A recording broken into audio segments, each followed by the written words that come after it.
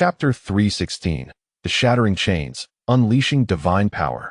Mu Qing was battered and bruised, with the 8 sound waves emitted by the ominous black insect tearing through his flesh, leaving grievous wounds in their wake.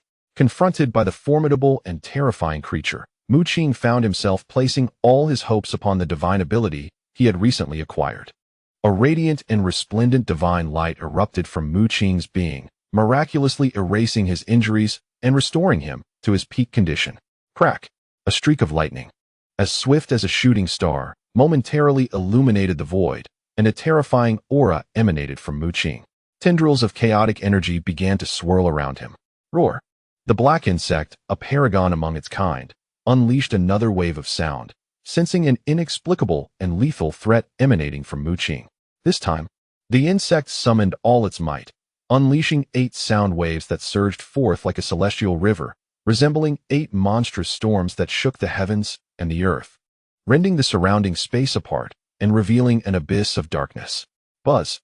An unparalleled and fearsome power awakened within Mu Qing as he felt a tremendous transformation overtaking his body.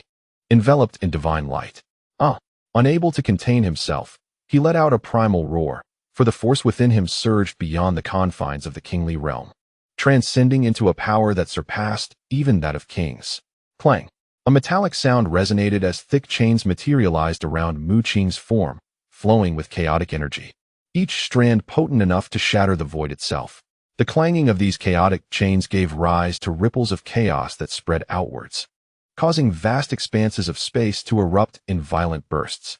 The swarm of insects emitted mournful wails as the chaotic ripples made contact with them, their bodies being mercilessly shredded into clouds of blood mist. Boom! A tremendous roar echoed as the chaotic ripples, akin to divine blades, obliterated the black insect's 8 waves of sound. The chaotic ripples struck the black insect, eliciting a pained howl as cracks appeared in its obsidian shell, blood seeping forth. Brilliant streams of divine light surged forth from within Mu Qing as he roared in fury. The chaotic chains around him emitted a crisp sound, and with a resounding crack, the chains shattered. The chaotic chains served as divine seals. After absorbing the ability known as divine eruption, Mu Qing's Titan form had been sealed. Yet, he had also reaped considerable benefits, for his Titan form was a product of his own cultivation and paled in comparison to the true Titan form. The Titan race, an ancient lineage of divine beings, was imbued with divinity from birth, while Mu Qing's self-cultivated Titan form lacked such inherent power.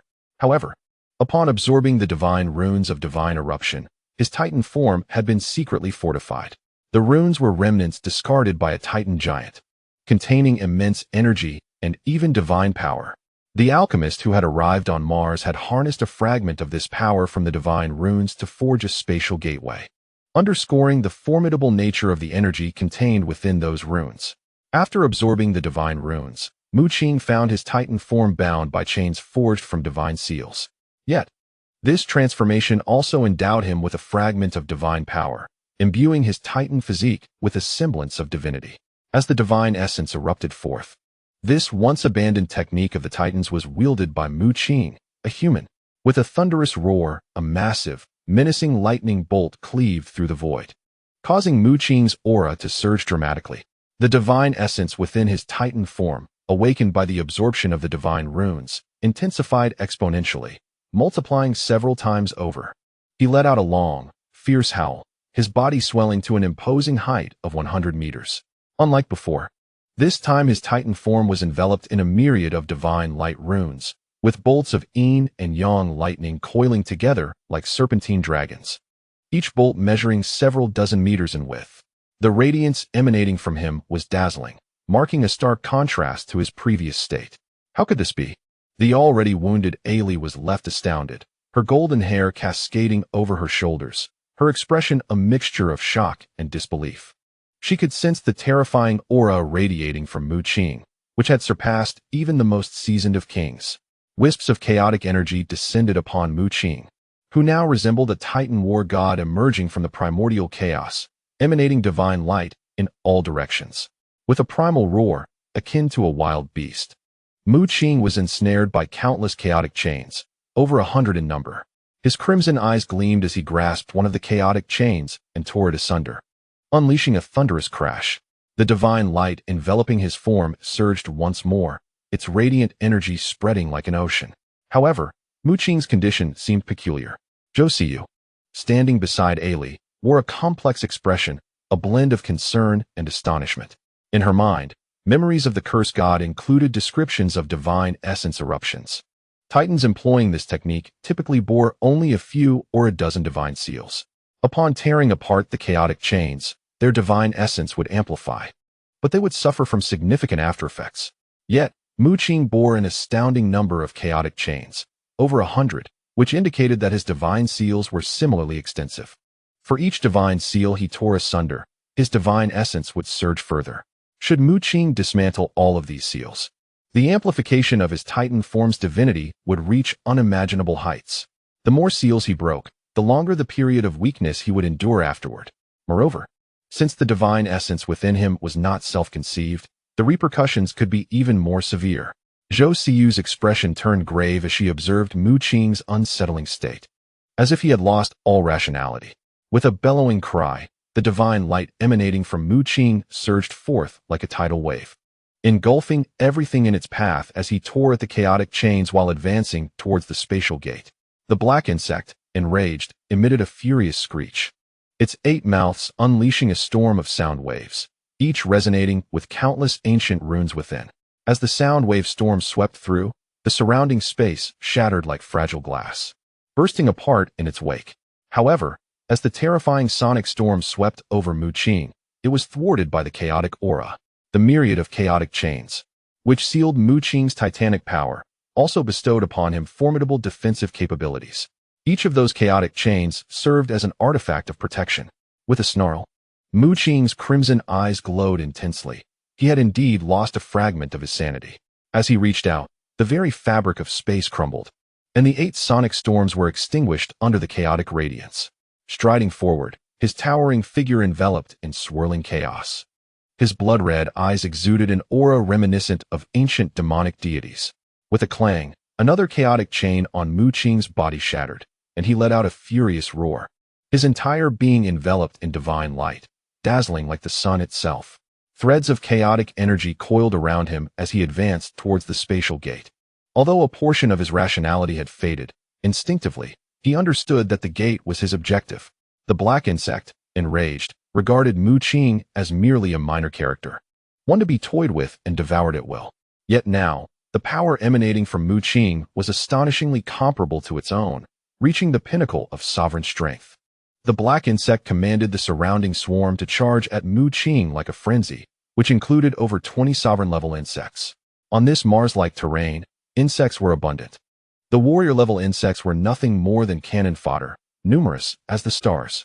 A cacophony of various insects roared, their eyes aflame, resembling a tide of darkness.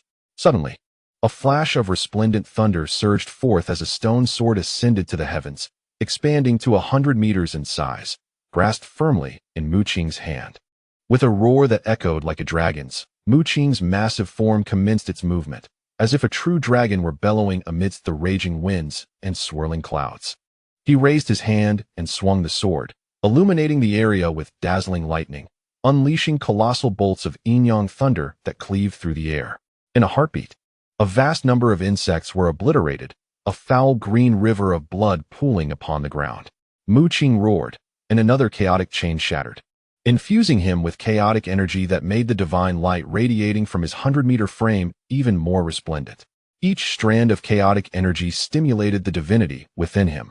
Having shattered 3 chaotic chains, his divine essence grew ever more potent. The black insect, taken aback, sensed a deadly threat emanating from Mu Qing's towering figure. Previously uncertain of Mu Qing's true strength, it now comprehended that Mu Qing's power far surpassed that of its own elite insect race. Yet, the black insect did not falter. It advanced with determination. Its centipede-like tail, lined with menacing barbs, was razor-sharp, capable of rending the very fabric of space. Possessing a high degree of intelligence, the black insect understood that if it could stall Mu Qing until the spatial gate collapsed, Mu Qing would have no path of retreat. It is crucial to understand that Mars is not solely ruled by a singular apex sovereign. Even entities of tremendous power exist here. With the loss of the spatial gateway as his retreat, Mu Qing faces certain death. His form radiates divine light like flames, and thunder roars like a dragon, enveloping him in an overwhelming aura of divine might. Clang! In a stunning display, two chaotic chains shatter in succession, and the divine light surrounding Mu Qing becomes blinding, transforming into a soaring pillar of radiance. He brandishes his stone sword, accompanied by a tempest of yin-yang thunder, unleashing an explosive force in an instant. With a swift thrust, crimson light flashes as he cleaves the tail of the black insect cleanly off. Mu Qing refrains from employing any sword techniques or martial skills. For him, in this moment, his Titan form embodies the very essence of celestial combat. He delivers a powerful kick, shattering the surrounding space, creating a gaping, blood-red wound on the black insect. The brilliance of the spatial gateway dims significantly, on the verge of collapse. Zhou Siyu flickers into the gateway. As the insects that once guarded this location have fallen to Mu Qing, leaving the black insect severely wounded, she realizes that remnants of Mu Qing's reason still linger. After repelling the black insect, he will undoubtedly enter the spatial gateway to escape Mars. Gritting her teeth, AI Li, despite her injuries, also steps into the gateway. With a decisive thrust, Mu Qing pierces the black insect with his stone sword, as torrents of yin-yang thunder nearly char it to a crisp. Suddenly, a colossal hand, soaring thousands of meters, materializes in the void, descending upon Mu Qing with overwhelming force, while myriad runes unfurl into a celestial river, depicting an entire cosmos within the giant hand. Chapter 317. Terrifying aftermath. In a certain location on Mars, the space lies shattered, with the very fabric of existence turned upside down, evidence of a battle at the apex sovereign level. The ground is strewn with the corpses of insects, blood flowing like rivers. Amidst the remains, a black insect, covered in barbed protrusions, with a tail resembling that of a centipede and 8 mouths, emits a low, mournful wail. Once a formidable sovereign-class creature, it has been grievously wounded by Mu Qing, remnants of yin-yang thunder still coursing through its body, charring it black. As Mu Qing prepares to withdraw his divine powers and restore his human form to enter the spatial gateway, a colossal hand suddenly appears in the void, aiming to strike him down. The black insect's eyes widen with a glimmer of surprise, recognizing that a powerful entity from the Martian race has intervened. This formidable being, sensing the anomaly, has chosen to eliminate Mu Qing directly. Mu Qing freezes momentarily, ensnared by an inexplicable force that transcends even sovereign levels, surpassing the primal energies. The power of the sovereign realm remains within the realm of primal forces, but the might of those above sovereigns has transformed these energies into something far superior, possessing immense suppressive strength. Boom! The colossal hand above rages with blinding light, ravaging the space around it as a ferocious energy storm brews, poised to descend and rend Mu Qing into fragments. Although Mu Qing's Titan form is already immense, measuring over 100 meters, it pales in comparison to the 1,000-meter giant hand. With a roar of defiance, he realizes that the spatial gateway is dimming further. Failing to escape now would surely lead to his demise. Within Mu Qing's veins, blood surged with a fervor akin to a volcanic eruption, unleashing a torrent of latent potential. Crack! Massive yin-yang lightning tore through the void, as Mu Qing seized the chaotic chains binding him and pulled with all his might. Clang! Another chaotic chain shattered, a wisp of chaotic energy infiltrating Mu Qing's being, igniting his divinity and rendering him increasingly ferocious and formidable. Yet it was insufficient. A cry echoed within Mu Qing's heart. The life and death crisis sharpened his clarity, as he grasped the chaotic chains with both hands. Boom! 3 successive chaotic chains fractured, and the divine radiance emanating from his towering figure surged dramatically, ancient runes swirling around him, while thunder crackled in the air. He broke free from his confinement, his divine light blazing like fire, akin to a volcano erupting, its radiant brilliance soaring skyward. Mu Qing swung his colossal stone sword, channeling all his strength into it, unleashing a 1,000-meter-long yin-yang thunderous sword aura that cleaved through the heavens. Crack! The void was severed, time seemingly pausing. Ancient divine tongues resonated from all directions. With a twist of chaotic divine power, the colossal hand was forcefully cleaved in two. How could this be? The power of the Titans? A voice, filled with astonishment, emerged. An emaciated, hunchbacked elder appeared in the void, his face a mask of shock. At this moment, Mu Qing had regained his human form, shouldering the stone sword as he stepped into the spatial gate. The gate trembled precariously before ultimately vanishing, as Mu Qing unleashed his divine powers, shattering 10 chaotic chains and successfully escaping the clutches of the Martian insectoid race. How could a Titan appear? Moreover, a Titan possessing divine abilities. The elder's eyes, resembling green insectoid orbs, appeared eerily frightening. Furrowing his brow, he was utterly perplexed, simultaneously struck with awe by Mu Qing's displayed powers. As a formidable being of the insect race, he recognized Mu Qing's true strength, comparable to that of seasoned monarchs.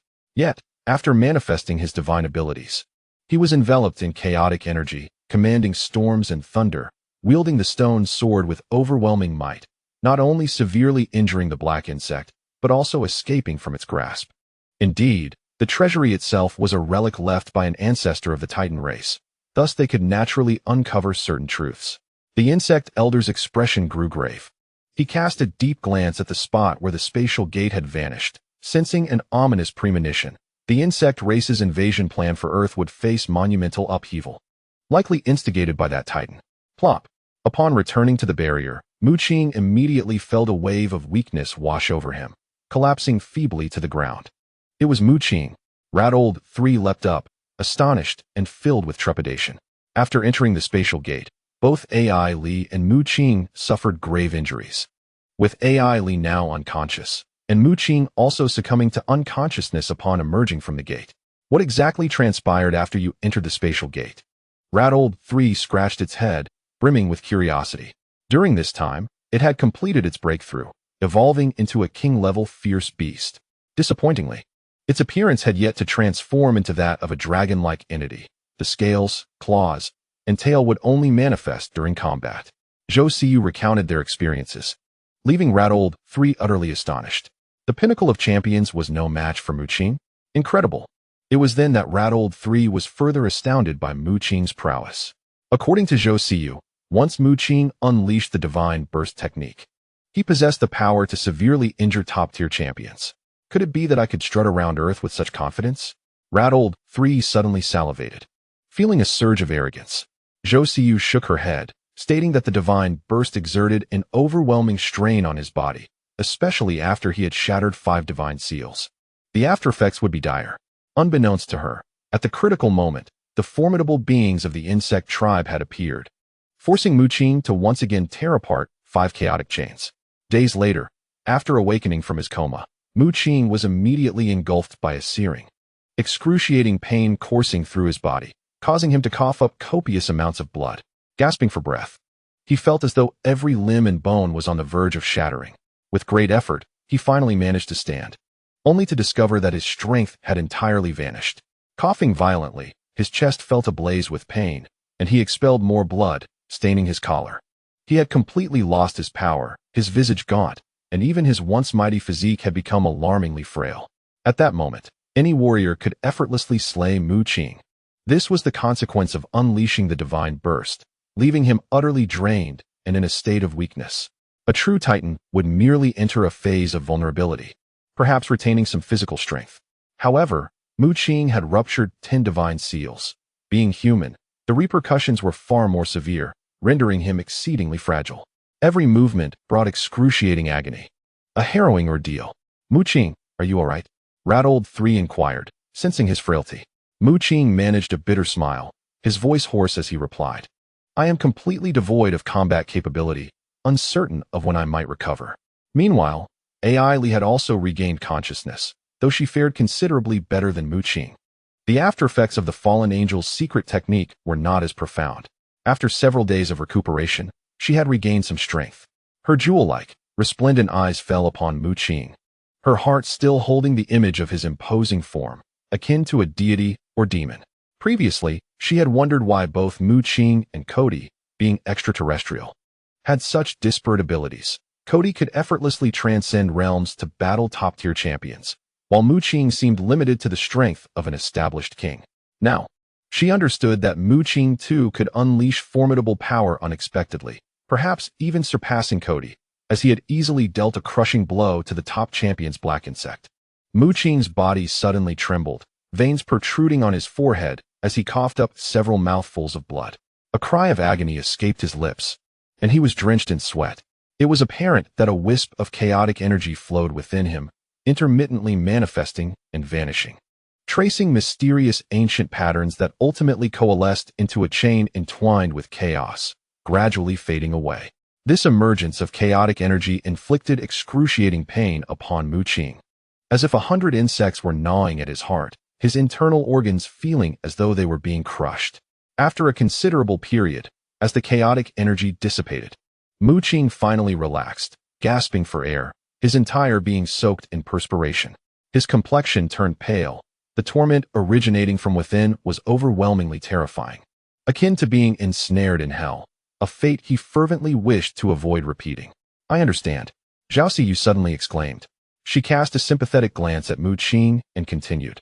"You have shattered 5 chaotic chains. The chaotic energy released from those broken chains has exponentially amplified your divine power, surpassing even the pinnacle of kings. However, now this chaotic energy will reconstitute the divine seals, continuing to confine your Titan form.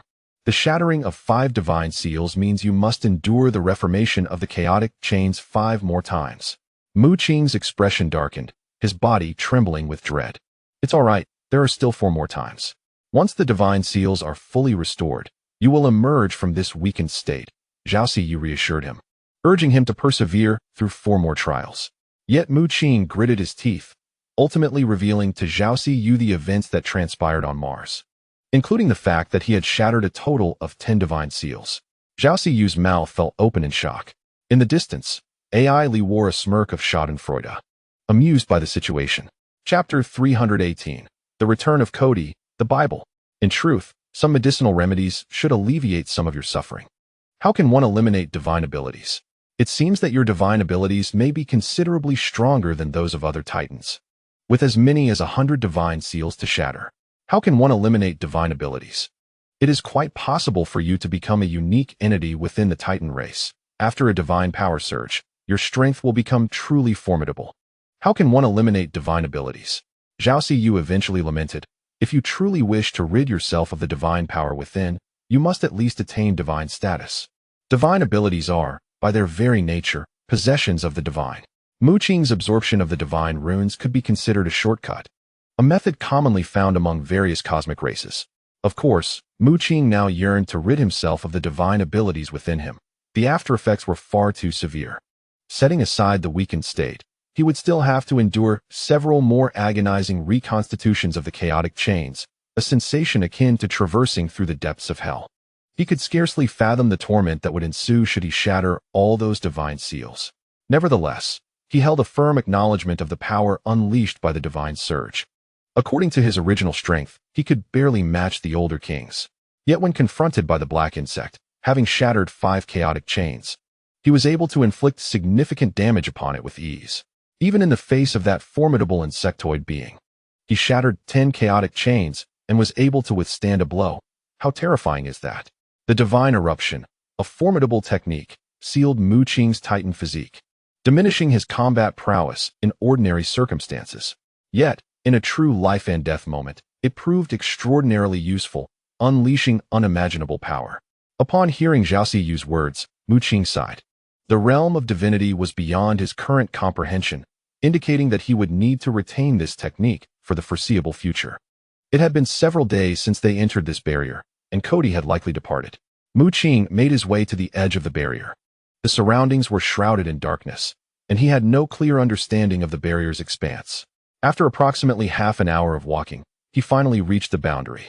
With a roar, a colossal shadow surged forth from within Mu Qing, revealing a massive black fish that stirred the void, conjuring great waves and possessing the power to summon torrential waters, its wings capable of overshadowing the sun. As soon as the black fish appeared, it unleashed a torrent of aquatic force, transforming into beams of light that surged toward the barrier. Under the onslaught of the black fish's unique water attribute energy, the barrier slowly corroded, creating a sizable opening through which light streamed. Mu Qing and the others hurriedly exited, finally returning to the realm they once knew. They found themselves still amidst the ruins. The nearby flames had vanished, leaving only charred remnants that still emitted wisps of smoke. The scene was one of devastation, clearly the aftermath of a fierce battle. It remained uncertain whether the fire dragon or Cody had emerged victorious, piquing Mu Qing's curiosity. However, he acted swiftly, exhaling a breath that swirled with clouds and mist, a tempest carrying him away from the perilous location. Safety was paramount, regardless of the victor. He was ill-equipped to confront either in his current state. Fortunately, Mu Qing's dragon leap technique, imparted by the esteemed Ning Fengzhenjuan of the Heavenly Master's Cave, endowed him with the ability to command the winds and clouds.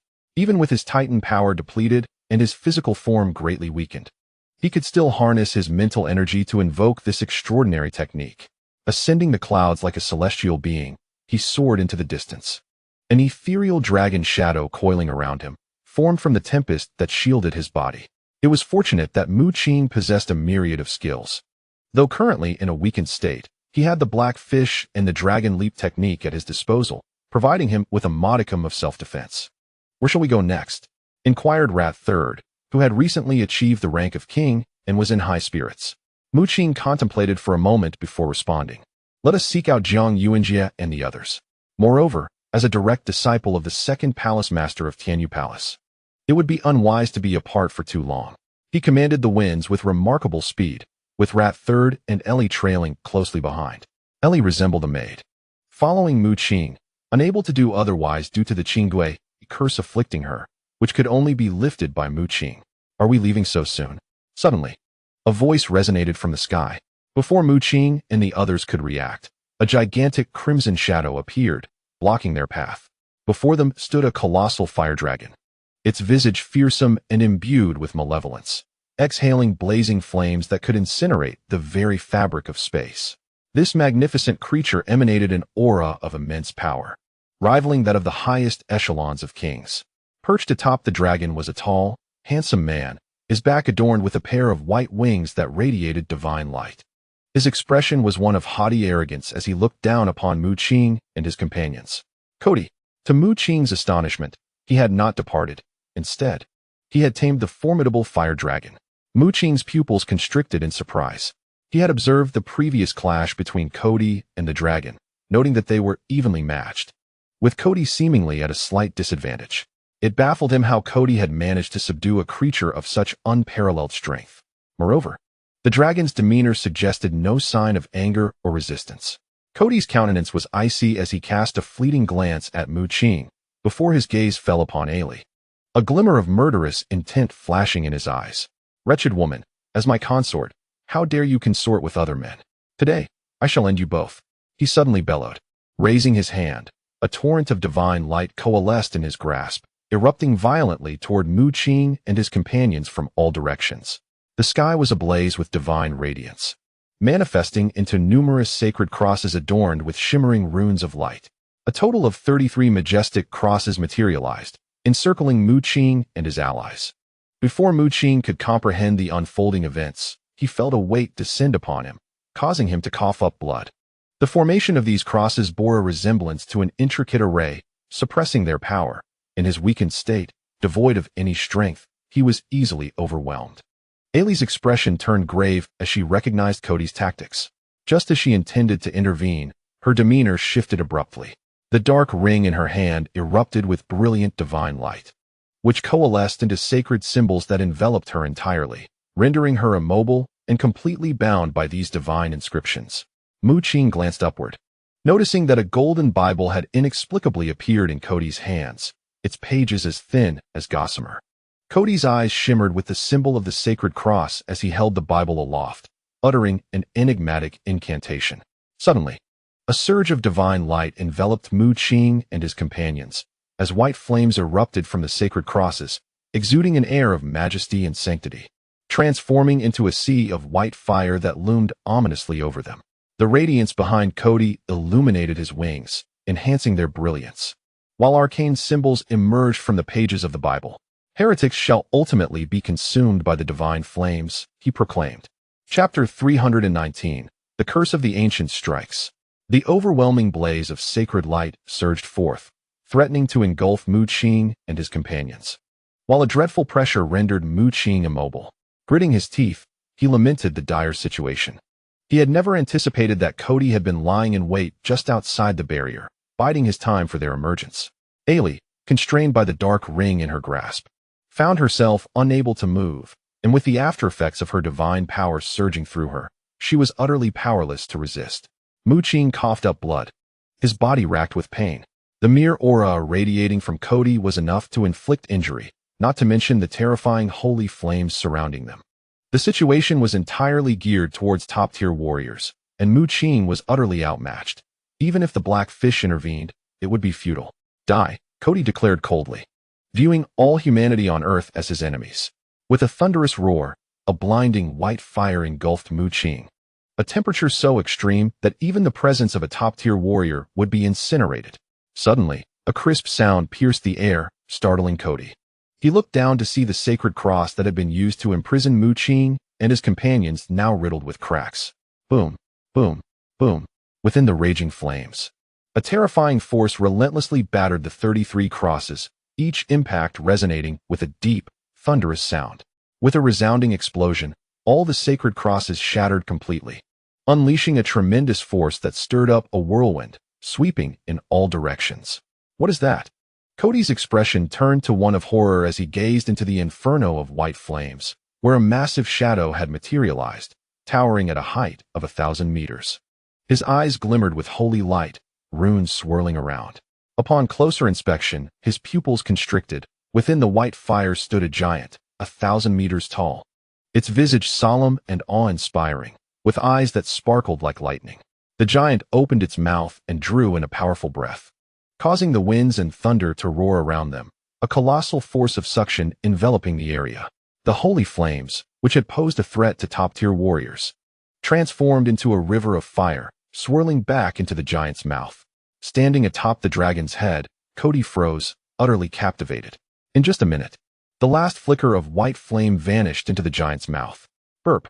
The 1,000-meter giant belched, as if satiated, then erupted into laughter, its voice reminiscent of thunder rolling across the heavens. At last, this vessel has been cultivated. I, Zhugu, can now be considered a true titan. The giant laughed heartily, pounding its fist against its chest, creating resounding echoes. Indeed, it is the spiritual energy of the cursed god.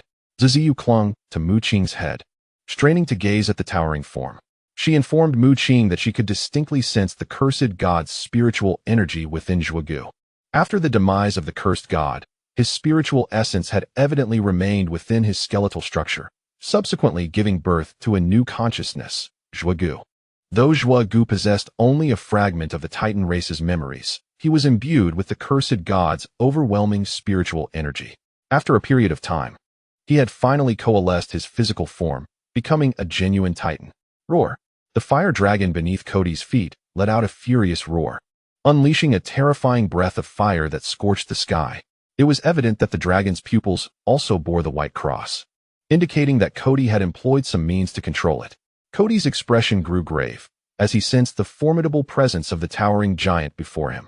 Clutching the Bible, he uttered profound and resonant sacred verses, summoning divine words that coalesced in the air, forming a colossal sword of holy light several hundred meters in size, which pierced towards Zogo.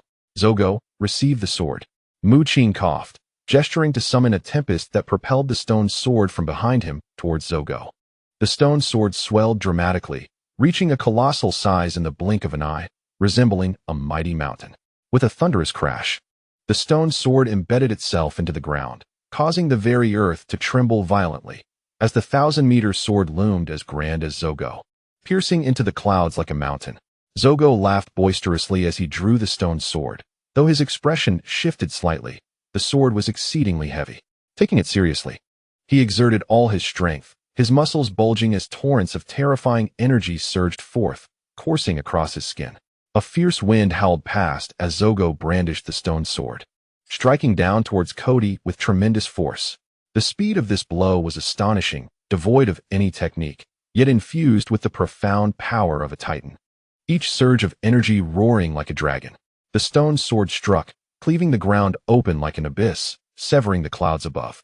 With a splatter, a stream of blood shot into the sky, followed by anguished cries echoing through the air. One of the fire dragon's wings was brutally severed by Zogo's strike. The dragon collapsed, its blood, infused with a frenzied fiery energy, pooled into a vast lake. Zogo bellowed, raising the stone sword for a second strike. Shaking the heavens and the earth, a torrent of sword radiance piercing the void. Crack!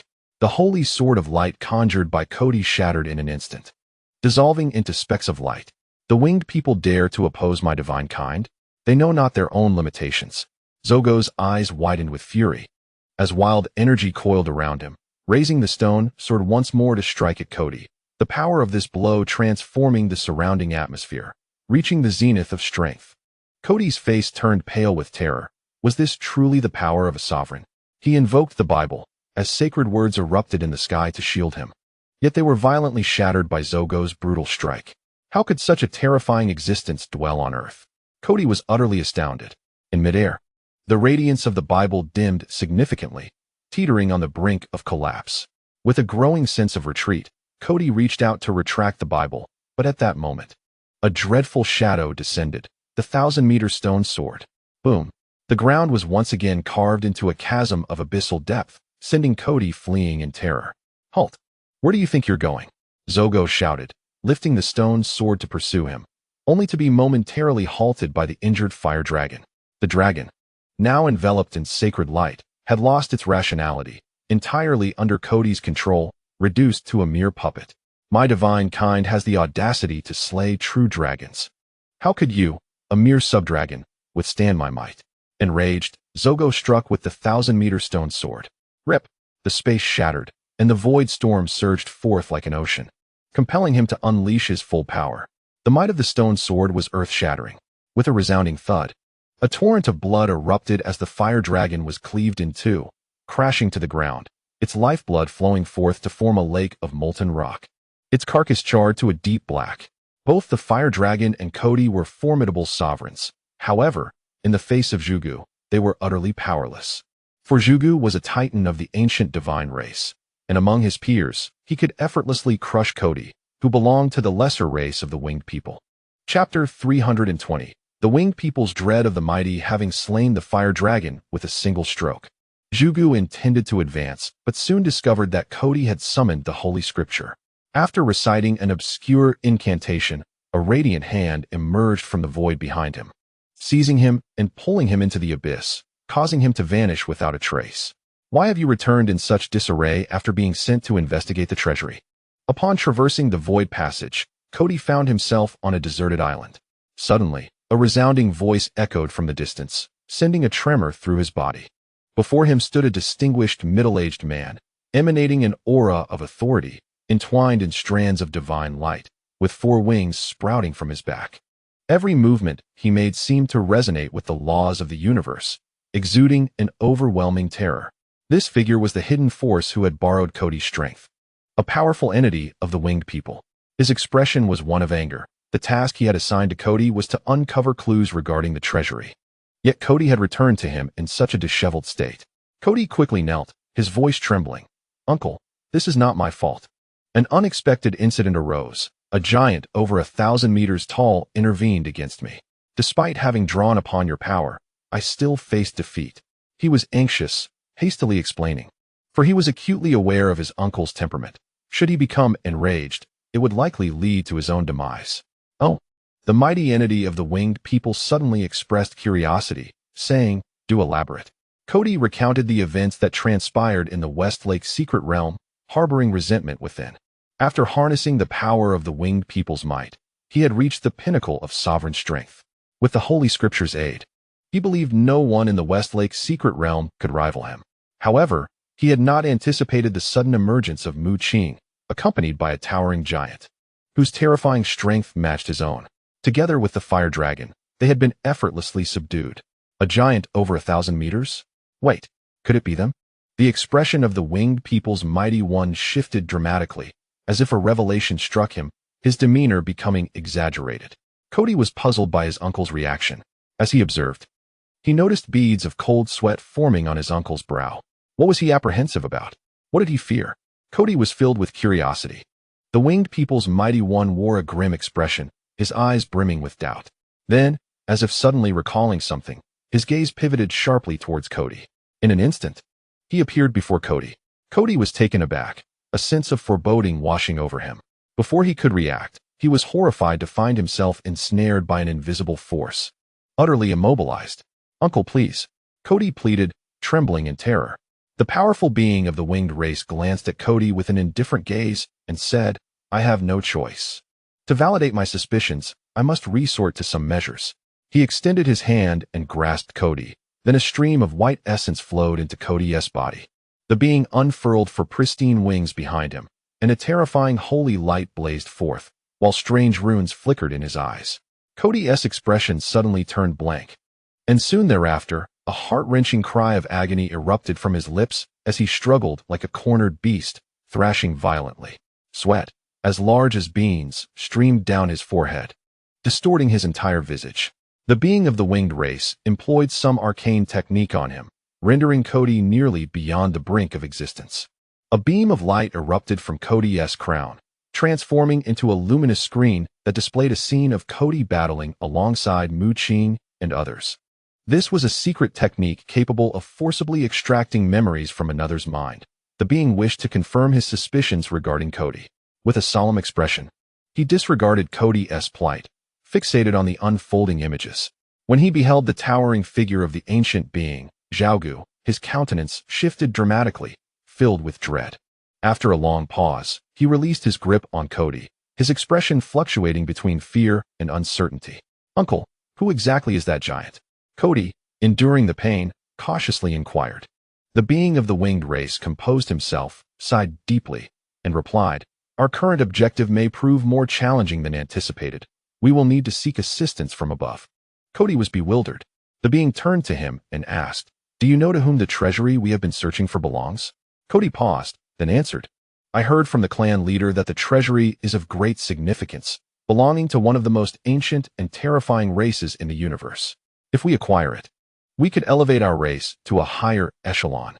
Indeed, I initially believed that only our race had learned of the treasury, but upon arriving on Earth, I discovered that some humans here are also aware, and now, unexpectedly, the rightful owners have appeared." The being of the winged race said with a wry smile. Cody's pupils constricted. "Are you saying, indeed, the treasury belongs to the ancient divine race of the universe, the Titans, and that towering giant is a Titan?" The being of the winged race exclaimed. His gaze was grave. From Cody's memories, he was certain that the giant was indeed a Titan. The emergence of the Titans sent shockwaves through him. If their goal was also the treasury, the winged race would stand no chance. Fear flickered in the being's eyes as he recalled witnessing the Titan's might during his youth on a distant planet, a scene so cataclysmic that, upon manifesting their colossal forms, a single hand could obliterate half a planet. The Titans are renowned as an ancient race of deities, each Titan's birth accompanied by divine power, allowing them to effortlessly cultivate to the realm of the gods. What you behold is but a juvenile Titan, yet its strength is formidable, should it unleash its divine power. Perhaps I would not be its match. The powerful being of the winged race wore an expression of grave concern. He understood the might of the Titans. When the divine force within a Titan's body erupts, even those at the pinnacle of the kingly level could find themselves threatened. With a heavy sigh, he advised Cody to remain discreet and to quietly investigate the news regarding the treasure vault. Cody felt quite frustrated, as he had initially believed that enlisting his uncle's aid would enable him to exact revenge, only to discover that the latter held such trepidation towards the Titan giant. Unbeknownst to them both, however, the Titan body of Zogo harbored no divine power whatsoever. Zogo was fundamentally a skeleton, having developed a new consciousness through the mental energy of the cursed god, and only after a period of cultivation within Mu Qing's stone sword did he manifest his Titan form. This newly formed Titan body, while astonishingly powerful, lacked divinity and thus posed no threat to beings of significant strength. Nevertheless, Zogo possessed the terrifying trump card of the cursed god's mental energy, which could inflict injury upon even the mightiest. Chapter 321. Encountering Yang Hong and cough, cough, cough. Mu Qing was plagued by incessant coughing, agony radiating from his chest as blood trickled from the corner of his mouth. He felt immensely weakened, his body devoid of any power. Beside him, Ailey let out a long sigh of relief. The pitch-black ring in her hand shattered, seemingly linked to Cody's defeat. Her gaze turned skyward, her azure eyes shimmering with astonishment. Zogo towered at a height of 1,000 meters, the energy of the Titan race swirling around him like a coiling dragon, emanating a terrifying aura akin to that of a deity or demon. Ailey recognized that Zogo was the skeletal giant previously controlled by Phyra, originally merely a framework. He had now solidified into a corporeal form, his strength surpassing even that of the top-tier rulers. Mu Qing, brother, here is your stone sword. Zogo reduced his form to 3 meters and returned the stone sword to Mu Qing. He shifted his body, feeling discomfort. For members of the Titan race were accustomed to living in their colossal forms, often spanning thousands of meters. I am grateful to you, otherwise our demise would have been inevitable. Mu Qing accepted the stone sword with a wry smile, recognizing his current state of weakness and limited options. Realizing he was still no match for Cody. Had Zogo not appeared at that critical moment to display his might and vanquish Cody, he would have surely faced dire consequences. It's nothing. My ability to quickly manifest the Titan body is largely due to the divine runes you absorbed. Zogo scratched his head and chuckled. Having utilized a secret method within the stone sword to form his corporeal body, while still being aware of the events transpiring outside. The divine runes contained within the power that surged into the stone sword had enabled Zogo to coalesce his Titan form in such a brief period. Big guy, I shall impart some Titan combat techniques to you. Zhou Siyu descended upon Zogo's head.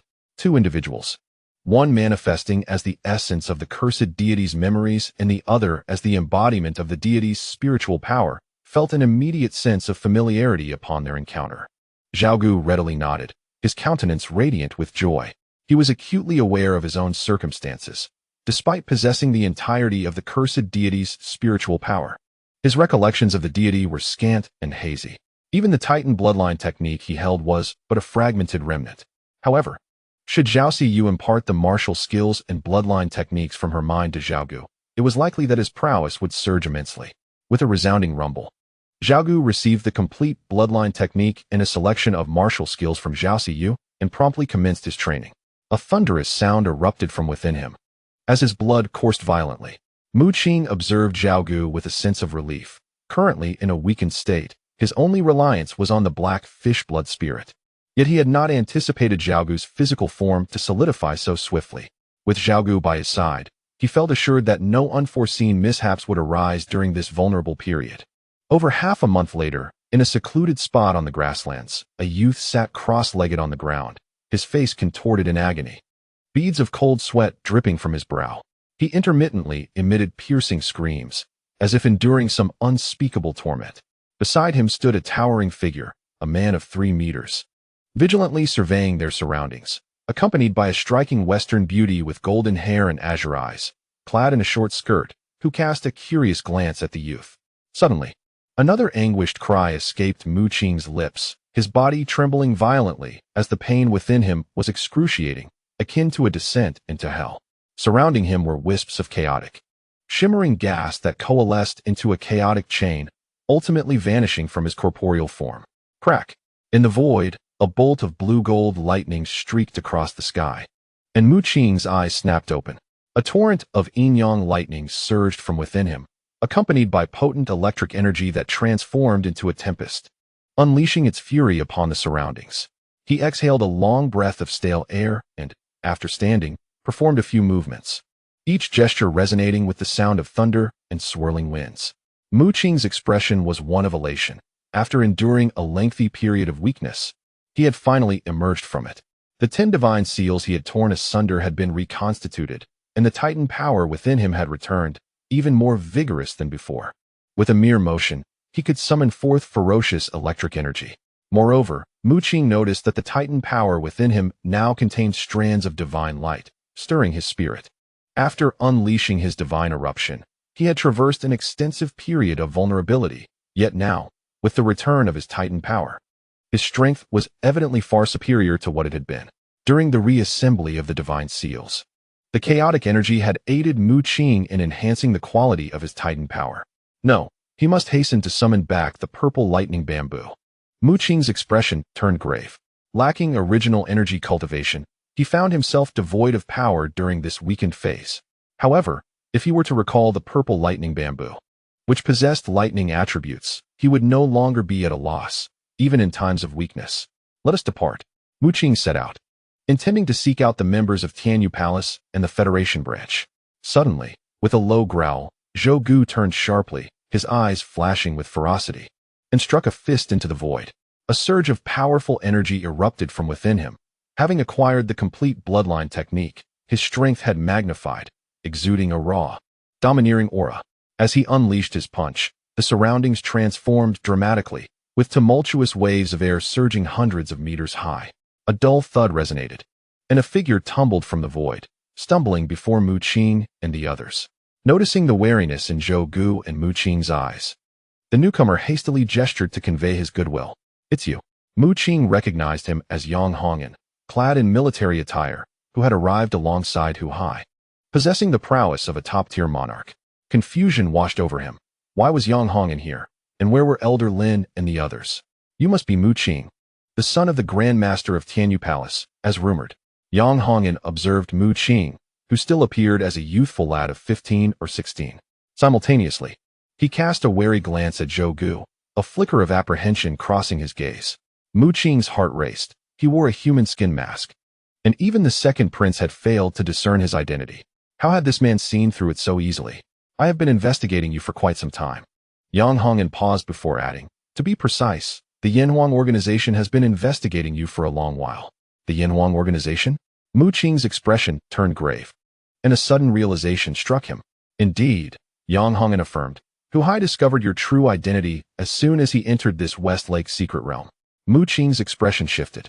He had devised a plan for Zhou Siyu to retrieve the Thunderstar core, fully aware that Hu Hai would be enraged and would pursue him relentlessly. He had not anticipated that his identity would be uncovered so swiftly. Hu Hai was not as simple as one might think. He was the first to discover the West Lake secret realm, even sacrificing many benefits within it to intentionally release news, inviting the major forces of Huaxia here. "This is a trap," Yang Hongan stated solemnly. Mu Qing's countenance changed dramatically. No wonder Kufei and Elder Lin had yet to appear. It seemed they had encountered trouble. He was aware that Hu Hai had certain connections with the insect race, and it was highly likely that Hu Hai's scheme to lure the powerful forces was aimed at controlling them. "Why are you telling me this?" Mu Qing fixed his gaze on Yang Hongan, inquiring. "The Yanhuang organization is divided into two parts, the Elder Council and the military." Yang Hongan, before him, was the leader of the military. Yang Hongan's expression turned peculiar as he regarded Mu Qing. "To be honest, I am here to retrieve the Thunderstar core from you. It absolutely cannot fall into the hands of the insect race." It was no secret among the higher-ups of the Yanhuang organization that Mu Qing possessed the Thunderstar core. If the insect race obtained it, they would gain the power to create hundreds of thousands of wormholes connecting to Mars. "I have received word that Hu Hai intends to make a move against you to reclaim the Thunderstar core. So I must act swiftly to take it away before he does," Yang Hongan declared. This was his original plan. However, he has since altered his intentions. Casting a glance at the formidable Zhou Gu beside Mu Qing, he sensed a hint of threat emanating from him. "Given that you have such a powerful ally, I shall no longer covet the Thunderstar core. Yet, you must remember, regardless of the circumstances, the Thunderstar core must never fall into the hands of the insect tribe." Yang Hongan's expression was grave as he spoke sternly. Currently, the mightiest forces were ensnared by Hu Hai's schemes, and he felt compelled to rescue them. Initially, he had even contemplated destroying the Thunderstar core. However, upon witnessing the presence of a terrifying top-tier monarch beside Mu Qing, he felt a flicker of reassurance, for according to his intelligence, those sent to eliminate Mu Qing were no stronger than veteran monarchs. With a top-tier monarch at Mu Qing's side, he need not worry about the Thunderstar core being seized, allowing him to devote his efforts to aiding the other powerful forces in breaking free from their predicaments. "I care not who possesses the Thunderstar core. Even if you were to destroy or refine it, it must not be acquired by the insect tribe." A fierce light pierced through Yang Hongan's eyes. He had some understanding of Mu Qing, who had previously dealt with the insect tribe and thwarted several of their celestial movements. Thus he felt somewhat reassured regarding Mu Qing's capabilities. Rest assured, Mu Qing's expression was solemn. He had not anticipated events would escalate to this level. Nevertheless, he held ample confidence that with Zhou Gu present, even Hu Hai himself would be unable to wrest the Thunderstar core from his grasp. As for the others, Mu Qing scoffed. He would slay any ordinary monarch that dared to approach. Even if veteran monarchs came, he would not falter in the slightest. Chapter 322. The insect tribe strikes Yang Hong and departed, as he had more pressing matters to attend to. Ku Fei and several other monarchs were ensnared by Hu Hai and the insect tribe through some means, and he must endeavor to rescue them. He understood that only by liberating Ku Fei and the others could they hope to contend against Hu Hai. Otherwise, with the strength of Hu Hai and the insect tribe, the others would stand no chance, and all who entered the Shihu secret realm would meet their demise. A wave of trepidation washed over Yang Hongen.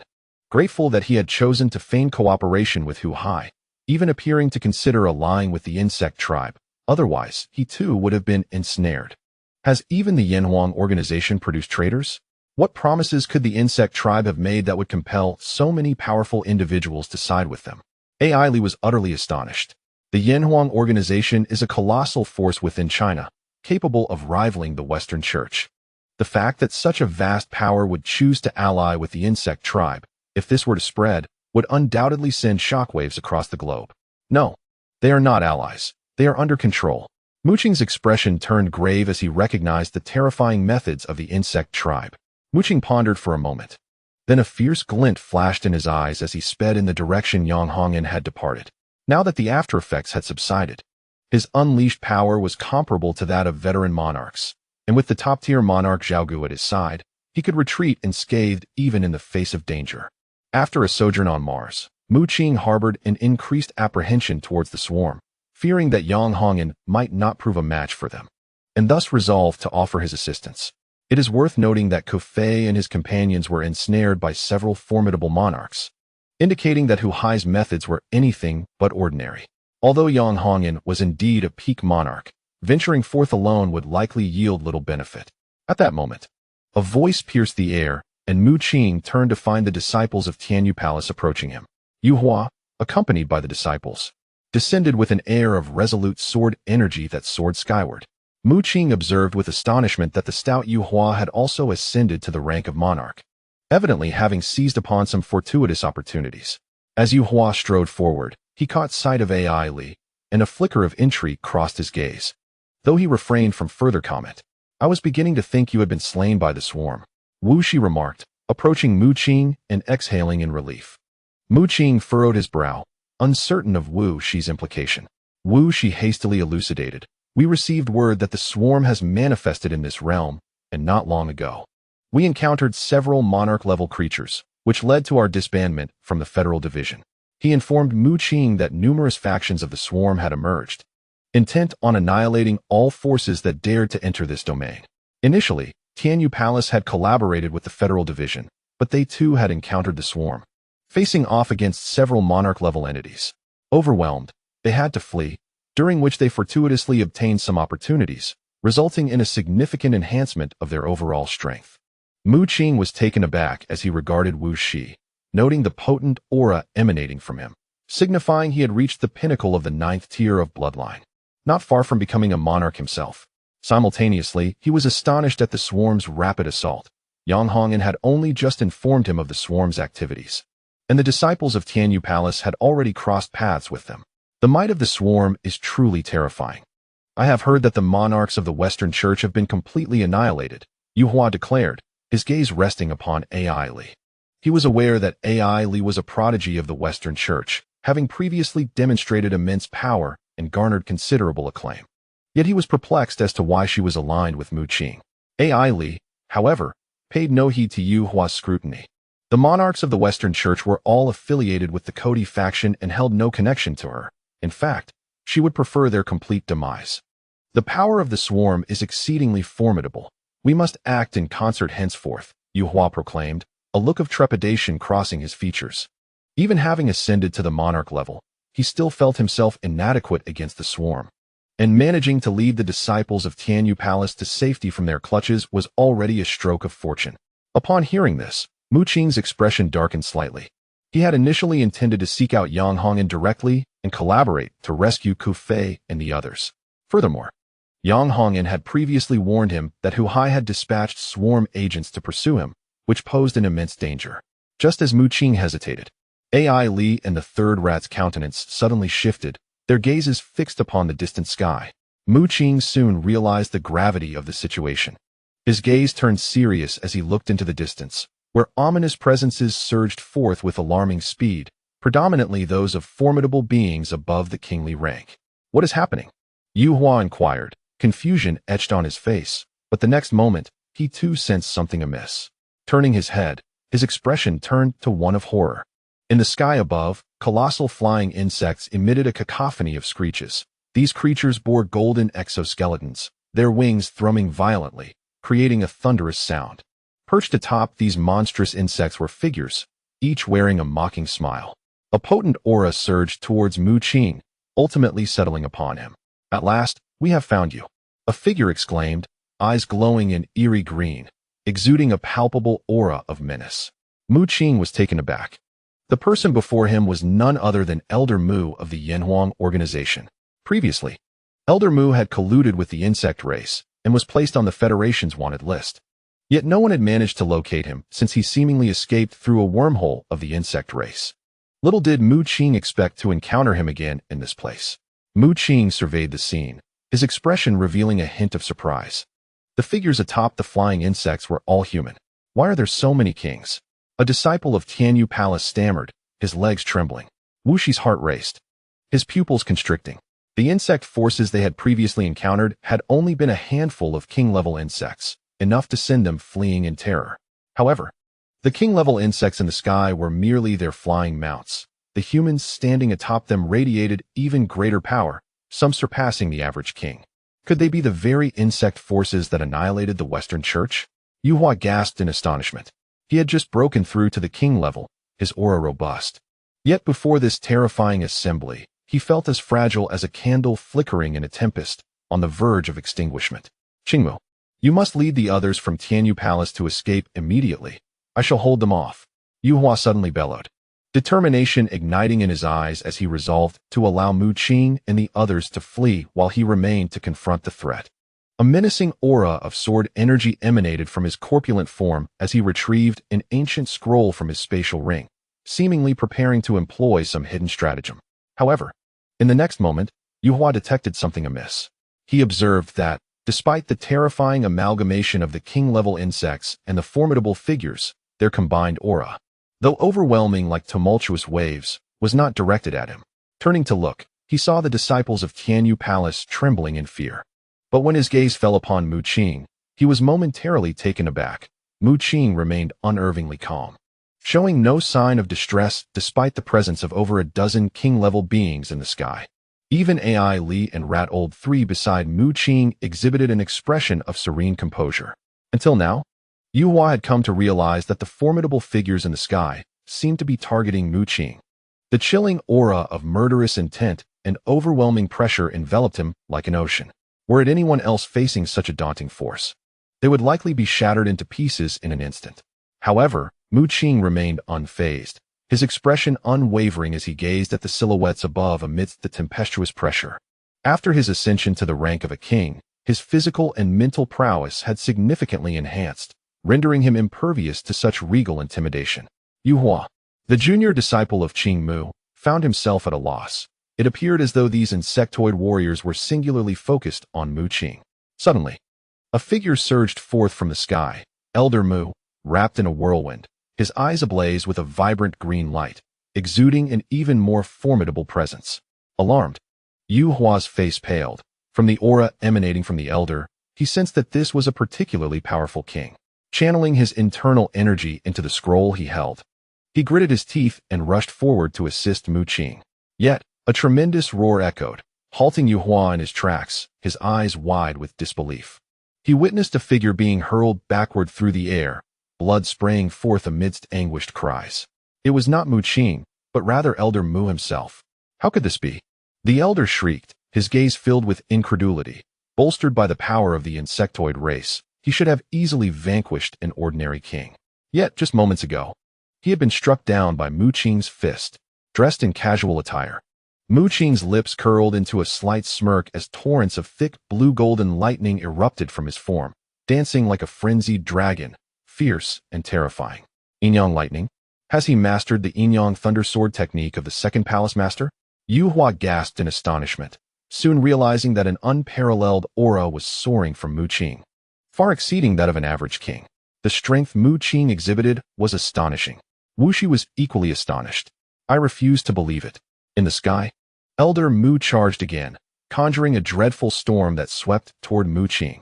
Remaining calm, Mu Qing drew the stone sword from his back, unleashing a barrage of thick, blue-golden lightning that cleaved through the air. With a thunderous roar, the fierce lightning streaked across the heavens, a terrifying sword light slicing through everything, ripping apart the storm. Elder Mu was momentarily stunned, his body suspended in midair before his head rolled away, a deluge of blood erupting forth. The disciples of Tianyu Palace were left in sheer horror, mouths agape as they beheld Mu Qing's silhouette. Yu Hua trembled, unable to comprehend the scene. A powerful king had perished just like that?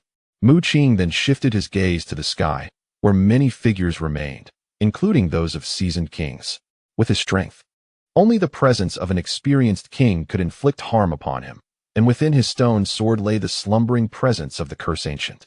Even in defeat, he could unleash the ancient curse to obliterate the insectoid threat. Is this all you are capable of? Mu Qing directed his piercing gaze skyward, surveying the regal figures with keen intensity. Some individuals trembled in astonishment, as the news they received from Hu Hai merely instructed them to eliminate a mere martial sovereign. They had underestimated Mu Qing, believing that Elder Mu alone could vanquish both the members of Tianyu Palace and Mu Qing himself. However, the outcome defied all expectations. Elder Mu was unexpectedly slain by Mu Qing with a single strike. Humph! Do not be arrogant. Today you shall meet your demise. A figure shouted as he surged forth. Simultaneously, 3 other figures also rushed out, their eyes brimming with murderous intent. According to Hu Hai's scheme, they were to kill Mu Qing and seize the Thunderstar core from him. This was precisely why Hu Hai had summoned so many sovereigns. The energy contained within the Thunderstar core was overwhelmingly formidable, far beyond the capacity of just 1 or 2 sovereigns to withstand. Hu Hai had not anticipated that Mu Qing could amass such power in such a brief period. His intention in dispatching so many sovereigns was merely to suppress the power of the Thunderstar core and retrieve it. In Hu Hai's mind, Mu Qing was merely a junior with little strength. Boom! Waves of scorching energy erupted as the 4 figures encircled Mu Qing, each manifesting a sun behind them, pouring down torrents of solar flames that scorched the void. Mu Qing was taken aback. The solar blood spirit was indeed the ancestral blood spirit of the Wang family. During the previous battle at the Federation branch, many traders who had allied with the insect race had fled through wormholes, yet the Wang family had resurfaced unexpectedly. Rays of sunlight burst forth, infused with extreme heat, as tendrils of flame formed a luminous barrier intended to incinerate Mu Qing. Seeking death, Mu Qing bellowed, as a surge of dark energy erupted from within him, rapidly expanding into a 100-meter form. Roar! The black fish unfurled its wings and let out a tremendous roar, stirring up a vast sea from the void. With a thunderous crash, colossal waves surged and crashed down upon one of the sovereigns. The face of the Wang family sovereign turned pale with horror. Before he could react, the tidal wave engulfed his solar blood spirit, instantly dissipating its searing heat. Crack! The brilliance of the solar blood spirit dimmed, the flames extinguished, and a torrent of water pierced through, shattering it into fragments. The black fish summoned a boundless ocean, flipping within the water to conjure terrifying waves. The other 3 sovereigns hastily retreated, fearing contact with those monstrous tides. The black fish opened its mouth, revealing a vast black hole that devoured the sovereign whose blood spirit had been annihilated. What manner of beast is this? The expressions of the figures in the sky shifted. Mu Qing's strength exceeded their wildest imaginations. Before they could fully comprehend the situation, the black fish flapped its wings, propelling its immense form to appear instantaneously before the 3 sovereigns. Pristine, translucent crystals rained down, crashing around the trio.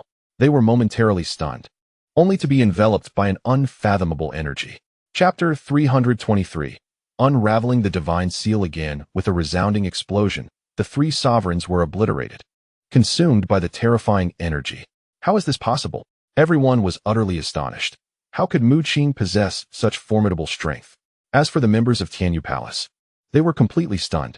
Ever since the emergence of the insectoid forces, everyone had been evading them, as no one could withstand their onslaught. Yet now, in a remarkably brief span of time, Mu Qing had slain 5 of the insectoid rulers. Let us strike together. A low shout resonated from the skies above. Mu Qing glanced upward and was met with a barrage of radiant sunlight, blinding in its intensity. The sunlight was infused with mysterious runes, cascading down like a starry river. And amidst it, he could vaguely discern a figure emanating a terrifying aura descending from the heavens. It was an established ruler. Mu Qing's gaze sharpened. He was unfazed by ordinary rulers. As to him, they posed no threat. However, the prowess of an established ruler was far beyond that of a typical one. Within Tianyu Palace, established rulers held esteemed positions as elders, serving as trusted confidants to the Grand Palace Master or the Second Palace Master. Solar barrier. A thunderous shout echoed through the air. Mu Qing felt the space around him shift violently, a tremendous pressure descending upon him like a mountain, crushing his very form. The sound of his bones creaking echoed within him, while his blood surged uncontrollably, as if a force sought to ignite every drop within him. Indeed, the power of an established ruler surpassed that of an ordinary one by great margins. Mu Qing grunted, his body trembling as he became enveloped in crackling thunder and lightning. Unleashing bolts of yin and yang that coalesced into a colossal dragon, shielding him. A smile crept upon his lips. The established ruler had unleashed his full strength, employing barrier techniques. Yet little did he know that Mu Qing possessed the perfect counter to such barriers. With a mighty leap, Mu Qing ascended atop the massive black fish, whose immense form stirred the waters, creating towering waves that surged around them. The blinding sunlight was extinguished as the black fish let out a tremendous roar, channeling an overwhelming torrent of water elemental energy toward their adversary. With a resounding crash, the heavens themselves seemed to tremble, shattering the surrounding barriers, causing all traces of sunlight to vanish. Before Mu Qing stood a middle-aged man, shock etched upon his face.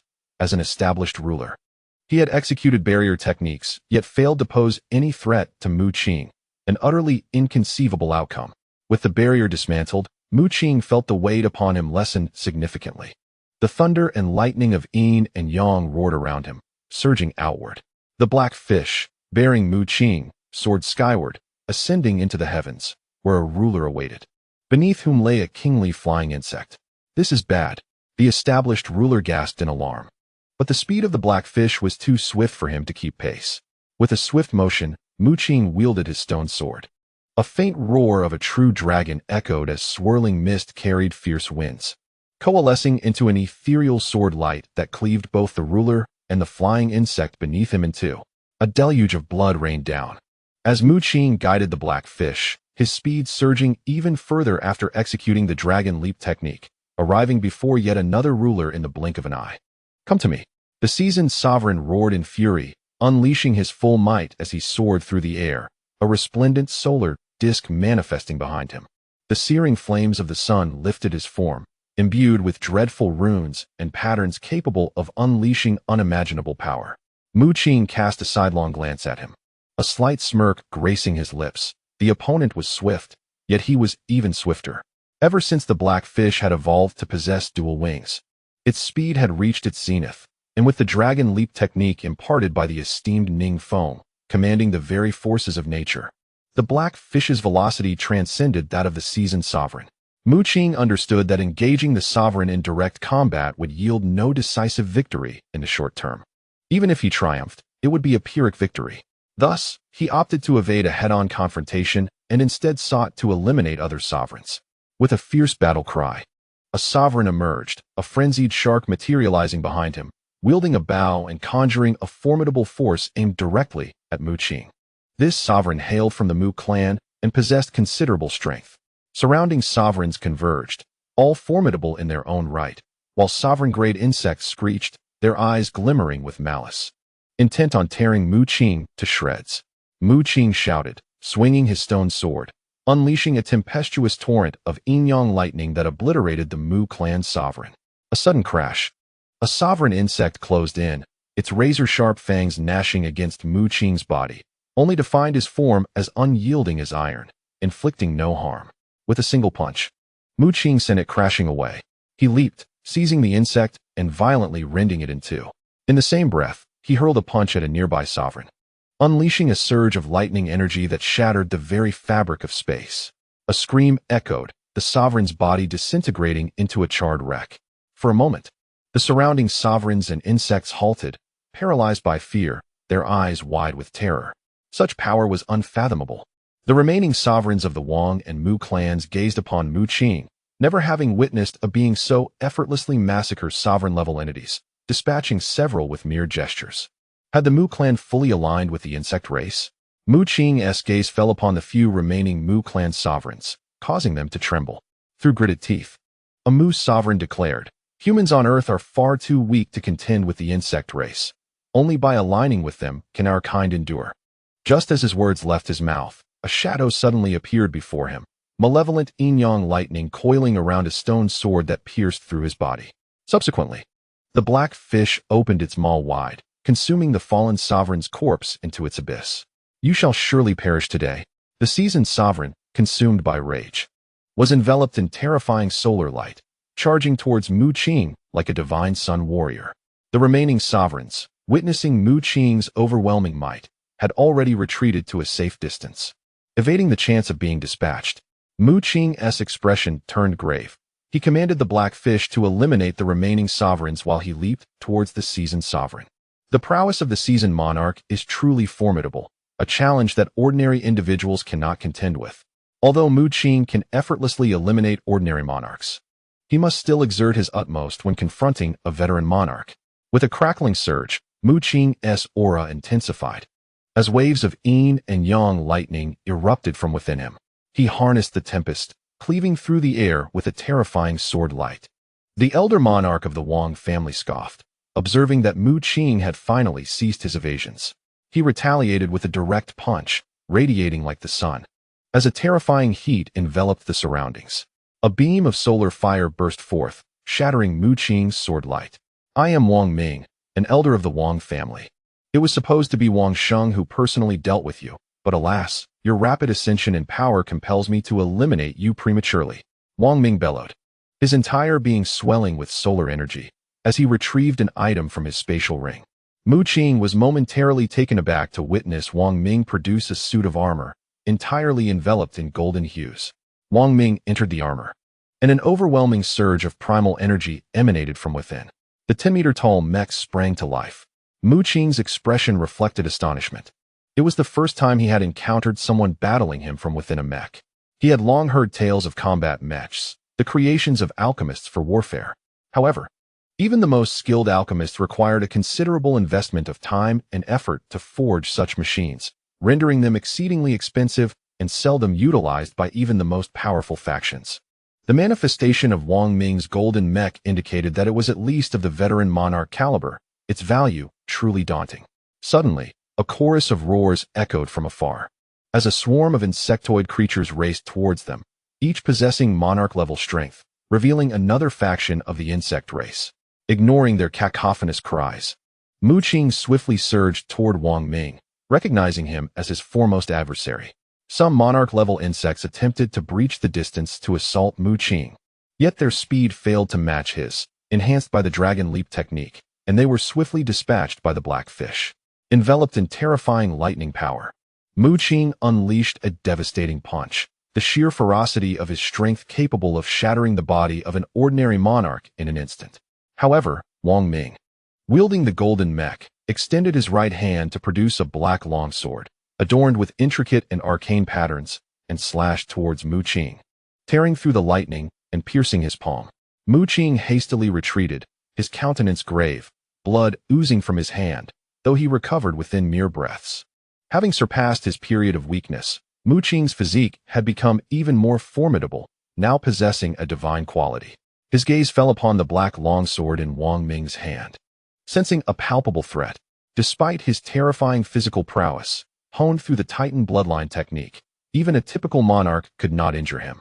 Yet, this powerful body had been easily wounded by the black longsword, indicating its extraordinary nature.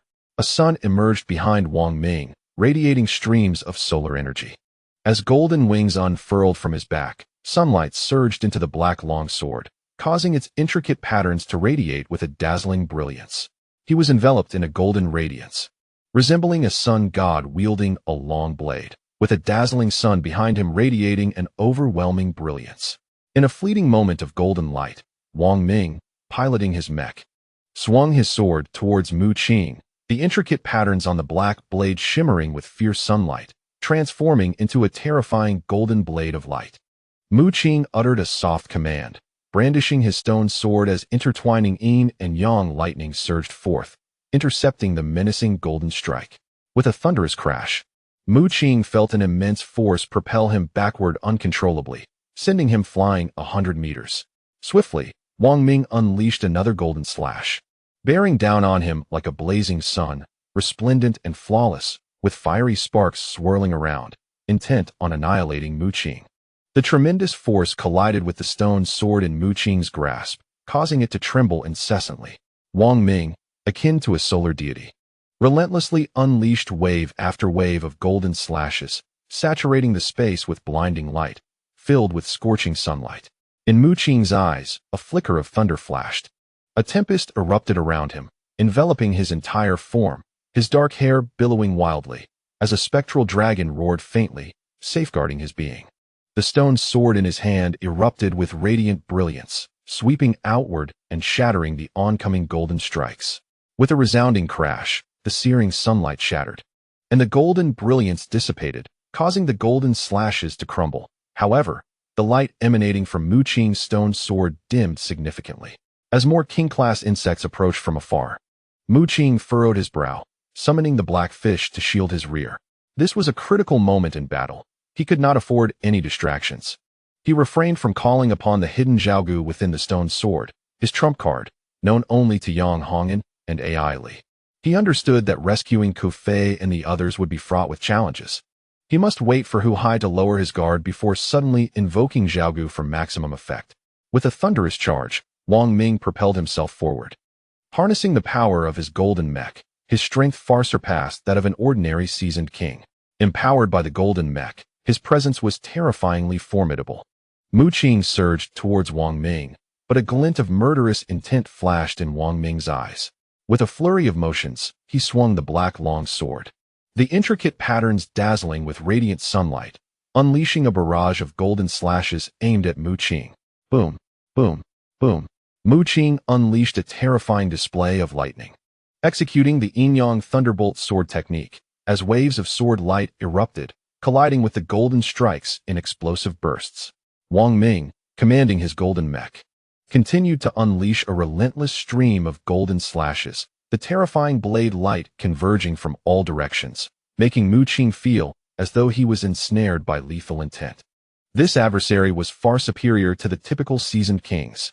Gritting his teeth, Mu Qing recognized that Wang Ming was indeed a seasoned king, and the might he exhibited while piloting the mech was unparalleled. Especially that black long sword, its material unknown, had the capacity to inflict grievous harm upon Mu Qing's form. Had it not been for the extraordinary origins of the stone sword in Mu Qing's grasp, a divine artifact indeed, it would have surely been cleaved in twain by that obsidian blade. Boom! Wang Ming unleashed his full might. A colossal golden blade of light surged forth, enveloping the entire space in its radiant glow, shattering the surroundings into fragments. Divine Mark, activate! Mu Qing gritted his teeth and let out a furious roar, manifesting a surge of divine power. Thunderous!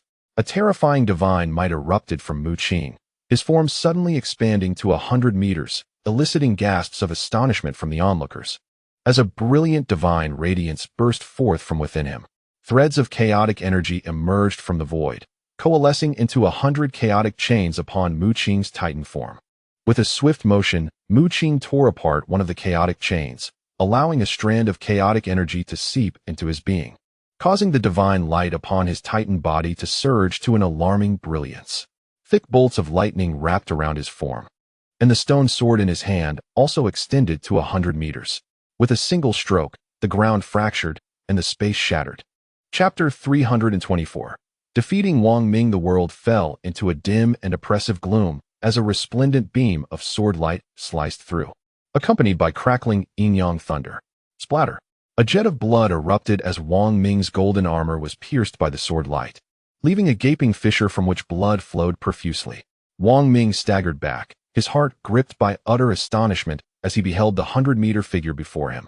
Mu Qing's titan form loomed like a mountain, exuding an overwhelming aura, enveloped in divine light, dazzlingly radiant. After tearing apart a chaotic chain, Mu Qing's strength surpassed that of ordinary seasoned monarchs. Even Wang Ming, clad in golden armor, sustained injuries. Wang Ming roared in fury. Wielding his black blade as golden streaks of light surged forth, the intricate patterns upon it radiating an intense brilliance. Yet, Mu Qing effortlessly shattered all the golden blade lights with a single stroke, then launched a fist that fractured the very fabric of space. The golden armor, towering merely 10 meters, appeared as insignificant as an ant before Mu Qing, who sent it hurtling away with an overwhelming force. Boom! Wang Ming was flung backward, crashing into a hillside, blood gushing from his mouth. His eyes blazed crimson as he gritted his teeth in rage, the sunlight flickering around him, accompanied by the resonant chirping of insects emanating from the solar blood spirit at his back. A torrent of solar flames erupted, and with his black blade in hand, he conjured a spectacle of fire crows, their silhouettes dancing around him. However, when the solar flames struck Mu Qing's 100-meter form, they dissipated as if a drop of water had fallen into the ocean, extinguished by a mere flicker of divine light. The divine aura surrounding Mu Qing surged, and with a mighty punch, he sent Wang Ming flying. The stone sword in his hand pierced through, a beam of divine light penetrating Wang Ming's body. The sky filled with fire crows vanished, and Wang Ming coughed blood repeatedly, emitting a wail of despair as the golden armor was torn apart by the stone sword. Completely perforated, a gaping wound appeared in Wang Ming's abdomen, and he was grievously injured. His eyes widened in disbelief. How could he, after gaining control over the golden armor, still be harmed by Mu Qing? How could he possibly be this powerful? Wang Ming roared, unable to accept the reality. Mu Qing wore a cold expression, determined to swiftly eliminate Wang Ming. He unleashed his power, with thick strands of yin and yang lightning coiling around his form, and delivered a powerful punch. The electric energy within him surged forth, and his colossal fist radiated a resplendent divine light as it struck Wang Ming's body. Boom! The ferocious force, accompanied by the electric energy, penetrated the golden mech, resulting in a cacophony of explosions from within. The mech began to warp and sustain damage, while Wang Ming inside suffered shattered bones and injured organs. I will make you pay with your life. Wang Ming's voice thundered, reverberating like a tempest and shaking the very surroundings. Bathed in the blazing sunlight, both he and the golden mech seemed to be rejuvenated, his injuries inexplicably vanishing as he returned to peak condition. It was evident that Wang Ming had invoked some secret technique. As a seasoned champion of the Wang family, he possessed a plethora of strategies and hidden trump cards. Furthermore, his alliance with the insect race had significantly bolstered his strength. Enraged, Wang Ming piloted the golden mech, his power amplified by a surge of sunlight through some arcane means. He intended to employ the most ruthless methods to annihilate Mu Qing, ensuring he experienced utter despair. What of your utmost efforts? Even if the head of the Wang family were to intervene, I would still prevail, Mu Qing proclaimed, enshrouded in divine flames. His declaration was not mere bravado. Although the head of the Wang family was indeed a top-tier champion, he could not compare to the formidable black insect of Mars. Having unleashed his divine power, Mu Qing tore through 10 chaotic chains and had fully attained the strength to vanquish even the most elite of champions. This ability, despised by the Titan race, had sealed his Titan form and limited its usage, yet it had significantly enhanced his potential. The onlookers from Tianyu Palace were rendered numb. Yu Hua gazed at Mu Qing, who displayed such formidable prowess, struggling to reconcile that his cultivation was akin to her own, merely having just transcended into the realm of champions. Ailey wore a complex expression. Mu Qing's might, after activating his divine power, far surpassed her own. Wang Ming's gaze was frigid. After years of dedication to his cultivation, he had risen to the ranks of an esteemed champion, once a prodigy of the Wang family. Never had anyone dared to speak to him in such a manner. Behind him, a radiant blood spirit of the sun surged forth, emitting a sound akin to insect chirps. Upon closer inspection, it was not a sun at all, but a grotesque creature, entirely golden, that transformed into a sun as it emitted its luminescence. This golden insect possessed 8 legs, resembling a spider, with golden patterns adorning its body, entwined with the fire of the sun. Its compound eyes fixated on Mu Qing, producing a piercing sound that released a chilling aura of murderous intent, enveloping the space. The disciples of Tianyu Palace trembled, their faces flushed, emitting beastly roars as they succumbed to hallucinations. their primal energies in disarray. Even Wu Shi, a ninth-tier bloodline martial sovereign, was not spared. Veins bulged, sweat poured down, as he faced numerous illusions, gritting his teeth to endure. Fortunately, Yu Hua discerned the anomaly at the earliest opportunity. He summoned numerous flying swords, forming a formidable sword array. The resounding clangor of steel echoing softly, enveloping all present and barely countering the dissonant hum of the insects. His expression was one of astonishment. The disparity in levels among the monarchs was staggering.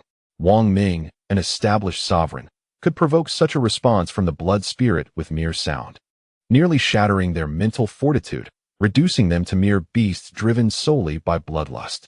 It was no wonder the entire Wang family chose to ally with the insect clan. They were fundamentally of the same ilk.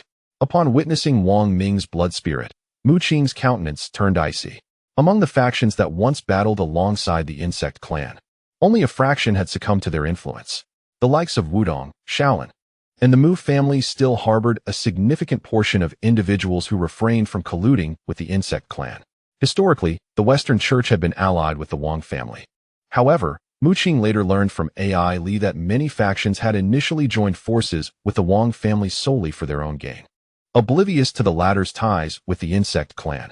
Of course, while the insect clan leveraged the Wang family's connections to strengthen their own forces, they had ensnared numerous powerful beings, significantly augmenting their influence. Suddenly, Mu Qing's gaze shifted towards the distance, where he beheld a fleeting streak of light in the sky, which swiftly approached. A dreadful aura surged forth. It was a Wulong, a grotesque centipede of terrifying power that had evolved after absorbing dragon blood, now adorned with dragon scales and exuding immense strength. Wang Ming, after all this time, you have yet to eliminate this wretch? The Wulong rasped, its voice grating and laced with mockery. Shall I lend you a hand? The flesh of a human monarch is truly delectable. It opened its cavernous maw, greedily eyeing Mu Qing. Mu Qing, having cultivated the Titan bloodline, had honed his physical form, and now, imbued with a trace of divinity, he was irresistibly alluring to the Wulong. Human, shall we strike a bargain? If you permit me a bite, I shall release these humans in my grasp, the Wulong proposed, barely containing its impatience, as a dark aura surged from its body, forming an expansive net filled with numerous figures. Mu Qing, upon discerning the contents of the net, revealed a cold and murderous intent in his eyes. Within the net were hundreds of humans, all at least martial masters. He even recognized the figures of Jiang Yuanjie and others, alongside members from the Western Blood Clan and various factions from the ancient city of Lulan. The Wulong, clutching the net with its claws, bore a mocking gleam in its eyes. As a seasoned monarch of the insect clan, this net represented its recent acquisitions. Upon entering this realm, it had profited immensely, capturing numerous human sovereigns. However, in its eyes, the individuals within the net paled in comparison to a single morsel of Mu Qing. The allure of Mu Qing's divinity was overwhelming, igniting an insatiable hunger to devour him immediately. Wulong, he is the one I intend to slay. Wang Ming's gaze was frigid as he charged forward, wielding a black longsword that cleaved through the air. After employing a secret technique, his strength surged dramatically, and even his previous injuries had fully healed. A golden blade of light swept across the heavens, aiming directly at Mu Qing. With a cold snort, Mu Qing shifted his form, causing a chaotic chain binding him to shatter at that moment. Boom!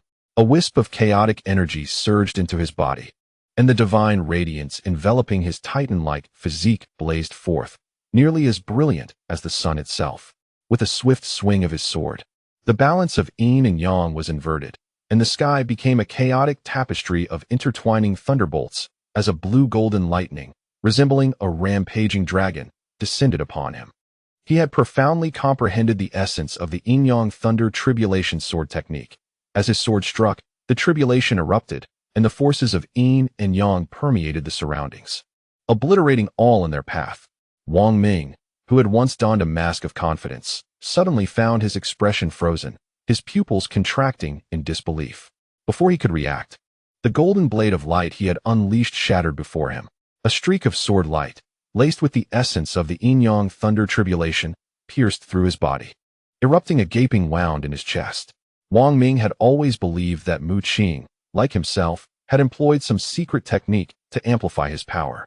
However, He never anticipated that Mu Qing's strength could further ascend, unleashing a terrifying force that he was utterly unable to withstand, leading to his complete demise.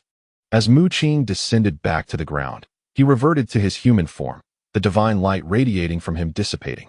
With a sudden cough of blood, he staggered, nearly losing his footing. A bitter smile graced his lips, for the power within him had been entirely drained, revealing the after-effects of his exertion. Fortunately, he had only shattered 2 chaotic chains, and he believed he would soon regain his former state. A beam of black light descended from the sky, entering his dantian. It was the black fish. After slaying the remaining kings and absorbing their power to form a new translucent crystal, it returned to Mu Qing's body.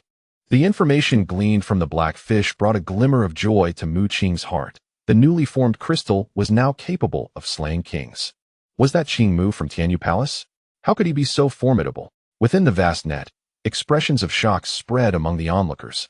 Witnessing Mu Qing's display of might ignited a flicker of hope within them. Perhaps he could slay the Wulong and rescue them.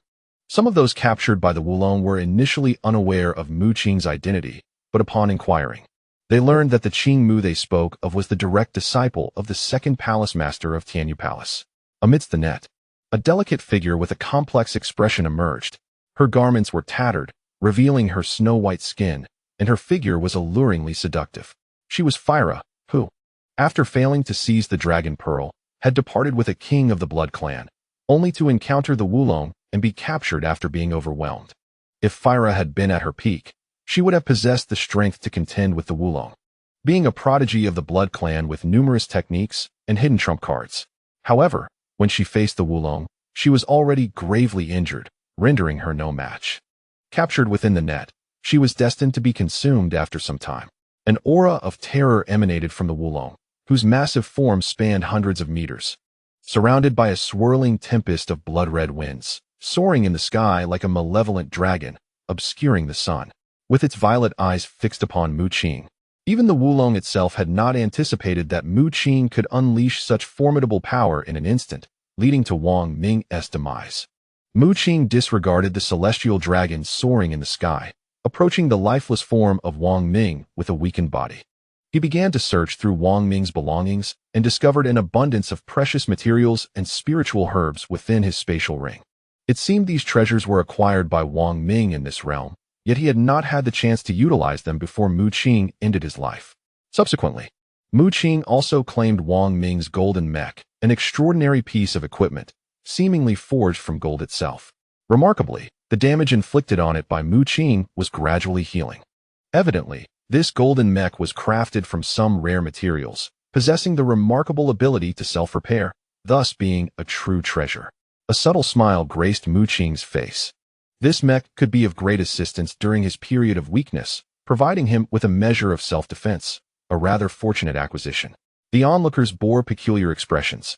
The celestial dragon seethed with fury, yet Mu Qing boldly collected Wang Ming's valuables, an unequivocal act of provocation. I recognized Wang Ming. He was once a highly esteemed king of the Wang family, his strength formidable.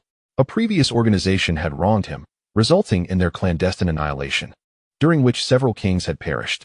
Many found it hard to believe that Wang Ming had been so easily vanquished by Mu Qing. With such prowess, wouldn't he be capable of aiding us in our plight and slaying this celestial dragon as well? Some individuals were filled with unexpected hope, believing that salvation was within reach. Numerous people present had been captured by the celestial dragon long ago, ensnared in its vast web, waiting for the moment when the dragon, hungry, would devour one or two of them. Snap! A flash of crimson light erupted as the very person who had spoken was seized by the celestial dragon and swallowed whole, to the dragon's colossal frame. Humans were merely morsels fit for its teeth. The captives within the net trembled in fear, silenced by dread. In the sky, the dragon coiled with terrifying power, exuding a menacing aura, seemingly poised to strike down Mu Qing at any moment.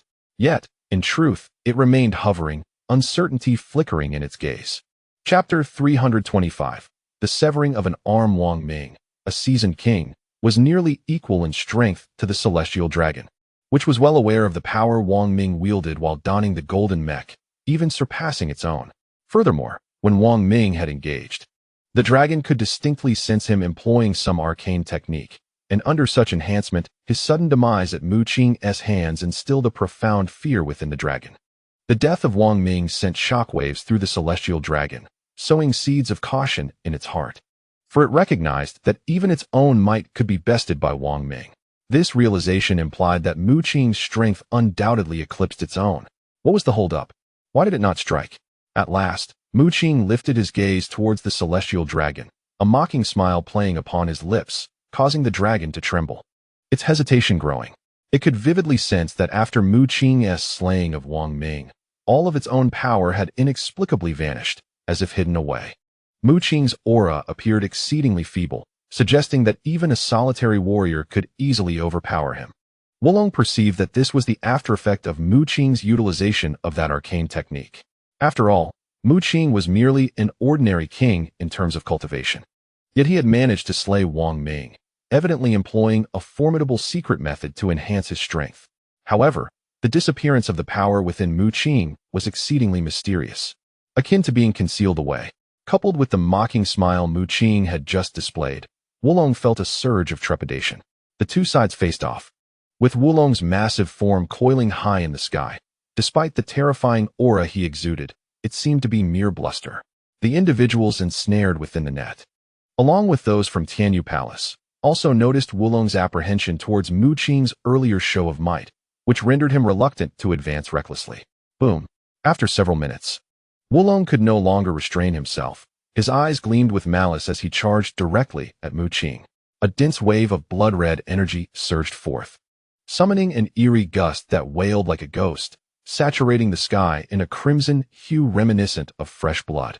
This dreadful blood energy surged like an ocean, intent on enveloping Mu Qing and the surrounding area entirely. Mu Qing, however, remained motionless, still smiling as he gazed at Wulong, a countenance that sent shivers down the spines of all observers. "Qingmu, be careful." Yu Hua could not contain herself, sensing the sheer ferocity of Wulong's assault. In that moment, Mu Qing coughed a few times, a trickle of blood escaping from the corner of his mouth, presenting a facade of extreme vulnerability, as if he were ripe for slaughter. Ai Li and Shu Langson stood nearby, fully aware of Mu Qing's underlying strength, hence devoid of any expression of concern. This fellow, who could easily summon the ancient curse to annihilate all insectoid forces, insists on taking action himself. Ai Li glared at Mu Qing with her enchanting eyes. Perplexed by his actions, he had initially wished to keep the existence of the ancient curse hidden, for the insectoid race employed numerous tactics. Should they become aware of the ancient curse's supreme kingly might, they would undoubtedly devise means to counter it. Regrettably, he had not anticipated the emergence of another veteran king-level insect, thus forcing him to reveal some of the ancient curse's capabilities. On the other hand, Shu Langsan understood Mu Qing's intentions and cast a disdainful glance at Ai Li, as if to say, "Can you not comprehend this?" Ai Li, incensed, found herself belittled by a mere rat, despite being a distinguished prodigy of the Western Church. Boom. All eyes were riveted on the battlefield, where the tumultuous winds howled, and the blood-red radiance intensified, as if a great dragon was roaring, enveloping everything. As Mu Qing appeared to be engulfed by the blood energy, he, however, wielded a stone sword, feebly swinging it. The crowd was momentarily stunned. Upon closer inspection, they discerned that the stone sword emitted no energy fluctuations whatsoever. Wulong, too, was taken aback, feeling a profound sense of caution, as if an ominous premonition lurked within him. Boom. The blood energy descended, engulfing Mu Qing and shattering the ground beneath. At that critical moment, the stone sword erupted with a glimmering light, and a colossal hand emerged, swirling with terrifying energy, akin to a dragon's roar, ripping through the deluge of blood energy. Ancient curse, do not strike too hard. This fellow undoubtedly possesses many valuable treasures. Mu Qing urgently shouted, fearing that Zhou Gu would strike and instantly shatter the Wulong. Understood. Zhou Gu's voice resonated from the stone sword. He merely extended an arm. Yet it was far from trivial. The eerie wind dissipated, and all the crimson energy coalesced in Zhou Gu's hand, which he crushed with ease. Everyone stood in stunned silence. Even the Wulong could hardly believe that the earth-shattering momentum was so effortlessly torn apart by Mu Qing. What kind of swordsmanship was that? Yu Hua regarded Mu Qing with a peculiar expression. With a feeble yet resolute effort, Mu Qing unleashed a strike, producing a colossal arm, fierce and formidable, exuding an ancient, primal aura, imbued with unique energy that rent the crimson forces asunder. Onlookers presumed it to be a sword technique cultivated by Mu Qing, manifesting a mighty arm to aid him in battle. Only Philadelphia, trapped within the net, gritted her teeth, sensing the power of that arm. Reminiscent of the skeletal giant she once commanded. Boom! Zhou Gu's arm struck once more, obliterating the torrent of blood-laden winds expelled by the Wulong, sending it hurtling hundreds of meters away. This is somewhat challenging. It is too weak, Zhou Gu's voice echoed again, expressing a hint of difficulty. Upon hearing this, Mu Qing's lips twitched slightly, and he hastily urged, if possible, go easy on it and leave some remnants. He understood that the Wulong, with its strength, could unearth numerous treasures within this realm, a chance too precious to forego. Mu Qing practiced the Titan clan's bloodline technique, and after breaking through to the king level, the resources required were immensely vast, necessitating substantial accumulation. Not good. Run. The Wulong stirred up a tempest, bellowing as it fled into the distance, even abandoning the net that ensnared numerous humans. Boom. The Wulong collided with an unseen object, its vision clouded with gold stars. Upon closer inspection, it noticed a colossal hand had mysteriously appeared before it, reaching out. Roar! It opened its mouth, unleashing a weapon from within, a sword of vibrant green hue. Once infused with energy, it summoned a raging emerald sea. However, Zhou Gu's massive hand, akin to an indestructible artifact, rent the emerald sea asunder, shattering the verdant sword into two, its brilliance extinguished, even crushing the dragon scales on the Wulong and obliterating one of its legs. The Wulong howled in agony.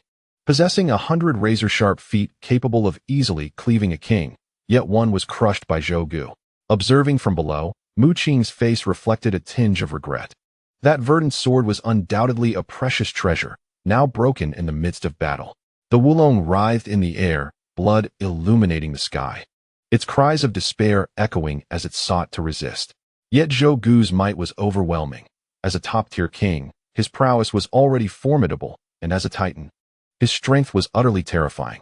Buzz! Zhou Gu's arm radiated light, densely inscribed with azure runes, transforming in midair into a blue dragon, the runes morphing into shimmering scales. Boom! The azure dragon unleashed a ferocious roar, colliding with the body of the Wulong, resulting in a thunderous explosion that shattered half of its form, transforming it into a cloud of sanguine mist midair.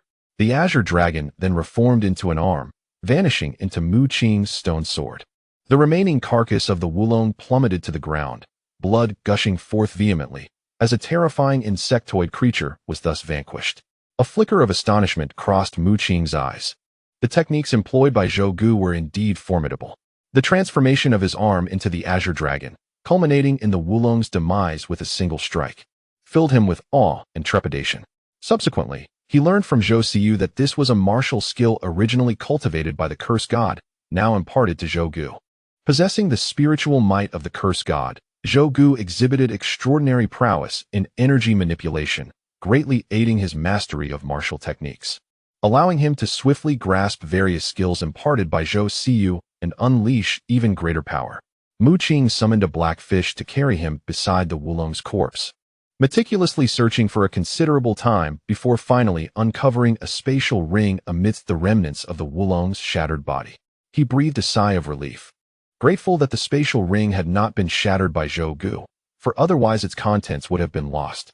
However, upon closer inspection, he discovered numerous cracks marring the ring's surface. Within the spatial ring lay a multitude of items, yet due to the damage to its core, a significant portion of its space had vanished, and many original contents were now lost to the void, irretrievable. Mu Qing felt a pang of regret. As a seasoned monarch, the Wulong undoubtedly possessed numerous treasures, yet now only a few spiritual herbs and energy-rich plants remained within the ring. He carefully stored these items, anticipating that once his period of weakness had passed, he could consume and refine the energies contained within these precious materials, which would, to some extent, enhance his cultivation. His gaze then shifted to the golden mech. Infusing energy into the mech, a radiant golden light flickered as the previously damaged armor restored itself at an accelerated pace. Within half an hour, it was entirely rejuvenated. The more Mu Qing observed this golden mech, the more he appreciated it. Although he might not harness the same power as Wang Ming during his period of frailty, he could at least wield the strength of an ordinary monarch. Particularly noteworthy was the black long sword accompanying the mech, crafted from an unknown material, its sharpness capable of effortlessly slicing through Mu Qing's flesh. Truly, this mech was a remarkable artifact. I recall that within the cosmos, there exists a mechanical race exceptionally adept at forging mechs and warships. Despite their fragile forms, once clad in their mechs, they wield powers rivaling the divine, representing a highly advanced race. Zhou Siyu remarked. She informed Mu Qing that the materials comprising the golden mech were quite extraordinary, possessing self-healing properties, and the substance used to forge the black longsword was even more astonishing. If crafted by the mechanical race, donning this mech may allow you to contend with those transcending the realm of monarchs. Zhou Siyu held the golden mech in high esteem, asserting that its raw materials were exceedingly rare, especially on present-day Earth. Regrettably, the craftsmanship of the individual who forged this golden mech leaves much to be desired, as it can merely unleash the capabilities of a seasoned champion at most. You may utilize it for now, and should you encounter a skilled alchemist in the future, they might be able to refine it further, thereby unlocking its greater potential, suggested Zhou Siyu. Unfortunately, her memories are influenced by the cursed god, and the Titan race has never shown much interest in mechs, leaving her knowledge on the matter rather limited. For the time being, it is best to keep it. Mu Qing happily accepted the golden mech. Upon returning to the assembly at Tianyu Palace, he found the atmosphere enveloped in silence, with all eyes fixated upon him. Junior brother Qingmu, you possess such remarkable skills. It is indeed a blessing for our Tianyu Palace. Yu Hua remarked, her expression a tapestry of emotions as she regarded Mu Qing. In the wake of this revelation, a wave of astonishment rippled through the crowd, as those liberated from the great net were equally astounded by Mu Qing's prowess. Disciples from various factions, including the Federal Division and the ancient city of Lulan, were left in awe. Some among these factions might already possess the strength of champions, like the formidable Phyla, who could rival seasoned champions in power. However, while they might contend with such champions, defeating or even slaying them is a feat that transcends mere champion status. Yet, here stands Mu Qing, still in his youth, having already vanquished 2 seasoned champions and commanding a fearsome beast that has decimated other insectoid rulers. News of this would surely send shockwaves throughout humanity on Earth. Since the emergence of the insectoid threat, humanity has been gripped by anxiety. The calamity in Hangzhou was merely the beginning. Online discussions have proliferated regarding the insectoids, and multiple great cities in the West have succumbed to their assault. In the eyes of ordinary people, the insectoids are deemed more terrifying than the ferocious beasts. The latter, for the most part, behave like wild animals, confined to their own territories, while the insectoids exhibit erratic movements, capable of appearing in any city and executing their victims with chilling efficiency. The populace harbors a profound fear of the insectoids, particularly those who have been ensnared by the Wulong, who dread impending consumption. Yet, at a critical moment, Mu Qing unleashed an extraordinary sword technique, severing an arm and effortlessly slaying the Wulong. Whispers of admiration erupted from the onlookers, many expressing their heartfelt gratitude to Mu Qing, tears streaming down their faces, as they had narrowly escaped being devoured by the beast. Amidst the crowd, Phyla stood amidst several bloodline sovereigns, reflecting on the fact that many from her clan had fallen prey to the Wulong. Her countenance was complex, her heart tumultuous as she gazed at Mu Qing. Her eyes dimmed. Although she should have harbored a deep-seated hatred for him, she found herself unable to muster such feelings. She recognized that she lacked the strength to despise him. If she sought to confront Mu Qing, she might meet the same fate as Wang Ming and the Wulong. Yu Hua, too, was beset by a whirlwind of emotions as he remained unaware of Mu Qing's true identity, only aware that he was the direct disciple of the second palace master. He was well aware of the enmity between the second master and the grand master. The 2 factions had divided within the Tianyu Palace, resulting in constant friction, yet simultaneously providing the disciples with ample opportunities for growth.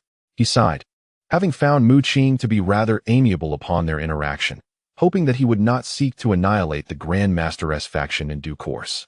Chapter 326, The Resurrection of Mulin. While Mu Qing was sorting through the spatial ring of the Wulong, he unexpectedly discovered a vial containing a purple liquid. Upon closer inspection, He noticed that this liquid was infused with brilliant lightning energy, manifesting various electrical phenomena. Even the vessel containing this purple liquid was extraordinary, translucent like crystal, adorned with enigmatic patterns, with a potent force swirling within. Surrounded by a mist of radiant light that occasionally sparked with tiny bolts of lightning. Mu Qing was taken aback. This was indeed a remarkable treasure.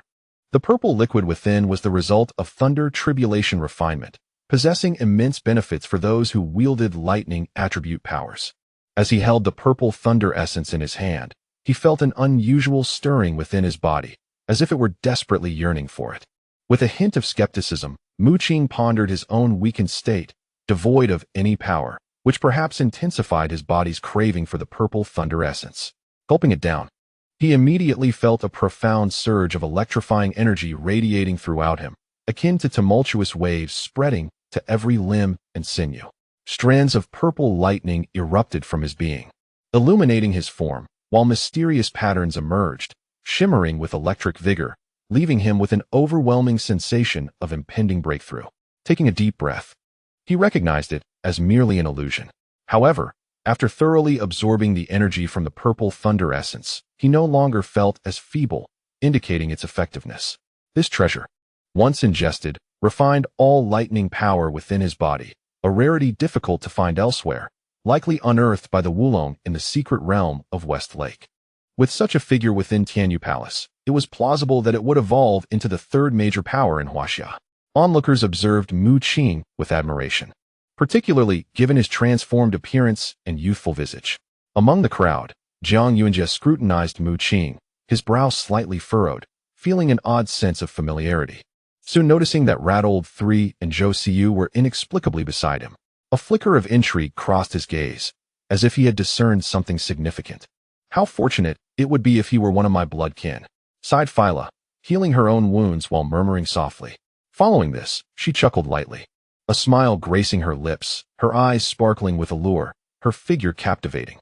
Such a person, how could our blood kin abandon? What if he is a disciple of Tianyu Palace? Once touched by the power of my kin, he would inevitably belong to us. Phyla's animosity towards Mu Qing had dissipated. She licked her enticing red lips, gazing at him as one would a prey, contemplating when she might find an opportunity to take a bite out of him. The Blood Clan possesses a plethora of means to rival the Western Church, including the ability to forcibly alter the bloodlines of others, assimilating them into their ranks. Once transformed into a member of the Blood Clan, an individual's physical resilience becomes immensely formidable, endowed with the power to command blood.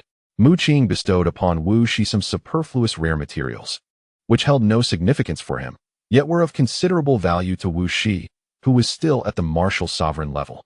The latter's face lit up with joy. However, before he could express his gratitude, he noticed that Mu Qing had already turned to depart.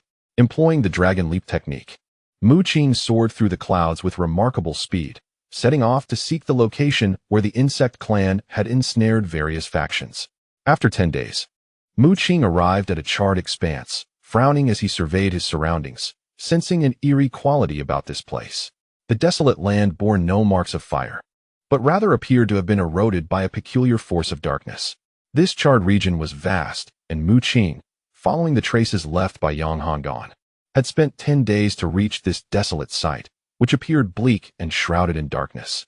In the distance, he could faintly discern ancient palaces, hovering orbs of light. In a murky haze, Mu Qing scrutinized his surroundings. After a span of 10 days, the 2 shattered chaos chains he bore had reformed, the period of weakness had elapsed, and he had regained his strength. He gazed into the depths of the charred land, yet the swirling fog rendered visibility nearly impossible. Determined, he advanced further, suspecting that Kufei and the others might be within. The surroundings were ominously silent. The sound of Mu Qing's footsteps echoed like the crunching of charcoal beneath his feet. "Elder, that young man has entered. Is he intending to rescue those humans?" A youth remarked from outside the charred expanse, observing Mu Qing's figure. Beside him stood 2 others, the fierce beast clan trio from earlier. "It seems so." The elder nodded in response. The fierce beast clan maiden furrowed her brow, saying, "The formation crafted by the insect clan is exceedingly powerful. We expended tremendous effort to escape. How could that youth possibly breach it?" Initially allied with humans, They had all been ensnared by Hu Hai. Nevertheless, they possessed certain trump cards that allowed them to evade the insect clan's formation and were not trapped. Not only him, but a pinnacle human sovereign has also brought his forces here. I fear many will perish in the attempt to shatter that formation. The elder of the fierce beast clan murmured as he waved his hand, causing the trio to vanish from sight. This charred region was vast, and Mu Qing's keen sight could not penetrate its depths. The air was thick with gray-black mist, occasionally pierced by eerie, wailing gusts of wind. As Mu Qing ventured deeper into the charred land, in its very heart lay a shattered palace, surrounded by ground adorned with bizarre symbols that flickered with dim starlight. This place was peculiar, as the symbols on the ground intermittently emanated beams of starlight. Strangely, the starlight seemed to be drawn toward a shadowy figure, penetrating its very essence. Had Mu Qing been present, he would undoubtedly have been astounded, for this figure was none other than Mu Lin, the one he had previously vanquished. In the midst of the tumultuous battle at the Federal Division, Mu Qing bore witness to the demise of Mu Lin. Yet here he was, seated in the shattered palace, exuding an aura of terror, utterly motionless, radiating an ethereal glow. Strands of starlight flickered around him, and a celestial body manifested behind him, cascading torrents of starlight that were undeniably formidable. The symbols etched upon the ground were drawn towards him, as countless beams of starlight surged into Mu Lin's very being. It was beyond Mu Qing's wildest imagination that Mu Lin not only survived, but had also acquired unparalleled power. His very essence rivaled that of seasoned monarchs like Wang Ming. A peculiar sound reverberated through the air as a scorpion-like creature emerged from the celestial body behind Mu Lin, its appearance extraordinary, shimmering with resplendent light. Mu Lin had not only returned from death, but his blood spirit had undergone a transformation. Formerly a prodigy of the Mu clan, endowed with the ferocious blood spirit of the mad shark and a robust reservoir of water attribute energy, he had now metamorphosed into a celestial body, seemingly hosting a creature within. Chapter 327. The purple worm. The shattered palace was enshrouded in vast swathes of gray-black mist, intermittently disturbed by eerie winds reminiscent of ghostly wails. Details revealed that this place had once been a treasure trove, remnants of brilliant starlight lingering amidst the ruins, now reduced to mere symbols scattered across the ground. Seated in meditation, Mu Lin donned a black robe, his entire being entwined with starlight, his skin exhibiting an unusual silvery hue, glinting like forged silver, emanating a chilling brilliance. Was Mu Lin on the verge of awakening? He had been in this state of cultivation for an extended period. A voice echoed nearby. Around the shattered palace, several king-level insects lingered, possessing a degree of intelligence that allowed them to communicate through mental waves. Mu Lin appeared to hold a respectable position among the insect race, as a dozen or so king-level insects had been assigned to guard him.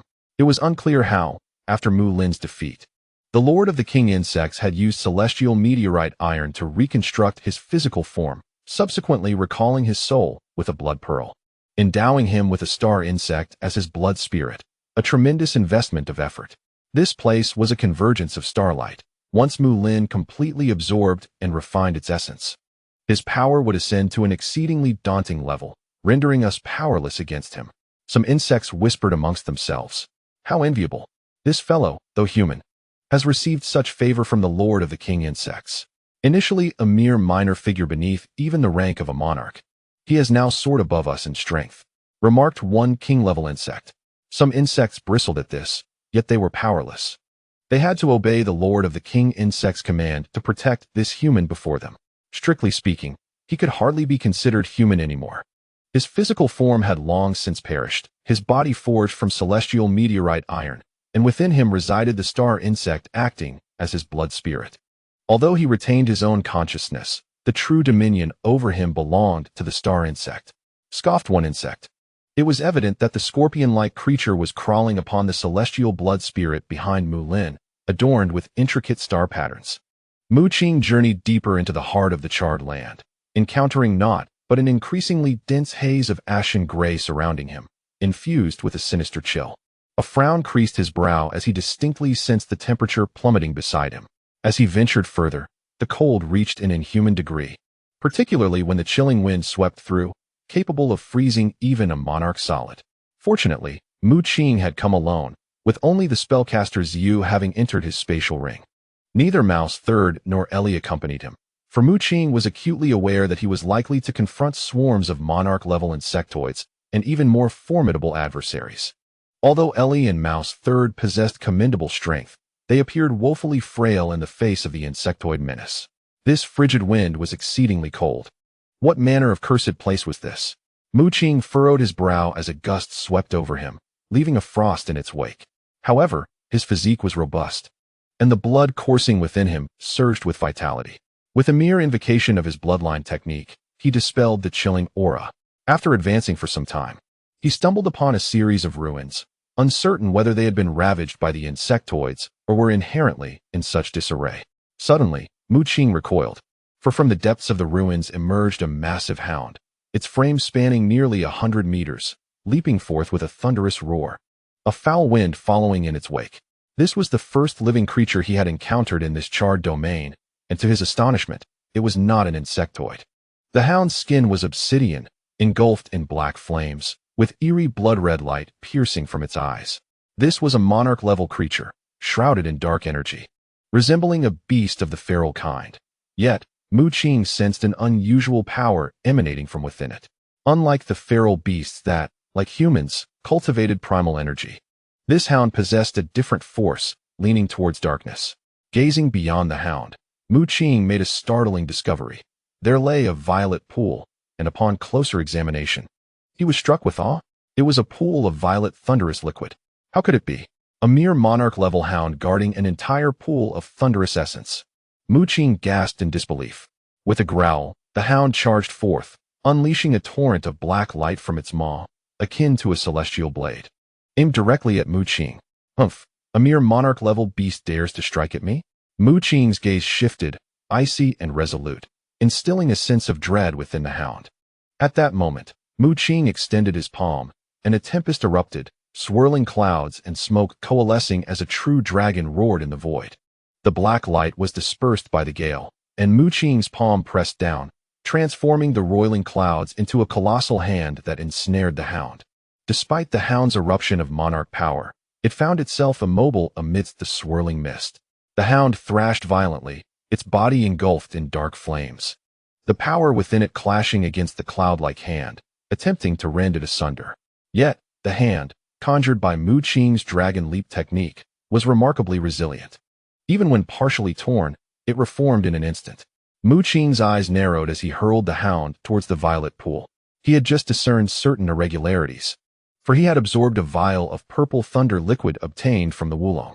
Upon closer examination, he realized that the essence of the purple pool differed somewhat from that of the thunder liquid. How? The evil dog's countenance shifted dramatically, filled with profound terror, as if something dreadful lurked beneath the purple pool. It was then that Mu Qing recognized it was not the guardian of this pool. Roar! A purple silhouette suddenly emerged from the depths of the pool, swiftly seizing the evil dog in its jaws. Within mere breaths, the dog was torn apart by razor-sharp teeth. Devoured entirely. Boom! Mu Qing immediately struck, stirring the winds and clouds, launching a powerful punch at the purple figure, only to find it felt as though he was striking against cotton, unable to unleash the full force of his might. Roar! The purple figure seemed enraged, emitting a deafening roar, unleashing bolts of thunder. It was a colossal purple worm, emerging from the pool, its body adorned with runes of lightning. It spewed forth torrents of purple liquid, generating a tempest of electricity. This purple pool was also a manifestation of the liquid it expelled, strikingly similar to the purple thunder liquid, yet possessing immense lethality. Mu Qing waved his hand, and swirling clouds coalesced into an ethereal sword light that pierced through, tearing apart streams of lightning and striking the purple worm. With a squelch, the worm was wounded, green blood cascading down. The purple worm howled in fury, its terrifying thunder transforming into a storm that sought to obliterate Mu Qing. Its strength was formidable, yet significantly inferior to that of the Wulong. Observing the purple worm before him, Mu Qing recognized it as a veteran king-level creature of the insect race, albeit considerably weaker. Chapter 328, The Flame Cave. The purple worm emitted a fierce roar, its body flickering with runes of lightning, the sound of thunder reverberating. It was evident that the insect race resided here. Though Mu Qing pondered where Ku Fei and the others might be trapped, he stroked his chin in contemplation. Perhaps they were ensnared in the deepest recesses. Encountering a single insect of king-level status, even if dwarfed in comparison to the Wulong and Wang Ming, was enough to attest to the terrifying power of the insect race. Mu Qing's expression grew serious as he wielded the stone sword, cleaving through the encroaching lightning. The purple worm was powerful, yet in comparison to Mu Qing, it appeared significantly weaker, almost entirely suppressed by him. Mu Qing retrieved the golden mech seized from Wang Ming. A flash of gold illuminating the air as he entered the mech, establishing a mental connection. A wondrous sensation surged within him. After linking with the golden mech, it felt as though it had become an extension of his very being, capable of fluid movement. Swish! A black longsword swept forth, a burst of blue-gold sword light erupting. The result of Mu Qing infusing it with yin-yang thunder. The purple worm writhed, unleashing torrents of purple rain and conjuring lightning, but alas, it was no match for Mu Qing, as the blue-gold sword light pierced through, cleaving its body in two. A deluge of green blood splattered forth. The purple worm was effortlessly slain by Mu Qing. Mu Qing was momentarily taken aback. Although the purple worm lacked his strength, it was nonetheless a formidable creature of royal lineage. The immense effort exerted by his golden armor allowed him to effortlessly vanquish the purple worm. Suddenly, a colossal shadow emerged as the black fish opened its mouth, revealing a black hole that consumed the carcass of the purple worm, refining the energy within. After becoming an independent entity, the black fish also sought to cultivate its power with the ability of the black hole. It could devour myriad substances to enhance its strength while simultaneously forming transparent crystals. Continuing deeper into the abyss, Mu Qing soon stumbled upon a crimson fruit radiating a rich aura of fire attribute energy. His eyes sparkled with intrigue. The peculiar red fruit, growing atop a stone, emanated a palpable warmth from afar, marking it as a precious material of fire attribute. As he reached out to seize it, a pangolin suddenly emerged from the scorched earth, its body clad in silver scales and equipped with razor-sharp claws capable of effortlessly tearing through the ground. Upon closer inspection, one could discern the black flames encircling the pangolin, suggesting a strange and unique power within, indicative of a creature native to the charred land, inclined towards dark energy. The pangolin burst forth, unleashing a beam of silver light towards Mu Qing. With a swift motion, Mu Qing countered, channeling the flickering energies of yin and yang lightning into his black blade. The golden armor, serving as a remarkable enhancement, amplified his strength significantly. A blade of azure and gold surged forth, shattering the silver light. In his other hand, he brandished a stone sword, gathering the power of the tempest, and a streak of sword light pierced through, dispatching the creature. Meanwhile, the black fish hovered in the air, having reduced its form to the size of a palm, yet it opened its mouth in an exaggerated manner. The black hole materialized, devouring the pangolin. Beneath the ground, more pangolins emerged, each shrouded in black flames, resembling a collective species. Frowning, Mu Qing immediately engaged, thrusting himself into the throng of pangolins. Wielding the black blade in one hand and the stone sword in the other, the dazzling dance of sword and blade enveloped the entire battleground.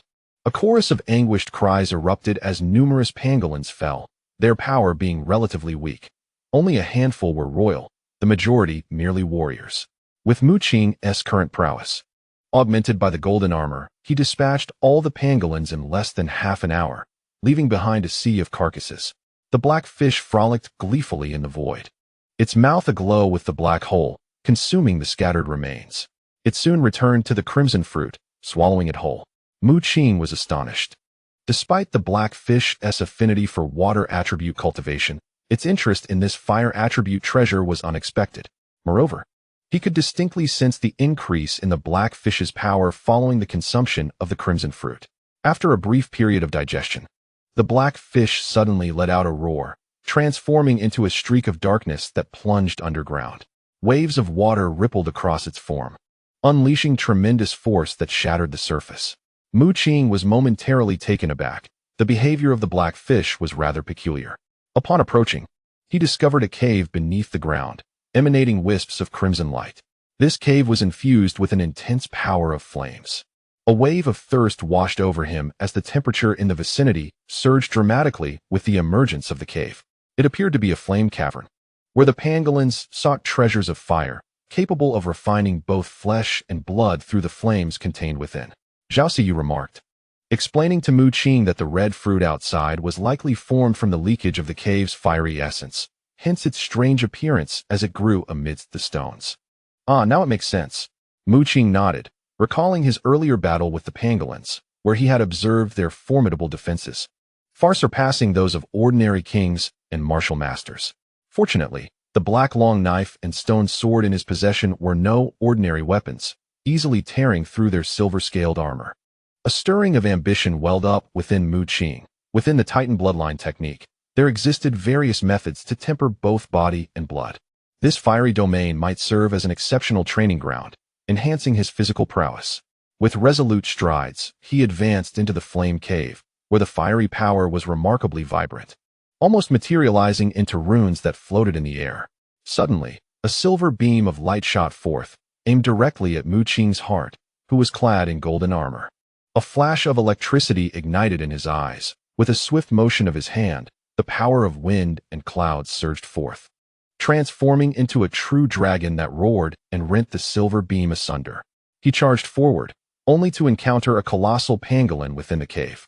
It unleashed a punch, enveloped in the dual forces of yin and yang thunder, a terrifying pressure emanating from it. The pangolin's eyes reflected a hint of disdain. Having cultivated within this flame cave for years, it held immense confidence in its defenses. Boom! A resounding crash erupted as a massive shadow was sent flying backwards. Shards of silver scales bursting forth, blood spilling onto the ground. The pangolin's eyes widened in terror. It had not anticipated that the proud defenses it relied upon could be shattered by a single punch from the person before it. Mu Qing, equally astonished, regarded the pangolin. Its cultivation was on par with some he had previously encountered, possessing the strength of a king, yet its defensive capabilities were several tiers higher. Chapter 329. Chaos Runes. Mu Qing gazed deeper into the flame cave, where flickering flames illuminated the surroundings. Upon closer inspection, he discerned numerous crimson fruits scattered across the ground. His gaze sharpened as he unleashed a flurry of blade light, slaying the pangolin before venturing further into the depths. Swish! A streak of radiant light pierced through. It was a beam as dazzling as the sun, yet imbued with a pure water attribute, accompanied by the faint sound of waves in his ears. Is that a human? Mu Qing squinted, maneuvering his golden armor as the black long knife descended, cleaving through the light, only to discover it was an energy arrow that dissipated into sparkling fragments upon reaching the ground. Wang Ming, within the flame cave, a figure emerged, a middle-aged man radiating a powerful aura, wielding a bow in his hand. Upon witnessing Mu Qing's golden mech, he displayed a hint of surprise.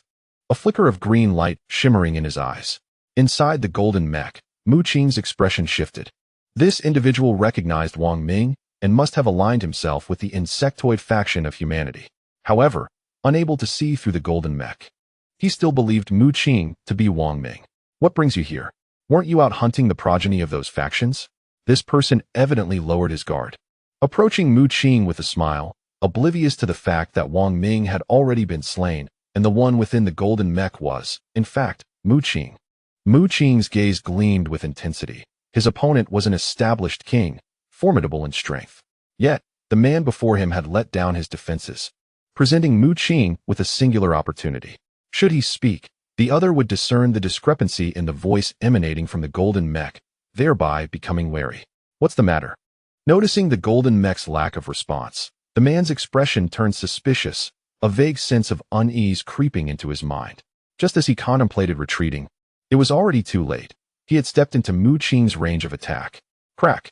A bolt of lightning surged through the air as Mu Qing unleashed a powerful surge of energy from within, generating waves of yin-yang lightning.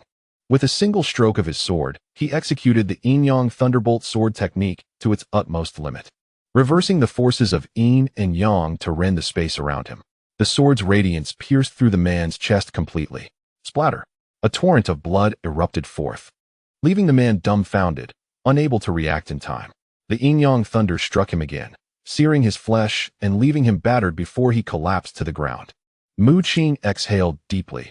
He had just exerted his full strength, and fortunately, this man had been completely unprepared, falling victim to his lethal strike. He commanded the black fish to devour the man's corpse, subsequently stowing away the bow, a fine piece of craftsmanship that shimmered with golden light. Mu Qing then ventured deeper into the fiery cavern, surrounded by dazzling flames, with torrents of fire engulfing the surroundings, obscuring his view of the distance and severely limiting his visibility. Unperturbed, Mu Qing began to channel the Titan bloodline technique, absorbing the fiery energy around him to refine his physique. If one drew near, they would hear the roar of his blood, akin to a raging mountain torrent. The ground was scattered with numerous crimson fruits, rich in fiery energy, which even the black fish found appealing. Remarkably exceptional, the black fish, while attuned to water elemental energy, could absorb fire energy and freely navigate through the blazing light of the fiery cavern. Mu Qing also took several crimson fruits, consuming them to unleash a terrifying surge of fiery energy from within, flames erupting from his mouth. As he activated the Titan bloodline technique, he directed all the fiery energy into his body to refine his physique. Glowing brilliantly, Mu Qing resembled a colossal vortex, drawing in all the surrounding fiery energy. Seated serenely amidst the flames, upon introspection, he discovered that his blood had become nearly transparent, a testament to his relentless refinement. And wisps of black energy began to manifest within his flesh. These dark energies are impurities, refined through the relentless burning of flames, expelled from within. Mu Qing's aura grows increasingly potent, and he feels his strength surging. As the surrounding flames are absorbed and coalesced, they form a blood-red flame within him. This blood flame possesses a terrifying temperature, capable of overwhelming even seasoned sovereigns, causing Mu Qing himself to feel a twinge of apprehension. He maneuvers the blood flame into his bloodstream, and in an instant, a wave of horrifying fire surges forth, prompting a muffled groan from him as sweat pours down, only to be evaporated in the blink of an eye. The blood within Mu Qing becomes ever more translucent, tiny divine symbols coalescing and flowing with chaotic energy. After a considerable time, his blood undergoes a transformation. A droplet emerges, capable of piercing through an enemy's body like a razor-sharp sword. Subsequently, Mu Qing conjures another blood flame, enveloping his entire skeletal structure. A series of crackling sounds emanate, as if his bones were on the verge of being reduced to ash. Fortunately, having endured the process of chaotic chain reconstruction multiple times, the agony induced by the burning blood flame is trivial for him now. Ultimately, Mu Qing's bones become crystalline and exceedingly resilient. Should someone slay Mu Qing, they could forge weapons from his bones. The giants of the Titan race gather their vigor into runic imprints upon their bodies. Perhaps this is an opportune moment for me to manifest a Titan rune. With a surge of determination, Mu Qing begins to voraciously absorb the surrounding flames, conjuring numerous blood flames to refine his body, sparing no part, limbs, skull, and internal organs alike. He is resolute, dedicating several days to conjure a dozen blood flames, all enveloping his form. Activating the Titan bloodline technique, he hears his blood erupting like a volcano, crashing like a tsunami, as strands of fire coalesce, empowering his physique. Within him, the chi cultivated from the Titan bloodline begins to converge, flickering with divine light. Flowing in a peculiar trajectory, he channels all his strength, transforming the power of the blood flames into an ocean that washes over his body, subsequently directing the chi towards his brow. All the lightning chi forms a rune, radiating dazzling brilliance, as if a divine eye were manifesting upon his forehead. Suddenly, strands of chaotic energy inexplicably surge from within Mu Qing, a force far more formidable than the blood flame energy, akin to a colossal mountain. Shattering the rune he had painstakingly begun to form, Mu Qing suffers a backlash, spitting out blood, nearly having his consciousness obliterated by the dispersing force. Yet in the next moment, the chaotic energy entwines around his brow, gathering the fragmented lightning chi anew into a rune, entwined with chaotic energy. Chapter 330, The Half-Insect Man-Buzz. Radiance flickers from Mu Qing's form, as the yin-yang lightning erupts within, manifesting true dragons, cheelants, phoenixes, and other divine beasts. All his strength coalesced into the chaotic rune at his brow, and at this moment, his body felt hollow, reminiscent of a state of weakness. Yet, he experienced an unusual surge of power, as if an inexhaustible energy coursed through him. This marked the next realm after the Titan race's mastery of energy, wherein they crystallized their Titan energy into runes imprinted upon their bodies. Each strike thereafter would be augmented by the power of these runes, making them exceedingly formidable. Utilizing the fiery energy of this place, Mu Qing manifested a Titan rune. However, at a critical juncture, the chaotic aura from the chaotic chains within him surged forth, disrupting the formation of the Titan rune and instead reshaping it into a chaotic rune. Infused with a hint of chaotic energy, this rune exuded an ethereal charm, possessing a unique power intertwined within. Ethereal rays emanated from Mu Qing's brow, with chaotic energy swirling around, shaping the principles of the great Tao. Suddenly, Mu Qing's gaze sharpened. He realized that the chaotic rune at his brow had not fully crystallized. It was merely a preliminary form. The radiant glow at his brow flickered erratically, appearing somewhat illusory and not entirely solid. Clearly, considerable time would be required to fully consolidate this chaotic rune. Moreover, Mu Qing understood that once he completed the crystallization of this rune, his cultivation would ascend significantly, equivalent to that of a seasoned human monarch. Simultaneously, he would be able to practice some techniques of the Titan race, and with Shuasiu, who possessed the memories of cursed divinity, he need not worry about martial skills. Amidst the flames, Mu Qing began to scrutinize the embryonic chaotic rune at his brow. He discerned that two energies resided within the chaotic rune. One was his own lightning energy, while the other was the power of chaotic energy. Though he seemed unable to wield it at present, extending his mental energy, Mu Qing endeavored to communicate with the chaotic energy, fully aware of its might. As even a mere wisp could cause the divinity within his Titan form to surge exponentially.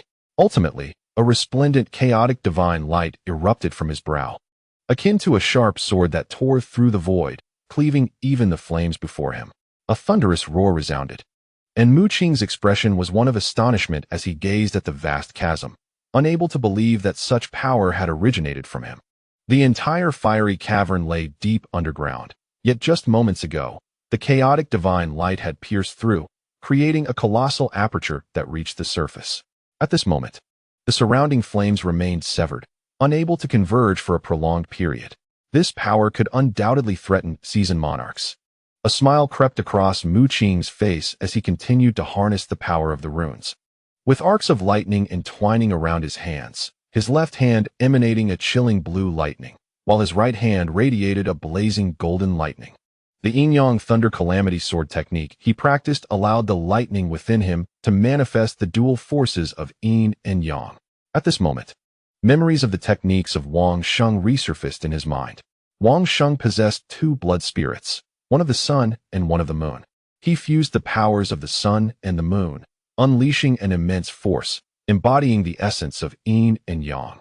However, he possessed the remarkable ability to perfectly meld these two energies, thereby manifesting an even more formidable divine might.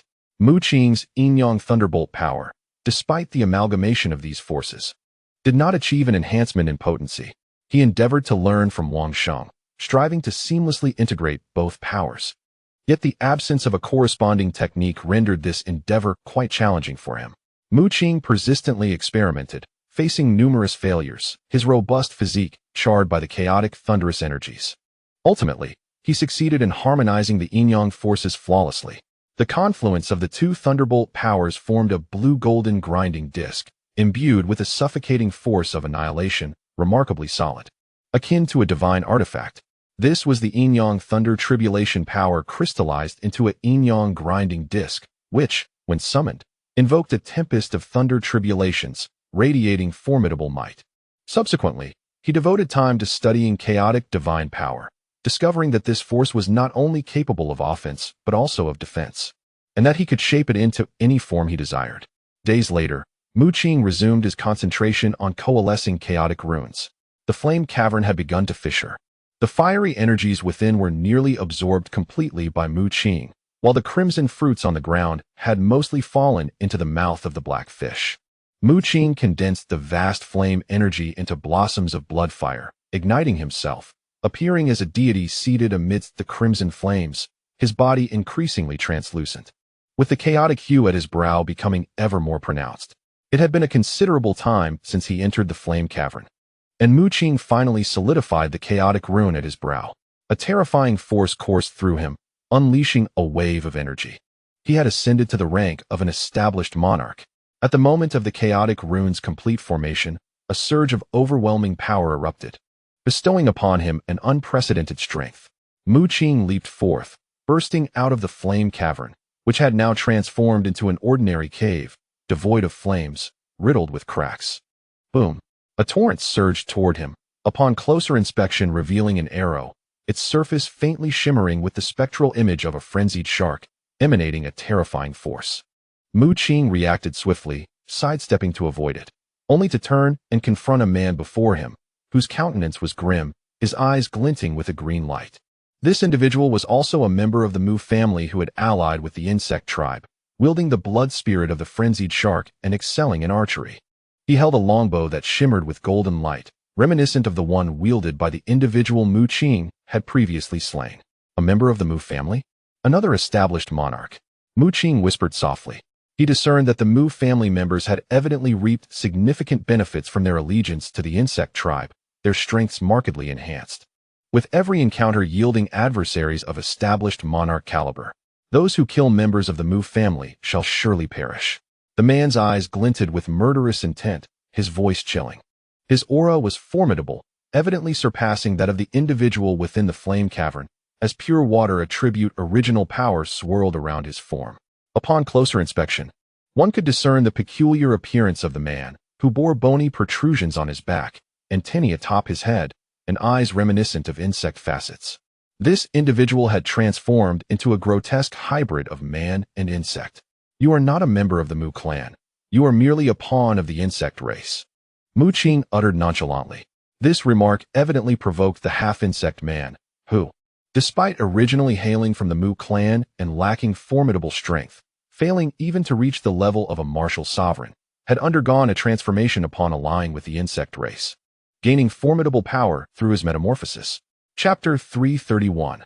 The might of the chaotic divine light. The half-insect man's body radiated an ominous glow, and he harbored intense murderous intent toward Mu Qing.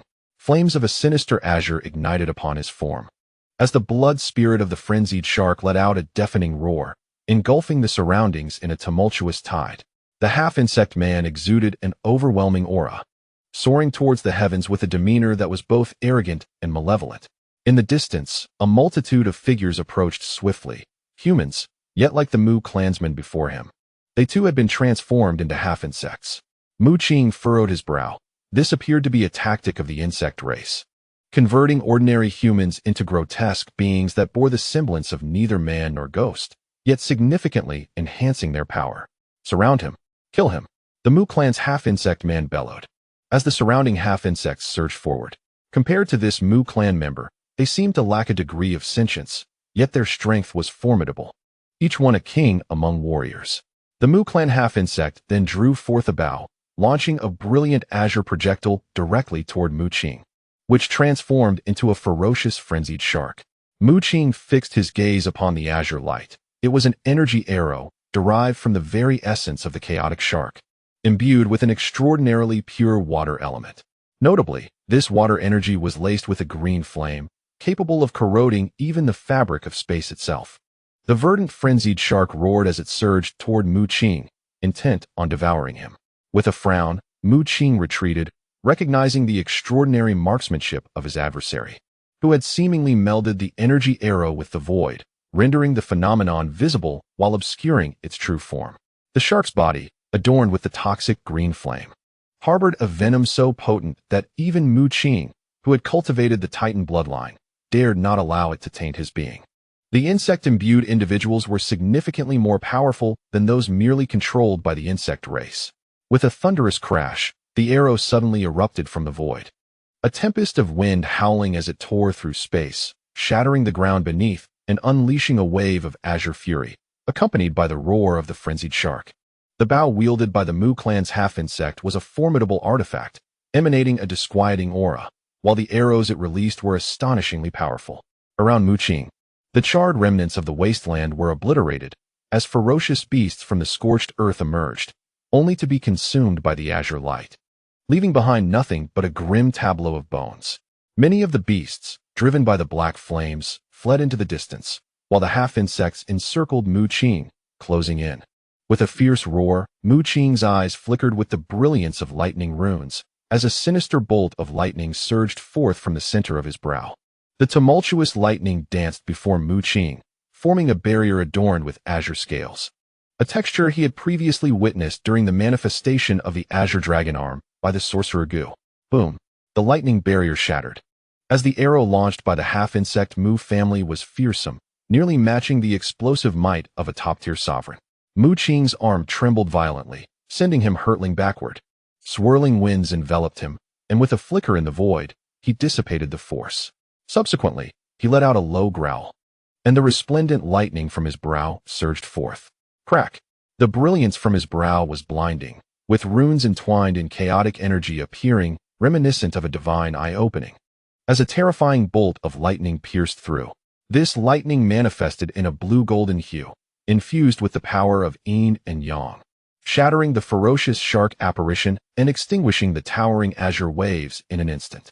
In the distance, the half-insect Mu family member wore a grave expression, his green glowing eyes fixed upon Mu Qing. He believed that his strength, having undergone the transformation into a half-insect, had transcended that of traditional sovereigns, allowing him to rival the foremost monarchs. Yet, he was astonished that his strike failed to harm Mu Qing. Mu Qing, too, bore a solemn countenance, recognizing that this adversary was formidable. The power within him, now tainted by the unique force of the insect tribe, was laced with a terrifying venom. "You are indeed formidable, but you are still no match for me," croaked the half-insect Mu family member. No sooner had he spoken than the surrounding half-insects charged at Mu Qing with frenzied abandon. Each possessed the strength of sovereigns, devoid of intellect, akin to puppets, unafraid of death. "Not necessarily. Perhaps it is you who will meet your demise."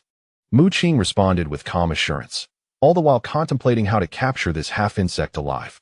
He had been delving into this scorched abyss for some time, encountering various insects and their allies. Yet he had not discovered the location where Ku Fei and the others were imprisoned. He suspected that this half-insect Mu family member might possess the knowledge he sought. Capturing him could save considerable time. Impossible. The half-insect Mu family member extended his hand, causing all the half-insects to freeze in place, as green luminescence coalesced towards him. The light materialized into an arrow, faintly flickering with the silhouette of a verdant insect, emanating a terrifying aura. This arrow, infused with the power of dozens of sovereign-level half-insects, will explode your head in the next moment. The half-insect Mu family member bellowed. Drawing back his bow, a shaft of emerald light pierced through instantaneously, unleashing a tempest, as billowing clouds of green poison surged forth. A colossal, ferocious shark materialized. Yet in the next instant, it emitted a wail, as sharp claws burst forth from its body, revealing a venomous insect. This insect alighted upon the arrow, amplifying its already terrifying potency to an unfathomable degree. Even Mu Qing's expression shifted slightly. Had this been an ordinary seasoned sovereign, they would have likely met immediate demise, for the power was dreadfully overwhelming.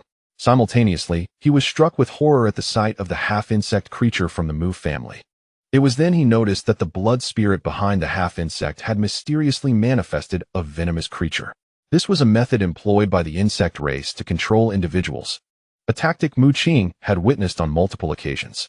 By using powerful insects as bait, they enticed those who crave power to sacrifice their blood spirits to these creatures, thereby gaining formidable strength, albeit at the cost of having their own blood spirits devoured and their bodies transformed into insect-like forms. "Break it!" Mu Qing bellowed, as lightning coiled around his fist and the forces of yin and yang surged within him. Suddenly, a blue-golden grinding disc materialized. This was the yin-yang grinding disc, an entity he had comprehended from the yin-yang thunder sword technique. Once manifested, it unleashed a torrent of thunder, with the powers of yin and yang tearing through the void. The grinding disc expanded continually, soaring across the sky to intercept the arrows of the half-insect creature from the Mu family. Subsequently, a deluge of yin and yang lightning cascaded down like a celestial river. With a thud, an arrow struck the yin-yang grinding disc, as if it had lost its trajectory, becoming ensnared by the terrifying forces of yin and yang and ultimately being shredded apart. "How is this possible?" the half-insect creature from the Mu family shrieked. Disbelief etched across his face. He had fused the powers of numerous king-level half-insects to forge that arrow, yet it was effortlessly crushed by a mere blue-golden disc. "Who exactly are you?" he shouted in fury. Mu Qing chuckled lightly and replied, "Did not Hu Hai send you to eliminate me? How can you not even discern my identity?" The half-insect creature from the Mu family was taken aback as realization dawned upon him. Hu Hai had indeed assigned a mission to eliminate a martial sovereign-level human, even dispatching a seasoned king like Wang Ming for the task. He recalled that those from the Mu family who had allied with the insect race were also involved. Impossible. Hu Hai stated the target was merely a martial sovereign-level brat. Yet you evidently possess the prowess of an established king. The half-insect creature could hardly fathom the vast disparity in strength. Mu Qing shook his head, retrieving a golden mech from his spatial ring and donning it. In an instant, he radiated golden light, resembling a colossal golden war deity towering 10 meters high. He had previously stored the golden mech in his spatial ring to refine his physique within the fiery cave, and now he had brought it forth once more. The golden mech was a treasure of Wang Ming, one of his greatest trump cards. Upon seeing the golden mech, the half-insect creature's pupils constricted and his body trembled. Though still incredulous, reason dictated the truth of the matter. Hu Hai had sent Wang Ming to eliminate Mu Qing and had publicly rewarded him with the golden mech in front of many witnesses. At that time, everyone in the insect race believed Mu Qing was no match for Wang Ming, and that the task was almost assuredly within Wang Ming's grasp. Moreover, Hu Hai's bestowal of the golden mech to Wang Ming carried another implication: to utilize its power to suppress the energy of the Thunderstar core and bring it back intact.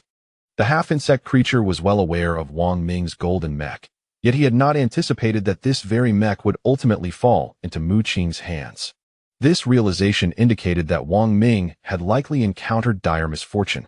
Mu Qing's lips curled slightly as he suddenly swung the black long knife in his hand. The chaotic runes on his forehead flickered, and waves of blue-gold blade light surged forth, transforming into a myriad of sword shadows that swept toward the half-insect man of the Mu family. The half-insect man's expression turned apprehensive. He continued to retreat, acutely aware of the formidable power of the golden mech. The blade light unleashed by that black long knife was sufficient to rend his very being asunder. "Even if you possess Wang Ming's mech, what of it? You are no match for me," the half-insect man of the Mu family bellowed, as the poisonous insects behind him morphed into blood spirits, unleashing a terrifying green energy that tore through the blue-gold blade light. However, at that moment, Mu Qing advanced unexpectedly. A tremendous divine light erupted from the center of his brow, blindingly brilliant, compelling the half-insect man to instinctively shut his eyes. When he regained his senses, he discovered a wisp of chaotic energy emanating from Mu Qing's forehead. The surrounding space appeared to freeze, the chaotic energy exuding an overwhelming divine might, as if even time itself had come to a standstill. "What is this power?" The half-insect man of the Mu family gasped in shock.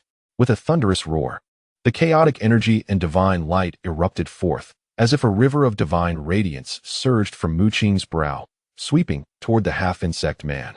The space was engulfed in a divine flame so resplendent and dazzling that it seemed to consume all in its wake.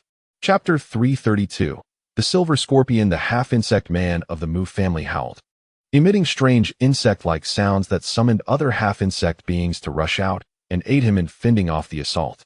The surrounding king-class half-insect men acted without reason, akin to moths drawn to a flame, charging toward Mu Qing with reckless abandon.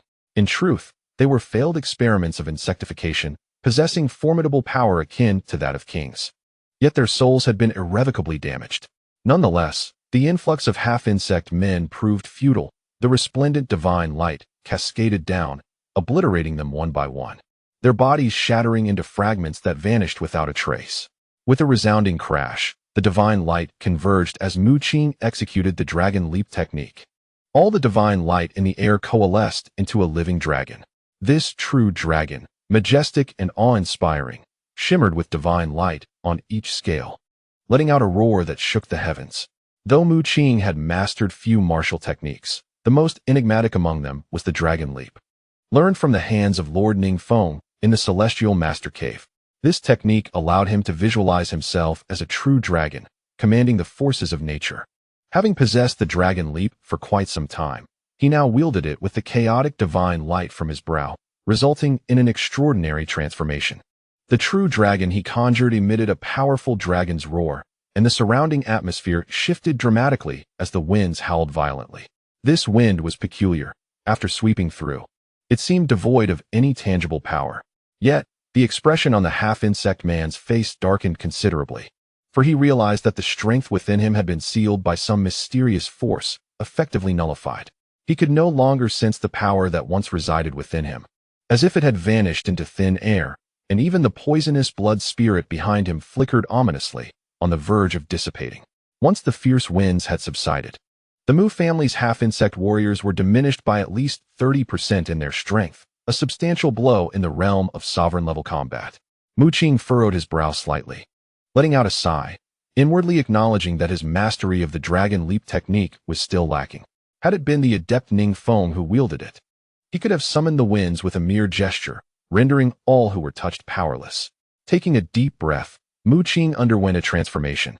Rising effortlessly into the air with an ethereal demeanor, he extended a finger and, with a gentle motion, summoned wisps of cloud and mist that coalesced into the form of a celestial sword.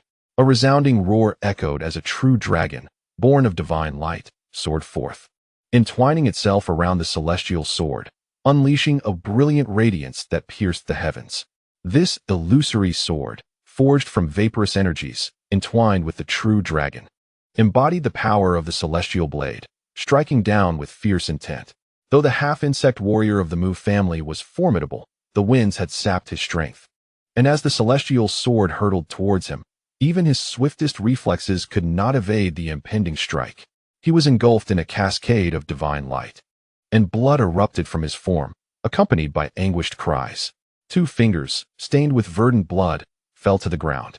The half-insect warrior found himself in a state of disarray. Gasping for air as he turned his gaze towards Mu Qing, he realized that the sword strike could have very well ended his life, igniting a deeper fury within him. Veins bulged on his forehead, a sensation of contempt washing over him, a feeling he had not experienced in a long time, only reminiscent of his earlier, weaker days. It was precisely to avoid such feelings that he had chosen to ally himself with the insect race, sacrificing his blood spirit to nourish the venomous creatures and attain power.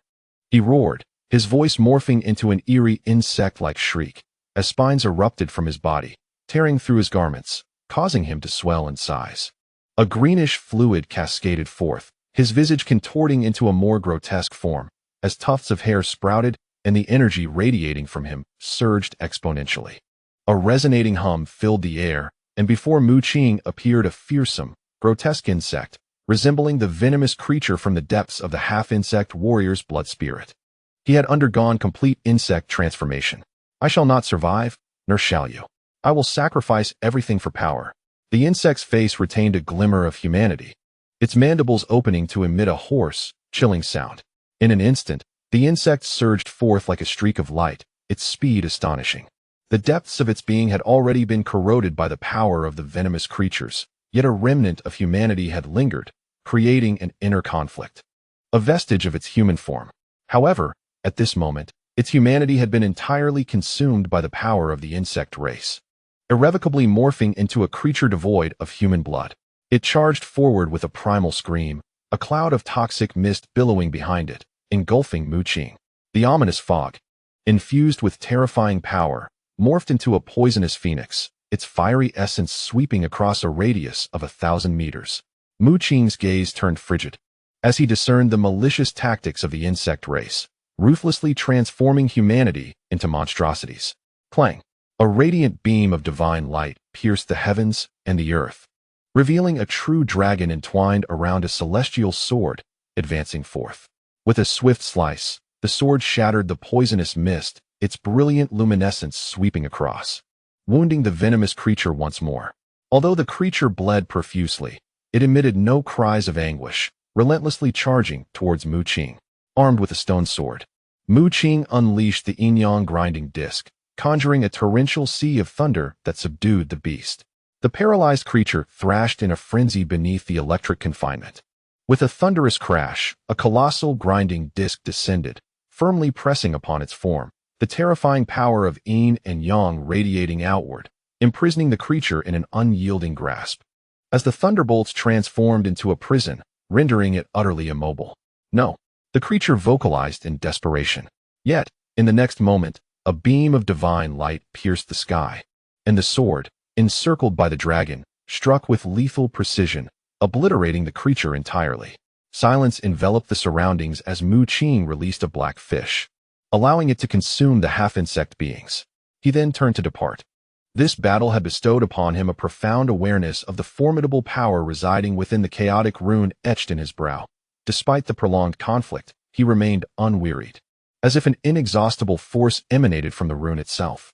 He deeply comprehended the might of the Titan race, having merely coalesced a single rune. He possessed an unending reservoir of strength. Mu Qing recalled the words of Zhou Xiu, who spoke of the fully matured Titans, whose bones and flesh were adorned with such runes. How terrifying must the convergence of such power be? After the skirmish, Mu Qing ventured deeper into the charred lands. Regrettably, the half-insect being from the Mu family had sacrificed itself to the venomous creature, losing even its sanity, rendering any attempt at capture futile for Mu Qing in gleaning information. Reluctantly, Mu Qing resolved to seek the location where Ku Fei and the others were ensnared.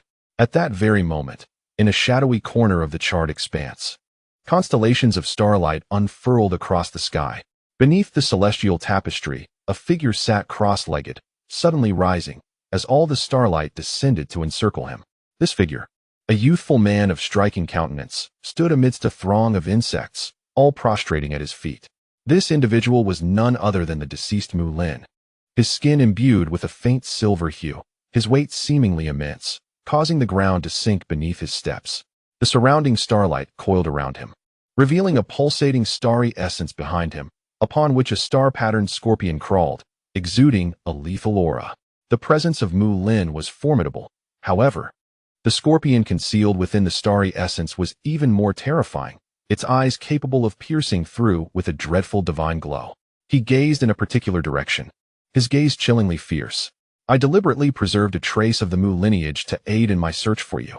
Mu Qing wandered aimlessly, groping in the dark while scrutinizing the gilded longbow he had seized from the Mu family. This longbow was extraordinary, a fine weapon embossed with unique patterns, additionally inlaid with the star core of a beast of royal caliber. Mu Qing infused his body with power, yet he discovered it bore no effect, failing to manifest an energy arrow. Frowning, he then conjured an arrow from lightning, but when he shot it with his bow, its potency was disappointingly lackluster. Could it be due to my lack of archery skills? Mu Qing steeled himself, once more forming an arrow, knocking it to the bowstring, and nearly exerting all his strength. However, before he could release it, a sharp crack echoed as the gilded bow shattered into two pieces. He touched his nose, feeling a bit embarrassed. The exquisite bow was commendable, yet it seemed his physical strength exceeded its limits, resulting in its breakage. The following day, Mu Qing arrived at a peculiar ruin, where starlight flickered erratically, and strange patterns adorned the ground, projecting stars into the air. As he surveyed the area, he spotted a creature of the insectoid variety. Naturally, Mu Qing could not let the insect race escape. He advanced with a punch, unleashing the power of lightning to reduce it to charred remains. A king-class insect, he muttered, as a small black fish, no larger than a palm, excitedly swam forward to devour the slain creature.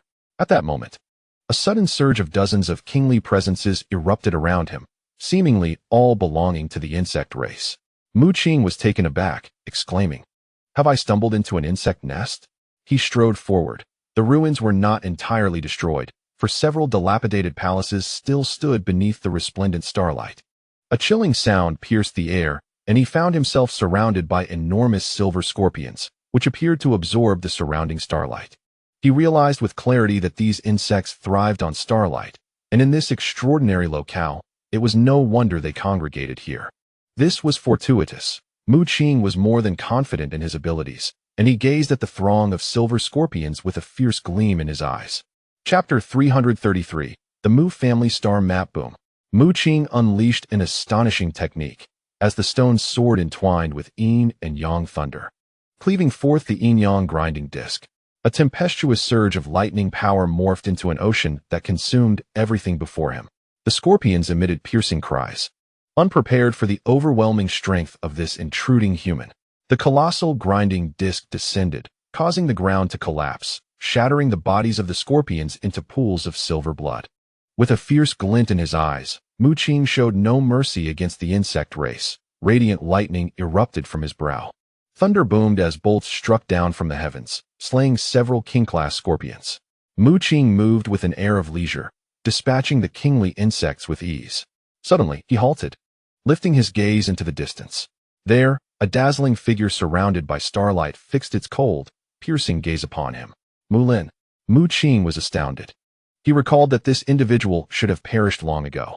Why was he here? Behind Mu, a blood spirit of the stars arose, unleashing a terrifying wave of starlight power that engulfed the surroundings. Mu Qing's countenance grew grave, for the aura emanating from his opponent was exceedingly terrifying, surpassing that of any seasoned monarch. Moreover, the Mu family's inherited blood spirit, the frenzied shark, had vanished, replaced by that starry blood spirit. Evoking memories of the methods employed by the Zerg, had Mu sacrificed his frenzied shark blood spirit? Mu Qing felt uncertain, as he found no signs of insectoid transformation on Mu person. Not far away, Mu figure radiated brilliance, akin to a child of the stars. The sky darkened abruptly, and a myriad of stars emerged, each accompanied by an astonishing spectacle. Mu Qing inhaled deeply, his expression solemn. The combined strength of all the seasoned monarchs he had previously faced paled in comparison to the magnitude of Mu before him. As the two stood in confrontation, the surrounding giant scorpions had retreated, aware that even the residual shockwaves from a battle of this caliber could rend their bodies asunder. One side was engulfed in a tempest of thunder, resplendent runes illuminating the air, while the other shimmered with profound starlight, backed by a celestial phenomenon. The nearby scorpions trembled in fear, feeling the overwhelming aura emanating from both parties, as if a mountain pressed down upon them. Threads of lightning and starlight intertwined in the air, producing a cacophony of thunderous roars and radiant bursts. Boom!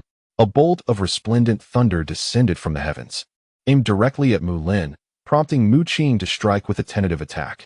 However, Mu did not even shift his stance, his eyelids slightly lowered. A network of celestial patterns suddenly spread across his shimmering silver form. Streams of starlight emerged, and behind Mu, the celestial phenomenon morphed into a star map, from which terrifying energy radiated, with rivers of stars cascading down in a display of dread. The bolt of resplendent thunder struck the star map, vanishing as if it had plunged into the ocean, leaving not even a ripple in its wake. This astonished Mu Qing, for his mastery of thunderous power was formidable. A mere flick of his wrist could obliterate monarch-level insects. Yet, he had not anticipated that Mu could effortlessly neutralize his attack without so much as a motion. Boom! Mu summoned the star map, which trembled slightly, and in an instant, a vast expanse of starlight surged forth, shattering the ground beneath them. The surrounding scorpions fled in a frenzy, terrified of being caught in the crossfire. They were acutely aware of Mu prowess. The starlight was fearsome, and even the slightest touch could prove fatal. A torrent of starlight engulfed Mu Qing, submerging him completely. His eyes crackled with electricity, his body quaking as brilliant bolts of lightning surged forth from his brow.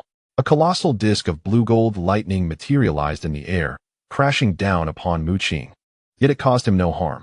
The yin-yang disk began to spin, suppressing the cosmos and twisting the very fabric of existence, as the rolling starlight surged like a tsunami, only to be met by the resistance of the yin-yang disk.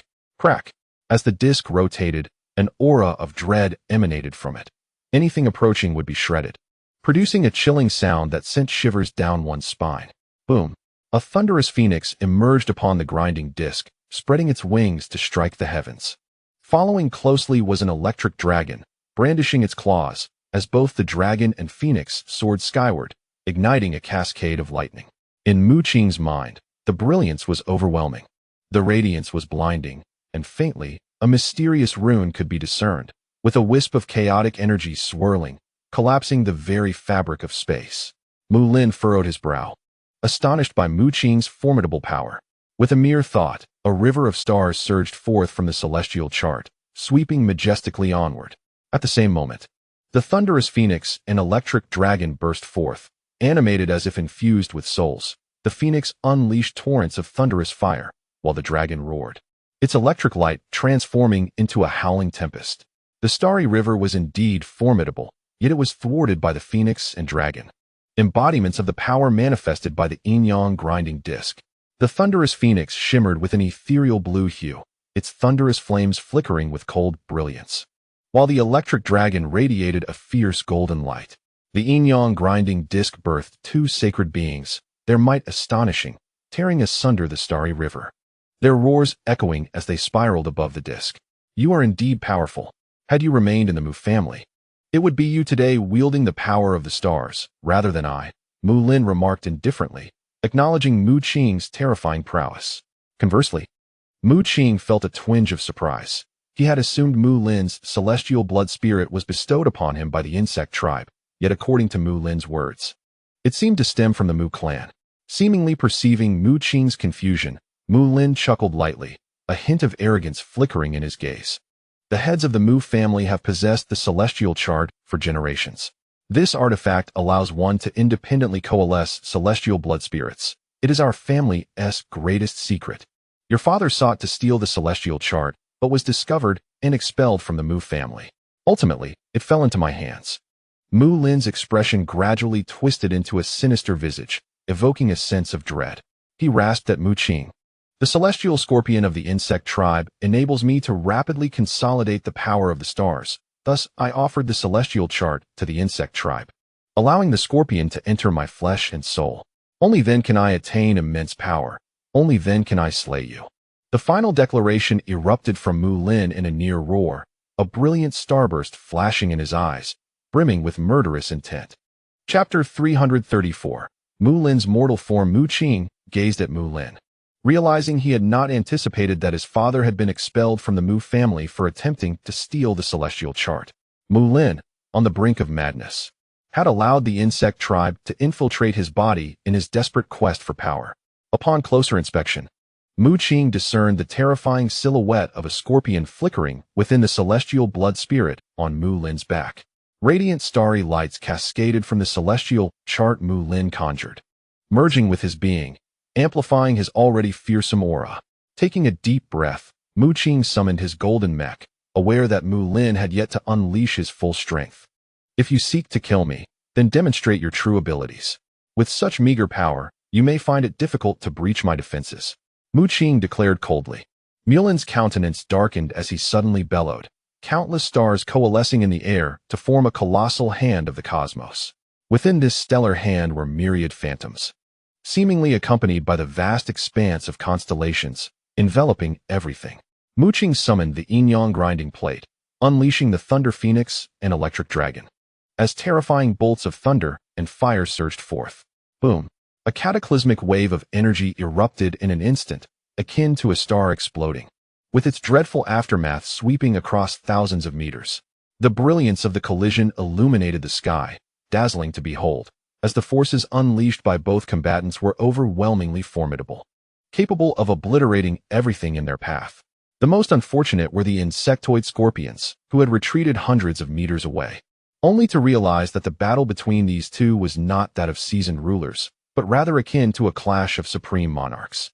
The tempestuous waves, laced with starlight and electricity, crashed upon them, reducing the scorpions to mere clouds of crimson mist. The ruins of the surroundings disintegrated under the strain, while the palace itself crumbled. This is bad. We must flee. An aged scorpion, of royal lineage, bled profusely, having thought its strength would suffice to spectate, only to be grievously injured in an instant. Witnessing Mu Qing and Mu Lin about to engage once more, it hurriedly scuttled away. Boom! Another terrifying surge of energy detonated, causing the ground to collapse several hundred meters, creating a vast pit. Dust swirled into the air as a massive hand materialized, embodying the starry sky, reaching for a grinding plate in an attempt to crush it. Yet, the grinding plate was no ordinary object. It spun furiously, emanating the power of yin and yang, with the thunder phoenix and electric dragon roaring, gradually tearing apart the cosmic hand. A blinding light shot skyward, forming a radiant pillar, as the energy fluctuations swept outward like a tempest, utterly annihilating the surroundings. With a hum, the yin-yang grinding plate dimmed, returning to Mu Qing's side, while the thunder phoenix and electric dragon were shattered by the power of the stars. The celestial hand above vanished, forcefully ground to pieces by the grinding plate. Mu Qing's gaze sharpened slightly. He had initially believed that upon breaking through to the level of a seasoned monarch, he could contend with supreme rulers. Now, it appeared that his strength was still insufficient, equating with Mu Lin's prowess. Indeed, too bad I did not exert my full strength earlier, Mu declared, surrounded by shimmering stars, resplendently radiant. Mu Qing regarded him with disdain, stating, "Had I access to primordial power, I could vanquish you in 3 moves." Mu, initially dismissive of Mu Qing's boast, suddenly felt a tremor run through his body, realizing that throughout the confrontation, Mu Qing had been employing a peculiar form of lightning power against him. This lightning was not derived from primordial energy, but rather resembled the pure forces of nature itself. This realization instilled a sense of trepidation within Mu, for he could not detect any trace of primordial energy emanating from Mu Qing. Only now did he comprehend the true terror of Mu Qing. Without primordial energy, most would succumb to despair, including himself. He believed that if the primordial energy within him were to vanish, he would struggle even against a mere martial artist. However, Mu Qing is now capable of engaging in battle, exhibiting combat prowess that transcends that of an ordinary seasoned sovereign. He must not be spared. The murderous intent in Mu Lin's eyes intensified. When Mu Qing was first encountered, he appeared significantly weaker. Yet, he has steadily surpassed expectations, amassing such formidable strength in a remarkably short span of time. Bang! Mu Lin charged forward, his silvery form glimmering with radiance. Following his demise, the queen bug of the insect race employed extraordinary means to forcibly retain his soul, subsequently crafting for him a new corporeal form. This body, forged from celestial fallen iron, possesses terrifying power and remarkable resilience. He closed in on Mu Qing, delivering a punch imbued with overwhelming force. Yet, the corners of Mu Qing's mouth curled into a slight smirk. After cultivating the Titan bloodline technique for so long, it was his first encounter with someone daring enough to engage him in close combat. With a resonant roar, Mu Qing's body became enveloped in arcs of lightning, and a terrifying divine light flickered, instilling fear in all who beheld it. Mu Qing retaliated with a punch of his own, the runes upon his brow shimmering, unleashing a dreadful power that surged through him. Boom! The sky reverberated with thunderous roars, accompanied by the resounding clang of metal striking metal, as the two formidable figures clashed with such ferocity that the very fabric of space seemed on the verge of fracturing. Upon separating, Mu Lin found silver blood trickling from the corner of his mouth, his countenance dark and foreboding. Meanwhile, Mu Qing furrowed his brow, feeling a hint of incredulity.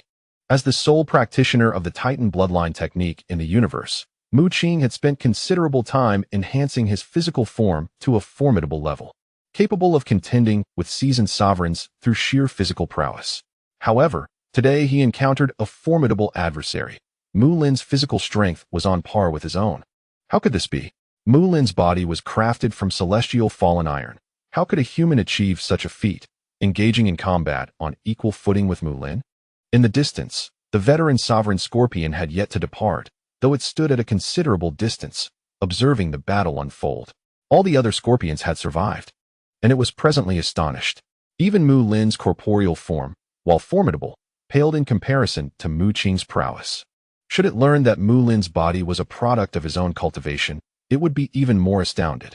It is crucial to note that Mu Lin's physical strength stemmed from the use of special materials. He could not elevate his form further. In contrast, Mu Qing's body was a result of his own relentless cultivation of the Titan bloodline technique, and with continued practice, his physical form would become increasingly terrifying, ultimately rivaling that of a true Titan. Chapter 335. The Blood Sacrifice Grand Array. Mu Qing surged forward, his body crackling with lightning, exuding terrifying power. He unleashed a punch that resonated like the tolling of a great bell, sending ripples throughout the entire space.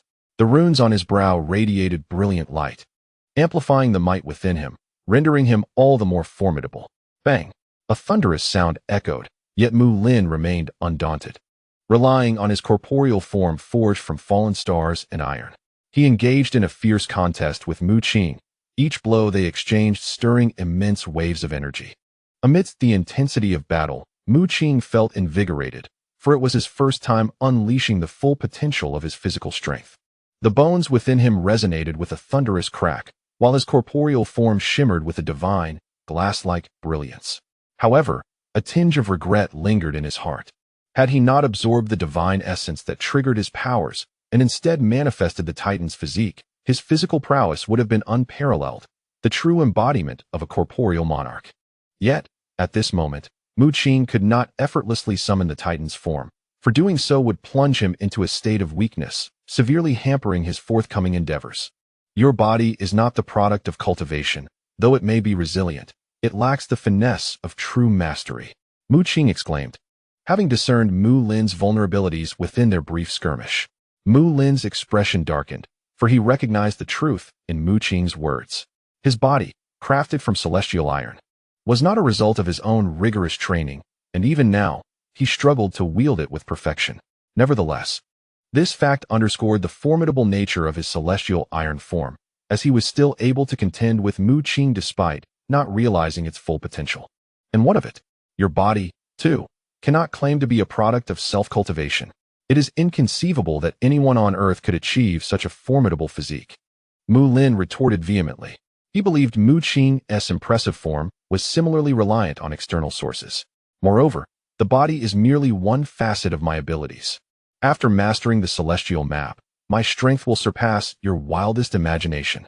Mu Lin bellowed, his gaze fierce and frigid as it locked onto Mu Qing. Brilliant starlight coiled around his form, and an overwhelming aura emanated from him, as a terrifying celestial map materialized behind him, seemingly gathering energy for a lethal strike. At that moment, a resounding roar erupted from the heavens, accompanied by distant sounds of battle that captured Mu Qing's attention. He turned to witness a terrifying surge of energy emanating from afar, indicative of a clash between supreme beings. The sheer force of the residual waves dispersed the oppressive gray mist that had obscured his vision. Yang Hongen. Mu Qing gasped in astonishment, recognizing the figure in the distance as Yang Hongen, who appeared to be in dire straits, his military uniform tattered and bearing numerous wounds. Yang Hongen was roaring in fury as he summoned his blood spirit, a colossal, fearsome blade imbued with a terrifying presence, to confront two shadowy figures. One was shrouded in a dark aura, rendering its visage indistinguishable, while the other was unmistakably Hu Hai, the esteemed elder of the Yin Huang organization. Is Yang Hongen really battling them? Mu Qing sensed the ferocity of the conflict, the thunderous sounds drawing ever closer. Yang Hongen, with eyes aflame, was single-handedly facing two adversaries, one of whom, Hu Hai, was a top-tier warrior and a former ally in the Yin Huang organization. The figure enveloped in dark energy appeared to be the very monarch who had surfaced within the city of Hangzhou. Mu Qing had initially presumed that this individual was merely an ordinary ruler.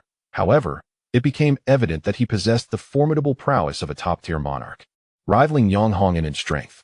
Yang Hongen, comparable to Hu Hai in capability, even surpassed him to some extent. Yet, with Hu Hai having allies, the combined might of two top monarchs was exceedingly terrifying.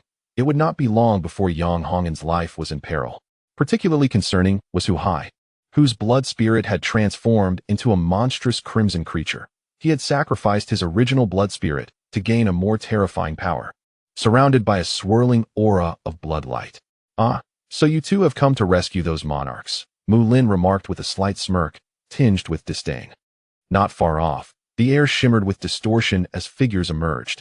Most were seasoned monarchs, including several top-tier ones. Among them was Ku Fei, a monarch of exceptional prowess, along with two elders from Tianyu Palace, and rulers from various factions such as the ancient city of Lulan and the Sun Moon Group. All of them possessed cultivation above that of seasoned monarchs, with an elder from Lulan also being of top-tier strength.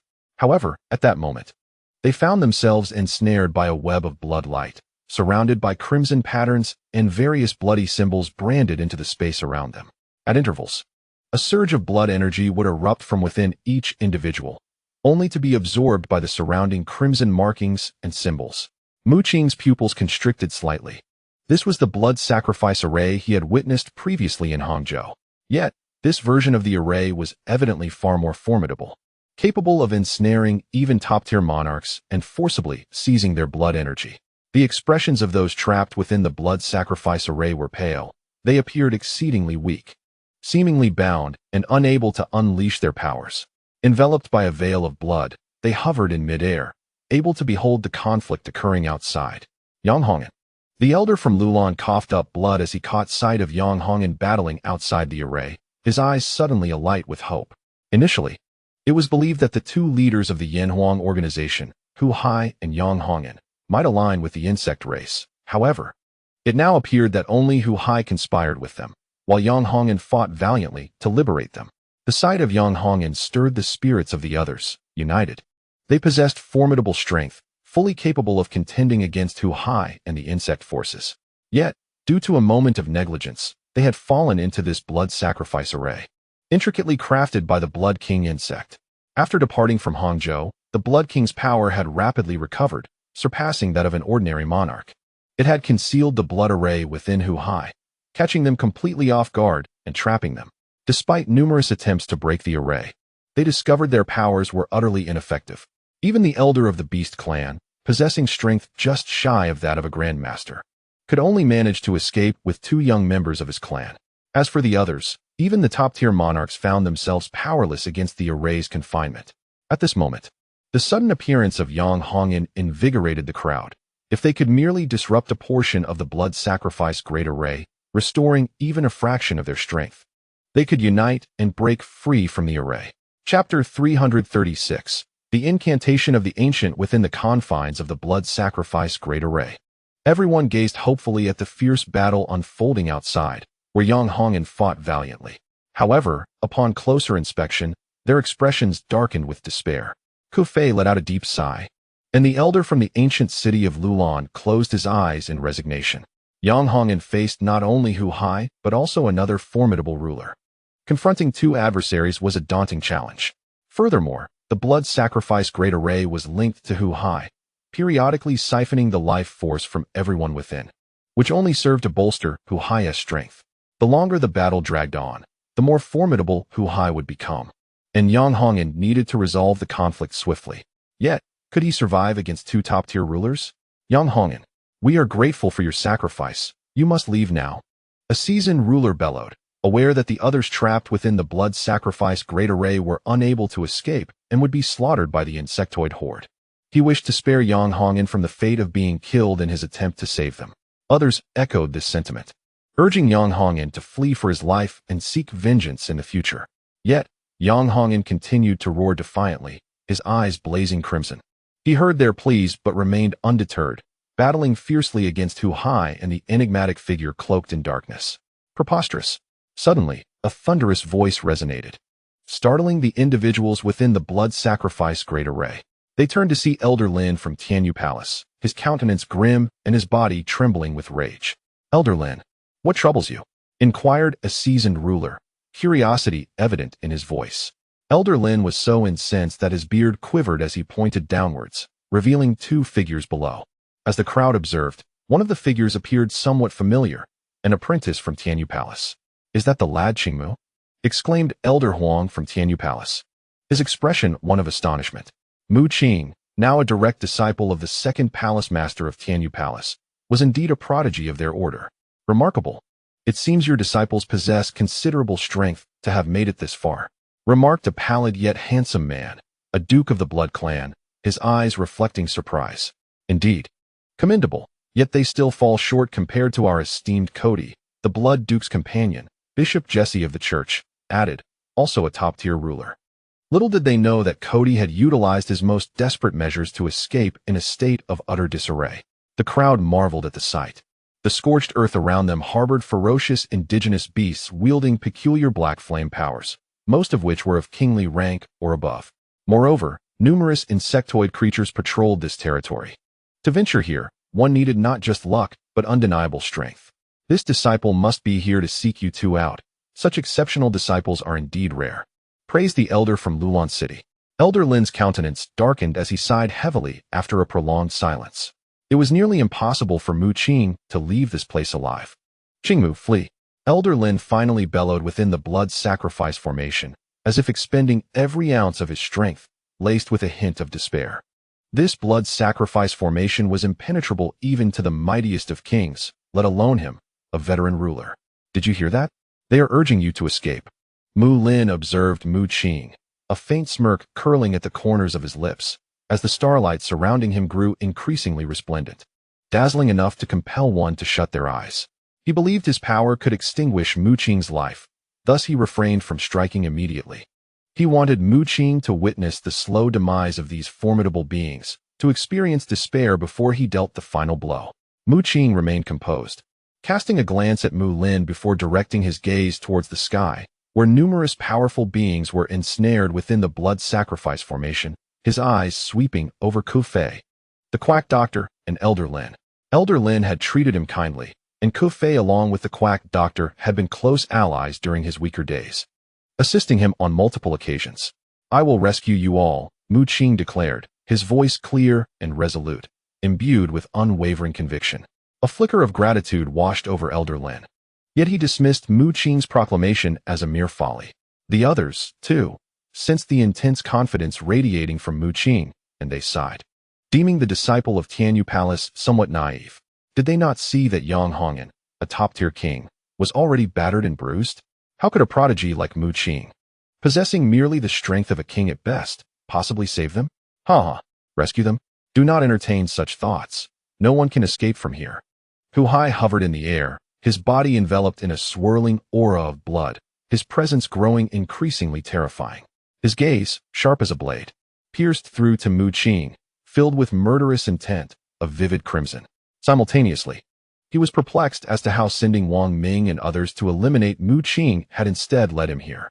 However, Hu Hai dismissed the thought, believing it to be fortuitous. Once he dealt with Yang Hongan, he would personally eliminate Mu Qing and seize the Thunderstar core. It was also because Mu Qing and Mu Lin had opted for a physical confrontation that Mu Qing retracted his golden mech. Otherwise, Hu Hai would not have remained so composed. Currently devoid of primal energy, Mu Qing's true cultivation level eluded even Hu Hai, who presumed him to still be a martial sovereign. "Yang Hongan, you should depart. Take this foolish disciple of Tianyu Palace and leave swiftly," someone urged once more. Yet Yang Hongan seemed oblivious to their pleas, continuing his fierce battle against the two top-tier kings. With a resounding crash, he shattered a dark giant sword, only to be struck by a beam of blood light, sending him hurtling backward, staining the sky crimson. The individuals trapped within the blood sacrifice formation could not help but close their eyes, feeling a pang of distress as they witnessed Yang Hongan fighting desperately to save them, only to be continually injured. Even the Blood Clan Duke and Bishop Jesse sighed, feeling the flicker of hope extinguish. "Kid, do you find pleasure in watching me get pummeled? Hurry and summon that giant." Yang Hongan rose to his feet, dragging his bloodied form, and suddenly unleashed a torrent of invectives toward Mu Qing. He had long since detected Mu Qing's presence, and his hesitation to depart stemmed from the knowledge that a formidable peak-level sovereign stood beside him. With their combined strength, they might just vanquish the two insectoid beings before them. In fact, even Yang Hongan had not anticipated that, aside from Hu Hai, there lurked another peak-level sovereign among the insectoid ranks.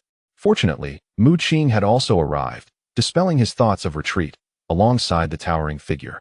They could certainly contend with the adversaries at hand. As these words were spoken, not only were Hu Hai and his companions taken aback, but even those within the blood sacrifice formation were rendered speechless. "Yang Hongan knows your disciple?" someone inquired of Elder Lin.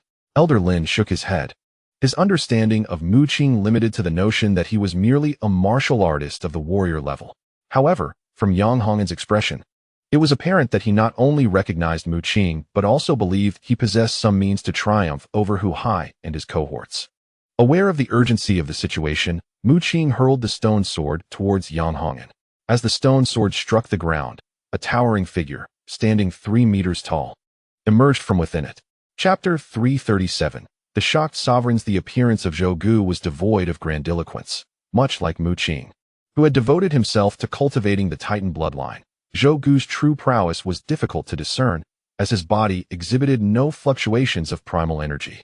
Nevertheless, upon witnessing Zhou Gu's emergence, Yang Hongan's face lit up with delight. He understood just how formidable this brawny man was, easily capable of matching two peak-level sovereigns. What does that giant intend to do? At that moment, those within the blood sacrifice formation were momentarily stunned. Their powers were shackled, and their mental faculties could not probe beyond, leaving them oblivious to Zhou Gu's true capabilities. However, they noted Yang Hongan's expression. For him to exhibit such joy suggested that this giant must indeed be a peak-level sovereign. Elder Lin felt a twinge of confusion as he observed Zhou Gu emerging from Mu Qing's stone sword, leaving everyone astounded. How could a living being enter a sword? At that moment, Zhou Gu wielded the stone sword, his physique swelling to 10 meters, and the sword itself expanded to match, charging toward Hu Hai. His strength far surpassed that of Yang Hongan, even without revealing the Titan form. Hu Hai's expression shifted dramatically, losing its earlier composure. He realized that the giant emerging from Mu Qing's stone sword was far mightier than he had anticipated. As the sword swept toward him, he found himself on the brink of being overwhelmed. Yang Hongan vociferously cheered, with Zhou Gu assisting him against Hu Hai. He could concentrate on confronting the enigmatic figure enshrouded in dark power. The peak strengths of both sides were now balanced, if not exceeded. For Zhou Gu's prowess was significantly greater than Hu Hai's. Once Zhou Gu vanquished Hu Hai and turned to aid Yang Hongan against the mysterious adversary, they would undoubtedly liberate those trapped within the blood sacrifice formation.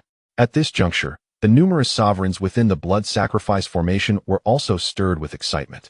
Realizing that hope had emerged, humanity now boasted 2 peak-level sovereigns. Elder Lin, your Tianyu Palace is indeed impressive. I wondered how one of your disciples could arrive here, only to discover that he is accompanied by a formidable champion. The elder from the ancient city of Lulan burst into laughter. Compared to before, the crowd appeared significantly more at ease. However, the Duke of the Blood Clan and Bishop Jesse exchanged glances filled with intrigue.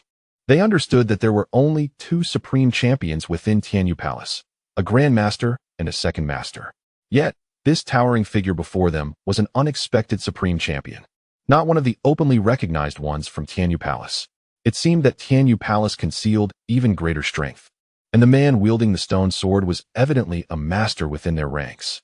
The surrounding champions also exhibited flickers of light in their eyes. The denizens of Tianyu Palace were renowned for their swordsmanship, and Zhou Gu, wielding a stone sword, was mistakenly perceived as one of their hidden masters by the numerous champions within the blood sacrifice formation.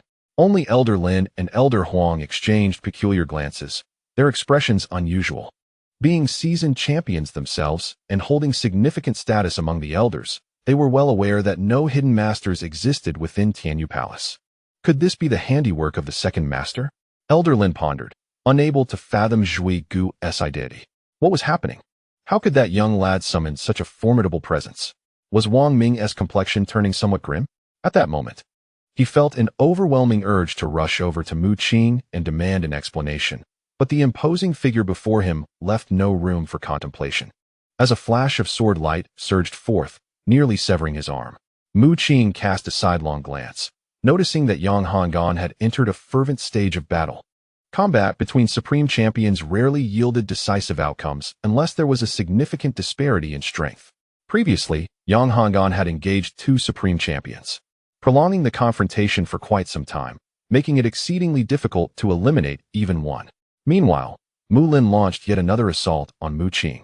Initially, Mu Lin had anticipated that Mu Qing would succumb to despair upon witnessing 2 powerful supreme champions from the insect clan. Yet he never expected that a supreme champion lurked beside Mu Qing.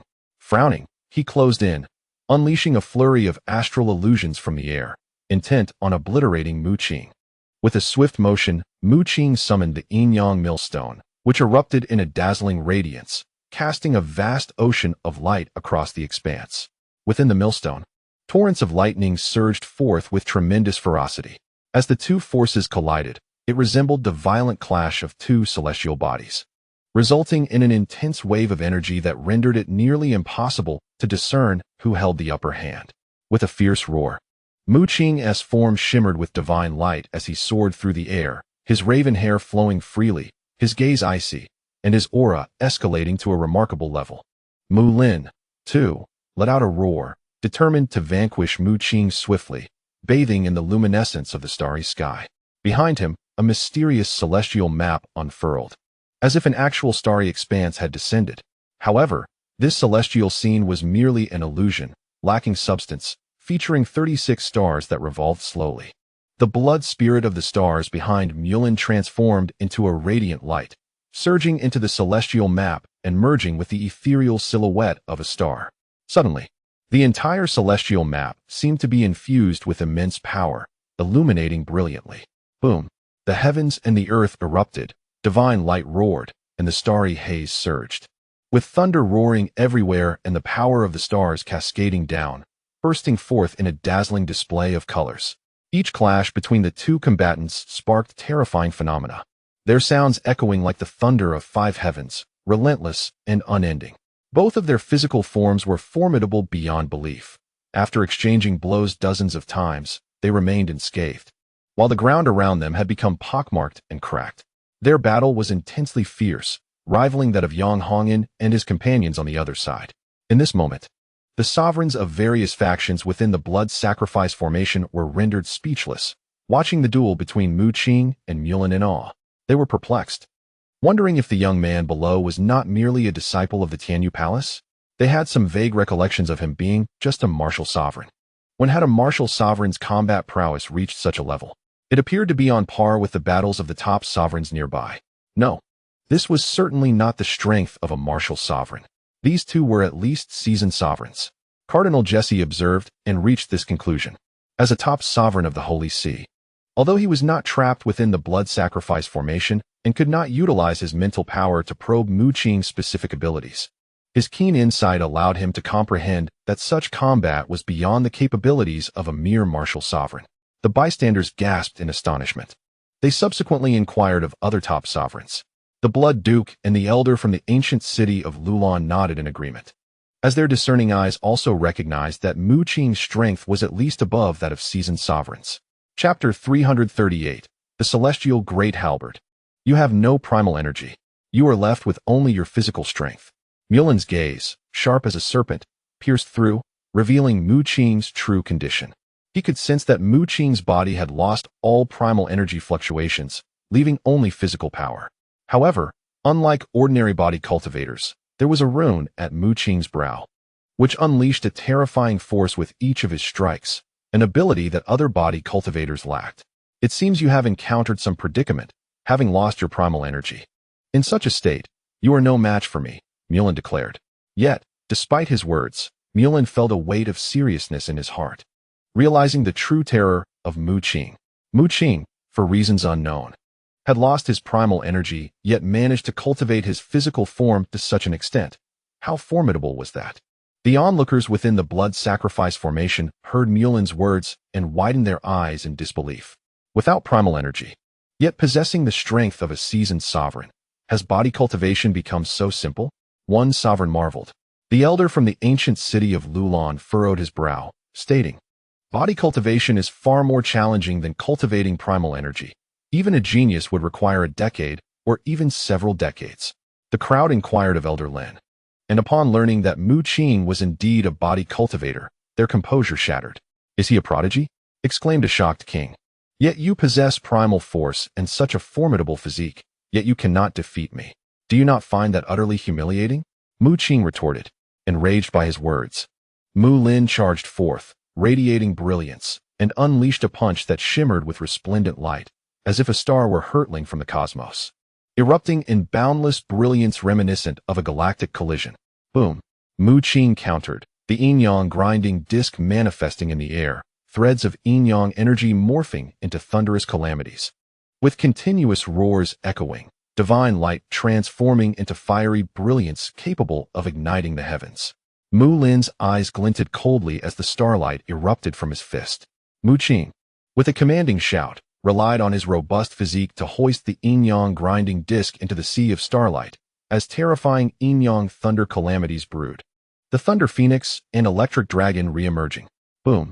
He raised the yin-yang grinding disk aloft, akin to his previous elevation of the Thunder Pool, unleashing an overwhelming force that caused the yin-yang thunder calamities to cascade downward, and with a resounding crash, the alarming thunder enveloped the surroundings, shattering the stars. The grinding disk descended with immense force, yet Mu Lin was no ordinary opponent. His fist conjured starlight, and with a single blow, he sent the yin-yang grinding disk flying. Mu Lin staggered back, his palms vibrating violently. The momentum of both combatants was formidable, their auras immensely thick, creating surging waves akin to a tornado. Had they been in a city, merely standing off in the air could have obliterated the entire place. Mu Qing's physique glimmered with crystalline light as he launched an attack, the bones within him resonating like celestial drums, radiating with thunderous brilliance, the yin-yang grinding disk hovering in the air. Mu Lin, with an icy demeanor, bore a mysterious star map on his back, exuding a profound aura. As his star fused with the star map, it erupted in resplendent light across the heavens. He conjured a grand star spear in hand, sweeping it forth, even tearing a gaping rift in space. The onlookers within the blood sacrifice formation were filled with awe, turning their gazes towards Mu Lin, recognizing the extraordinary nature of his display, which was truly astonishing. They hailed from various formidable factions, including several top-tier kings, their piercing gazes discerning the terrifying prowess of Mu Lin, far surpassing that of conventional seasoned kings. Elder Lin was exceedingly anxious, his fists clenched tightly, palms slick with sweat, fearing that Mu Qing might be slain. However, in the battle below, Mu Qing remained remarkably composed, his gaze as tranquil as a still pond. Enveloped within a tempest of yin-yang thunder calamities, the grinding disk above him poised to suppress all. Boom! Both combatants unleashed their full might. Mu Lin merged his blood spirit with the star map, yielding a colossal surge of power. The grand star spear coalesced, emanating an overwhelming malevolence, as if countless lives had been extinguished. Even Mu Qing, upon witnessing that grand star spear, envisioned a mountain of corpses and an ocean of bones, the cries of the fallen resonating in the air. Quickly, Mu Qing fortified his consciousness, a divine light blossoming from his brow, amidst the resplendent divine flames. A wisp of chaotic energy began to diffuse. Suddenly, a terrifying radiance emanated from the center of his brow, as chaotic energy roared like a true dragon. With all forces converging at that moment, boom! A fearsome beam of chaotic divine light pierced forth from Mu Qing's brow, shaking the heavens and earth, transforming the previously bleak, charred landscape into a dazzling spectacle of brilliance. It was as though a sun had erupted from Mu Qing's forehead. Mu Lin felt a pang of trepidation, sensing a thread of lethal threat emanating from Mu Qing's brow, compelling him to step back, his eyes narrowing as they struggled to bear the intensity. In fact, even the kings within the blood ritual formation gasped in astonishment. This formation distinctly separated them from the outside world. They could only see the unfolding scene and hear the sounds, yet were unable to feel any vibrations. However, the radiant divine light from Mu Qing's brow pierced through the blood ritual formation, reaching them. The Blood Clan Duke sprang to his feet, while Bishop Jesse and the elder from the ancient city of Lulan furrowed their brows, their gazes fixed intently upon Mu Qing. What power resided within his brow? It was capable of penetrating the blood ritual formation. The minds of all present stirred with possibilities. Perhaps the power within Mu Qing's brow could indeed disrupt the very structure of the blood ritual formation. Boom! It was as if the heavens and earth had been ignited, with brilliant divine light and ethereal starlight illuminating the ground, while the spatial rules around them unraveled and twisted chaotically. Even the void storm deep within the spatial depths seemed on the verge of eruption. This indicated that the battle between the two was extraordinarily fierce. Was this truly a confrontation between seasoned kings? Elder Lin was astounded. The clash between the two was akin to a battle of deities, with radiant light and energy exploding violently with each impact. The chaotic divine light from Mu Qing and Mu Lin's celestial great halberd both reached their utmost potential, effortlessly carving open a spatial passage. Mu Lin was sent flying 1,000 meters away, his expression darkening as pain radiated through his arm, causing him to shudder involuntarily. A trickle of silver blood cascading down his arm. Crack! The celestial great halberd in his grasp bore cracks resembling a spider's web, and in the next moment, it shattered into countless fragments, disappearing like stars scattered across the sky. Chapter 339. Defeating Mu Lin. The spectators within the blood ritual formation gazed in awe at the battle between the two youths below. When had these teenagers, merely in their teens or early 20s, acquired such formidable prowess? Their clash was nothing short of earth-shattering. The confrontation between Mu Qing and Mu Lin resembled a collision between the sun and a star. The might of that chaotic divine light evoked a sense of apprehension even among the top-tier kings. What kind of power was this? Mu Lin coughed up blood, his arm trembling, on the verge of losing consciousness. A profound dread enveloped him. He had underestimated the terrifying chaotic divine light emanating from Mu Qing's brow, which had inflicted injury upon him. Nevertheless, he quickly regained his composure, noticing that the blood on his arm began to dissipate into starlight at that moment. His wound healed almost instantaneously. This is precisely the remarkable prowess of forging a corporeal form from stellar meteorite. The stellar meteorite is a unique metallic substance hailing from the cosmos, utterly non-existent on Earth, wielded only by formidable insectoid races such as the tyrants of the universe. Mu Lin's physical form rivals that of Mu Qing in resilience, and surpasses him substantially in recuperative capabilities, as wounds heal almost instantaneously. You have already exhausted your methods. And I suspect the chaotic divine light cannot be employed repeatedly, can it? Although Mu Lin found himself at a disadvantage during the earlier skirmish, he now exudes an aura of tranquility. He is convinced that Mu Qing has revealed all his capabilities, while he himself has yet to unveil his full potential. Indeed, Mu Qing maintains a composed demeanor. It is true that the chaotic divine light emanating from his brow cannot be wielded multiple times. Controlling that strand of chaotic energy demands an immense expenditure of strength. Nevertheless, Mu Qing is not devoid of alternative tactics. He has previously bestowed upon He Yu the majority of the precious materials acquired from Wang Ming and Wu Long, and the current prowess of He Yu's blood spirit is formidable. Moreover, Mu Qing possesses the ability to unleash a divine explosion. This technique, though fraught with numerous drawbacks, including an extended aftermath and period of weakness, offers a terrifying enhancement to his power. When he once tore apart 10 chaotic chains, he could withstand a strike from a great being. If he were to rupture 100, the spectacle would be beyond his belief. Now, as I cultivate the cosmic chart, complemented by this body forged from stellar meteorite, my training conditions are unparalleled, far beyond your comparison. Mu Lin is imbued with confidence, and indeed, it is as he asserts. The origins of the cosmic chart he practices are extraordinarily mysterious, and given a little more time, he will soon ascend to the pinnacle of kings. He believes that even Mu Qing's rate of growth cannot rival his current cultivation of the cosmic chart, a closely guarded secret of the Mu family that he has discerned. Boom.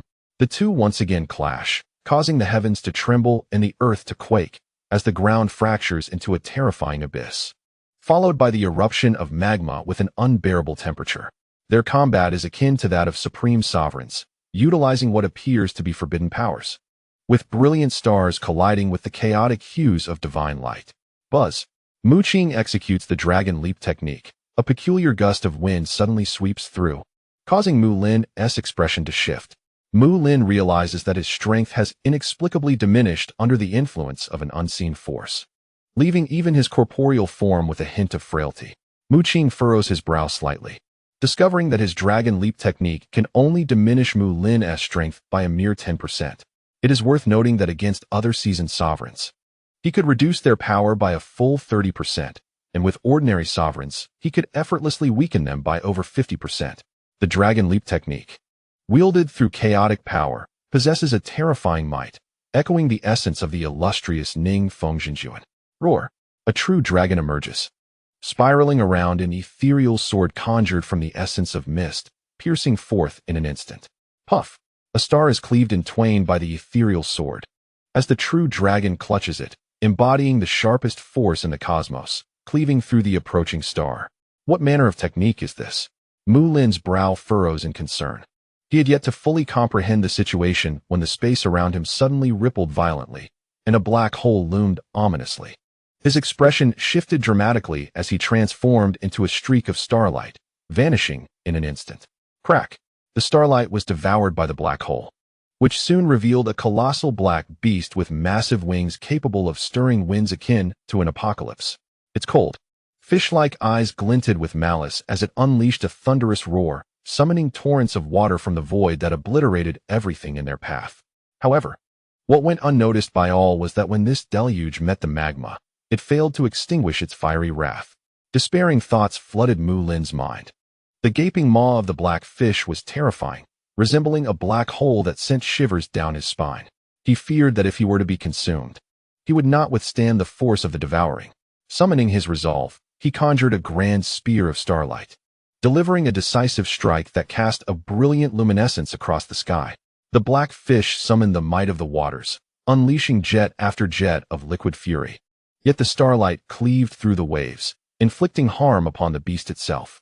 Mu Lin sought to capitalize on this moment, but the black fish flapped its wings and vanished into the void. Sizzle! Mu Lin tore the fabric of space with his spear, yet he could not locate the immense form of the black fish within the emptiness. Boom! At that moment, a massive grinding stone descended upon him, accompanied by the thunderous crash of yin-yang lightning, crushing down mercilessly. Mu Lin's complexion paled. It felt as though an entire mountain had fallen upon him. With the yin-yang grinding stone exerting supreme power while the lightning rained down, infused with dual energies. Spitting blood, cracks appeared across his body forged from fallen stars. And crimson liquid surged forth. The space shimmered as the black fish re-emerged, its eyes glinting with mockery. It opened its mouth to expel transparent crystals, radiating a fierce and terrifying energy that engulfed Mu Lin entirely. The thunderous sounds resonated as the spectators within the blood sacrifice formation applauded in delight, astonished by the sudden turn of events brought forth by this mystical beast accompanying Mu Qing. Mu Qing's gaze turned icy. He could not fathom that Mu Lin would perish so swiftly. Transforming into a beam of light, he charged forward, clad in golden armor. The black long knife he wielded was forged from a rare material, possessing immense power capable of rending titan-like forms. Swish! A blade of blue-gold light sliced through the air. Yet it was met by a radiant spear that deflected the assault. Though Mu Lin's body was riddled with cracks, blood continuously oozing from them. His eyes burned with a fierce wrath. "I will see you dead," he bellowed, his entire being transforming into a star. Above him, a celestial map unfurled, showcasing a particularly resplendent star ablaze with fervent flames, its brilliance overwhelming. Within this astral map were 36 ethereal stars. Mu Lin had previously infused his blood spirit to illuminate one. Now, from the distortion of the void behind him, a colossal scorpion emerged. The colossal scorpion burrowed into another celestial body, releasing waves of profound power. A dazzling beam of light erupted forth, illuminating yet another star in the star map, which transformed from an ethereal shadow into a solid form. After igniting 2 stars, Mu Lin emanated an overwhelming aura, his eyes brimming with starlight. With a tremor of his body, an immense force shattered the yin-yang grinding disk. Mu Qing's expression turned grave as he sensed Mu Lin's power multiplying exponentially. The star map evidently functioned similarly to his divine explosion, capable of swiftly enhancing one's strength within a brief time frame. However, such techniques invariably carried severe aftereffects and were bound by strict temporal limitations. Although Mu Qing's divine explosion also bore serious repercussions and a prolonged period of weakness, it did not impose significant constraints on duration. Taking a deep breath, he retracted the golden mech. At present, Mu Lin's strength was comparable to that of the most elite sovereigns, as the star map bestowed upon him an overwhelmingly immense power. Mu Qing understood that the golden mech obtained from Wang Ming, while formidable, was limited to the ranks of seasoned sovereigns. It would prove ineffective against a top-tier sovereign. What? Surrender without a fight? Regrettably, I shall not hold back. Mu Lin's raspy voice resonated. He swept his starry great halberd, sending the yin-yang grinding disk flying, and subsequently conjured a colossal hand of starlight that struck the black fish away. Though the black fish was injured and possessed remarkable strength, it was no match for Mu Lin at this moment. Yet, the black fish was not without its temper. It dove into the void, evading even Mu Lin's enhanced vision. Before he could react, the black fish reappeared right before him. Mu Lin scoffed, confident in facing it head-on, as the black fish was no adversary for him. However, the subsequent scene made Mu Lin's body shudder. The black fish opened its massive maw, revealing a dark void within, and bit down on a corner of Mu Lin's star map. Boom! Mu Lin immediately retaliated, a vast expanse of starlight enveloping the area, but he grasped at emptiness. The black fish's speed was terrifying, vanishing in the blink of an eye before slipping into the spatial realm. At that moment, Mu Qing was already in close proximity, a glint of murderous intent flashing in his eyes. With a piece of the star map devoured, its brilliance dimmed, severely impacting Mu Lin and causing his power to plummet. This effect, however, presented an opportunity for Mu Qing. He once again commanded the golden mech, his strength reaching its zenith. From his brow, a resplendent light erupted, as a strand of chaotic energy coalesced into a true dragon, which grasped an ethereal sword and fiercely descended upon Mu Lin. Crack! Mu Lin's resilient form was abruptly severed by the apparition of the celestial sword. The sword, summoned through the dragon leap technique, was no ordinary object. Mu Qing felt it surpassed even the stone sword in might. As the blade descended, it cleaved through Mu Lin's lower body. With terror etched upon his face, Mu Lin remained alive, Upon closer inspection, not a drop of blood was shed, and the wound glimmered with the sheen of meteoric iron. This indicated that he had not yet fully mastered this corporeal vessel. Boom! The ethereal silhouette of the immortal sword quivered slightly as the true dragon, born from the chaotic essence, erupted in a cataclysmic explosion of blinding light, engulfing its lower half and obliterating it entirely. No, Mu Lin howled in madness, soaring into the air and fleeing into the distance. He never anticipated that a corner of the celestial map would be devoured by that ferocious beast. With the map now incomplete, its powers were rendered ineffective, and the strength he had cultivated bore no fruit, allowing Mu Qing to defeat him without unleashing divine essence. His lower half had been annihilated by the immortal sword, leaving him with only his upper half to make a hasty retreat. However, Mu Qing materialized directly in front of him, standing atop the body of the black fish, a radiant light blossoming from his brow as he conjured a massive hand intended to crush Mu Lin. The black fish, possessing terrifying speed, swiftly followed Mu Lin. At that moment, a scarlet light suddenly manifested, a gigantic hand, swift as the black fish, grasping Mu Lin with ferocity. Roar! The black fish, incensed, would not be outdone. It flashed beside the colossal hand and bit down with ferocity. Even that enormous hand bore a wound. Yet Mu Qing observed with a hint of disappointment as Mu Lin remained ensnared, vanishing into the void in the blink of an eye. Gurgle, gurgle. At that moment, the molten lava beneath surged violently, seemingly drawn by some unseen force, shooting skyward. Buzz. Streams of lava erupted, exuding an increasingly terrifying aura, intermingled with dark flames. Mu Qing furrowed his brow and instructed the black fish to retreat. In the spot he had just vacated, a surge of lava exploded, incinerating the space. What is that? Mu Qing gazed downward. The temperature of the lava was frightful, initially indifferent. He now realized the power contained within was escalating to a level that posed a genuine threat to him. What is happening? The rulers within the blood sacrifice formation were also stunned, casting their gazes toward the lava. In contrast, the fierce battle between Yang Hongan and Zhou Gu, both at the pinnacle of power, garnered little attention, as they understood that unless one possessed overwhelming strength, a quick resolution was unlikely. Previously, when Zhou Gu faced the fire dragon and Cody, it was a complete display of dominance, as Cody's peak prowess was borrowed rather than earned through rigorous training, leaving him at a disadvantage compared to true apex rulers. Were it not for the formidable artifact he possessed, a sacred scripture, he might not have even triumphed over the fire dragon. Beneath the molten flow, something stirred. An elder from the ancient city of Lulan within the blood sacrifice formation exclaimed. The ground was rent asunder by a titanic force, torrents of lava flowing, and dark flames surging skyward. The heavens changed hue, the winds shifted, and the very fabric of reality began to distort.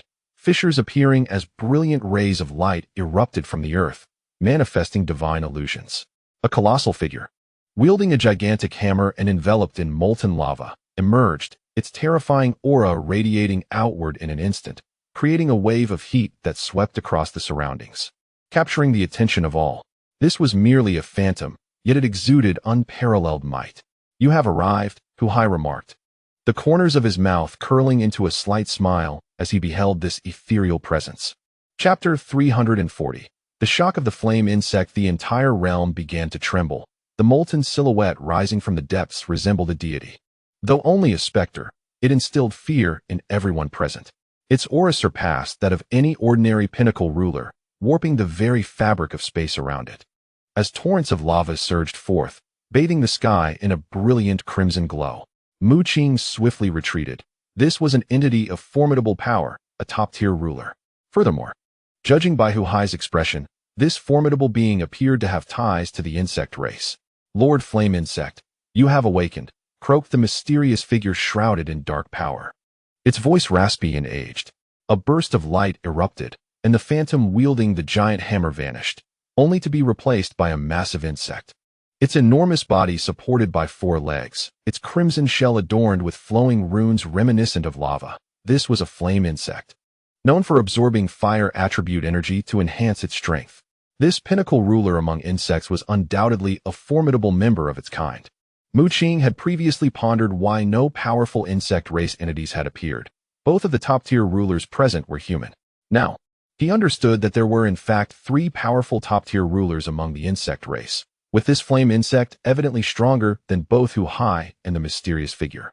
Concealed beneath the earth, the gigantic flame insect suddenly radiated a blinding light, transforming into a towering human male, standing 2 meters tall, his eyes a fiery red, exuding waves of heat. Beside him stood Mu Lin, who bore only half a body, his face etched with disbelief. He could not accept that he had been defeated by Mu Qing in such a brief span of time through overwhelming force. Mu Qing's gaze sharpened as he looked towards them, realizing that the one who had rescued Mu Lin was indeed this flame insect. He sighed inwardly, reflecting that had he unleashed his divine explosion earlier, tearing through the 5 chaotic chains, Mu Lin might well have been slain. Starry map. My starry map. Mu Lin suddenly roared, exclaiming, Lord Flame Insect, he has taken my starry map. Although he remained alive, his half-body was riddled with fissures, sustained by the celestial iron forged into his flesh. However, Mu Lin's expression was one of desperation, having discovered that his starry map was missing. His immense strength had been granted by this starry map, allowing him to cultivate the power of the stars at an accelerated pace. Yet now, while his celestial blood spirit lingered, it had dimmed, and even the great scorpion contained within was feeble. Starry map. Mu Qing was momentarily taken aback before directing his gaze towards the black fish, which opened its mouth to release a beam of starlight. It was a magnificent celestial tapestry, spanning over 20 meters in width, adorned with 36 ethereal stars. Upon their emergence, they summoned scintillating rays of starlight, indicating that this was no ordinary artifact. The black fish swayed its body and opened its mouth once more, expelling a beam of starlight, an edge of the previously devoured star map. As this fragment appeared, it returned to the star map and seamlessly healed itself. What a remarkable treasure! Mu Qing's countenance brightened as he grasped the star map. Through initial communication, he could sense the profound celestial power contained within. Any trace of what had been consumed by the black fish had vanished, and the star map, once belonging to Mu Lin, was now devoid of any connection to him, resting in Mu Qing's hands. Well done. Mu Qing praised the black fish. In truth, since the black fish blood spirit became an independent entity, it had revealed a mysterious aspect, capable not only of cultivating water attribute primal energy, but also of devouring various entities. Particularly after consuming the flesh of the golden dragon some time ago, it had become even more enigmatic, sprouting wings that enhanced its speed to an unimaginable degree. As Mu Qing gazed at the black fish, an inexplicable thought of the legendary Kunping crossed his mind. According to lore, the Kunping transforms from a massive fish into the Great Peng, soaring with wings that resemble clouds descending from the heavens. This description bore a striking resemblance to Mu Qing's black fish, both exhibiting remarkable speed. However, Zhou Xiyu had long dismissed Mu Qing's notion in her memories of the cursed deity, although she had never truly seen the Kunping. She had heard tales and seen recorded footage during her cosmic travels. The Kunping is characterized by its unparalleled speed and profound understanding of space, whereas the black fish is different. While the black fish's speed seems comparable to the Kunping's description, it possesses no spatial powers. Instead, it harbors water attribute primal energy. Notably, the black fish's unique ability to devour manifests as a black hole when it opens its mouth, a quality that is entirely dissimilar to the Kunping and bears a closer resemblance to the gluttonous beast, Tao Tai. In summary, both Mu Qing and Zhou Xiyu had pondered over the nature of the black fish for quite some time, finding it to be a peculiar amalgamation of the Kunping and Tao Tai. The star map was of utmost importance. The king insect held you in high regard to allow you to retain it, yet you managed to lose it? At this moment, Yin Chong spoke to Mu Lin, his face darkened with fury and his eyes brimming with wrath. Before Mu Lin could respond, Yin Chong hurled him away, crashing into the distance and creating a substantial crater upon impact. Mu Lin let out a cry of anguish, yet he dared not voice his anger. Once I deal with this brat, I shall assist you. You humans are indeed the detritus of inferior bloodlines, ultimately relying on me to intervene. Yin Chong bellowed at Hu Hai and the mysterious figure, his face reflecting disdain. He seemed infuriated, believing Hu Hai and the others were too slow, unable to eliminate Yang Hangan and Zhou Gu. Hu Hai offered a wry smile. He had initially planned to join forces with the mysterious figure to swiftly resolve the issue with Yang Hangan, yet unexpectedly, the formidable Zhou Gu had appeared. If this continues, it is not merely Yang Hangan who may meet his demise. It is possible that both he and his companion could fall victim to the formidable Zhou Gu. Yin Chong let out a cold snort, evidently recognizing Zhou Gu's immense power. He sensed something was amiss, as an unsettling aura emanated from Zhou Gu, leaving him with a sense of foreboding. He dared not delay any further and suddenly fixed his gaze upon Mu Qing, intending to eliminate him and seize the star map before rushing to assist Hu Hai and the others. Yin Chong's expression gradually morphed into a sinister grimace. His impatience was palpable. This operation had been orchestrated personally by the king insect, and should he succeed in sacrificing this group of elite and seasoned monarchs, the energy harvested would not only bolster the king insect's strength, but also leave a surplus for himself. He felt an undeniable anticipation. If he could claim a portion of the sacrificial energy, he would be able to transcend the constraints of being a top-tier monarch and attain the status of a half-step grandmaster. Yet, the immediate priority remained the retrieval of the star map, for it held immense significance. With a flicker of motion, Yin Chong appeared above Mu Qing, his gaze devoid of warmth, and struck down with a single palm. Torrents of molten lava surged forth, accompanied by a malevolent black flame. This scorched land harbored a unique power, capable of manifesting monstrous beasts. The peculiar strength of the black flame was precisely what the king insect could absorb. Mu Qing felt a weight settle in his chest. The descending hand of lava bore an overwhelming might, revealing that Yin Chong's prowess surpassed even that of Hu Hai. Initially, Mu Qing believed he and Mu Lin were comparable to top-tier monarchs, yet standing before a true top-tier monarch made him feel insignificantly small, akin to an ant. His countenance grew grave. At that moment, the monarchs within the blood sacrifice formation became tense. The elite monarch Ku Fei and the elder from the ancient city of Lulan held their breaths. Several other monarchs were gripped by despair. Upon witnessing Yang Hangan and Zhou Gu, they had harbored a flicker of hope, believing that once Yang Hangan overcame Hu Hai, they could shatter this accursed blood sacrifice formation. However, despair engulfed them anew as another top-tier monarch emerged from the insect race, appearing significantly stronger than the average elite. Where on earth had such formidable beings from the insect race come from? A seasoned monarch cried out. Ever since the calamity in Hangzhou City, the insect race's influence had expanded at an alarming rate, instilling fear in all. Elder Lin fixed his gaze intently on Mu Qing, his eyes bloodshot and trembling hands revealing his agitation. The power Mu Qing had previously displayed had astonished him, and he even fantasized about the day Mu Qing might lead the Tianyu Palace to global dominance. Yet, the might unleashed by Yin Chong made him tremble even more. He slowly closed his eyes, as if foreseeing Mu Qing's impending demise. Almost everyone believed Mu Qing was doomed. The force unleashed by Yin Chong was far beyond what Mu Lin could contend with. Gritting his teeth, Mu Qing felt blood trickle from the corner of his mouth. The molten hand above him had yet to fully press down, yet a terrifying pressure bore down upon him, causing his bones to creak ominously. Divine Seal, activate. He took a deep breath and suddenly let out a thunderous roar. In an instant, Mu Qing's form radiated an unparalleled divine light, dazzling like a sun in its zenith. Everyone present was struck with awe, as it seemed that the only radiance in this realm emanated from Mu Qing. The resplendent divine light surged skyward, exuding an aura that sent shivers down the spines of all who beheld it. Turbulent and sacred, his figure appeared as if it had transcended time itself. Even the enormous hand of the flame insect, poised to strike, halted in its tracks. The expression on the flame insect's face shifted dramatically. It was not that it wished to refrain from attacking, but it realized that the molten hand it had conjured was being thwarted by an unseen force. Mu Qing's gaze crackled with energy, his silhouette enveloped in divine radiance, imposing upon all like a towering mountain.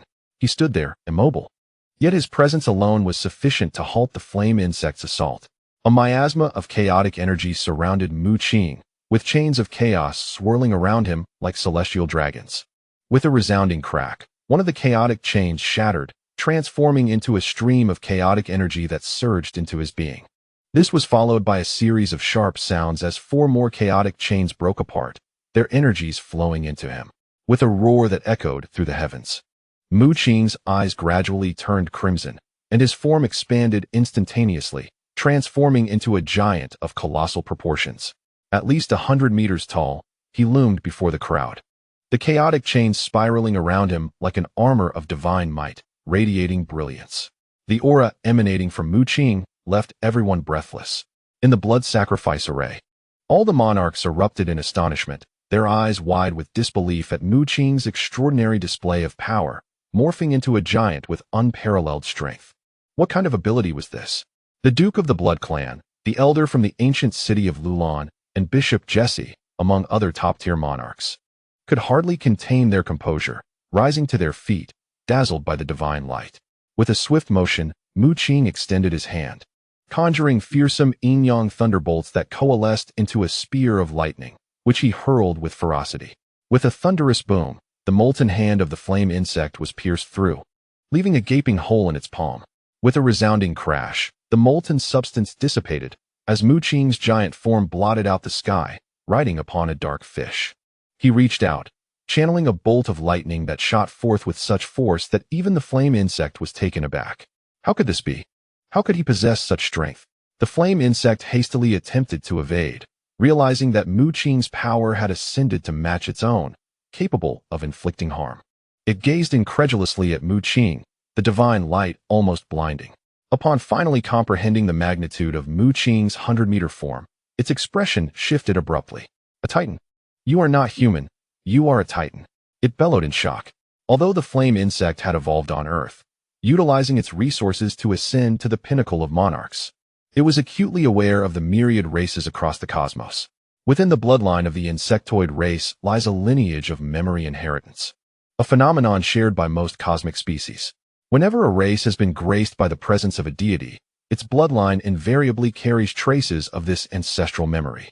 Upon the emergence of the flame worm, it too acquired a wealth of such memories, having traversed the cosmos and waged near-constant warfare, devouring countless stars along its path. Thus, it is only natural that the flame worm harbors considerable knowledge of the illustrious Titan race. The insectoid race, exuding an air of invincibility, engages in battles wherever they roam. Yet they harbor a certain trepidation towards select cosmic races, particularly the Titans. Renowned as an ancient divine race, the Titans are said to have spawned innumerable deities, their bloodline imbued with a terrifying depth of power. The sheer abundance of Titans means that their presence is invariably accompanied by divine energy, an insight previously shared by Zhuo Siyu with Mu Qing. Only such races may rightfully be deemed divine, as they are endowed with extraordinary gifts from birth. As anticipated by Lord Wang Chong, you have indeed manifested. The key to that ancient treasury was crafted by the Titans, and you surely possess further clues. The flame worm growled lowly, taken aback by the Titan's early appearance. Simultaneously, it erupted in a blinding crimson light, revealing its true form and unleashing a furious roar, intent on annihilating Mu Qing. Chapter 341. Yang Hongin's defeat. The expression of the flame worm appeared one of profound astonishment. Its words elicited considerable surprise from those ensnared within the blood sacrifice formation. Although they were formidable beings from Earth, their exploration of the cosmos had yielded little progress. With their knowledge of cosmic races limited to the beast race and the insectoid race, Titans, were they not creatures from Western mythology? The elder of the ancient city of Lulan furrowed his brow. Only Hu Hai seemed to ponder deeply. Though he too was human, his encounters with the insectoid race had granted him some understanding of cosmic races. A thought struck him. Could it be that Mu Qing belonged to an extraterrestrial species? If this were indeed the case, it would elucidate the astonishing rise in Mu Qing's strength within such a brief span. Moreover, from the flame worm's reaction, it appeared that Mu Qing's identity was a source of shock even to it. A race capable of instilling such fear in the insectoid kind? A chill gripped Hu Hai's heart. He understood that the insectoids sought to uncover a fabled treasury, a pursuit that might draw the attention of numerous cosmic races. Countless races had mobilized their resources and strategies in this quest.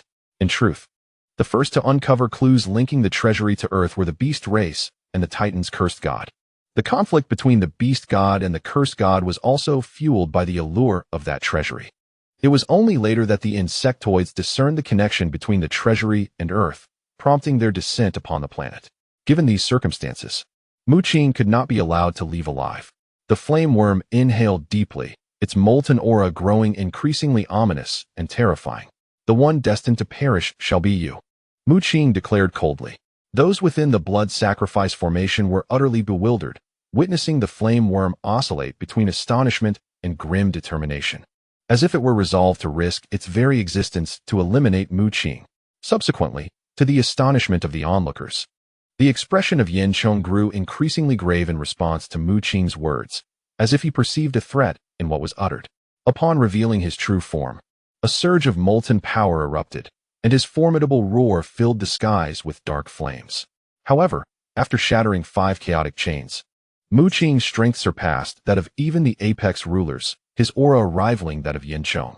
With a thunderous crash, Yin Chong struck with his claw, only to be met by an overwhelming force that repelled him with a resounding clang. His gaze sharpened as he beheld the chaotic chains, akin to celestial dragons, swirling around Mu Qing's towering figure, forming a chaotic battle armor. This armor, manifesting upon Mu Qing's surface, was composed of indomitable chaotic energy, akin to a divine artifact in its protective prowess. Mu Qing unleashed a punch, radiant divine light erupting forth like a vast ocean surging ahead. Yet Yin Chong proved formidable as well. His form transformed into a volcano, erupting with torrents of magma. The two clashed violently, resulting in a dazzling display of brilliance, grander than even the tumultuous events surrounding Yanghongan. The surrounding space trembled violently, creating ripples, and even the blood sacrifice array suspended in midair quivered in response. This provoked excitement among those within the blood sacrifice array, eager for the battle between Mu Qing and Yin Chong to intensify, for it might disrupt the array's influence. The blood sacrifice array was not particularly powerful. Rather, it possessed a unique force that sealed the original energy of all within. Should they be granted an opportunity to mobilize their innate power, there existed a possibility to breach the array. Only entities approaching the pinnacle of power could negate the effects of the blood sacrifice array, such as the elder of the beast clan, whose cultivation had reached the threshold of a semi-divine being, marking a transformation beyond mere original energy. At that moment, a figure was sent flying, blood spewing forth. It was none other than Yanghongan. His military attire lay in tatters, having been sent reeling by a single blow from Hu Hai. Within the blood sacrifice array, gasps of disbelief erupted. Should Yanghongan fall, the advantages of the insect race would only magnify. Previously injured, Yanghongan had already been at a disadvantage against Hu Hai, barely managing to hold his ground.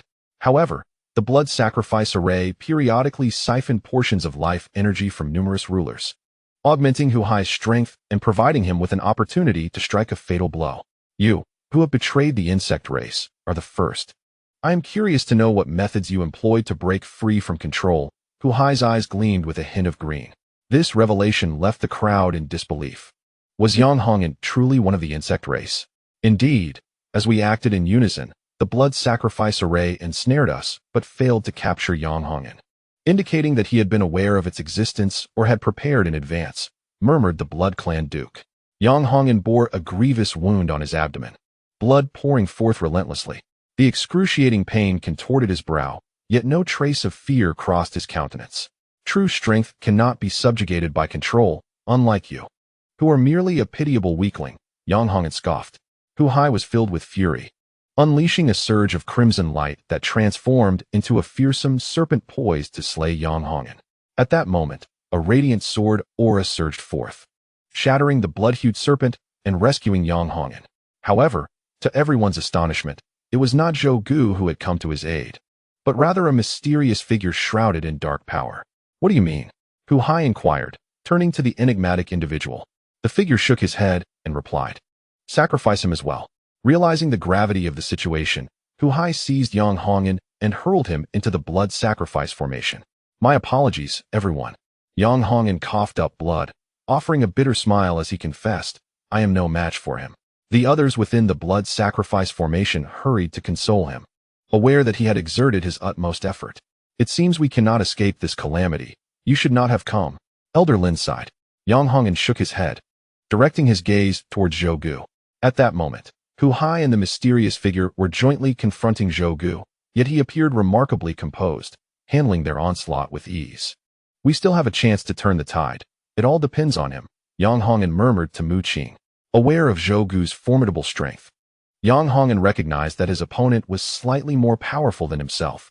At least during their first encounter, he had sensed a lethal threat emanating from the giant.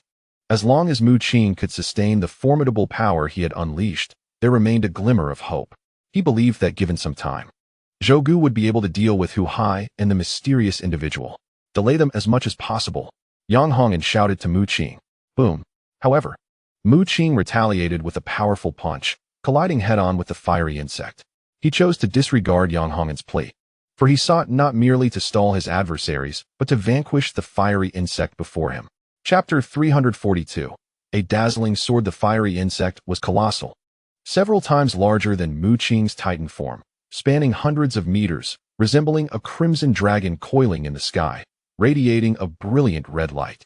Surrounded by black flames and molten lava, Mu Qing, however, exuded an equally formidable presence. His 100-meter form radiated unmatched divine light, imposing a sense of mountainous pressure. Enveloped in chaotic energy, he wielded the forces of yin and yang thunder, continuously clashing with the fiery insect. The spatial area around them shattered extensively, as the might of their battle was terrifying. Yet, as the confrontation progressed, the fiery insect grew increasingly alarmed. As a member of the insect race, endowed with innate abilities and a noble lineage, he was not to be compared with inferior cannon fodder.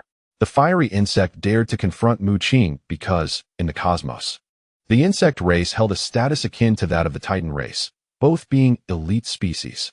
He believed that even if Mu Qing belonged to the Titan race, it was improbable that he could rival him, given the vast gap in their cultivation levels.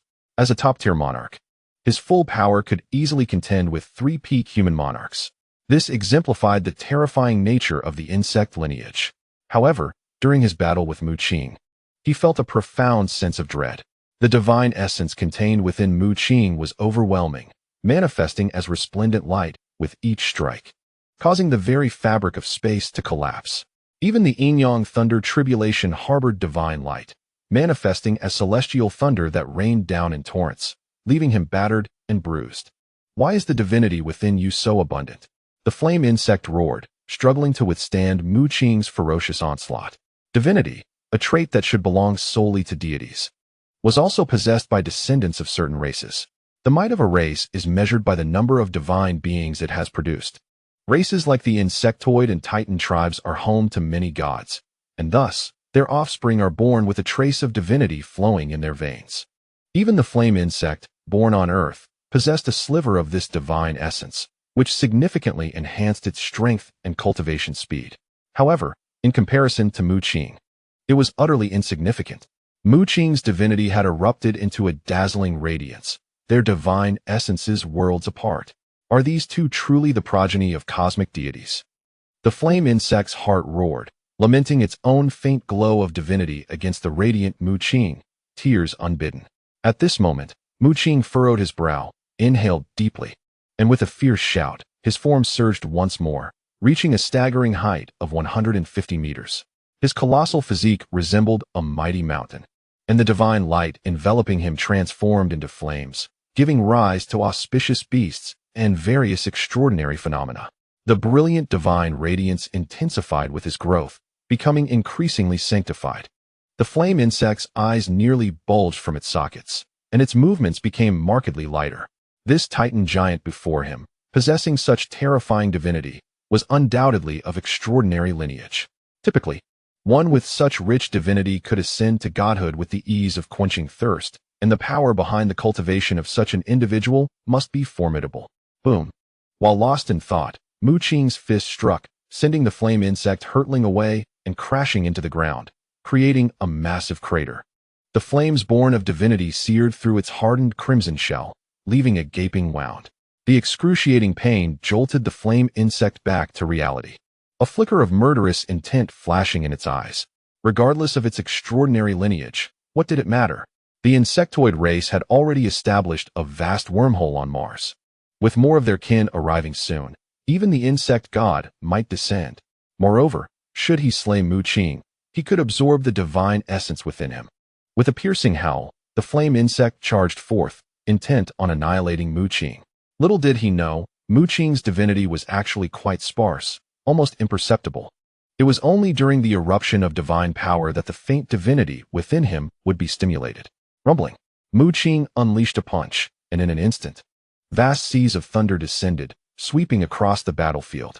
The flame insect trembled, emitting an odd insectal cry as streams of magma erupted from its body, forming a crimson divine blade that fell with great force. With a resounding cut, the crimson blade cleaved through the thunderous waves, striking Mu Qing and carving a bloodstain across his titan form. Blood gushed forth, and the flame insect laughed heartily, the crimson light enveloping its body as it coalesced another divine blade to strike again. Mu Qing furrowed his brow, realizing the crimson divine blade was exceedingly sharp, capable of inflicting grievous harm upon him. He summoned the yin-yang grinding disc, yet it was cleaved in two by the crimson blade, disintegrating into countless specks that vanished into the ether. After all, the yin-yang grinding disc was merely an ephemeral construct forged from his lightning power, lacking true resilience. Crack! With resolute determination, Mu Qing tore asunder the sixth chaotic chain, his divine radiance erupting like a volcanic explosion, resonating with a thunderous roar. Yin Chong was momentarily taken aback. Before he could react, several more booming sounds reverberated as Mu Qing's divine light blazed ominously, transforming into a radiant sun of divinity. 10 in total. Mu Qing aimed for a swift resolution, effortlessly severing 10 chaotic chains in one breath, coupled with the 5 he had previously shattered. This amounted to a staggering 15 chaotic chains, surpassing even the number he had fragmented on Mars. A vast torrent of chaotic energy surged into Mu Qing's being, eliciting a primal roar from his lips as he struggled to maintain control over the overwhelming power that surged within him, causing waves of excruciating agony. Bang! 2 crimson blades struck forth, only to be thwarted by a pillar of divine light, shattering upon impact. This is bad, Mu Qing thought to himself. Sensing that the 15 chaotic chains were beyond his grasp, his divine power spiraling into chaos as the lightning surged outward in all directions. Soon after, fissures appeared upon his flesh. However, instead of blood, radiant light erupted from within, casting a resplendent glow. I see it now. Your strength is utterly insufficient to contain such vast divine power. Should you overexert yourself, it is you who shall perish. Yin Chong cackled with glee. Initially startled by Mu Qing's potential to unleash even more terrifying divine might, he now realized that Mu Qing might self-destruct without any intervention on his part. Catch! At that moment, Zhou Gu bellowed, hurling a stone sword toward Mu Qing. The stone sword, once a kilometer long, transformed into a mere 150 meters as it landed beside him, adorned with mysterious engravings that exuded an ancient and savage aura. Buzz! Suddenly, the stone sword began to tremble. The divine power emanating from Mu Qing surged into the sword, causing the engravings to shimmer with luminescence. A starry light erupted from Mu Qing's hand. The celestial map, previously stored within his spatial ring, materialized at this crucial moment. The scroll depicting 36 stars unfurled, hovering in the air and absorbing the divine energy radiating from Mu Qing's form. Gasping for breath, Mu Qing felt the fissures in his body begin to mend, the colossal divine power that had threatened to explode within him bifurcating into 2 torrents, flowing into the stone sword and the celestial map. Draw the sword. Strike! Zhou Gu shouted from a distance. Mu Qing immediately responded, grasping the resplendent stone sword, and aimed a strike at Yin Chong. Boom! The terrifying divine light engulfed the heavens and earth, transforming into a conflagration of divine flames, as countless radiant runes surged forward. This sword strike blazed with such brilliance it seemed as if the very fabric of the universe would be cleaved in twain. Chapter 343. The Emergence of the Cursed Flower. The countenance of Yin Chong transformed drastically, as a brilliant ray of sword light cleaved through the heavens and the earth, bisecting his very being in twain. No, he emitted a cry of defiance, yet was powerless to resist. He felt his flesh and blood being torn apart by an unfathomable force, on the verge of annihilation. At that moment, Hu-hai, from a distance, sensed the unfolding situation. Gritting his teeth, he drew forth a torrent of potent energy from the blood sacrifice array, channeling it into Yin Chong's body. Miraculously, the severed form of Yin Chong restored itself to its original state, the wounds vanishing as if they had never existed. Mu Qing furrowed his brow, wielding the resplendent stone sword, and once more unleashed a beam of divine sword light. Bang! A sudden purple radiance surged forth, colliding with the sword light and causing its trajectory to veer unexpectedly.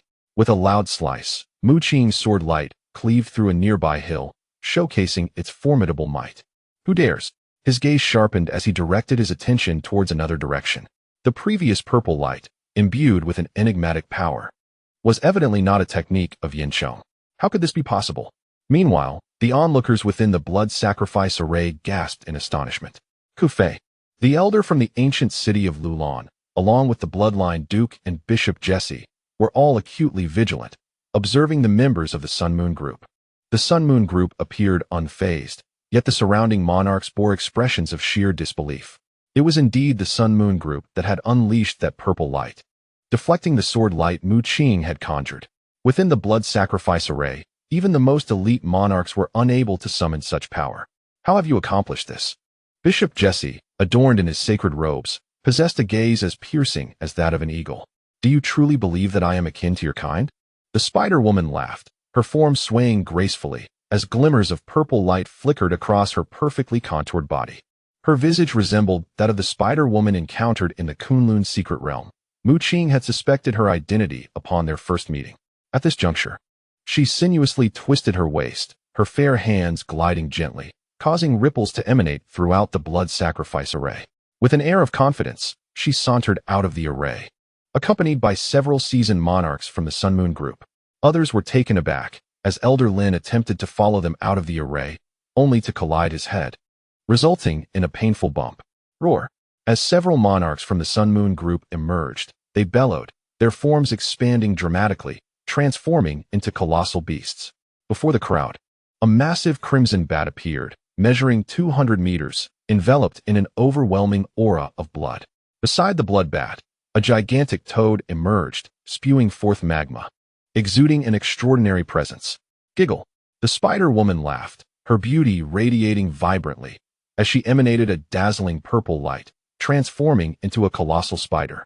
With a pristine upper body and a vast spider form below, 3 ferocious beasts. The individuals within the blood sacrifice array were momentarily stunned. Upon closer inspection, it became evident that both the bloodbat and the giant toad bore astonishing injuries, resembling lifeless entities yet propelled by a mysterious force, akin to puppets existing in a semblance of life. The origins of this group from the Sun and Moon Corporation raised questions in the mind of the elder from the ancient city of Lulan. The Blood Clan Duke, with a somber expression, remarked, "They must be connected to the insect race. Otherwise, they could not have emerged from the blood sacrifice formation so effortlessly." The mention of the Spider-Woman caught Mu Qing's attention. His gaze sharpened, and without uttering a word, he unleashed a strike towards her with his sword.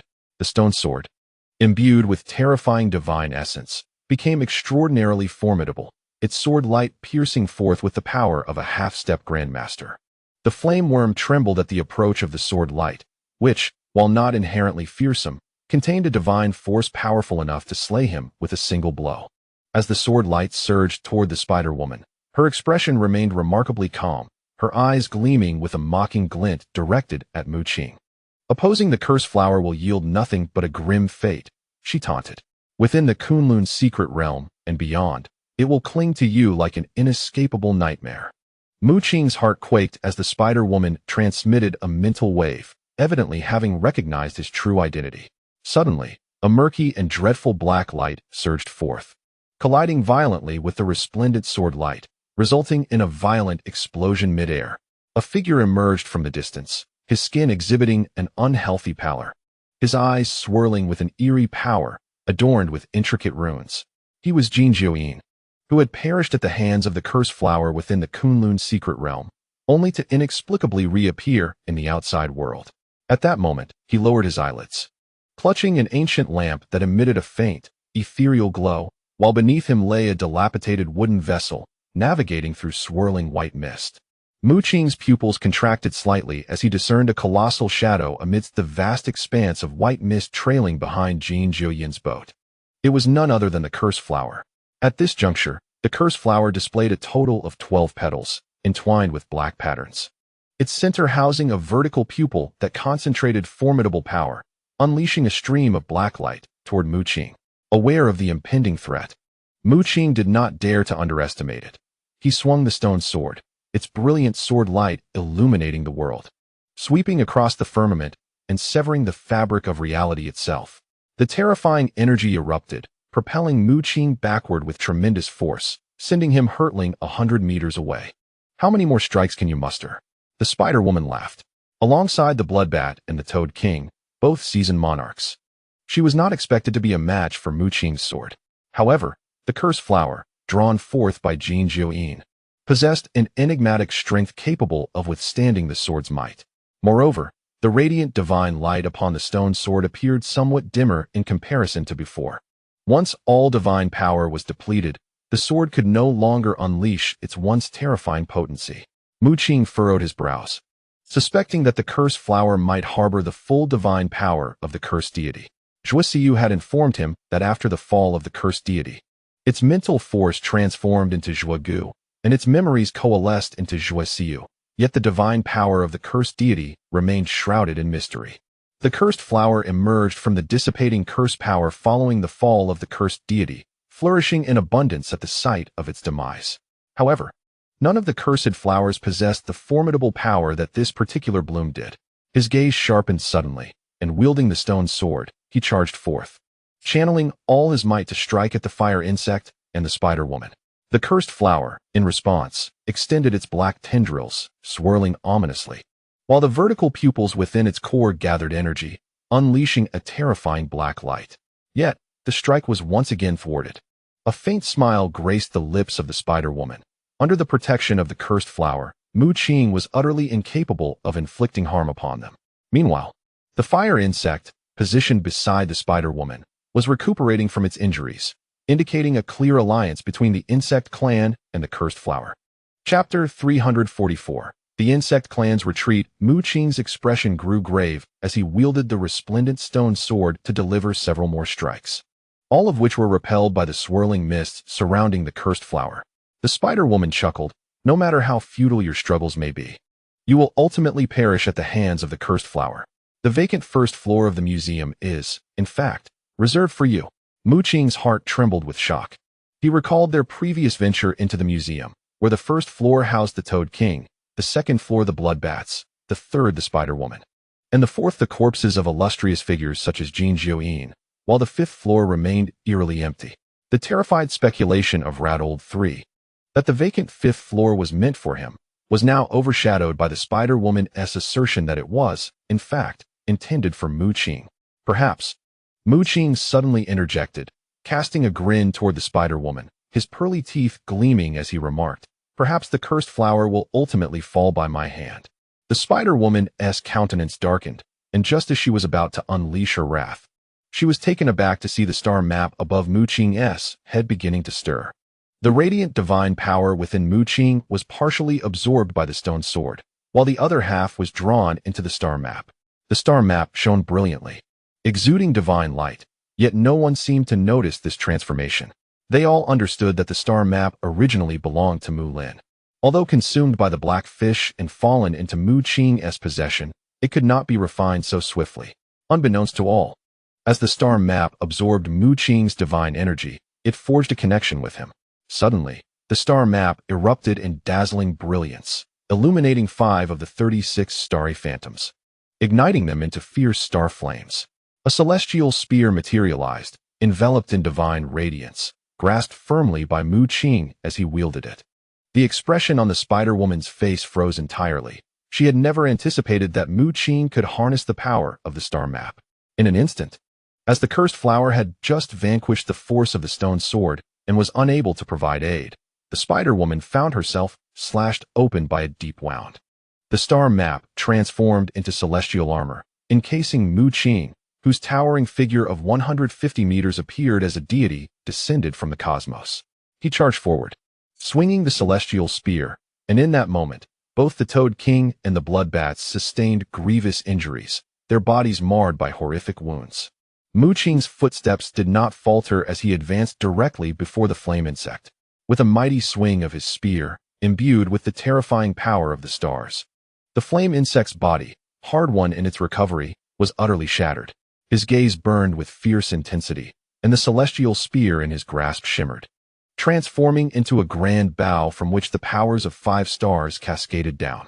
An arrow, entwined with divine flames, coalesced, resembling a true dragon, and pierced through the air in an instant. The roar of the dragon echoed thunderously as the arrow, empowered by the might of 5 stars, surged towards the blood sacrifice formation. With a resounding crash, the blood sacrifice formation shattered, and numerous figures tumbled downwards. Not only that, but Mu Qing struck once more with his stone sword, pouring every ounce of his strength into the blow. The divine essence within the sword was entirely expended, manifesting as a terrifying blade of light. He aimed to vanquish the cursed flower. All held their breath. The cursed flower's eerie nature was evident to them, and should Mu Qing succeed in its destruction, victory would be assured. A thunderous roar erupted as terrifying energy coalesced into a magnificent column of light, unleashing destructive power upon the cursed flower, resulting in a cataclysmic explosion of energy. A violent shockwave swept outward in all directions, and Mu Qing gasped for breath, his form reverting to that of a mortal. The stone sword ceased to glow, and the star chart transformed into a scroll, cascading to the ground. He had expended all his power, gravely wounding Spider-Woman and her ilk, slaying the flame insect, and finally releasing his divine energy in a bid to annihilate the cursed flower as well. Now, he found himself in a state of weakness, coughing up blood.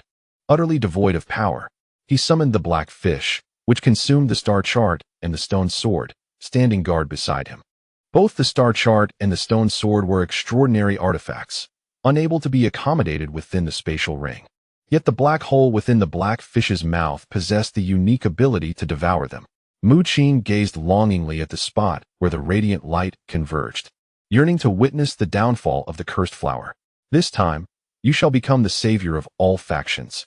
Even the Blood Clan and the Church will owe you a tremendous debt of gratitude.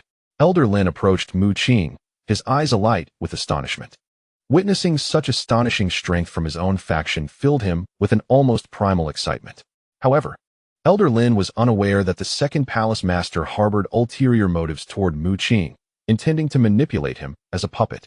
The multitude of kings trapped within the blood sacrifice formation remained silent, immediately entering a meditative state upon their release to recover their lost vitality and original power. Hu Hai's expression was one of utter dismay. His gaze towards Mu Qing was rife with malice and regret. With the blood sacrifice formation destroyed, the various factions had escaped, and it would not be long before they regained their strength. At that point, the combined might of numerous top-tier kings could spell doom for him. Hu Hai never anticipated that with the flame insect's assistance and the alliance with the cursed flower, the tides would turn against him. The pivotal figure in this reversal was, in his memory, merely a young man of martial sovereign cultivation. Go, commanded the mysterious figure cloaked in dark energy, producing a black pearl that detonated in midair, forming a deep and terrifying wormhole. The power of the cosmos suddenly spread forth, and the enigmatic figure dove directly into the wormhole, vanishing without a trace. Hu Hai gritted his teeth in frustration. He felt deeply aggrieved. This operation was meant to bring him glory, earning him the favor of the insect race and enhancing his bloodline strength, thus granting him the opportunity to ascend to a higher realm of power. Overcome with regret, he lamented that had he known this would be the outcome, he should have disregarded his apprehensions regarding Mu Qing and Mu Yu, and personally eliminated the former without hesitation. With the mission thwarted and the lightning star core unattainable, Hu Hai recognized he could not linger. His understanding of the cursed flower's capabilities was insufficient, and he was uncertain whether it could withstand the onslaught of the formidable rulers emerging from the blood sacrifice array. Moreover, the overwhelming force Mu Qing had just unleashed filled him with doubt, making him suspect that the cursed flower might have already been vanquished. In a flash, Hu Hai propelled himself towards the wormhole. However, Zhaogu would not permit his easy escape. With a furious roar, his arm revealed azure dragon scales, and he unleashed a punch, summoning a roaring azure dragon that surged forth. With a gasp, Hu Hai coughed blood, struck by the blow that nearly obliterated half of his form. Covered in blood, he gritted his teeth and entered the wormhole, his figure disappearing from sight. Zhaogu, with a regretful expression, lamented his failure to slay Hu Hai. Chapter 345, The Cursed Spirit. The cursed flower is still alive. Mu Qing had been vigilantly observing the direction of the cursed flower. Within the rolling white mist, a massive shadow remained visible.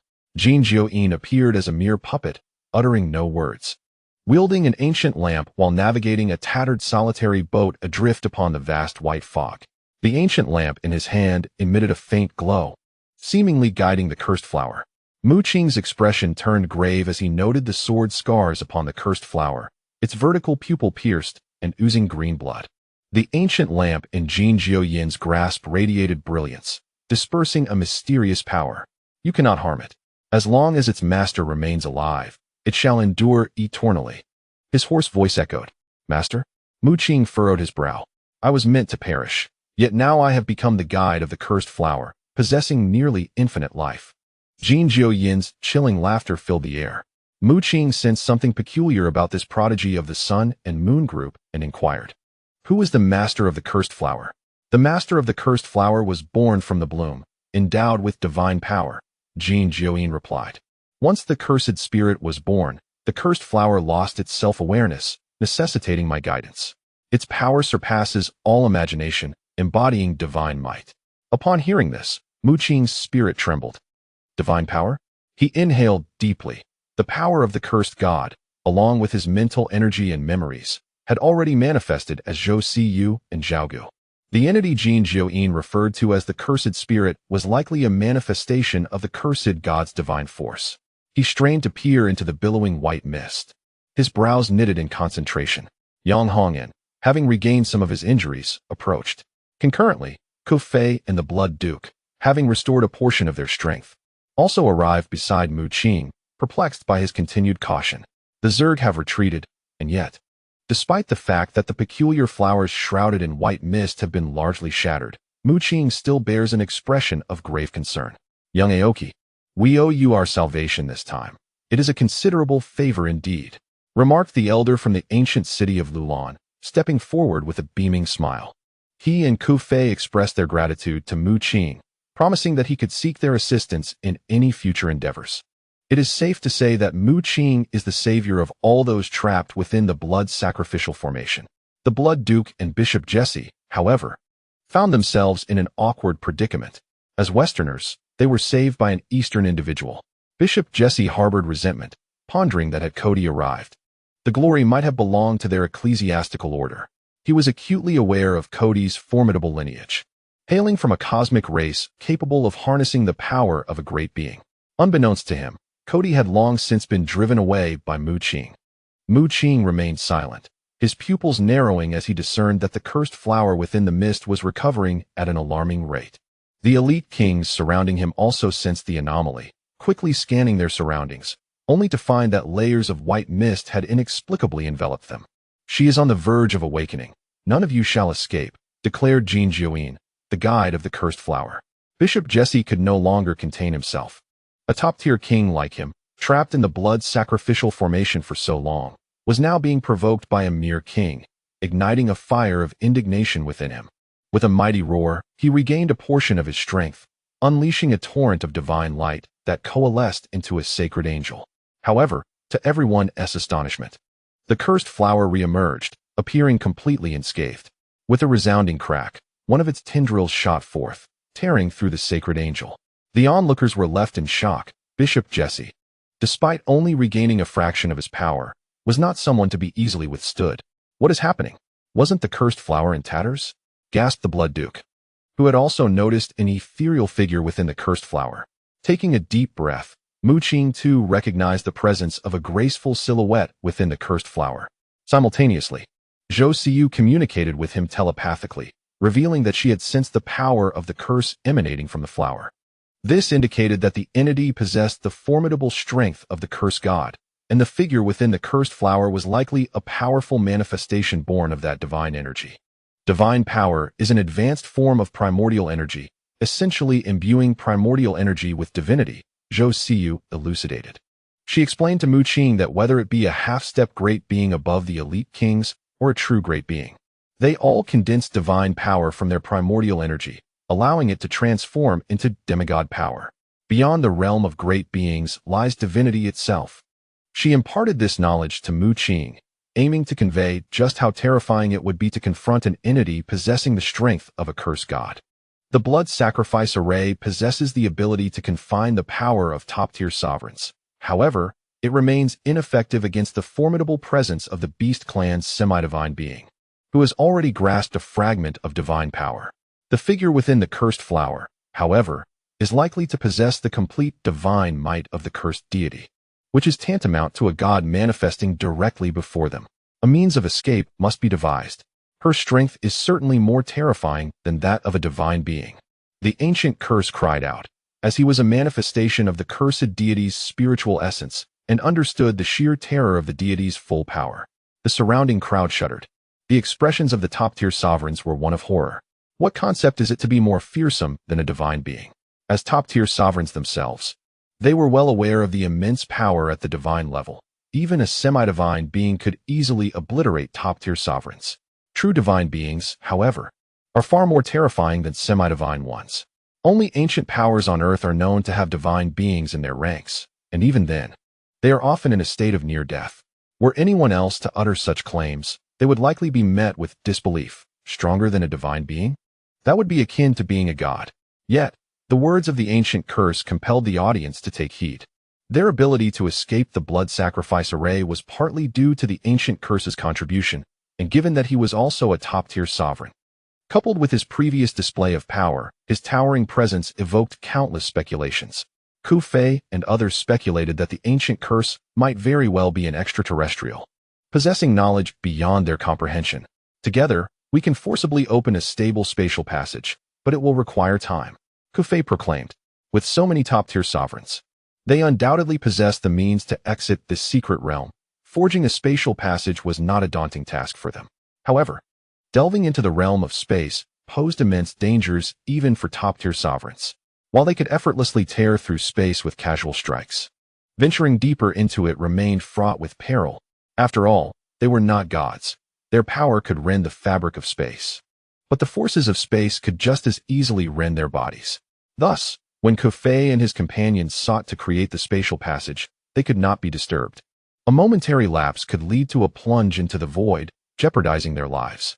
The most pressing issue at hand was the eerily enigmatic figure within the cursed flower, which the ancient curse asserted was above the divine level in strength.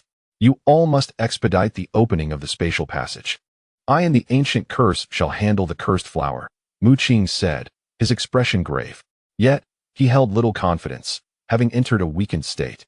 Should the cursed flower exhibit any irregularities, he would be reliant on the ancient curse's intervention. Although Mu Qing could still pilot the golden mech and harness the power of the black fish, he posed no threat to a being more terrifying than a divine entity. Feudal, Jin Jiu's eyes reflected pity. He possessed self-awareness but could not exert control over himself, having become a complete slave to the cursed flower. He understood deeply the terror embodied by the cursed flower and the figure within, feeling an overwhelming sense of despair that began to twist his very essence. When he beheld Mu Qing and the others, a flicker of excitement surged within him. He wished for the entire world to share his fate, becoming powerless slaves to their own bodies. The cursed spirit had awakened. Jin Jiu grinned menacingly, and from the swirling white mist behind him, cursed flowers erupted, radiating beams of black light, their ominous patterns sprawling across the sky, exuding a terrifying aura that left all present monarchs gasping for breath. Upon sensing this malevolence, the gathered elite understood the veracity of the ancient curse's words. Merely the presence of their opponent could overpower even the mightiest of them. Act swiftly, the bloodline duke commanded. The others quickly regained their senses, channeling their recently restored powers to shatter the fabric of space. The top-tier monarchs united their strengths to forge a direct passage to the outside world. Meanwhile, the seasoned rulers from various factions resorted to their means, contacting their disciples and prodigies, urging them to converge upon the charred land. At that moment, a figure materialized from the cursed flowers. Hovering before the assembly, a woman of unparalleled beauty, her body radiant and transparent, with cascading black hair flowing down to her perfectly sculpted hips. The ominous patterns in the air receded, coalescing into a black gown that adorned her. Lord of the cursed spirit, the spider lady bowed her head in reverence. Suddenly, the cursed spirit's eyes opened and closed, and at that instant, the very heavens seemed to shatter. Her gaze was terrifying beyond measure. Two vertical pupils gathering the power of curses. Her eyes swept across the many monarchs endeavoring to forge a passage, landing upon the ancient curse before shifting to Mu Qing. However, her interest did not lie with Mu Qing himself, but rather with the presence of curse residing within him. While the average person would remain oblivious to Cuy's presence, it was undetectable to the awakened cursed spirit emanating from the cursed flowers. Both Zhou Gu and cursed Cuyu bore the aura of the cursed deity, which inevitably drew the spirit's attention. I possess the essence of the deity's power, but I cannot fully wield this curse energy. I require the amalgamation of mental strength and the deity's memories to truly become divine, she articulated. Her voice clear and ethereal as her vertical pupils fixated upon Mu Qing and Zhou Gu. Mu Qing's pupils constricted. It was evident that the cursed spirit sought to extract mental strength and memories from them. Should the cursed spirit successfully assimilate these three powers, she would ascend as the new deity of curses. I can only hold on for a brief moment. Zhou Gu's expression turned grave. He possessed only mental strength, incapable of contending with divine power. As for cursed Cuyu, she had merely her memories, with her strength derived solely from her own cultivation. Presently, she was further burdened by the need to suppress the power of the Thunderstar Core, rendering her powerless to act. Could unleashing the Thunderstar Core's power halt this cursed spirit? Mu Qing inquired of cursed Cuyu. After all, the Thunderstar Core belonged to a deity of the ferocious beast clan and harbored divine energy. However, cursed Cuyu dismissed his notion, cautioning him that if he were to release the Thunderstar Core, not only would he be unable to thwart the cursed spirit, but he would also be obliterated in an instant. The cursed spirit raised its delicate hand, and suddenly, a torrent of black light surged forth, enveloping the sky like an ocean of darkness, threatening to consume the entire firmament. Mu Qing's expression dramatically shifted, and every onlooker felt a tremor of fear. The sheer magnitude of the power was overwhelming, as if the very fabric of this world was on the brink of annihilation. Zhou Gu let out a series of frantic roars, his voice booming as he transformed into a colossus towering 1,000 meters tall, radiating an immense wave of spiritual energy. However, in the next instant, Zhou Gu's gigantic form was suppressed, reverting back to a mere 3 meters, and he was sent hurtling backward, blood spewing from his mouth. In that fleeting moment, Zhou Gu was grievously injured, the might of the cursed spirit proving to be overwhelmingly fearsome. Even though she could not fully harness the entirety of her cursed divine power at that moment, her ability to summon even a fraction of that divine energy was sufficient to vanquish all present. The cursed spirit's demeanor remained icy as she extended her arm, her skin smooth and pale like jade.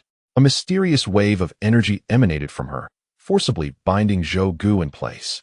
Soon after, strands of his formidable spiritual energy were drawn forth, flowing toward her exquisite form. Mu Qing's pupils constricted. He realized the cursed spirit intended to forcibly absorb the spiritual energy within Zhou Gu, the very essence of the cursed god. Rich and profound, yet incapable of contending with the cursed divine power. Panic surged within him. If Zhou Gu were to lose his spiritual energy, the cursed spirit would turn her attention toward him, seeking to strip away Zhou Cuyu's cursed divine memories. What could he do? What could he possibly do?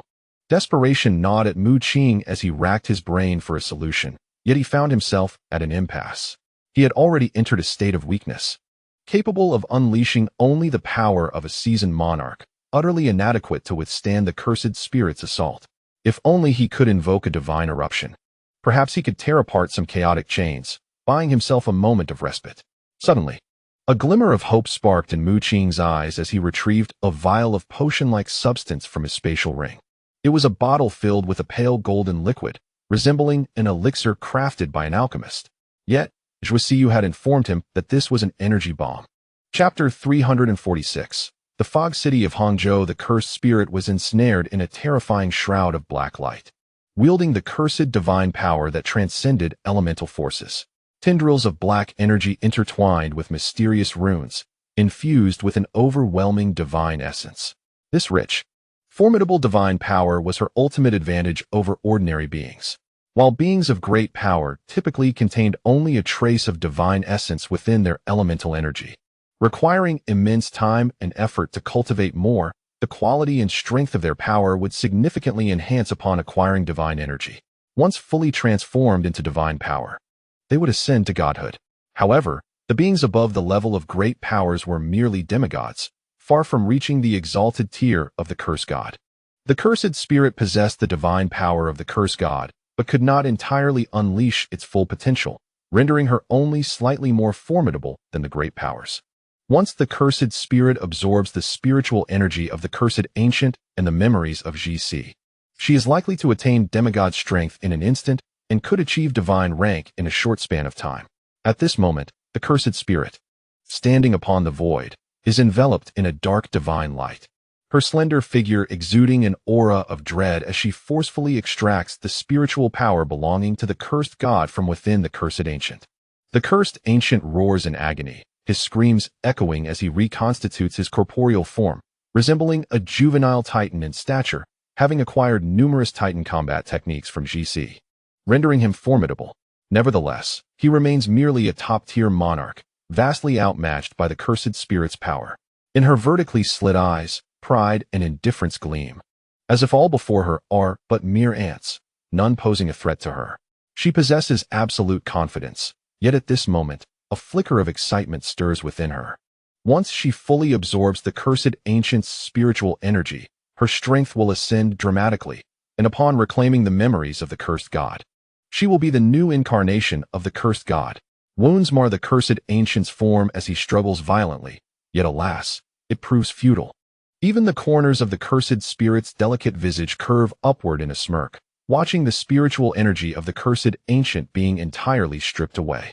However, at that moment, a wave of energy that sends shivers through all present reverberates forth. This energy surpasses the monarch level, even eclipsing the might of formidable entities, emanating a power wholly alien to Earth.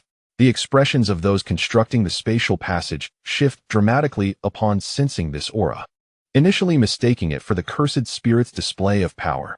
Turning to investigate, they discover that this terrifying energy emanates from Mu Qing. Hurry, complete the spatial passage. I cannot guarantee how long I can delay, Mu Qing exclaims, simultaneously channeling energy from his brow into the liquid bomb in his hand, hurling it towards the cursed spirit hovering above. GC had informed Mu Qing of the bomb's terrifying potential. He must now place his hopes upon it. For even a powerhouse like the cursed ancient stands no chance against the cursed spirit, let alone the others. The spatial passage is nearly complete, Kufei announces, offering a glimmer of good news. The four top-tier monarchs shatter the confines of space, channeling their profound primal energy to solidify a stable passageway. Their combined efforts yielding swift results. From the charred expanse, a throng of figures rush in, disciples from various factions led by seasoned monarchs. The only escape now lies in the nascent spatial passage, and whether they can survive depends on Mu Qing's ability to confront the cursed spirit. Furrowing her brow, the cursed spirit regards Mu Qing, merely an ant in her eyes, with an inexplicable sense of unease. Yet, imbued with the power of the cursed god, she remains unperturbed. Especially after having absorbed a portion of the cursed ancient's spiritual energy, her strength increasingly terrifying. Buzz. A liquid bomb erupted in midair, radiating an unparalleled brilliance, as waves of terrifying power dispersed into the atmosphere. What was that? Even Mu Qing was taken aback. The energy contained within that liquid bomb was an extraordinarily dense divine force, though it was not genuine divine power. Its might seemed to surpass that of true divinity by a fraction. Zhou Xiyu conveyed, through mental communication, to Mu Qing. The expression of the cursed spirit shifted dramatically. She sensed a formidable power emanating from the liquid bomb, a force potent enough to pose a threat to her. Boom! A terrifying black light surged from her body, as the cursed flower enveloped in white mist ascended, controlled by her will like an object. The sky was filled with black patterns as the cursed spirit summoned the cursed flower, a beam of black light shooting forth to obliterate the liquid bomb. However, at a critical moment, an overwhelming surge of mental energy arose, forcefully countering that black light. Zhou Gu let out a roar, an explosion of radiance enveloping him as he expanded to a height of 1,000 meters, expending all his mental energy to intercept the cursed spirit's assault. Alas, he could not endure for long. Upon being touched by the black light, he was sent hurtling backward. Yet, this delay was sufficient. The liquid bomb drew near to the cursed spirit, and a golden radiance erupted forth in that moment. Boom! A golden mushroom cloud formed from energy, soaring to an impressive height of several thousand meters, as the ferocious golden light surged into the white mist, piercing through the haze like a sunbeam. Everyone was astonished. They witnessed the wilting of the cursed flower and even saw a figure plummet from the scene. Jin Jiuyin, the guide, was equally horrified, having no time to comprehend the situation before being engulfed by the ocean of golden energy. Even Mu Qing himself did not anticipate such terrifying destructive power from the liquid bomb. The energy it contained bore a striking resemblance to divine power, yet was far more violent and fearsome in its potency. A tremor coursed through his mind. Was this the alchemist's prowess? These 3 liquid bombs were obtained from an alchemist on Mars, clearly crafted by him, to reach Mars and create a spatial portal connecting to Earth. It was evident that this alchemist was among the most elite on Earth. The sheer power of the liquid bomb he forged was astounding. Mu Qing was taken aback. Were it not for the pressing circumstances, he would have been tempted to retrieve the alchemical techniques acquired from Mars to study them, for their might was truly formidable. The spatial passage was complete. The elder of the ancient city of Lulan bellowed, beckoning everyone to enter. Figures rushed forth, with Jiang Yuanjia and others being ushered in by several seasoned kings, still perplexed about the unfolding events, before being forcibly thrust into the spatial passage. Mu Qing swiftly followed suit, hastily entering the passage as the several thousand-meter golden mushroom cloud began to expand, threatening to engulf the vicinity. He dove into the spatial passage, carrying the severely injured Zhou Gu with him. Most individuals have already evacuated, leaving behind only a few sovereigns of the ecclesiastical court who, before they could enter the spatial passage, were engulfed by a wave of golden energy. Bang! Almost instantaneously, their steps came to a halt, their expressions frozen in shock. Inside the spatial passage, Bishop Jesse's countenance darkened. As he was about to urge them onward, he suddenly witnessed the bodies of the ecclesiastical sovereigns disintegrate into nothingness. His mind quaked, and before he could fully comprehend the situation, the entire spatial passage shattered. At that moment, the entire realm was assailed by the golden force. Fissures appearing throughout, culminating in a thunderous roar that shattered it entirely. This expanse was originally an independent space within a secret realm, and with its destruction, the secret realm would cease to exist. The city of Hangzhou, which had been more than halfway constructed, was now subjected to a terrifying surge of golden energy, far surpassing the explosive force Hu Hai had unleashed upon Mu Qing. A colossal golden beam of light surged from West Lake, seemingly striving to pierce through the very heavens. Hundreds of miles away from Hangzhou, the fabric of space rippled, and figures tumbled forth, those who had narrowly escaped, including Mu Qing and his companions. Such a dreadful energy. Surely the peculiar flower and the cursed spirit must have perished. The elder from the ancient city of Lulan marveled. Even he, possessing the might of a top-tier sovereign, felt a shiver in the presence of such golden power. Ku Fei pondered deeply, convinced that the adversaries must have succumbed to the explosion of energy. The golden force was overwhelmingly formidable, erupting into a mushroom cloud that soared skyward, clearly visible even from hundreds of miles away. No, the cursed flower could not have perished so easily. Jiang Yuanji shouted. Shen Yi, Yang Jie, Yang Shanshan, and Kuan Shan, all of whom had previously encountered the cursed flower, echoed his sentiments. However, Ku Fei and the others remained unconvinced, asserting that the cursed spirit was at the epicenter of the explosion, with no spatial passage to flee. Even a mighty being would be obliterated in such a cataclysm. The cursed spirit, at best, was merely slightly more formidable than a mighty being, far from achieving demigod status, and thus could not withstand such overwhelming power. Mu Qing remained silent. Having witnessed the bizarre nature of the cursed flower before, a flicker of unease lingered in his heart. Young friend Qingmu, from where did you acquire that liquid bomb you cast earlier? Bishop Jesse inquired with a beaming smile. It was obtained from the Westlake secret realm. There was only one liquid bomb, Mu Qing explained. To be precise, he had indeed procured it from the depths of the Westlake secret realm. But he had found not one, but 3 liquid bombs. Bishop Jesse, though skeptical, reflected that such an artifact was clearly not of human origin, and he felt a sense of relief. He had feared that the liquid bomb was crafted by Mu Qing himself. Moments later, the Bloodline Duke and Bishop Jesse departed with their respective forces, not forgetting to extend an olive branch to Mu Qing, signaling their desire for him to join their ranks. The disciples from various factions surrounding them were utterly astonished, witnessing the top-tier monarchs treating a disciple from Tianyu Palace with such warmth and graciousness, even promising that should the individual choose to join them, their status would rival that of a duke or a bishop. Master, who exactly is that Qingmu from Tianyu Palace? A talented individual from the ancient city of Lulan curiously tugged at the elder's sleeve and inquired. The elder from Lulan glanced at Mu Qing and whispered, "We have fallen victim to the schemes of the insect race, and our demise is nearly certain. Yet this Qingmu has played a crucial role, acting as our savior. Even the Western bloodline and the church owe him a debt of gratitude." The talented individual gasped in disbelief, while the disciples from other factions turned their gaze towards Mu Qing, unable to fathom how someone once akin to them could suddenly be treated with such deference by the elite. He had truly made a remarkable impression this time. Elders Lin and Huang exchanged glances. Soon after, the people from the ancient city of Lulan and the Federal Division departed, with Yang Hongyan expressing his gratitude to Mu Qing before hastily leaving. This time, Hu Hai had fully allied himself with the insect race, thereby altering the dynamics within the Yanhuang organization. For Yang Hongyan, this development was fortuitous, as it allowed him to emerge as the sole leader of the Yanhuang organization. He had no intention of reclaiming the Thunderstar Corps from Mu Qing, fully aware of his true identity and even speculating that Mu Qing's theft of the core might have been instigated by his alchemist genius father, Mu Yu. If you wish to find your father, you might inquire with the personnel at the federal headquarters. Even if he is not there, he is undoubtedly connected to them, Yang Hongyan remarked to Mu Qing. He further informed Mu Qing that Mu Yu was an exceedingly formidable alchemist, yet very few had succeeded in tracking him down. Mu Qing's spirits lifted at this revelation, for it held significant importance to him.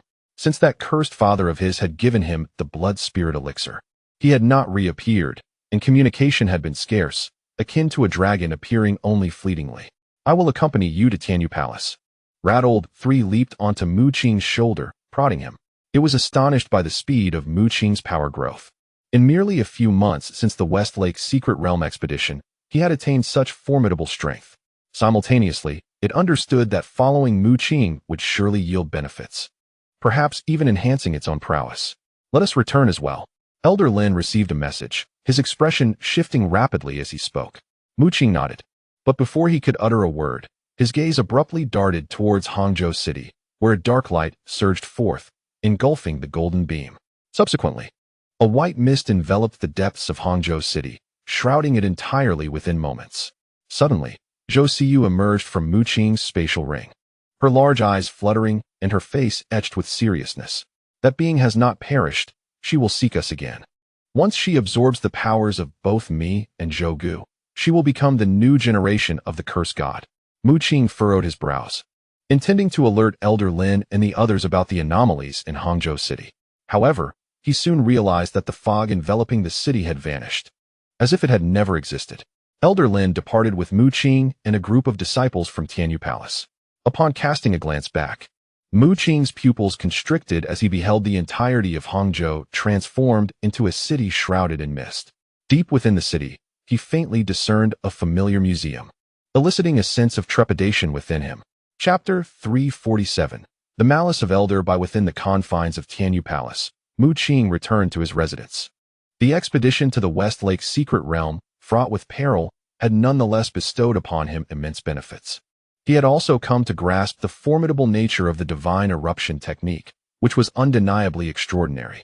Mu Qing could not comprehend why the Titan race held disdain for this technique, and why even those Titans who had practiced it endeavored to abolish it. Had it not been for this divine technique, Mu Qing would have never survived the secret realm, having been nearly slain by the Zerg on Mars. With the remarkable opportunities he had acquired, Mu Qing's strength still lay within the realm of seasoned monarchs, unable to contend with the pinnacle of their kind. However, upon unleashing the divine eruption, his power experienced a significant enhancement, granting him the capability to vanquish top-tier monarchs. Even though the after-effects of this technique were severe, leaving him in a state of weakness, he still felt the lingering repercussions. Coughing up blood, Mu Qing managed a bitter smile. The sensation of weakness was unbearable, with excruciating pain coursing through his entire being. The torment of enduring the reconstitution of chaotic chains was akin to a true hellish ordeal. During the 2 months spent in Tianyu Palace, Mu Qing navigated his weakness, unable to practice due to his condition. The repeated reconstitution of the chaotic chains brought him to the brink of despair.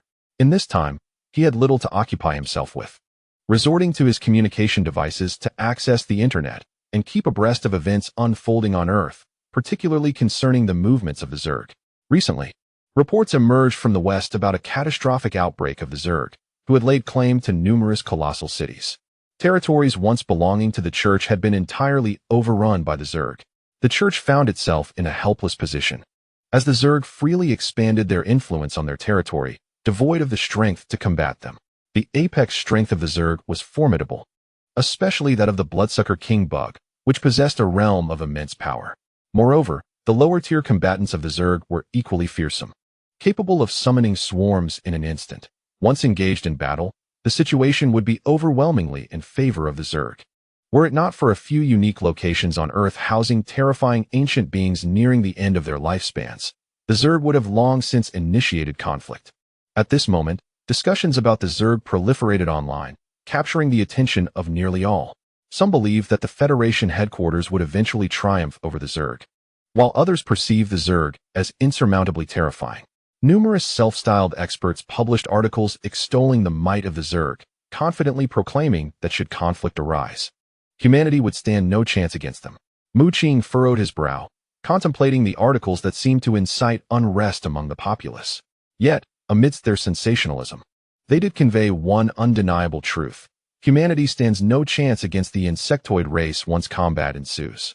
Though he had repeatedly engaged in plans to dismantle the insectoid menace, his understanding of their formidable power was all too clear. Victory for humankind appeared elusive. Of course, he was aware that the insectoids would not initiate hostilities in the immediate future. Previously, both Mu Qing and Zhou Xiu had presumed that the insectoids sought to invade the entirety of Earth. However, he had come to realize that their true objective lay in a mysterious treasure trove. Recent intelligence indicated the existence of a repository on Earth, attracting the attention of various races, including the insectoids, fierce beasts, winged people, and even the Titans. Each race was probing for the whereabouts of this treasure, which Mu Qing had initially believed to belong to the Titans. The winged people shared this assumption. Yet, the winged people, being a mid-tier race, evidently lacked the intelligence resources to rival those of the insectoids. It was only from the fiery insect that Mu Qing learned that this treasure was not of Titan origin. Rather, the key to unlocking it was merely commissioned by the Titans, embodied in the stone sword now in Mu Qing's possession. He remained in the dark regarding the true nature and location of this enigmatic treasure, which remained shrouded in mystery. Even the various cosmic races that converged could not ascertain its precise location. He understood that the insectoids had come to Earth in search of this treasure, and for the time being, they would refrain from waging large-scale warfare against humanity. Their immediate aim was to locate the repository, a goal shared by the other races. Naturally, once the insectoids secured the treasure, they would undoubtedly turn their sights on Earth for conquest. Days later, within a chamber of the Heavenly Feather Palace, anguished roars echoed, akin to a soul enduring hellish torment. The youth, drenched in perspiration, veins bulging, emitted primal growls while chaotic energies swirled around him, coalescing into divine seals. After a prolonged struggle, a chain of chaos coiled around Mu Qing like a celestial dragon, and he exhaled a long-awaited sigh of relief. His divine seal had finally been reconstituted. However, he still required the completion of 5 more seals before he could fully escape his period of weakness, which would take some time. Mu Qing drew forth the stone sword. Since absorbing the surging divine power within him, the bond between the sword and himself had strengthened, seemingly undergoing some transformation that eluded his comprehension. Zhou Gu had been grievously wounded by the cursed spirit and, in a desperate moment, expended all his mental energy to thwart it, ultimately becoming part of the stone sword, requiring time to recuperate. Mu Qing examined the stone sword from every angle, yet discerned no insights about the treasure it was meant to unlock. Subsequently, he retrieved the star map, after absorbing divine energy. The map had severed its connection with Mu Lin, instead becoming his own artifact. From the fiery insect, Mu Qing learned that the star map held significant importance to the insectoids. Upon careful study, he discovered that the star map was, in fact, a form of bloodline technique, remarkably capable of conjuring a celestial blood spirit upon cultivation. No, Mu Qing discovered that the celestial map, upon cultivation, did not condense into a single star, but rather formed a vast expanse of starry sky. Mu Lin had only begun to practice the celestial map, thus managing to condense a solitary star. Given sufficient time, he would undoubtedly gather numerous stars, creating a boundless cosmos. Qingmu, come forth. A voice thundered in fury, followed by an overwhelming surge of primal energy from the heavens, causing Mu Qing's dwelling to tremble. Frowning, Mu Qing strode outside, where he beheld two men in the sky. One was Elder Lin, who regarded Mu Qing with a look of helplessness, while the other, filled with murderous intent and crimson eyes, wore a shirt straining against the force of his unleashed energy. This man was Elder Bai, the father of Bai Yulin and a formidable figure of the Second Prince's faction, possessing the strength of an established monarch. Mu Qing's earlier act of slaying Bai Yulin had ignited Elder Bai's wrath, which was only quelled by the Second Prince's intervention, allowing him to suppress his murderous urges until Mu Qing's return. The grief of losing a son had left Elder Bai with a head nearly grayed. Yet his cultivation had advanced significantly, exuding an overwhelming primal force. Upon seeing Mu Qing emerge, his eyes brimmed with lethal fury. With a resounding crash, he unleashed an attack, conjuring a colossal hand to obliterate Mu Qing. Chapter 348. Deceiving the heavens and crossing the seas. The might of an established monarch is truly terrifying. Torrents of primal energy cascaded down, and the jade-green hand loomed at 100 meters. Mu Qing coughed, a trickle of blood escaping his lips, rendering him looking exceedingly feeble amidst the imposing hand. Nevertheless, he regarded Elder Bai with disdain and contempt, which only fueled the Elder's rage further. This insolent youth had slain his son and yet dared to display such arrogance. Anyone in his position would find it intolerable. At that moment, a flash of sword light appeared, coalescing into a celestial crane, its sword intent piercing through the jade-green hand. What is the meaning of this? Elder Bai glared at Elder Lin. Elder Lin shook his head, replying, "The Second Prince has decreed that should you seek trouble with Qing Mu, it shall be a life-or-death battle, which he will personally oversee." Elder Bai ground his teeth, letting out a cold snort before turning away. He would not relent so easily, and would certainly challenge Mu Qing to a fight to the death. The vendetta of losing a son is an unyielding enmity. Even if it meant bearing the label of bullying a disciple, he was determined to eliminate Mu Qing. Elder Lin wiped the sweat from his brow, inwardly lamenting the situation as he observed Elder Bai's unwavering resolve for a deadly confrontation. He felt a pang of anxiety, wishing to convey to Elder Bai that Mu Qing's prowess was beyond the reach of any ordinary established monarch. If a life-or-death battle were to occur, Elder Lin believed that Mu Qing would emerge victorious. Now, what troubled Elder Lin was how to convince Elder Bai of Mu Qing's formidable strength. "I hope you can still be alive by then," Mu Qing said flatly. Elder Bai, still at a distance, trembled at the words, suppressing the impulse to return and strike Mu Qing down before soaring away into the horizon. The following day, news spread throughout the Tianyu Palace that Elder Bai, a venerable figure among the ranks, was to engage in a life-and-death duel with the favored disciple of the Second Palace Master. The disciples of Tianyu Palace erupted in a flurry of excitement, while they were not particularly acquainted with the Second Palace Master's direct disciple. Most were well aware of Elder Bai's extensive following. The disciples aligned with the Grand Palace Master wore expressions of schadenfreude, reveling in the discord between Elder Bai, an elder of the Second Palace Master's faction, and the latter's prized disciple. They eagerly prepared to witness the impending confrontation. The duel between Elder Bai and Mu Qing was scheduled for 3 days hence, though Mu Qing remained blissfully unaware of this fact. At that moment, Elder Lin summoned Mu Qing, stating that the Second Palace Master wished to see him before departing himself. Mu Qing furrowed his brow, fully aware that this summons heralded no good tidings. His recent exploits in the Westlake secret realm had garnered significant attention. His cultivation had surged dramatically, and he had rescued the foremost champions of various factions, a piece of news that had evidently reached the Second Palace Master's ears. Although the Second Palace Master had previously employed various means to ensure Mu Qing's demise within a year, the sudden emergence of Mu Qing's formidable prowess had sown seeds of doubt in the Elder's mind.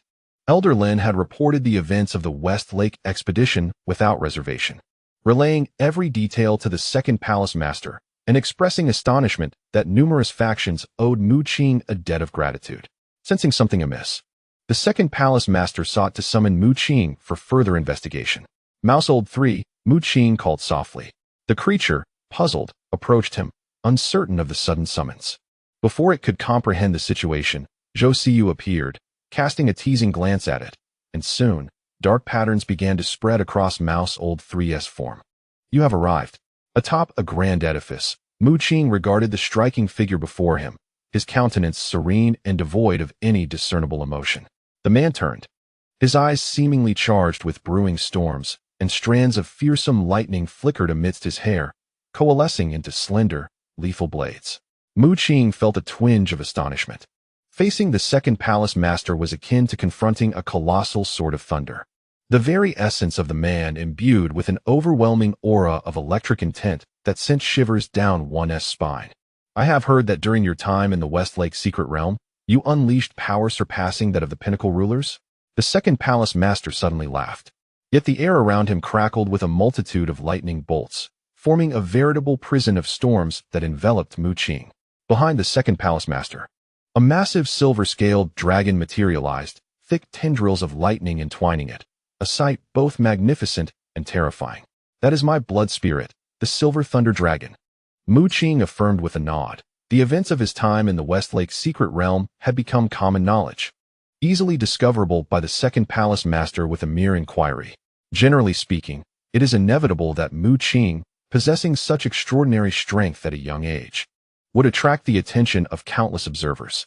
However, figures such as the Blood Duke and Bishop Jesse believe Mu Qing to be of extraterrestrial origin, thus deeming his prowess as natural. After all, there has never been a martial technique or blood spirit among humanity that can augment one's physique to towering heights exceeding 100 meters. The second prince's gaze was piercingly sharp, and strands of blue-golden lightning emanated from him, infused with the power of yin and yang. This lightning was familiar to Mu Qing. It was indeed the force of the yin-yang thunder tribulation. Suddenly, with the swiftness of lightning, the second prince struck, and the silver dragon behind him emitted a resonant roar, enveloping Mu Qing in a thunderous prison. He then produced a pitch-black orb and pressed it against Mu Qing's forehead. The entire process transpired in an instant, and Mu Qing made no move to resist. As the black orb penetrated his forehead, Mu Qing's expression gradually became numb, his eyes vacant, as if he had lost consciousness. The second prince nodded with a smile. That black orb was no ordinary item. It had cost him a considerable price to procure it from the alchemical organization, capable of controlling a person for a brief period, turning them into a puppet at his command. What opportunities did you encounter in the Westlake secret realm that granted you such strength? The second prince inquired sharply. In a dazed state, Mu Qing responded to the second prince's question. Within the secret realm, there exists a barrier, and upon entering, I discovered a portal. I gnawed at a corner of the portal, resulting in a significant breakthrough in my power. The second prince furrowed his brow. Could it be that Mu Qing truly entered the Westlake secret realm and experienced a remarkable fortune to attain such strength?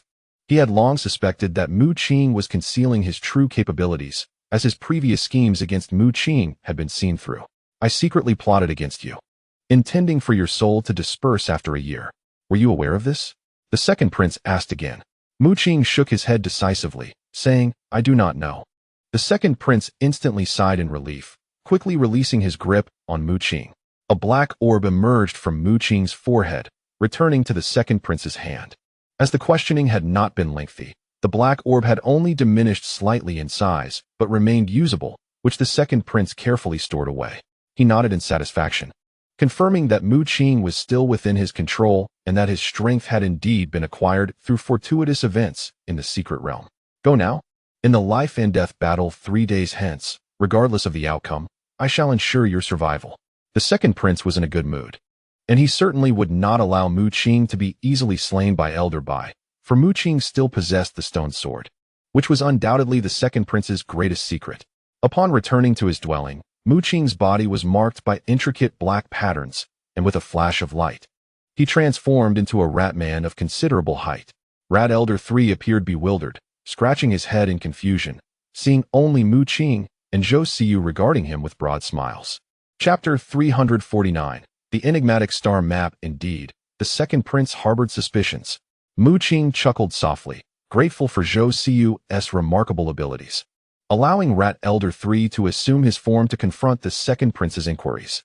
Mouse Lao Sen's memory was hazy, leaving him utterly oblivious to the occurrences that had transpired. Mu Qing paid no heed to Mouse Lao Sen's expression. Instead, he turned his gaze toward the towering edifice where the second prince resided, his eyes narrowing slightly. He was acutely aware that, in the short term, the second prince would not harbor any suspicions. Although, given time, the second prince would inevitably grow wary once more by then. Mu Qing would no longer need to maintain his facade. Should Mu Qing unleash his full strength now, he would not fear even the most formidable of kings. It was time to reclaim the Thunder Pool. Mu Qing could sense a powerful call emanating from the direction of the second prince's mansion. Over the course of this time, it seemed the second prince had expended a considerable amount of resources to cultivate the Thunder Pool. He could distinctly feel the terrifying energy contained within the Thunder Pool, rivaling that of seasoned kings. A smile of delight graced Mu Qing's face. He had initially believed that upon recalling the Thunder Pool, he would need to invest time in refining the Thunder origin to the level of a king. However, judging by the energy he sensed from the Thunder Pool, it would require no exertion on his part. Once recalled, he would merely need a short period to assimilate the power of the Thunder Pool, enabling him to elevate the Thunder origin to the standard of a seasoned king in a brief span. This underscored the magnitude of resources the second prince had allocated. Nonetheless, Mu Qing found himself puzzled. Despite the vast resources the second prince had devoted to nurturing the Thunder Pool, he had yet to absorb or refine it.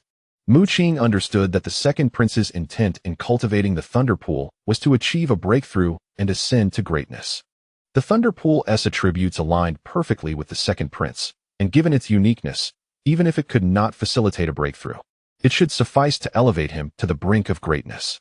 Yet, the second prince refrained from doing so. Despite the boundless energy within the Thunder Pool, he had not chosen to refine it. This revelation dissuaded Mu Qing from the notion of hastily reclaiming the Thunder Pool. He would rather the second prince invest further resources into its cultivation. Regrettably, he was still in a weakened state and hoped that the impending life and death battle in 3 days would not unexpectedly alter the divine seal. Upon returning to his residence, Mu Qing resumed his study of the star map. He did not dwell too heavily on the life and death battle. Even in his current weakened condition, Elder Bai was no match for him. Moreover, the second prince had explicitly stated that the life and death battle would not result in his demise, clearly indicating that certain measures would be employed. While Mu Qing remained unconcerned, the disciples of Tianyu Palace, however, had their attention wholly captivated. They had spent considerable time within Tianyu Palace without ever witnessing a life and death battle of elder caliber. Most notably, this particular battle was linked to the recently accepted personal disciple of the second prince. Rumor had it that the one known as Qing Mu was as brutal as a ferocious beast, relying on his master, the second prince, to directly slay Elder Bai's son. Furthermore, it was said that he had seized his spot in the Shihu secret realm by eliminating Bai Yulin. Many disciples within Tianyu Palace were abuzz with gossip, and Mu Qing's reputation was far from favorable. Bai Yulin had enjoyed a commendable reputation within Tianyu Palace, having reached the pinnacle of the 9th-tier bloodline and being a genius disciple at the peak of martial respect, widely admired by the disciples, including a throng of female disciples who viewed him as their Prince Charming. Naturally, the downfall of such a prominent figure at the hands of Mu Qing led to a significant number of individuals seeking to tarnish Mu Qing's name. The clamor within Tianyu Palace reached a fever pitch, as everyone yearned to witness the impending life and death duel set to unfold in 3 days. Some even disseminated the news across various online forums, capturing the attention of a vast audience. Typically, battles involving formidable warriors of the martial sovereign rank draw considerable interest. But the impending clash between Mu Qing and Elder Bai was of a regal caliber, swiftly captivating many. The starry tapestry in Mu Qing's possession appeared to be a treasure imbued with celestial attributes, yet it also concealed a wondrous bloodline technique. He scrutinized the celestial scroll in his hands, marveling at its intricacies. According to Mu Lin, this starry chart was a closely guarded secret of the Mu clan. His father, Mu Yu, had been expelled from the family for attempting to steal it. Having cultivated the Titan bloodline technique, Mu Qing regarded the bloodline methods of Earth with disdain, save for the one contained within this celestial chart, which was profoundly esoteric and rivaled the Titan bloodline technique in its complexity. Zhou Siyu, too, examined the starry scroll and informed Mu Qing that it was undoubtedly not an artifact of Earth. The bloodline technique within could easily stand alongside those of the most esteemed races in the cosmos. However, she noted that the bloodline technique within the celestial chart was somewhat incomplete, lacking a continuation, and could only be cultivated by those possessing celestial attributes. Zhou Siyu, with her memory of the cursed god, discerned many hidden truths. Upon discovering the incompleteness of the bloodline technique, Mu Qing shook his head in disappointment.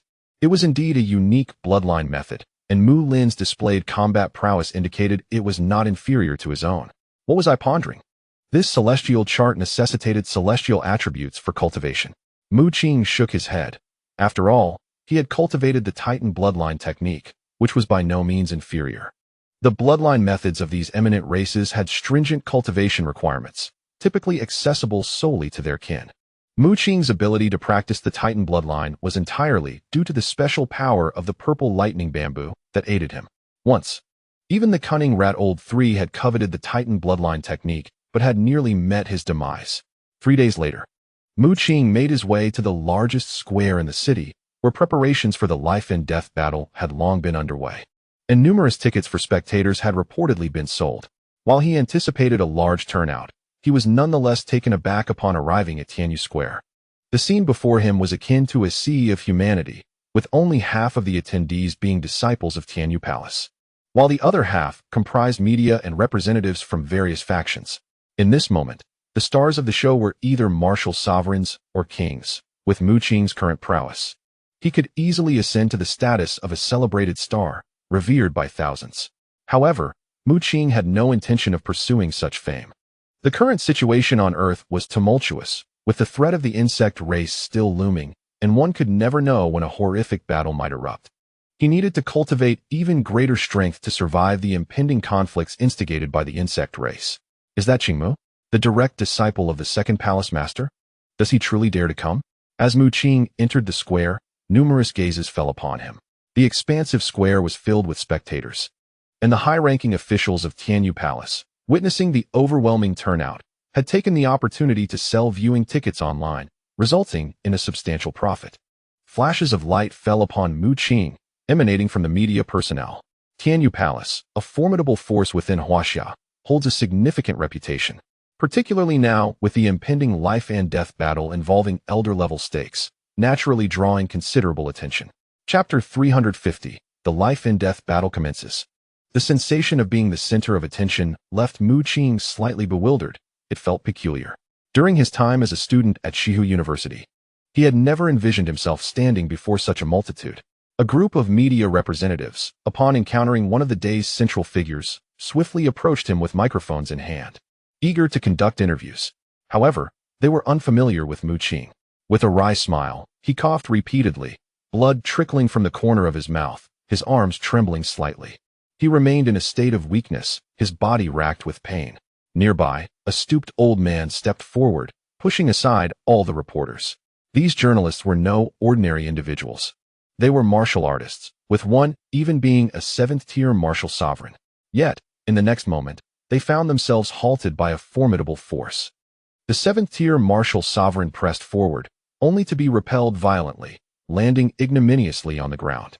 How could this be? Shock coursed through him as he turned to the stooped elder, whose face appeared shifty, with golden eyes that exuded a cunning aura. He swallowed hard, instinctively recognizing that this seemingly frail old man was a figure of royal stature. The crowd, initially puzzled as to why someone about to engage in a life and death struggle with the Tianyu Palace elder appeared so feeble, was now astounded to realize that he was accompanied by a king. This seemingly unassuming elder was none other than Old Rat 3, who, upon ascending to royal status, had acquired the ability to assume human form. Despite his appearance, he bore a lineage infused with dragon blood, enabling him to transform into a dragon-human hybrid for combat. Let us proceed. Mu Qing gazed into the distance, where on the square, elder donned a black robe, his countenance grim, eyes bloodshot, yet exuding an intensely violent aura.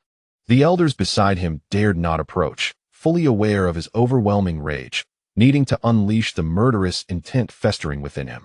They understood that Elder Bai had been in this state ever since his son's demise. Exchanging glances, the elders pondered the second palace master's insistence on safeguarding Mu Qing. Yet they felt that even united, they might not stand a chance against the enraged Elder Bai. What exactly was Mu Qing's background that the second palace master would be willing to abandon Elder Bai for him? One elder quietly inquired, casting a sympathetic look towards the furious Elder Bai. Unbeknownst to Elder Bai, the second palace master had completely forsaken him. issuing covert orders to ensure Mu Qing's survival at all costs. In this life-and-death battle, if Mu Qing were to survive, it would mean Elder Bai's demise. The other elders shook their heads, lacking any familiarity with Mu Qing. You have finally arrived. Elder Bai's bloodshot gaze suddenly fixed upon Mu Qing, his eyes sharp as those of a malevolent dragon, brimming with a desire to pounce and tear Mu Qing apart. Cough, cough. You have summoned the old in your quest for vengeance against your son? Mu Qing's face turned pale as he spoke, coughing intermittently. The expression on Elder Bai's face darkened instantly, and he strode to the center of the square, an overwhelming aura of power emanating from him, bearing down on Mu Qing. Mu Qing also approached the center of the square, now alone, as the formidable presence of Elder Bai loomed over him like a solitary leaf adrift in a tempestuous sea, on the verge of capsizing. Cough, cough. Mu Qing appeared as though he might collapse under the pressure at any moment, occasionally coughing up blood. This scene left the onlookers in utter disbelief. What is happening?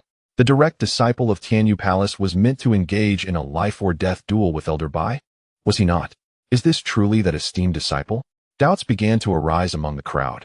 For Mu Qing's appearance bore no resemblance to that of a commanding second palace master. Rather, he resembled a martial artist lacking in strength. Is this all? Even a mere martial artist could easily take him down. Others shouted, and indeed, in his weakened state, Mu Qing would fall to any martial artist. A chorus of voices erupted, expressing their feelings of having been deceived, for they had come to witness a clash of titans, not to observe a powerless individual meet his demise. I read online that Qingmu had slain the elder's son. Look at Elder Bai's expression, as if he yearns to devour someone. This individual must indeed be Qingmu. The crowd gasped in astonishment, and even Elder Bai was taken aback by Mu Qing's current frailty, struggling to withstand the immense pressure. Regardless of your tactics, my resolve to end your life remains unchanged. Elder Bai took a deep breath, his murderous intent palpable, as a time-worn jade sword erupted behind him, his blood spirit. Simultaneously, he retrieved a white jade coffin from his spatial ring, positioning it across the square. I shall entomb you eternally before my son's grave, to accompany him in death. The terrifying sword intent emanating from Elder Bai soared skyward, nearly altering the very atmosphere. The clouds above roiling violently. He was a master of the sword, enveloped in jade-hued sword light. Cough, cough. I indeed acted inappropriately. I should have ensured your demise alongside your son. It seems you are impatient, even preparing a coffin for yourself. Mu Qing grinned. Boom. The sword light filled the sky. And upon hearing Mu Qing's words, Elder Bai was incensed, unleashing a tremendous pressure that surged toward Mu Qing. Cough, cough. Suddenly, Mu Qing coughed up blood, his body trembling as he emitted a wail of anguish. He was not merely affected by the pressure. At that moment, the chaotic energy within him began to reorganize, striving to form a new divine imprint. Mu Qing gritted his teeth, beads of cold sweat dotting his forehead, as excruciating pain coursed through him, as if a terrifying force sought to crush him entirely. Is this merely a performance? Some reporters were taken aback, and the crowd in the square was equally astonished. They internally criticized Mu Qing for his dramatics, as this was a matter of life and death between a direct disciple and an elder. Yet Mu Qing appeared at the outset as though he were on the brink of death, unable to withstand even the elder's pressure. Elder Bai was equally bewildered by Mu Qing's actions, yet in the next moment, he sensed an unsettling anomaly. He observed strands of chaotic energy emanating from Mu Qing, coalescing into a chain-like formation. From this chaotic aura, Elder Bai felt an overwhelming sense of threat. Frowning, he wished to avert any unforeseen mishaps, wielding his jade sword. He swiftly unleashed a vast expanse of radiant sword light. The onlookers held their breath. As a seasoned champion, Elder Bai's formidable power was palpable, his strike imbued with astonishing sword intent. The jade-hued light was resplendent, yet fraught with lethal intent. At first glance, Mu Qing appeared to be facing certain death, with all avenues of escape sealed. Even the observing elders involuntarily rose to their feet, palms slick with sweat, poised to act. However, at that moment, Mu Qing astonishingly disregarded the torrent of jade sword light and sat down cross-legged. Suddenly, the space behind him rippled, and a colossal black beast, hundreds of meters long, manifested, with a black hole abruptly materializing to consume all the sword light, even absorbing the very rays of light themselves. Chapter 351. Internal injury from suppression. Everyone was astounded, casting their gaze toward Mu Qing's back. Initially, he appeared as fragile as a wilting flower, seemingly ready to topple at the slightest gust of wind. Elder Bai, in a fit of rage, had unleashed a deadly sword strike, transforming into a deluge of sword light. Such power necessitated utmost caution, even for established champions of the same tier, who could suffer grievous injuries if caught unprepared. The crowd marveled at this strike, well aware that Elder Bai was indeed a master of the sword, perfectly melding his sword intent into each ray of jade-hued light. Yet, this deluge of sword light was devoured by a black hole. What was this? A cacophony of gasps arose, as reporters, sensing a monumental story, frantically captured the moment with their specialized cameras, flashes illuminating the scene. What was that black beast? It resembled both a fish and a rock. Many found it utterly fascinating. Was Mu Qing a beast tamer? Or did he possess a unique blood spirit akin to that of the Yang family heiress, capable of summoning otherworldly creatures to fight on his behalf? Curiosity coursed through the crowd. The Yang family heiress, of course, referred to Yang Shanshan, whose blood spirit was a portal that allowed her to summon legions from other realms. Now, with her considerable strength and status as a prodigy of the Yang family, she remained under the media's watchful eye. Speculation arose that Mu Qing might similarly possess such a blood spirit. Yet, one reporter insisted otherwise, boasting of his findings. According to my investigations, the second prince's direct disciple, Qing Mu, is a body cultivator, endowed with the power of thunder. He seemed quite pleased with himself for having laboriously gleaned this information from within the depths of Tianyu Palace. However, upon hearing his words, those around him regarded him with disdainful glances, utterly unimpressed. Even a fool could discern Mu Qing's frail constitution, as he had cried out in anguish under Elder Bai's oppressive might. The reporter glanced at Mu Qing in the square, feeling somewhat embarrassed. It was widely understood that body cultivators relied on external forces to temper their physique. Though their cultivation was arduous, their physical forms were often formidable, nearly perfect in constitution. Before him stood Mu Qing, who, in every conceivable aspect, bore no semblance to a cultivator of the body. His form trembled, perspiration cascading down his body, as the chaotic energy around him gradually restructured into chaotic chains. He found himself at a loss. Initially, he had envisioned utilizing the golden mech he had seized from Wang Ming to engage in a fierce battle with Elder Bai. However, at this crucial moment, the chaotic chains began their reformation. Agonizing pain enveloped him, leaving him with no alternative but to summon his black fish doppelganger to assist in fending off Elder Bai. Fortunately, Elder Bai's power did not ascend to the pinnacle of dominance, and his combat prowess was comparable to that of the black fish doppelganger. A thunderous roar reverberated through the air as the black fish, vast in stature, unfurled its wings like clouds descending from the heavens, casting a shadow that obscured the sun. The onlookers were awestruck by its immense form, as a vast expanse of water suddenly materialized from the void, inundating the entire square. In the blink of an eye, the square transformed into a boundless ocean, with Mu Qing submerged in its depths. Each droplet of water felt as heavy as several hundred or even 1,000 pounds. Yet it exerted no effect upon him. The black fish dove into the watery abyss, morphing into a colossal shadow. Elder Bai stood poised in the sky, unaffected by the surging waters below. At that moment, his eyes glowed a fierce crimson as he fixated on Mu Qing's figure beneath the waves, wielding a jade sword from which terrifying and astonishing sword chi emanated. With a swift motion, the ocean was stirred by the oppressive sword intent, generating towering waves that rose hundreds of meters high. The spectators gasped in awe. The sword chi was palpable, exuding immense power, regardless of Mu Qing's inherent strength. The mere presence of this extraordinary beast was sufficient to dominate the entire younger generation. Some lamented, recognizing that the black fish doppelganger possessed the capability to contend with Elder Bai, a seasoned monarch. Amidst the ocean, Mu Qing roared, his blood surging with fervor, its temperature soaring to such heights that it caused the surrounding water to begin boiling. Suddenly, a shadow shot skyward as the black fish opened its mouth, revealing a black hole that devoured all the sword chi. Elder Bai's expression darkened, revealing his displeasure. Each of his strikes was executed with full force, aimed directly at Mu Qing, intent on obliterating him. Yet, the black fish consistently appeared in the nick of time, swiftly consuming all the sword chi unleashed upon him. What manner of creature is this? Elder Bai's heart seethed with anger. As an established monarch, the intensity of his sword qi was not something an ordinary individual could withstand. Only the most elite could effortlessly counteract his assaults. Yet, was the black fish among those elite? Clearly not. Elder Bai could distinctly sense the primal energy emanating from the black fish, indicating it was of the same realm as himself, a seasoned monarch. In a one-on-one confrontation, he was confident in his ability to handle the black fish. However, the black fish refrained from engaging him directly, relying on the black hole within its maw to consume all attacks, combined with its terrifying speed. It vanished in the blink of an eye. At this moment, Elder Bai found himself in an exceedingly frustrating predicament. He had launched an attack against Mu Qing, and in the blink of an eye, the black fish appeared, moving with astonishing swiftness, causing the myriad sword lights he had conjured to vanish as if by magic. When he attempted to strike at the black fish, it merely flicked its tail and vanished into the void.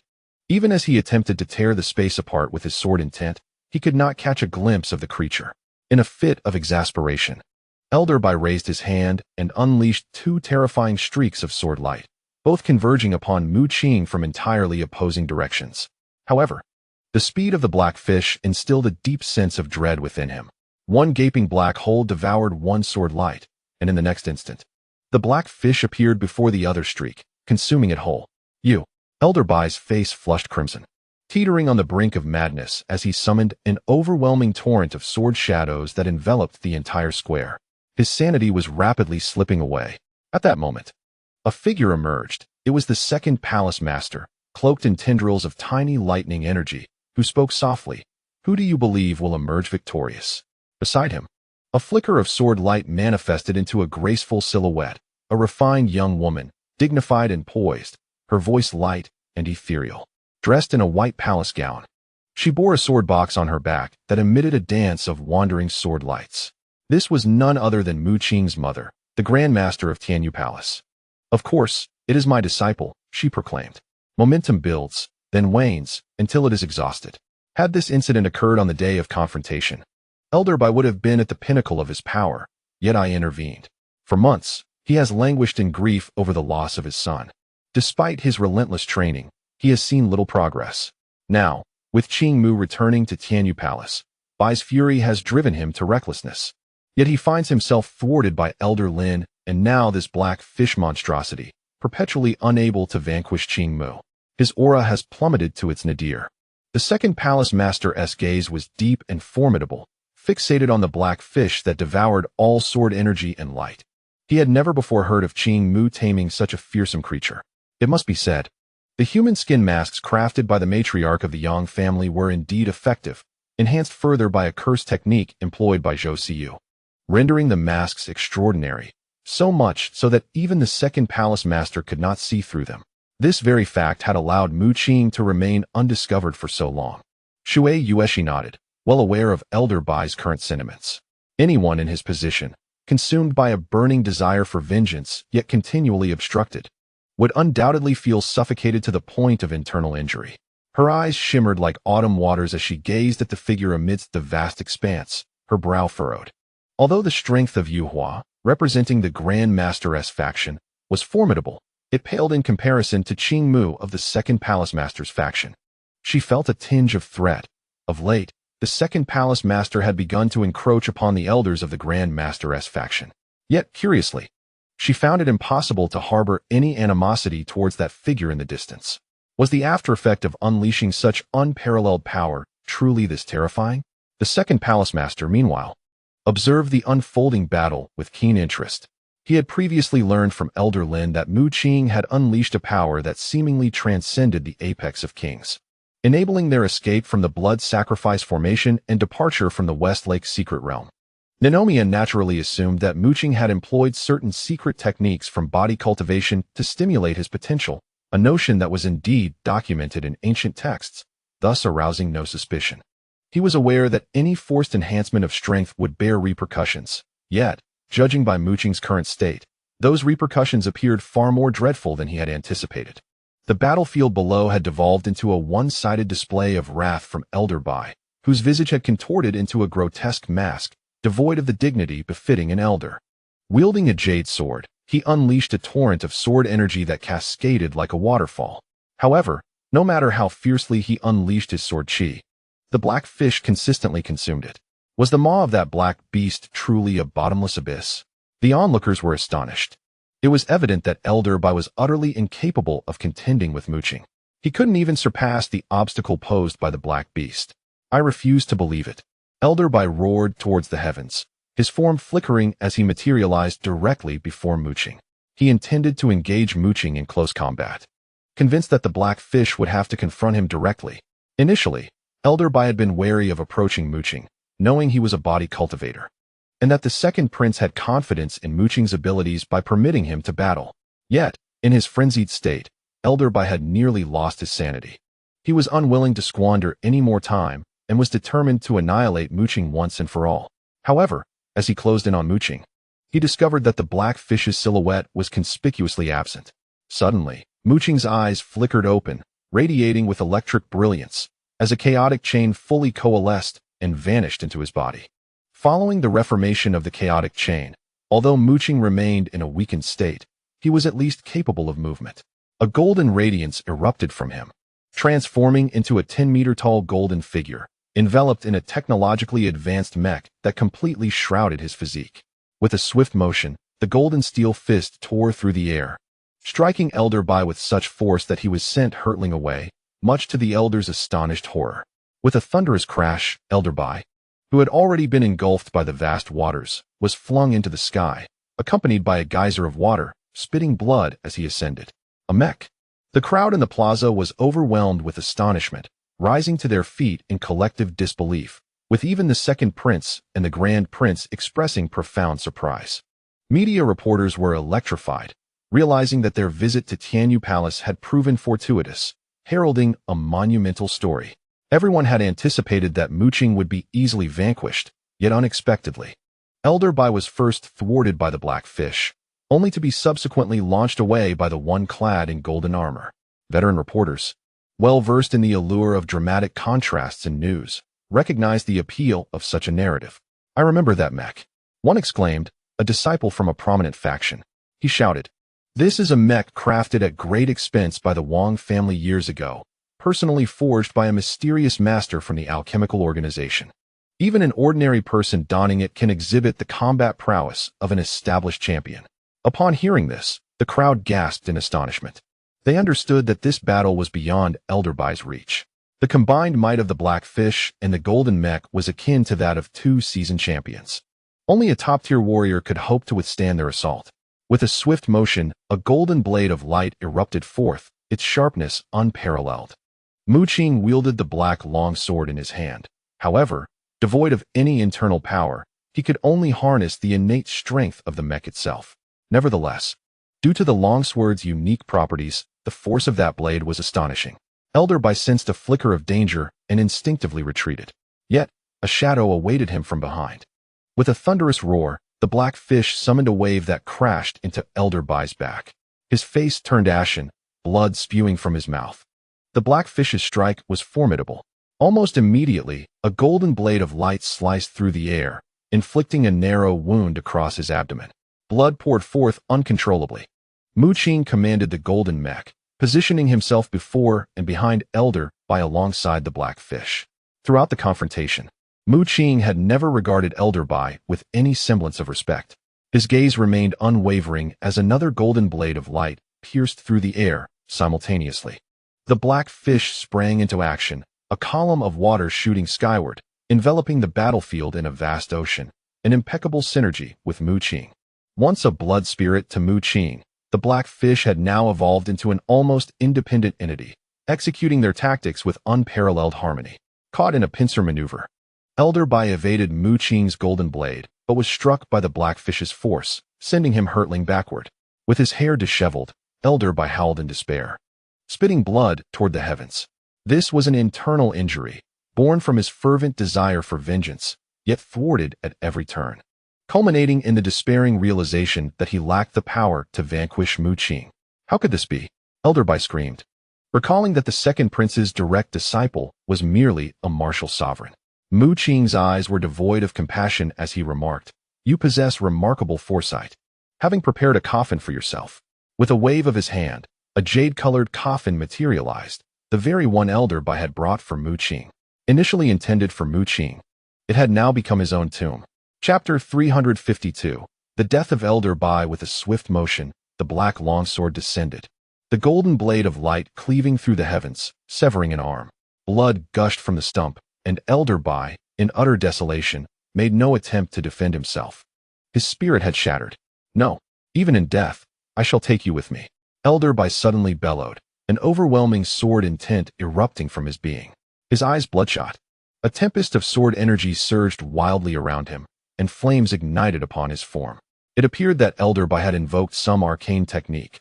He was engulfed in flames, his aura growing increasingly terrifying, resembling a comet hurtling toward Mu Qing.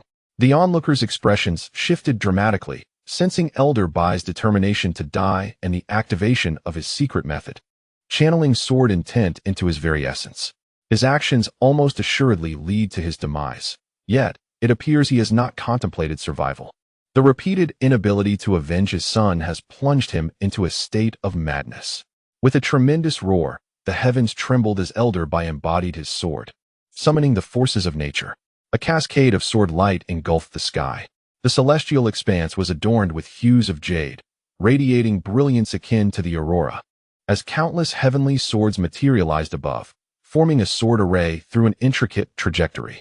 The overwhelming momentum swept across the arena in an instant, the sword array in the sky emanating a fierce luminosity, as innumerable sword energies coalesced into an ocean, resonating with the ancient echoes of sword cries. He was indeed a master of the sword. Among the audience, there were formidable individuals who discerned Elder Bai's true prowess, a powerful and seasoned monarch. If he could maintain his composure, he might secure victory in this life-and-death duel. However, he had already succumbed to madness. Despite unleashing a breathtaking strike fueled by the burning of his life force, the sword intent autonomously manifested the heavenly swords, forming a grand array. Yet the seasoned monarchs present could easily perceive the flaws in Elder Bai's stance.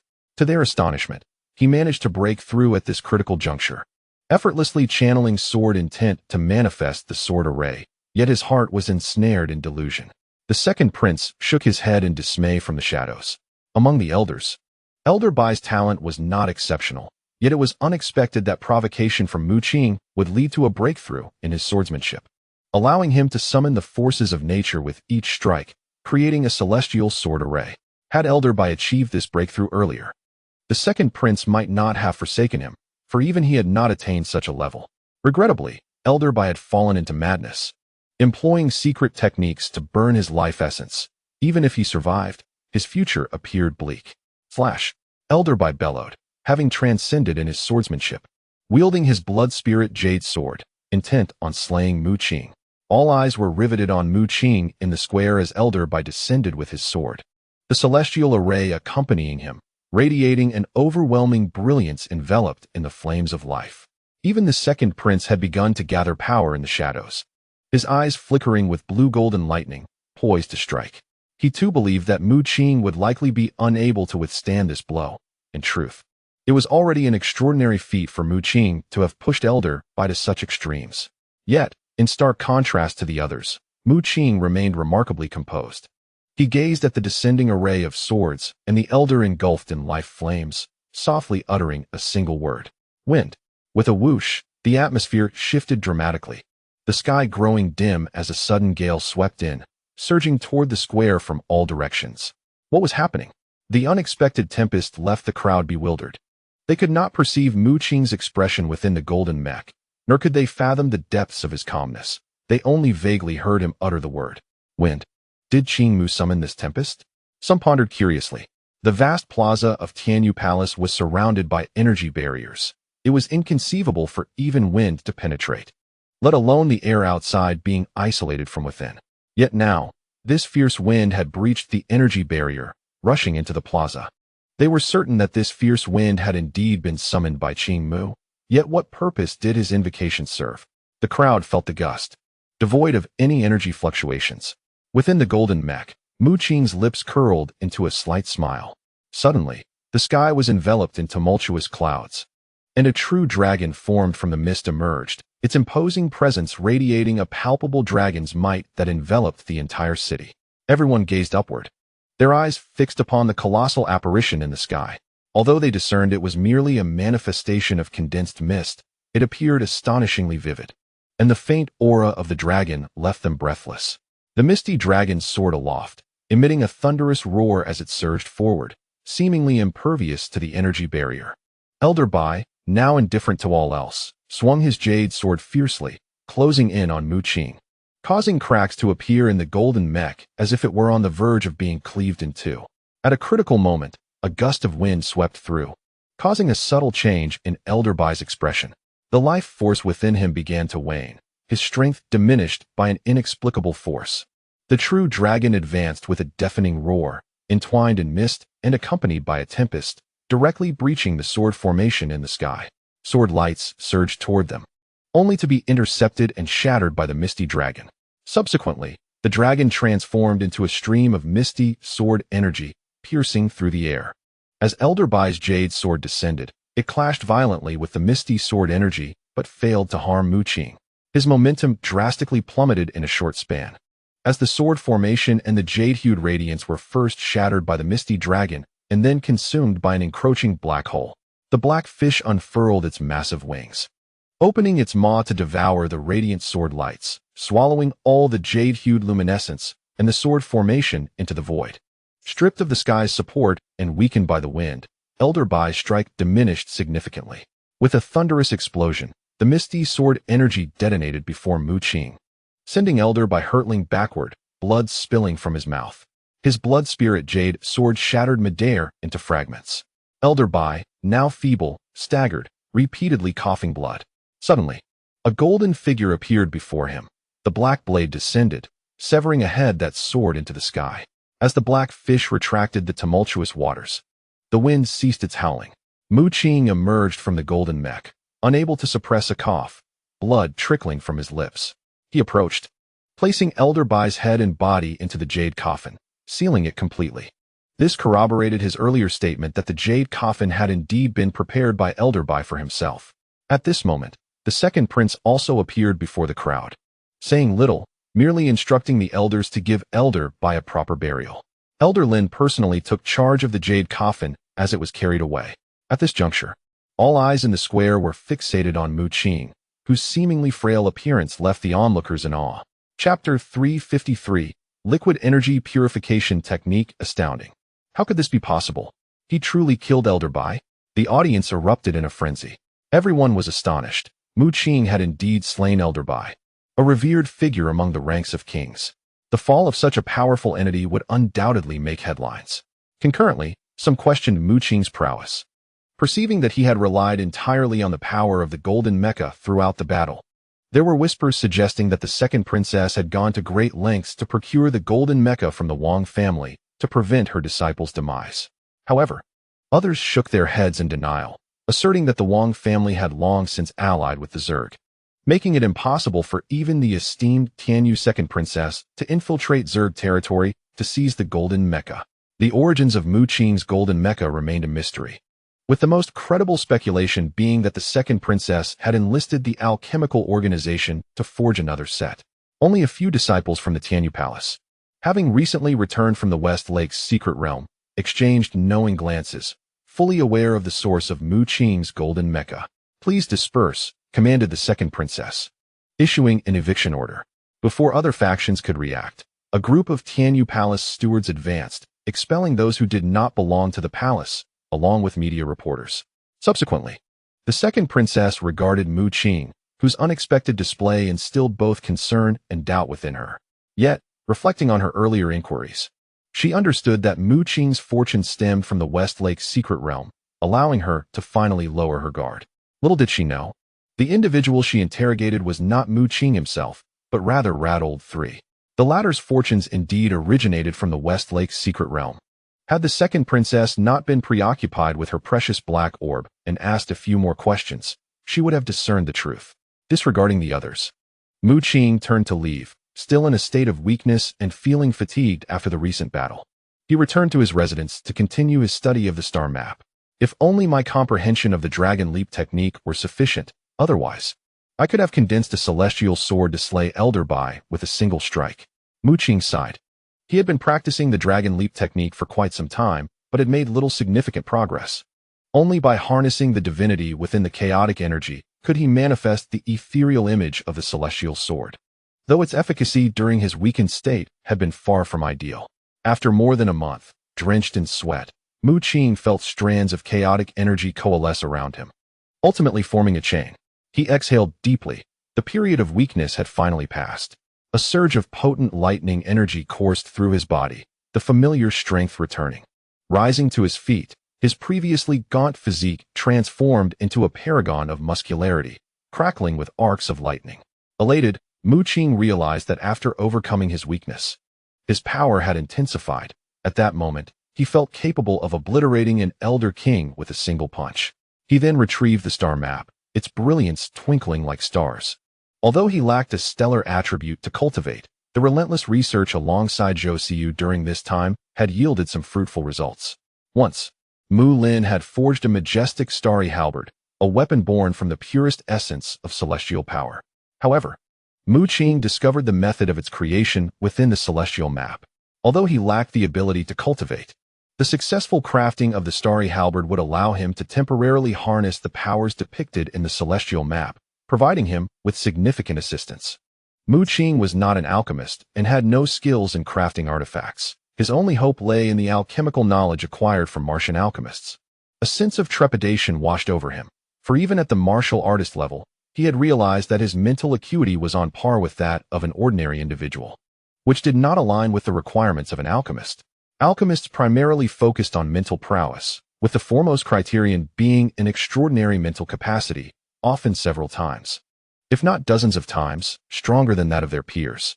Upon recognizing that his mental abilities were comparable to those of the average person, Mu Qing felt he lacked the innate talent to become an alchemist. Of course, the rarity of alchemists was primarily due to the extreme secrecy of alchemical organizations, which monopolized all arcane alchemical knowledge, leaving ordinary individuals with no means to pursue the path of alchemy. Presently, the few alchemists within the major factions were often regarded as inadequate by the alchemical organizations, with only those who gained entry into these organizations truly considered masters, wielding formidable alchemical skills. A golden light flashed before Mu Qing, revealing a tome that contained all the alchemical texts gleaned from the Martian alchemist, meticulously compiled by Zhou Xiyu. Mu Qing had been engrossed in unraveling the mysteries of the celestial map and had nearly overlooked this alchemical knowledge. As he turned his attention to the alchemy, he examined it closely, only to feel a pang of disappointment. The alchemical text was not the culmination of the Martian alchemist's lifetime of wisdom, but rather a mere alchemical secret.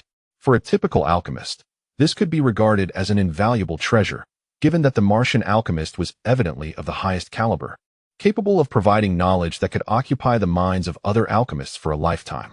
However, Mu Qing was not an alchemist. He had never studied alchemy and thus found little utility in acquiring a mere alchemical secret.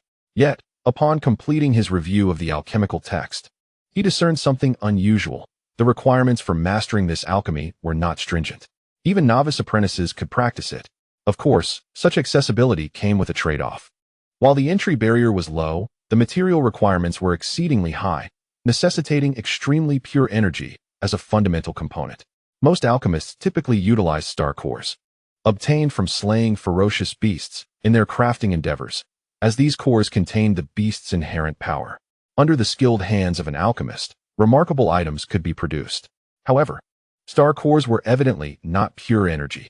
Even the primal energy cultivated by humans and the spiritual essence found within nature contained certain impurities. Perhaps this alchemical knowledge could indeed be of genuine use to me. Mu Qing felt a surge of excitement, his eyes shining brighter as his hands trembled with anticipation. This alchemical art, with its low threshold for entry, was not to be underestimated, for it was known as the liquid energy refinement technique. As the name suggests, this alchemy is capable of refining energy into liquid form. The 3 vials of liquid bombs that Mu Qing obtained were indeed crafted by the alchemist on Mars using this very alchemical art. Should I master this alchemy, I would surely achieve great prosperity. Mu Qing was filled with delight. The low threshold of this alchemical art offered him a glimmer of hope. It is worth noting that those 3 liquid bombs possessed a formidable power capable of vanquishing spell spirits. Their destructive potential was astonishing.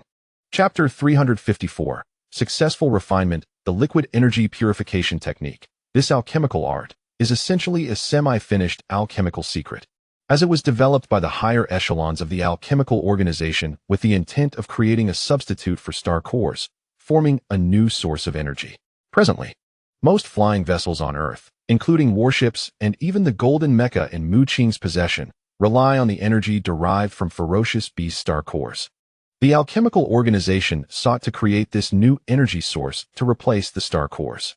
Nevertheless, the liquid energy purification technique can only extract liquid energy from certain pure energy entities, and these liquid energies cannot be utilized or substituted, as they contain terrifying power that would result in a catastrophic explosion if even a trace of original force were to be infused. This alchemical art has been categorized by the alchemical organization under bomb making, leading to a lack of interest from many.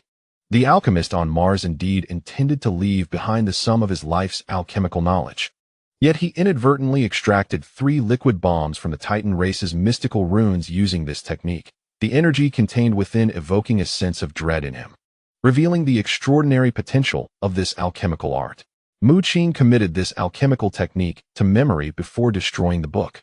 Liquid energy purification requires materials that are pure energy entities, a condition that is scarcely met. Few can be found on Earth. Mu Qing's excitement stemmed from the fact that these stringent requirements posed no challenge for him. Each time the black fish consumed something, it would crystallize transparent crystals within its body, which contained pure energy but were not absorbable and posed a high risk of explosion. Mu Qing often utilized these transparent crystals as grenades. Were not these transparent crystals precisely what was needed? Mu Qing laughed heartily, nearly bursting with exhilaration. With just a little time invested, he believed that even without alchemical experience, he could initially wield the purification technique, and at that moment, refining the energy within the transparent crystals would yield an endless supply of liquid bombs. Having witnessed the power of the liquid bombs, Mu Qing was thus elated. And at this moment, he cared not for crafting the starry great halberd, but instead commenced his study and experimentation with the purification technique. A month later, Mu Qing held a small piece of transparent crystal in his hand, his eyes closed in concentration. Threads of mental energy emanated from his brow, enveloping the transparent crystal, which then transformed into swirling white flames, burning fiercely. Under the intense heat of the white flames, the transparent crystal shrank at a visible rate, gradually softening, as though it was on the verge of transforming into a droplet of liquid. However, at a critical moment, Mu Qing's complexion turned pale, and the blazing white flames extinguished. He gasped for breath, blood spilling from his mouth. The transparent crystal he held shattered, its chaotic energy erupting into a terrifying blaze. From within, a shrunken black fish emerged, devouring the explosive energy. Mu Qing let out a bitter laugh. This marked the 5th time this month. Although he had made initial strides in the art of refinement and found it relatively straightforward, his mental prowess paled in comparison to that of the alchemists. The spiritual flame he conjured only lasted a few minutes before his mental energy was depleted. Furthermore, his control over the spiritual flames was insufficient. Even the smallest piece of transparent crystal eluded his ability to fully refine into liquid energy. A month later, Mu Qing appeared disheveled, his hair unkempt and dark circles beneath his eyes. Taking a deep breath, he retrieved yet another piece of transparent crystal, having lost count of how many he had destroyed since embarking on this journey of refinement. Fortunately, the black fish still had plenty of reserves. Pure energy entities were scarce on Earth, and if Mu Qing continued this way, even the enigmatic alchemical organization would face bankruptcy. However, with the black fish's avatar by his side, he need not worry about quantities. He could summon as many transparent crystals as he desired. Now, Mu Qing focused intently, channeling his mental energy into spiritual flames through the refinement technique. The white flames enveloped the transparent crystal in his hand, roaring to life. Compared to before, the white flames generated now were pure, shimmering with a soft glow. Even Mu Qing could feel the terrifying temperature contained within, leaving him in awe. This was not merely an alchemical skill. It was a fearsome secret technique of mental assault. Mu Qing's body trembled as he realized he had stumbled upon a treasure. The temperature of the spiritual flames was extraordinarily high, capable of being wielded against adversaries. The white flames radiated intense heat, yet posed no threat to Mu Qing. Under his gradually maturing control, they began to melt the crystal. After half an hour, the white flames vanished, and the transparent crystal disappeared, leaving behind a drop of pale golden liquid suspended in the air. Though Mu Qing's face was pale, his eyes sparkled with joy. Even though only a single drop of liquid energy could be extracted from one transparent crystal, he did not underestimate it. He sensed that once unleashed, this drop of pale golden liquid would possess a power far surpassing that of a single crystal explosion. Carefully, Mu Qing took out a pre-prepared vial and stored the drop of pale golden liquid with great caution. It was time to forge the starry great halberd's core. Now, his attitude towards Mu Qing had shifted. He regarded him not merely as a disciple, but as an elder of equal standing. Having witnessed Mu Qing's prowess firsthand during his battle with Mu Lin, he recognized that it had been a confrontation akin to the most elite of warriors. He was acutely aware that he was unlikely to be a match for Mu Qing. Did one not witness how, during Mu Qing's moment of vulnerability, he was capable of vanquishing Elder Bai? I have heard that within Tianyu Palace, there exists a master alchemist. Mu Qing remarked that his status as the direct disciple of the second palace master would afford him the opportunity to solicit the alchemists within Tianyu Palace for assistance in forging a weapon prototype. And he would not even need to provide the materials himself. At present, Mu Qing could only be regarded as a novice alchemist, possessing knowledge solely in the art of liquid energy refinement. It would be unrealistic to expect him to forge the starry sky great halberd on his own. Instead, he could seek the aid of the alchemists at Tianyu Palace to create a prototype of the starry sky great halberd, and later, he would gradually refine it using the power of the starry sky map. Once the starry sky great halberd was successfully forged, it could harness the energies contained within the starry sky map, becoming a formidable asset for Mu Qing. There was indeed a master alchemist within Tianyu Palace, as the witch's seat had informed him, said to have once belonged to an alchemical organization. Chapter 355. Lin Xin is in trouble. Understood. I shall proceed to commission Master Zhang. Elder Lin nodded. Having gleaned the specific requirements for the starry sky great halberd from Mu Qing, he severed the connection. He informed Mu Qing that Master Zhang was, in his own right, a king-level powerhouse, and being an alchemist, he was treated with the utmost reverence at Tianyu Palace. After entrusting Elder Lin with the matter concerning the starry sky great halberd, Mu Qing resumed his liquid energy refinement, once more producing a transparent crystal in his hand to commence the process. However, his current mental fortitude was not as robust as that of true alchemists. Those professional alchemists possessed mental acuity several times greater than the average person, enabling them to sustain the refinement technique for an entire day. For Mu Qing, given his present level of mental strength, he could only refine a single transparent crystal before his stamina waned. Nevertheless, Mu Qing found great joy in the refinement technique, and his daily routine became one of refining transparent crystals. After 5 days, Mu Qing departed from Tianyu Palace and found himself at a nearby desolate mountain, holding a grenade. Lost in contemplation, the witch's seat hurriedly approached him, breathless, bringing with him a collection of transparent special crystal blocks, which had been hollowed out. Upon seeing this, Mu Qing nodded in satisfaction, then produced a vial filled with a pale golden liquid, pouring some of the liquid energy into the crystal blocks before sealing the openings. The material of these crystal blocks was identical to that of the vial he held, specifically designed for the storage of liquid energy. Subsequently, Mu Qing infused a trace of lightning power into them and hurled them towards the distant mountain peak. A low hum resonated as the lightning power coiled around the crystal blocks, and in an instant, they erupted into a blinding brilliance, detonating midair. A tremendous shockwave surged forth, sweeping in all directions, causing the surrounding trees to snap and crumble. Such overwhelming destructive force. Surely, this was akin to a strike of king-level potency. The witch's seat stared in astonishment, his eyes reflecting a mixture of horror and reverence as he looked upon Mu Qing. "Are you truly an alchemist?" he exclaimed, astonished.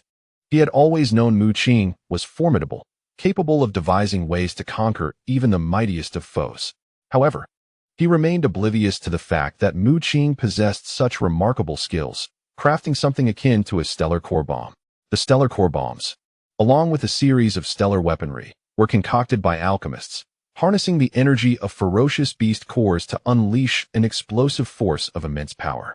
Yet, Wu Shi had yet to witness a stellar core bomb capable of exhibiting the destructive potency of a monarch-level weapon. His gaze brimmed with excitement as he observed Mu Qing, akin to beholding a master alchemist of the highest caliber. Mu Qing sheepishly rubbed his nose and offered an awkward smile. In truth, he had intended to detonate the distant mountain peak. However, the pale golden liquid within the crystal fragment erupted mid-air, failing to reach a significant distance. He sighed, acknowledging the profound intricacies of alchemy, realizing that success was not a mere matter of superficial research. Upon inspecting the remaining 2 liquid energy bombs, Mu Qing discerned a flaw. While the stored liquid energy exhibited astonishing destructive capability, its range was alarmingly short, posing a risk of self-harm. Back in the Westlake secret realm, had it not been for the spell spirit's arrogance born from its formidable strength, Mu Qing would not have so easily achieved his objective. Through this period of experimentation, Mu Qing made certain modifications to the utilization of liquid energy, yet he still encountered failure. After placing the liquid energy into a specially crafted crystal, the explosion range remained disappointingly close.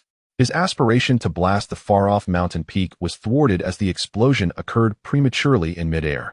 Were it not for the considerable strength possessed by both Mu Qing and Wu Shi, others would have certainly been affected by the explosive aftermath. No, I refuse to believe this, Mu Qing resolved, gritting his teeth, and returned to his dwelling to continue his research on the application of liquid energy. Presently, although the liquid energy could be directly contained within specially designed bottles and thrown as bombs, yielding commendable power, their velocity was far too sluggish. A vigorous throw would trigger premature detonation of the liquid energy within, while a gentle toss would fail to even reach the enemy's location. Moreover, in the midst of a duel between experts, the slow delivery of a bottle filled with liquid energy would allow the adversary ample time to evade the impending explosion. The power is lacking. It cannot compare to the liquid energy acquired from Mars, Mu Qing declared solemnly. Over the course of the following month, Mu Qing tirelessly refined liquid energy while exploring methods to create an exceptionally swift liquid energy bomb. As he consistently practiced his refining techniques, he grew increasingly proficient. The flames conjured from his mental energy transitioned from white to a soft blue, marking a transformation in his mental prowess. When his spiritual flames ultimately reached a blue hue, it signified a breakthrough in his mental strength, elevating both his destructive capability and refining speed to unprecedented levels. 2 months later, within the confines of his room, Mu Qing erupted into laughter, a golden lightning bolt levitating in his grasp. At that moment, his dwelling lay in disarray, marked by charred remnants and traces of explosions. His clothing was tattered, hair disheveled, and his face smeared with soot, presenting the appearance of a wild man. Upon closer inspection, one might liken him to a refugee.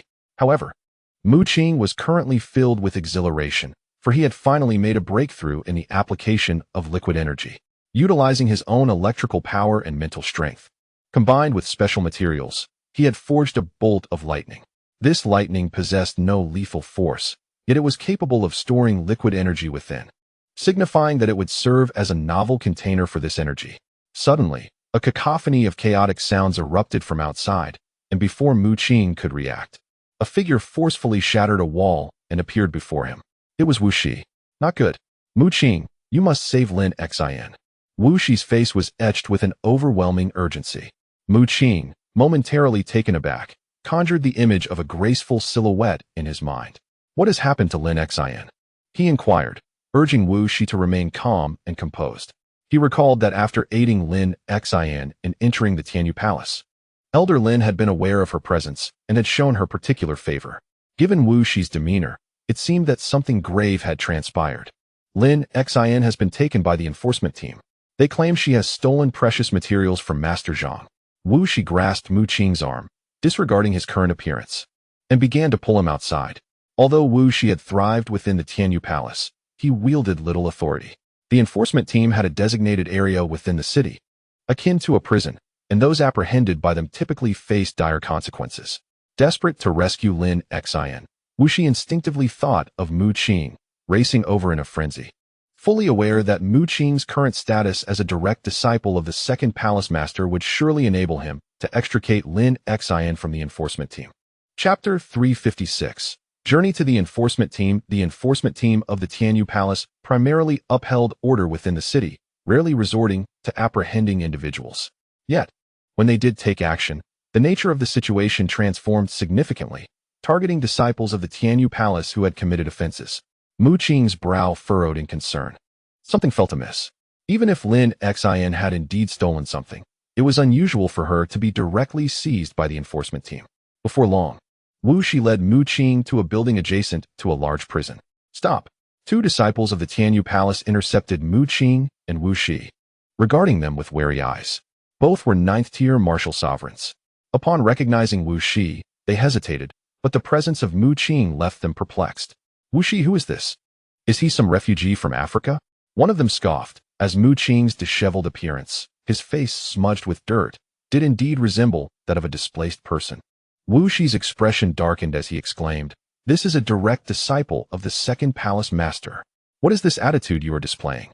He harbored a deep resentment towards the enforcement team, having witnessed their indiscriminate capture of Lin Xin without even a semblance of an inquiry, her immediate incarceration igniting his fury. "Ha! You must be jesting. A direct disciple of the second palace master? Him?" The man erupted into uproarious laughter. Mu Qing awkwardly touched his nose. Recently, he had slain Elder Bai, and his reputation within Tianyu Palace was at its zenith. Yet, he found himself subjected to such ridicule now. He felt helpless, lacking any means to substantiate his identity. "Let us in," Mu Qing commanded in a deep voice. Wu Shi's expression mirrored his readiness to strike. The two guards shook their heads. One of them disdainfully regarded Mu Qing and Wu Shi, saying, "What are you two? Do you truly think that entering the law enforcement team's prison is as simple as it seems?" At that moment, a chilling scream erupted from within the prison, causing Mu Qing and Wu Shi's expressions to change drastically. The voice was unmistakably Lin Xin's. "Clear the way," Wu Shi roared in fury, brandishing a long sword.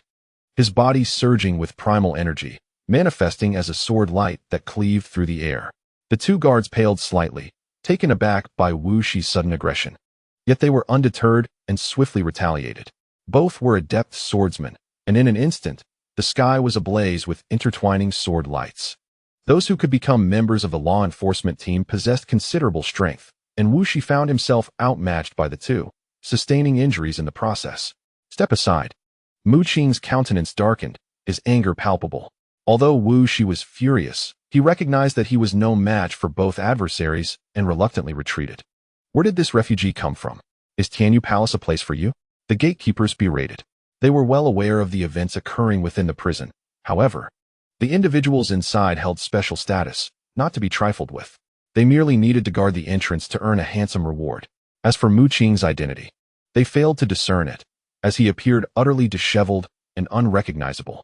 Mu Qing advanced, and a sudden flash of fierce light sparkled in his eyes. With a resounding crash, a stone sword burst forth from the void. The expressions of the two disciples shifted dramatically. This black-clad figure who had previously seemed ordinary now emanated a terrifying aura, like a torrential flood, overwhelming them with a force that surpassed that of an ordinary monarch. One guard's mouth gaped as he recognized the stone sword. However, before he could react, a blue-golden sword light pierced through him. With a splatter, his body transformed into a mist of blood, cleaved in two. "Second young master." The remaining law enforcement disciple cried out in desperation, collapsing to his knees, tears streaming down his face as he begged for mercy. Having cultivated to the martial sovereign realm, he was no fool. Upon seeing the stone sword and sensing Mu Qing's aura, more terrifying than that of any ordinary monarch, he realized that Wu Shi's earlier words were not mere fabrications. This man was indeed the second young master's direct disciple, Qing Mu. Witnessing Mu Qing effortlessly slay his companion left him cold and shivering, and he immediately cast aside his dignity to kneel. Mu Qing cast a glance at him, akin to a thunderbolt from the heavens, causing a sharp pain to surge through the disciple's mind. Numbness followed, rendering him paralyzed as if truly struck by lightning. His heart was filled with astonishment. Although the name Qing Mu had spread throughout the entire Tianyu Palace, few had truly witnessed his prowess. Yet, this disciple of the enforcement team had now come to a profound understanding, realizing that even as a peak ninth-tier bloodline warrior of the martial sovereign level, he was rendered immobile by a mere glance. The excruciating pain still reverberated in his mind, and his body trembled. Were it not for Mu Qing's overwhelming aura, he might have cried out in agony. However, it was not simply a glance. After a period of cultivating his mental techniques, Mu Qing's mastery of spiritual power had grown immensely. His spiritual flame had transformed into a pale blue hue, and a casual burst of mental force had left this enforcement disciple mentally injured and unable to move. Disregarding the disciple, Mu Qing and Wu Shi entered the enforcement team's prison, eager to uncover who was plotting against Lin Xian. On the way, Wu Shi informed Mu Qing that he and Lin Xian were officially in a relationship and had been together recently, making it impossible for her to have stolen the precious materials belonging to Master Zhang. As Mu Qing and Wu Shi's figures gradually faded from view, the enforcement disciple felt a wave of relief wash over him, exhaling deeply. He grimaced in pain, cursing, "Damn it. Isn't it just because he has the second prince as his master? Just wait until I become an elder of the enforcement team. I will make you pay." Suddenly, he shuddered, glancing at the pool of blood beside him. His body trembled as he sensed that this place was no longer safe, prompting him to leave in haste. Boom! A series of thunderous roars unexpectedly erupted from the sky, akin to a bolt from the blue, startling the enforcement disciple. What on earth? As he looked up, he saw a massive millstone descending from the heavens, accompanied by earth-shattering thunder, crashing down with tremendous force. No, the disciple's face went pale with terror, yet he found himself unable to move, as a strange pale blue flame flickered in his mind, transforming into a storm of destruction. Bang! A burst of blood mist erupted, leaving a deep crater in the ground, before the millstone, entwined with blue-gold lightning, vanished into thin air. Chapter 357. Master Zhang. As Mu Qing made his way toward the enforcement team's prison, a flash of electricity surged into his body from the void. A subtle smile crept across his lips. The individual thought he had evaded disaster, unaware that Mu Qing possessed other means. Moreover, even without the yin-yang millstone, the mere presence of his spiritual flame would be sufficient to reduce him to a fool. Lin Xian.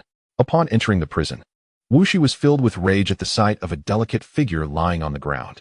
He drew his long sword and struck at several nearby enforcement disciples, unleashing a terrifying wave of sword light that coiled like a dragon, fierce and fearsome. The enforcement disciples, despite their own ninth-tier bloodlines, were caught off guard and had no capacity to resist. They were struck by the dragon formed from the sword light, spitting blood as they were sent flying. Outrageous! An enforcement elder intervened, summoning a colossal hand of primal force that sent Wu Shi hurtling away. Blood gushed from Wu Shi's mouth, yet he remained momentarily stunned as the elder enforcer struck again. With a mere flick of his fingers, a blade of energy pierced through, completely penetrating his shoulder, staining his garments with crimson in an instant. Despite the agony, he refrained from uttering a cry, his eyes ablaze with fury, fixated intently on the elder. Lin Xian, lying on the ground, was covered in wounds from the sword, already unconscious. Wu Shi's gaze was imbued with a terrifying murderous intent, causing even the elder enforcer to shudder involuntarily. To trespass a prison is a crime deserving of death, the elder enforcer declared sternly, unleashing a verdant sword that surged forth, quivering lightly and conjuring a myriad of sword shadows aimed to eradicate Wu Shi. As a leader of the enforcement team, the elder wielded formidable strength, a seasoned ruler in his own right, and held an equal status to Elder Lin within the faction of the second young master. In this faction, the elder enforcer wielded considerable influence, not solely due to his power, but also because of his significant authority within Tianyu Palace, a stature that Elder Lin could not rival, marking him as a trusted confidant of the second young master. Suddenly, a brilliant blue-gold lightning bolt streaked across the sky, accompanied by a stone sword that pierced through with the force of yin and yang, shattering the multitude of sword shadows. The elder enforcer's eyelids flickered as he glanced at Mu Qing, then executed another sword technique, causing a vast expanse of cerulean energy to surge into the sky, conjuring an illusory dragon turtle that roared menacingly. Mu Qing's expression remained indifferent, seemingly unconcerned with the unfolding battle. However, a glimmer of brilliance flickered between his brows.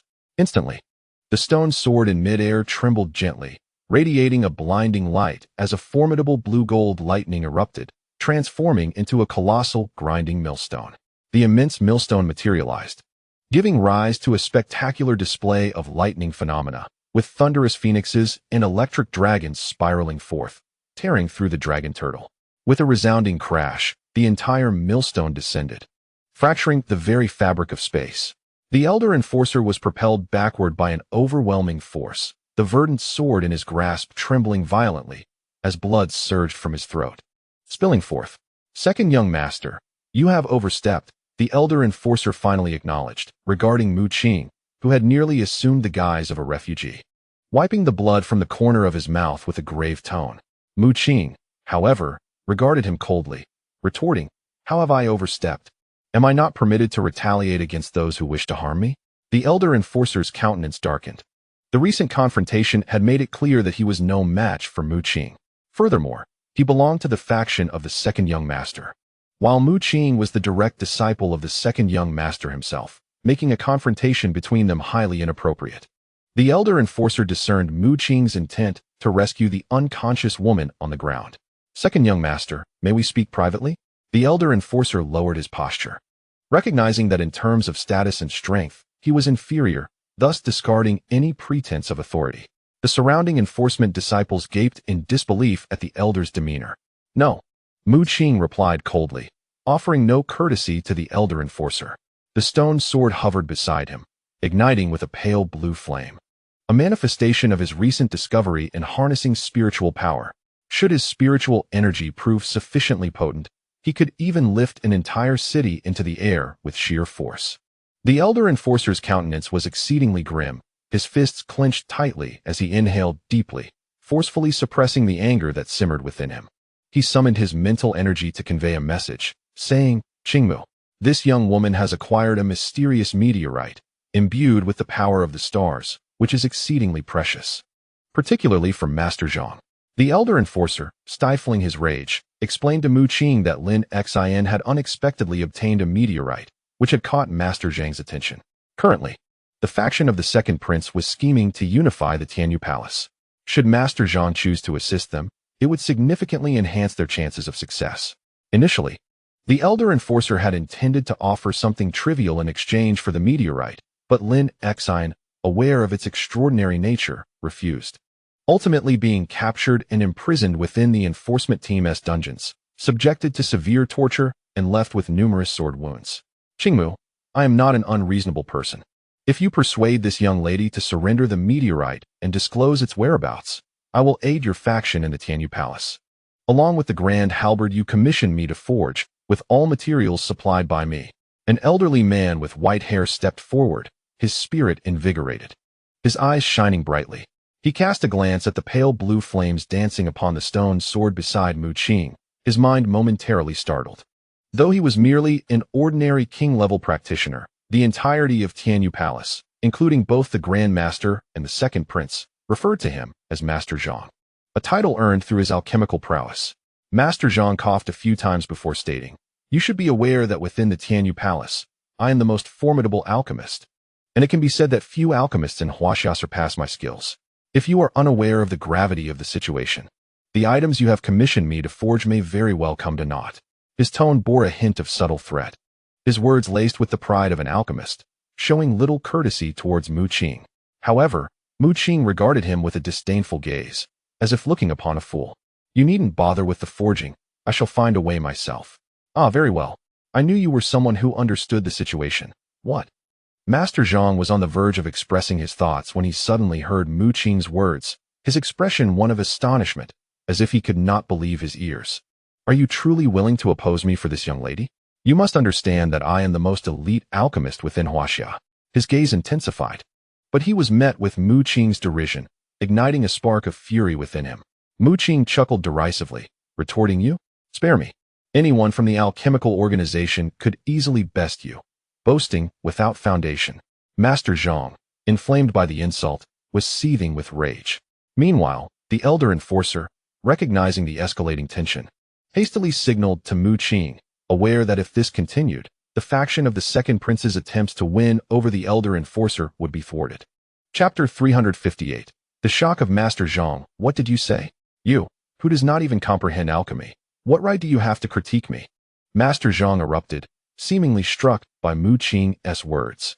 In the past, he had also been a member of the alchemical organization. fully aware of its terrifying and mysterious nature, a veritable sanctuary for all alchemists on Earth, possessing the legitimate lineage of alchemical mastery. Unfortunately, before he could learn the orthodox techniques of alchemy, he had been eliminated in the final round of assessments. Those who gain entry into the alchemy organization are typically prodigies in the art of alchemy. Master Zhang managed to endure through the rigorous assessments of the organization, only to be eliminated in the final round, which is a testament to his considerable talent in alchemy. Indeed, he is a formidable alchemist. However, he simply cannot be compared to the extraordinary geniuses of the organization, for he has never truly mastered the orthodox practices of alchemy. Am I unworthy? Mu Qing scoffed, spreading his hands. A glimmer of divine light flickered between his brows as waves of mental energy surged forth, manifesting clusters of pale blue flames in midair. An intensely terrifying heat enveloped the atmosphere, causing the entire prison of the enforcement team to feel like a furnace. The enforcement elder pressed his lips together, realizing they had become chapped.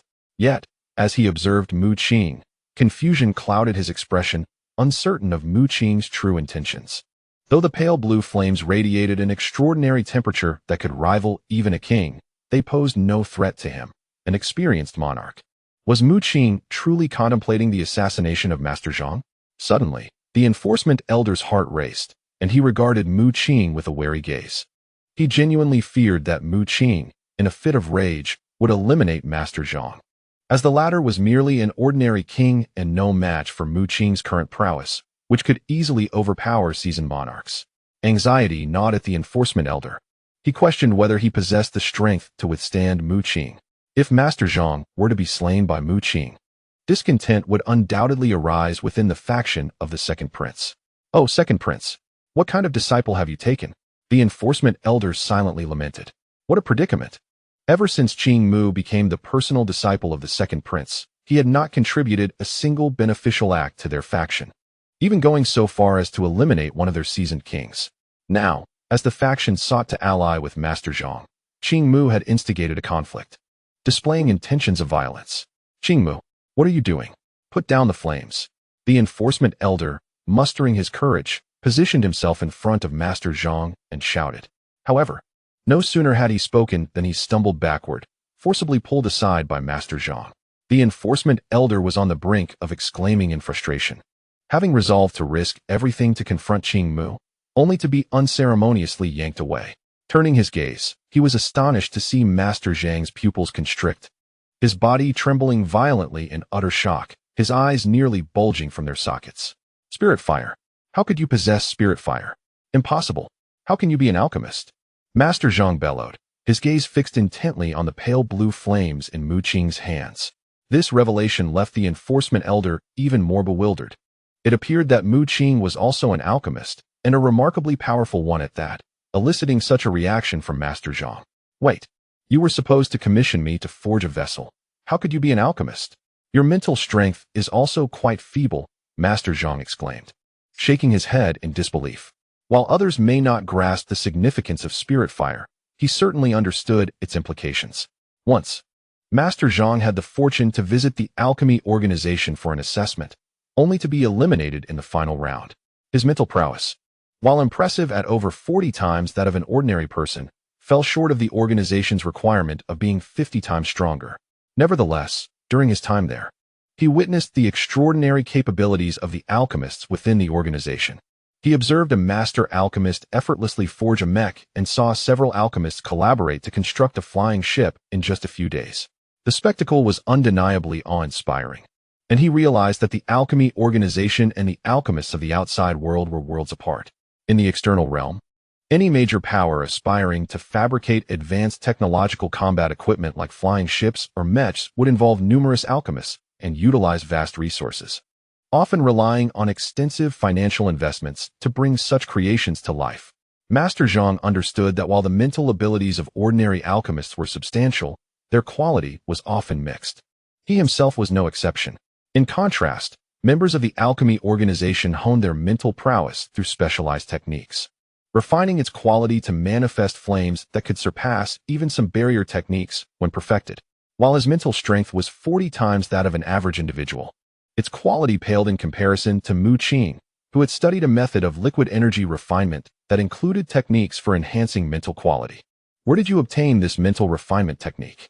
Tell me now. Hurry. Master Zhang shouted at Mu Qing, his eyes ablaze with desperation. He was in a frenzied state, as the allure of the mental fire technique was overwhelming. Master Zhang had personally witnessed individuals within the alchemy organization utilize mental fire to shape a special metal material into the prototype of a mech. You must give me this technique. Do you understand what this means? Just give me some time, and I can ensure that your faction will possess an endless supply of warships and mechs. In his urgency, Master Zhang seized the collar of the enforcement elder, shouting fervently. Mu Qing watched the scene unfold, fully aware of the immense temptation that the alchemy organization's knowledge held for external alchemists. However, the assertions made by Master Zhang were somewhat exaggerated. The mental fire technique merely enhanced the quality of mental prowess. To produce such formidable warships and mechs, one would still require certain esoteric alchemical secrets exclusive to the organization. The enforcement elder was bewildered, struggling to reconcile the frenzied old man before him with the dignified Master Zhang he was accustomed to. Mu Qing, having retracted the mental fire and slung the stone sword behind him, observed Master Zhang's despondency as the pale blue flames vanished, akin to losing a cherished treasure. As for the mental fire refinement technique, you can seek it from the alchemy organization yourself. However, I've heard you couldn't even pass their assessment? Mu Qing remarked with a knowing smile. These matters were no secret within Tianyu Palace, and no one would underestimate Master Zhang. The mere fact that he had persevered to the final stage of the alchemy organization's assessment was already a testament to his remarkable abilities. In the realm of alchemists, individuals possess mental fortitude that surpasses that of ordinary people by several folds, with exceptional practitioners like Master Zhang boasting powers that are over 40 times greater than that of the average person, thus positioning him among the elite alchemists of the external world. Chapter 359. The Second Palace Master takes action now. You must grant me this. I can bestow boundless benefits upon your Second Palace Master's faction. Master Zhang bellowed vehemently. However, Mu Qing responded with a cold smirk. Fully aware that his mother was the Grand Palace Master, there was no way he would assist the Second Palace Master's faction, as his intentions had always been to undermine their power. Seeing Mu Qing's resolute refusal, Master Zhang's agitation escalated. His crimson eyes fixated on the unconscious Lin Xin, and in a flash, he lunged towards her, unleashing a torrent of royal-grade energy from within. What are you doing? Wu Shi shouted furiously. Yet as a mere martial sovereign, he was no match for Master Zhang and was sent flying with a single blow, blood spilling from his mouth. Master Zhang drew forth a metallic longsword, seizing Lin Xin and pressing the blade against her alabaster neck. If you do not comply, I shall take her life. The lure of temptation had driven him to madness. Only the treasures of the alchemical organization could provoke such a loss of composure from a typically dignified alchemist. As Mu Qing was threatened with Lin Xin as a hostage, the elder enforcer beside him gaped in shock, unable to fathom that Master Zhang would resort to such astonishing tactics. It was known that this man could eliminate even the venerable elder with ease. The elder enforcer envisioned a scenario where Mu Qing might retaliate, perspiration beading on his palms, contemplating whether he should intervene to rescue Master Zhang. Under normal circumstances, he would be of assistance, but this disciple of the Second Palace Master was no ordinary foe. His astounding prowess was such that even seasoned warriors found themselves outmatched. This level of strength could only be rivaled by the elite from the two dominant powers of the West. Yet, unbeknownst to the elder enforcer, even the prodigies of the Western Church and the Blood Clan were no match for Mu Qing. Very well. If you seek your own demise, do not blame me, Mu Qing declared, his countenance darkening. He smiled, albeit with a chilling irony, as a palpable aura of murderous intent enveloped him, leaving nearby enforcers feeling as if they were trapped in an icy dungeon. Suddenly, a colossal shadow manifested in the void, resembling a monstrous creature, neither fish nor bird, akin to the legendary Kunping. The dark fish opened its maw and lunged forward, not at Master Zhang, but towards Lin Xin, engulfing her whole. The speed of the dark fish was unfathomably swift. Even seasoned warriors could not keep pace, let alone Master Zhang, who, before he could grasp the situation, found himself cradling empty air, the hostage Lin Xin having vanished without a trace. No, spare me. At that moment, Master Zhang finally comprehended fear, realizing his rashness. Accustomed to being coddled by the higher-ups of Tianyu Palace, he had grown used to his elevated status. The black fish returned to Mu Qing's side, gently placing Lin Xian down. Wu Shi hurried over to take Lin Xian, letting out a long sigh of relief, grateful that he had sought out Mu Qing. Otherwise, had he ventured alone, he would have surely faced peril. Meanwhile, Mu Qing summoned his mental energy, conjuring a pale blue flame that blazed fiercely in midair, surging toward Master Zhang. With the formidable power of his current mental fire, it was sufficient to vanquish an ordinary monarch. In an instant, a myriad of sword intents surged forth, a vast sea of emerald blades crashing down, interweaving countless beams of light to intercept the pale blue mental fire. Master Zhang sighed in relief. Standing resolutely beside him was the law enforcement elder, wielding a verdant longsword. Mu Qing squinted, questioning, "Do you truly wish to oppose me? Young master, you must comprehend your own standing. Our faction has already lost a white elder at your hands. Should you slay Master Zhang as well, it would severely hinder our plans for unifying the Tianyu Palace." The law enforcement elder spoke gravely, his brow furrowed as he regarded Mu Qing. He acknowledged Mu Qing's remarkable strength but deemed him reckless, disregarding the larger picture. It was inappropriate to kill indiscriminately, even if the victim were a personally mentored disciple of the second young master. Mu Qing chuckled disdainfully, retorting, "It was merely a half-hearted alchemist who perished. There will be no repercussions. Moreover, do you truly believe you can stop me?" His words were candid. Ever since he had witnessed the formidable tactics within the alchemist organization, he understood the terrifying prowess and strength of its alchemists, vastly different from those outside. The law enforcement elder maintained a stoic expression, choosing silence as he discerned Mu Qing's attitude. With his verdant sword in hand, he was already enveloped in a torrent of violent sword energy, prepared for battle.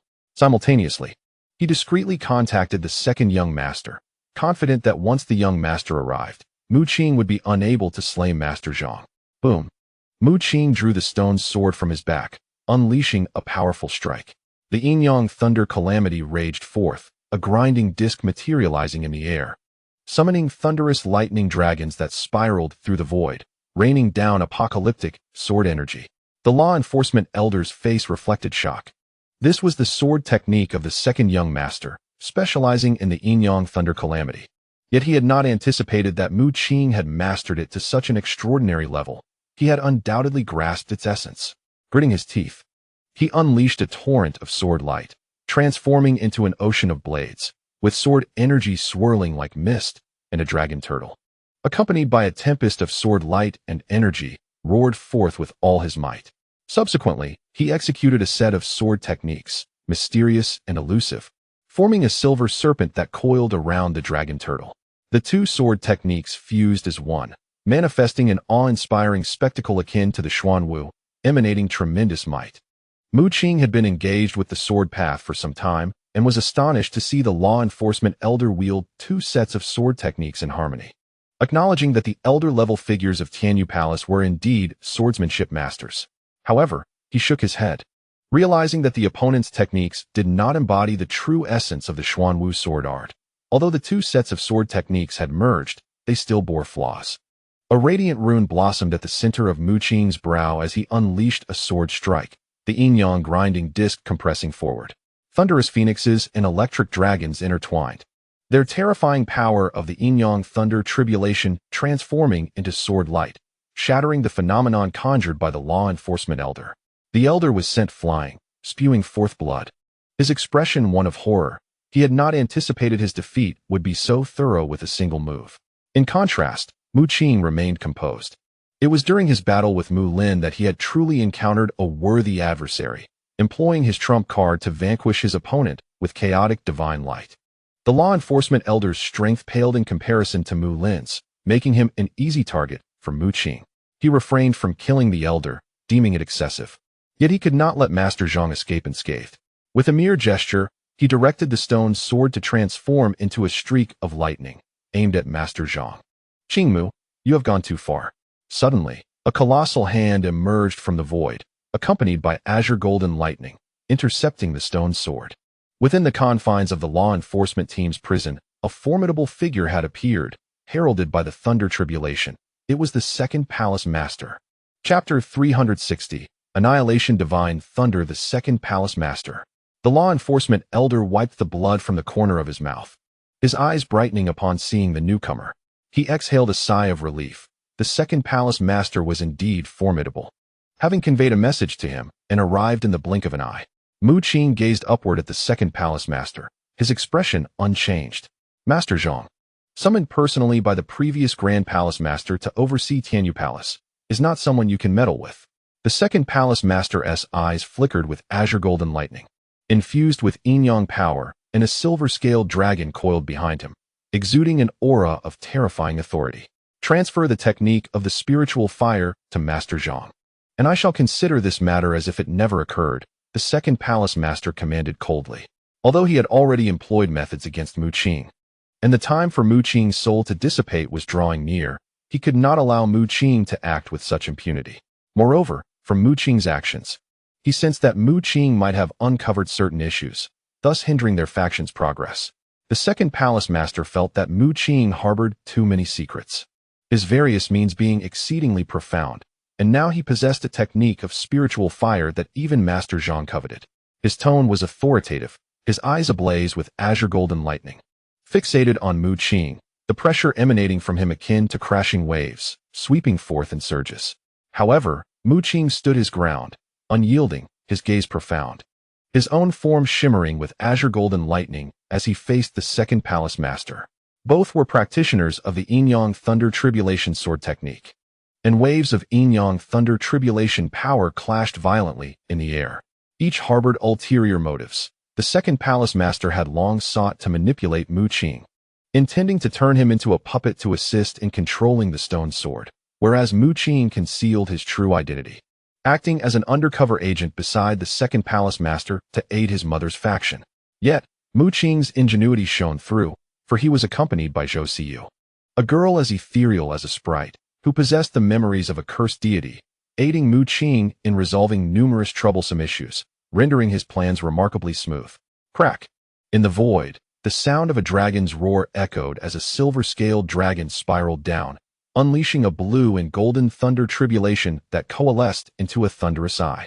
Its gaze swept across the heavens, revealing an expanse of lightning. Meanwhile, Mu Qing's yin-yang thunder tribulation took the shape of a grinding disc, but was shattered under the piercing gaze of the thunder eye. A soft grunt escaped Mu Qing's lips as he staggered backwards, blood trickling from the corner of his mouth. His comprehension of the yin-yang thunder tribulation paled in comparison to that of the second Palace Master, who had cultivated this power for many years, achieving a profound understanding far beyond his reach.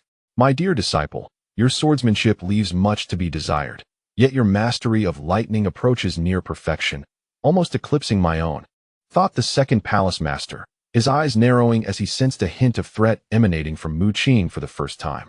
At the pinnacle of the yin-yang thunder tribulation, one could transform the tribulation into objects, wielding it as if commanding the very laws of thunder, summoning a tempest of lightning in an instant. The second Palace Master had attained this level, manifesting a yin-yang thunder eye, and with a mere glare, summoned the wrath of the nine heavens. He had just observed Mu Qing's grinding disc, born of lightning, which was equally enigmatic, evidently at the same realm as himself. However, he was also aware that Mu Qing had already acquired the ability to summon lightning phenomena using the yin-yang disc, placing him at a level that surpassed even the second Palace Master. My esteemed master, having endured unfair treatment, it is only natural that I seek retribution. You ought to stand by my side. Mu Qing spoke with an air of nonchalance. At that moment, Elder Lin arrived, witnessing Mu Qing's predicament with a sense of exasperation, forced to stand alongside the law enforcement elder as mere spectators. Old Lin, remarked the law enforcement elder, stroking his chin, do you not find the relationship between Qingmu and the second Palace Master rather peculiar? Their exchanges lack any warmth, and the current atmosphere feels as if a clash is imminent. Elder Lin sighed, aware that the second Palace Master had taken on a disciple for a specific scheme. Though his understanding was limited, he recognized that Mu Qing's rapid acquisition of power was likely tied to this plan.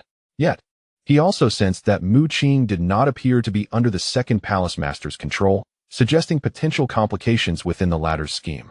He shook his head with a sigh, pondering the possibility that if these two united in purpose, his faction would have no cause to fear unifying the Heavenly Feather Palace.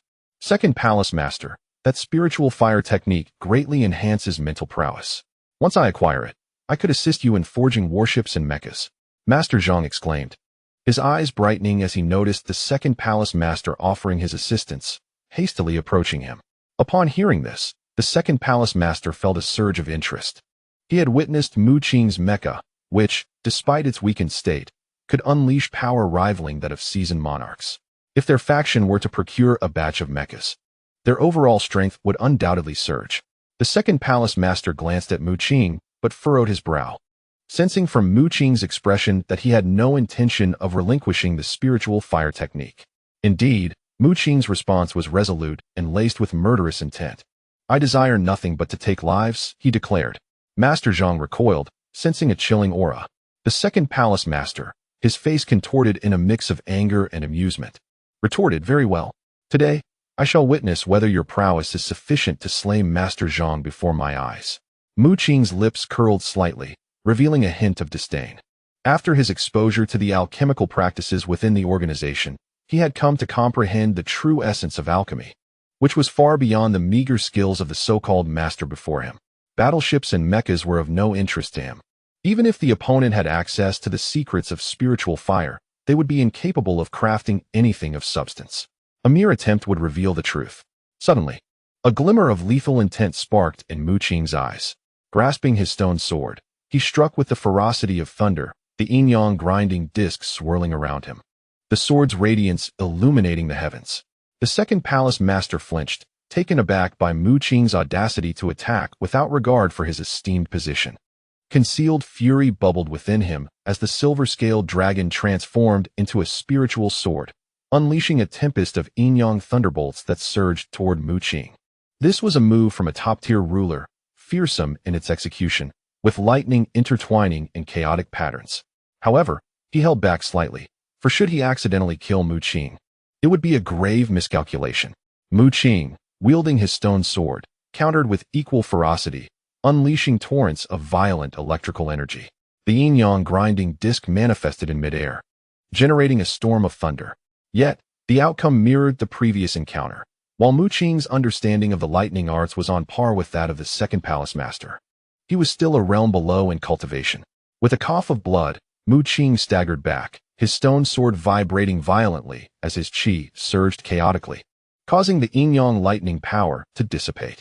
The Second Palace Master regarded him intently, determined to instill in Mu Qing the knowledge that his authority was not to be trifled with. Yet, Mu Qing merely smirked, a gesture that sent a tremor through the Second Palace Master's heart. Before the Second Palace Master could react, Mu Qing opened his palm, and a bolt of lightning shot forth in an instant. Crack! The bolt pierced through the air with astonishing speed, so rapid that even the top-tier ruler could only perceive a fleeting flash. Only Master Zhang witnessed the golden lightning strike him, exploding in a blinding radiance that unleashed a terrifying energy, akin to a sun erupting in the sky. No, Master Zhang shouted in defiance, but it was futile. The golden light enveloped him completely, leaving not even ashes in its wake, utterly obliterated. The law enforcement elder and Elder Lin stood in stunned silence, gazing at the massive crater within the prison, swallowing hard. Boom! A shock wave erupted, the remnants of energy swirling like a tempest as a deafening roar echoed, causing a significant portion of the prison to shatter and collapse. Elder Lin exchanged a glance with his companion, both sensing the horror reflected in each other's eyes. They now questioned whether Mu Qing had ascended to the rank of a top-tier ruler, as his casual strike possessed a potency surpassing that of seasoned kings. Moreover, the speed of that bolt of lightning was something even veteran rulers could not evade. Qingmo! An overwhelming aura of dread erupted from the Second Palace Master, causing the ground beneath to fracture and tremble as if a volcano had awakened. Gritting his teeth, he glared at the disheveled Mu Qing, now consumed by rage. Crack! A cascade of azure and golden thunder descended, coalescing in midair into a thunderous eye, fixated intently upon Mu Qing, as if intent on striking him down. Master Zhang, revered as a master alchemist within the Tianyu Palace, was treated with utmost reverence, akin to an ancestral figure. Yet just moments ago, Mu Qing had brazenly slain him before the Second Palace Master. The Second Palace Master's eyes now glowed crimson, his hands trembling. On the brink of unleashing his wrath upon Mu Qing, he was at the end of his tether, while Mu Qing's other actions could be tolerated. Even the murder of his confidant, Elder Bai, had elicited little emotional response from him. However, the death of Master Zhang, an esteemed alchemist, in front of him as the second palace master, would undoubtedly undermine his authority. He could already foresee the elders of his faction defecting to the Grand Palace Master's camp. His prior favoritism towards Mu Qing, neglecting Elder Bai, had already sown seeds of discontent among the elders, and this latest incident would exacerbate the situation even further. "Ah, I will kill you." The second palace master's eyes blazed with fury as he summoned the thunderous eye, unleashing a terrifying bolt of lightning that pierced the heavens, accompanied by a chaotic storm of yin and yang. With a thud, Mu Qing was struck, yet he made no attempt to evade. Blood gushed from his mouth, his body racked with pain, as the yin and yang thunder surged and exploded upon him, leaving his form scorched and marred with wounds. In the face of such a formidable opponent, he was utterly outmatched. Yet, he did not perish. Mu Qing raised his head, enduring the excruciating agony, yet miraculously, he remained alive, for the second palace master had not unleashed his full power. A smirk graced Mu Qing's lips. His suspicions had been confirmed. The second palace master had indeed held back. At a critical juncture, he had utilized his connection to the thunder pool, inciting an unusual reaction from it. The second palace master, having devoted considerable time to nurturing the thunder pool, could undoubtedly sense the anomaly emanating from it. The second palace master's countenance darkened. Having painstakingly established a link with the thunder pool, his intention was not to harness its power, but to refine it along with the purple lightning bamboo into two extraordinary treasures. This was why he held Master Zhang in such high regard. Aside from the alchemy organization, he was among the foremost alchemists in the external world. With his assistance, the creation of two treasures would be effortless. He even envisioned forging the purple lightning bamboo into a lightning sword, which would significantly enhance his prowess. Unfortunately, before he could approach Master Zhang, Mu Qing had already struck him down. Now, with his eyes aflame, the second palace master glared at Mu Qing, who remained unfazed, regarding him with an expression of calm indifference. Mu Qing subtly stirred the thunder pool, provoking its response, and the second palace master was certainly aware of it. The question remained whether he would press forward to assassinate Mu Qing or return to investigate the disturbances at the thunder pool. From the moment Mu Qing had resolved to eliminate Master Zhang, he understood that his relationship with the second palace master would irrevocably sour. "Consider yourself fortunate." The second palace master ground his teeth in fury, bellowing as a bolt of lightning flared once more, propelling Mu Qing away. He then turned to depart, sensing an unexpected tremor from the direction of the thunder pool, as if it were on the verge of breaking free. Bang! Mu Qing was hurled backward, crashing through a wall, blood sputtering from his mouth, his chest scorched and excruciatingly painful, with even broken ribs. However, such injuries were trivial to him. With his physique cultivated through the Titan bloodline technique, he would recover in due time. He sneered, realizing that the second prince was indeed concerned about the thunder pool, intending to refine it along with the purple lightning bamboo into a treasured artifact, even forming a preliminary connection with them. Alas, the thunder pool ultimately belonged to Mu Qing. No matter how much he meddled, it would all be in vain. "Wu Shi, take Lin Xian, we shall depart," Mu Qing declared as he rose, clutching his chest. Wu Shi nodded, swiftly picking up Lin Xian and following closely behind. Elder Lin opened his mouth, contemplating speaking, but ultimately refrained, letting out a sigh instead. He had not anticipated events to unfold in such a manner. If these two had united, their faction would have been strikingly powerful. Meanwhile, Mu Qing returned to their dwelling with Wu Shi and the unconscious Lin Xian. Mu Qing, by turning against the second prince, he will undoubtedly seek retribution, Wu Shi remarked. Observing Mu Qing's injuries, feeling an immense sense of guilt, he apologized to Mu Qing, believing that his own involvement had led to the rift with the second prince. Yet, Mu Qing shook his head. Even without today's events, a confrontation with the second prince was inevitable. He did not dwell on his injuries. In truth, his spirits were high, for he had finally made a groundbreaking advancement in the application of liquid energy that he had studied for so long.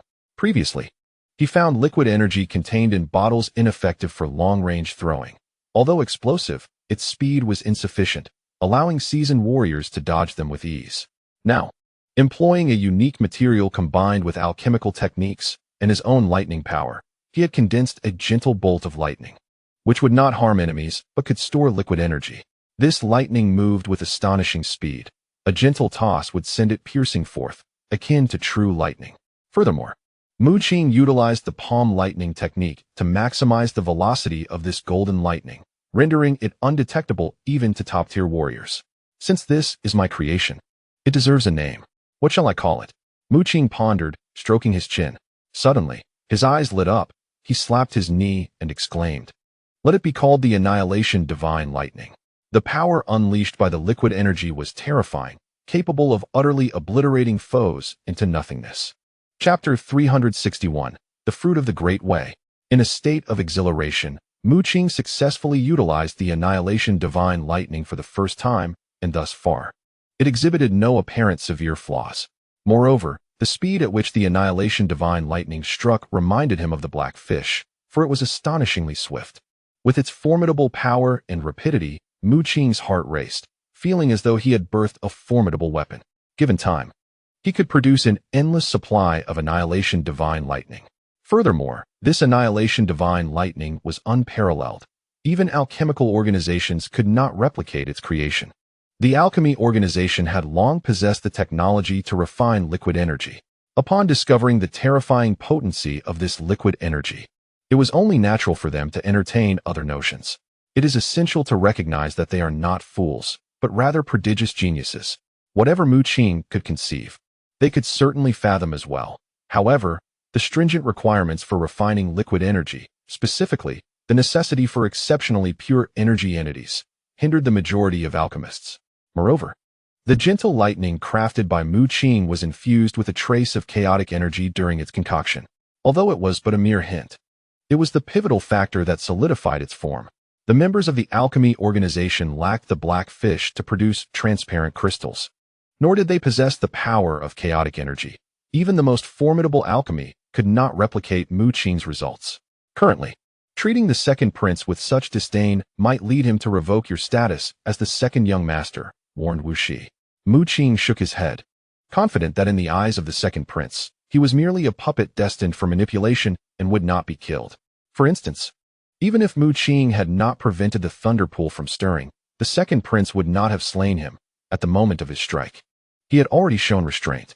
Stay here and tend to Lin Xian's injuries. Should anyone dare to intrude, you may eliminate them without hesitation, Mu Qing declared, his tone laced with lethal intent. The second prince's faction held no significance to him. He would not hesitate to eradicate them. He found a small room and commenced a brief period of seclusion. Having witnessed the success of the Annihilation Divine Thunder, Mu Qing resolved to refine several more. While transparent crystals could also generate tremendous explosions, they shared the same flaw as liquid energy. Their projectile speed was far too slow.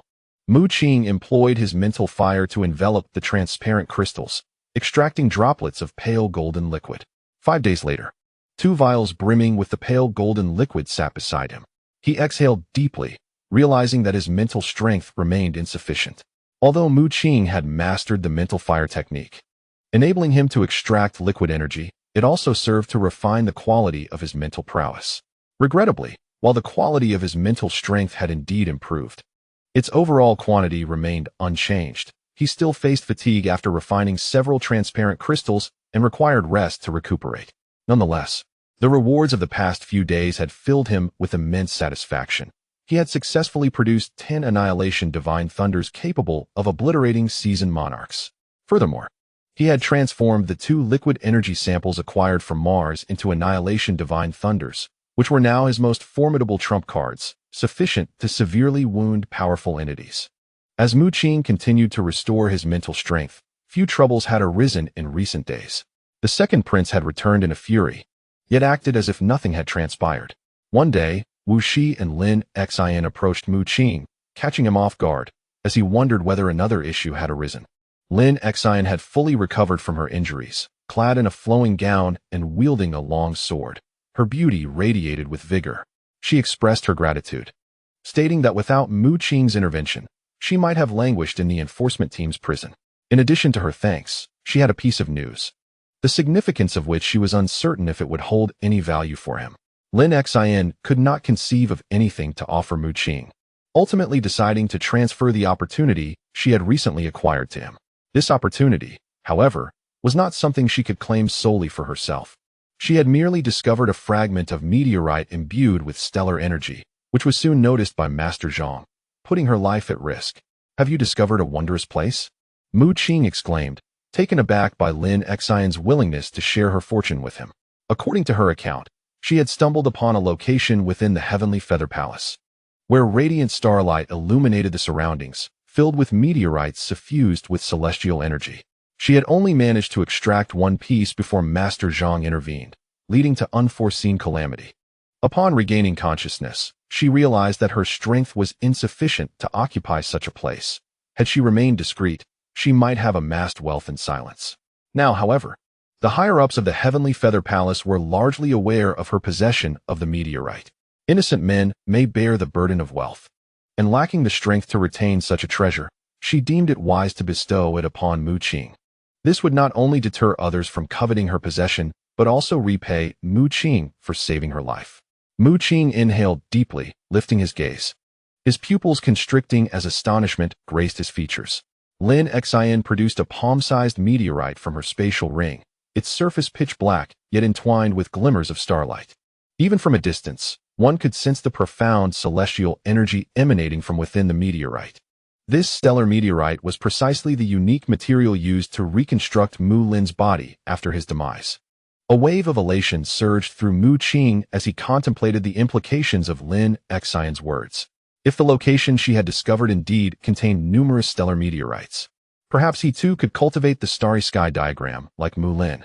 Even if he could not master the starry sky diagram, he could at the very least forge a starry sky halberd from the meteorite, which would undoubtedly be a priceless artifact once completed. Upon receiving this news, Mu Qing felt invigorated, immediately foregoing the extraction of liquid energy and urging Lin Xin to lead the way. Nodding in agreement, Lin Xin guided him to a secluded corner within the Heavenly Feather Palace city, home to the training grounds for warrior-level disciples. Surrounded by towering edifices serving the needs of the Heavenly Feather Palace apprentices. Having tidied himself up, Mu Qing no longer appeared disheveled. His eyes sparkled with determination, his aura imposing as he surveyed his surroundings, curious yet unable to discern any particularly remarkable features. Lin Xin led him to a remote area that was seldom visited, where she lifted the cover of a sewer grate, revealing several caverns below. Together, they navigated through winding passages, traversing an unknown distance until they arrived at a vast chamber. Positioned directly beneath the Heavenly Feather Palace, this expansive space extended for hundreds of meters, with the surrounding rock walls composed of pale, silver meteorite, shimmering with brilliant starlight. Mu Qing's body trembled with realization. These were indeed stellar meteorites. The walls were entirely adorned with them, and a mere excavation could yield hundreds of pounds. Even the stones scattered across the ground harbored celestial energy. This place was undeniably a sanctum for those attuned to the elemental force of the stars. Little did anyone anticipate that beneath the Tianyu Palace lay such a remarkable place. Suddenly, Mu Qing emitted a soft exclamation, realizing that the star map on his person was exhibiting an unusual reaction. He was taken aback, not expecting that this location would provoke a disturbance in the star map. Following its guidance, Mu Qing approached the rocky wall to his right, which was adorned with fragments of celestial iron, radiating a shimmering brilliance. Frowning, he unsheathed his stone sword and unleashed a bolt of lightning sword energy, resulting in a resonant clang as a piece of celestial iron fell. Mu Qing was somewhat astonished, perceiving that the celestial iron here was considerably more resilient than even Mu Lin's physique. Subsequently, he continued to strike, sending forth waves of blue-gold lightning sword energy. After several hours of relentless effort, he finally carved out a hole in the rocky wall before him.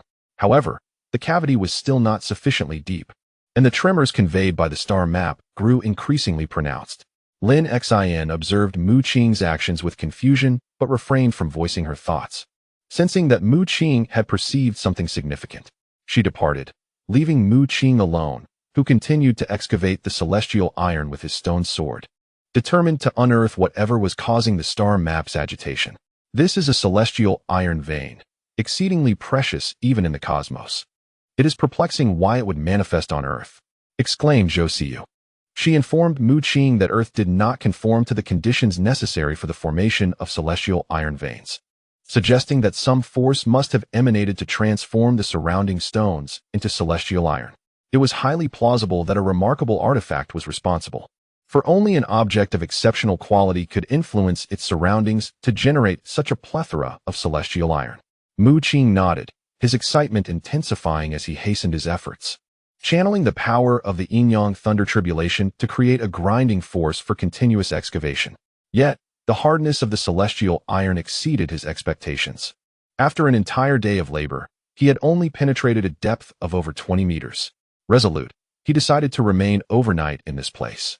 The following day, Mu Qing resumed his work with the stone sword, and the agitation of the star map intensified. 3 days later, undeterred, he had excavated a passage of over 100 meters, finally reaching the end. Before him materialized a fruit, shimmering with starlight and adorned with countless silver patterns. Exuding an air of mystery, Mu Qing's expression turned to one of astonishment, for what lay before him was not an artifact but a fruit, imbued with an extraordinarily formidable stellar power. This is the fruit of the great Tao. Zhou Siyu gasped, equally astonished. Whatever had elicited such a profound reaction from her could not be an ordinary object. Initially, she had speculated it to be an artifact of stellar attributes, only to discover it was the fruit of the great Tao.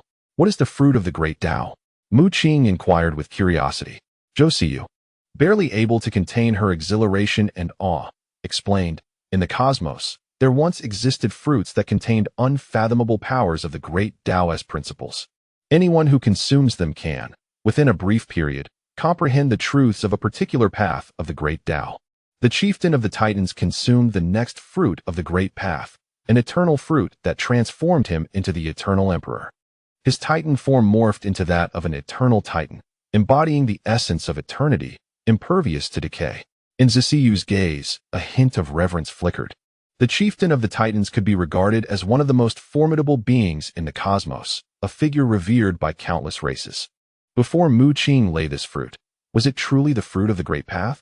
He was astounded. The chieftain of the Titans, having ingested the fruit, comprehended the power of eternal principles, and his Titan physique now brimmed with eternal might, earning him the title of Eternal Emperor. This revealed the extraordinary rarity and value of the fruit. Zhou Siyu remarked that the fruit of the great path was limited in the universe, with only a handful existing, each a treasure of immense worth. Yet now, before Mu Qing, a human from Earth, where no deity had ever graced, appeared this fruit of the great path. It felt as if a pie had fallen from the sky. The chieftain of the Titans represented an existence of unparalleled stature.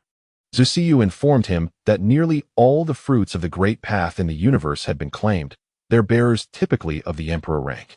Zhou Siyu, filled with excitement, approached to investigate, but a flicker of surprise crossed her features. Something seemed amiss. Suddenly furrowing her brow, she stated, although the memories of the cursing deity do not depict the appearance of the fruit, I know well that the fruit of the great path encapsulates a force of the great path's principles, something that ordinary beings cannot approach. Only those of formidable divine rank can consume it. Mu Qing nodded in agreement, recognizing the anomaly. The fruit, which could grant immense benefits and mastery over a principle of the great path, was evidently of unparalleled value. Even the prerequisites for its consumption demanded divine rank. A mere king would likely be obliterated by the power of the great path upon nearing it. However, the fruit before Mu Qing was decidedly peculiar, constantly radiating stellar energy, transforming surrounding stones into starry meteorite iron, which contradicted the cursing deity's recollection of the fruit's description. A realization struck her. This is a flawed fruit of the great path. Zhou Siyu exclaimed, adding, once the fruit is refined by someone, it signifies the mastery of a principle of the great path. Naturally, the fruit's bearer can also separate this principle from their being, allowing the detached power to automatically form into a fruit of the great path.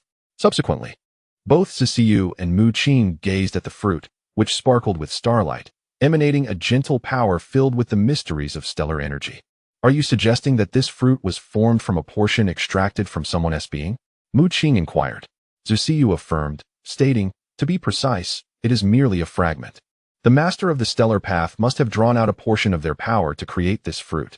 This explained why the power contained within the fruit though mysterious, was not overwhelmingly potent. She surmised that this fruit was merely a small segment of the true fruit of the Great Path.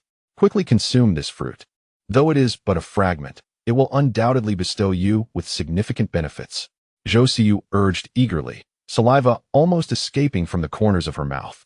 Had it not been for her unique existence, as a being that was not truly alive, she would have rushed forward to seize the fruit of the great Tao and devour it. Mu Qing's hand trembled as he restrained his excitement, finally plucking the great Tao fruit and taking a decisive bite. In an instant, a burst of dazzling starlight erupted forth, causing the entire fruit to transform into ethereal rays of starlight that autonomously penetrated Mu Qing's body. Chapter 362, The Blood Spirit of the Kunping. Brilliant beams of starlight surged from Mu Qing's being, and at that moment, he felt as if he were on the verge of ascension. Waves of understanding concerning the power of the stars flooded his mind. Silver patterns began to manifest upon his form, intricately woven from the laws of the stars themselves. Mu Qing's eyes transformed into shimmering silver, and he felt as if he had become the sovereign of the stars, forging a profound connection with the earth beneath him. He sensed that, should he will it, he could send the moon soaring away, cause the sun to explode, or even ignite the very earth he stood upon. Though he had merely absorbed a fragment of the star Tao, its immense power still coursed through him. He felt as though he had become a child of the stars, capable of commanding all celestial bodies around him. Could it be that I am now invincible? As Mu Qing reveled in the might of the star Tao, even in its incomplete form, he marveled at its boundless, terrifying potency. His perception was not a mere illusion. He bore the imprint of the star Tao, and with a mere thought, he could channel the power of the earth itself.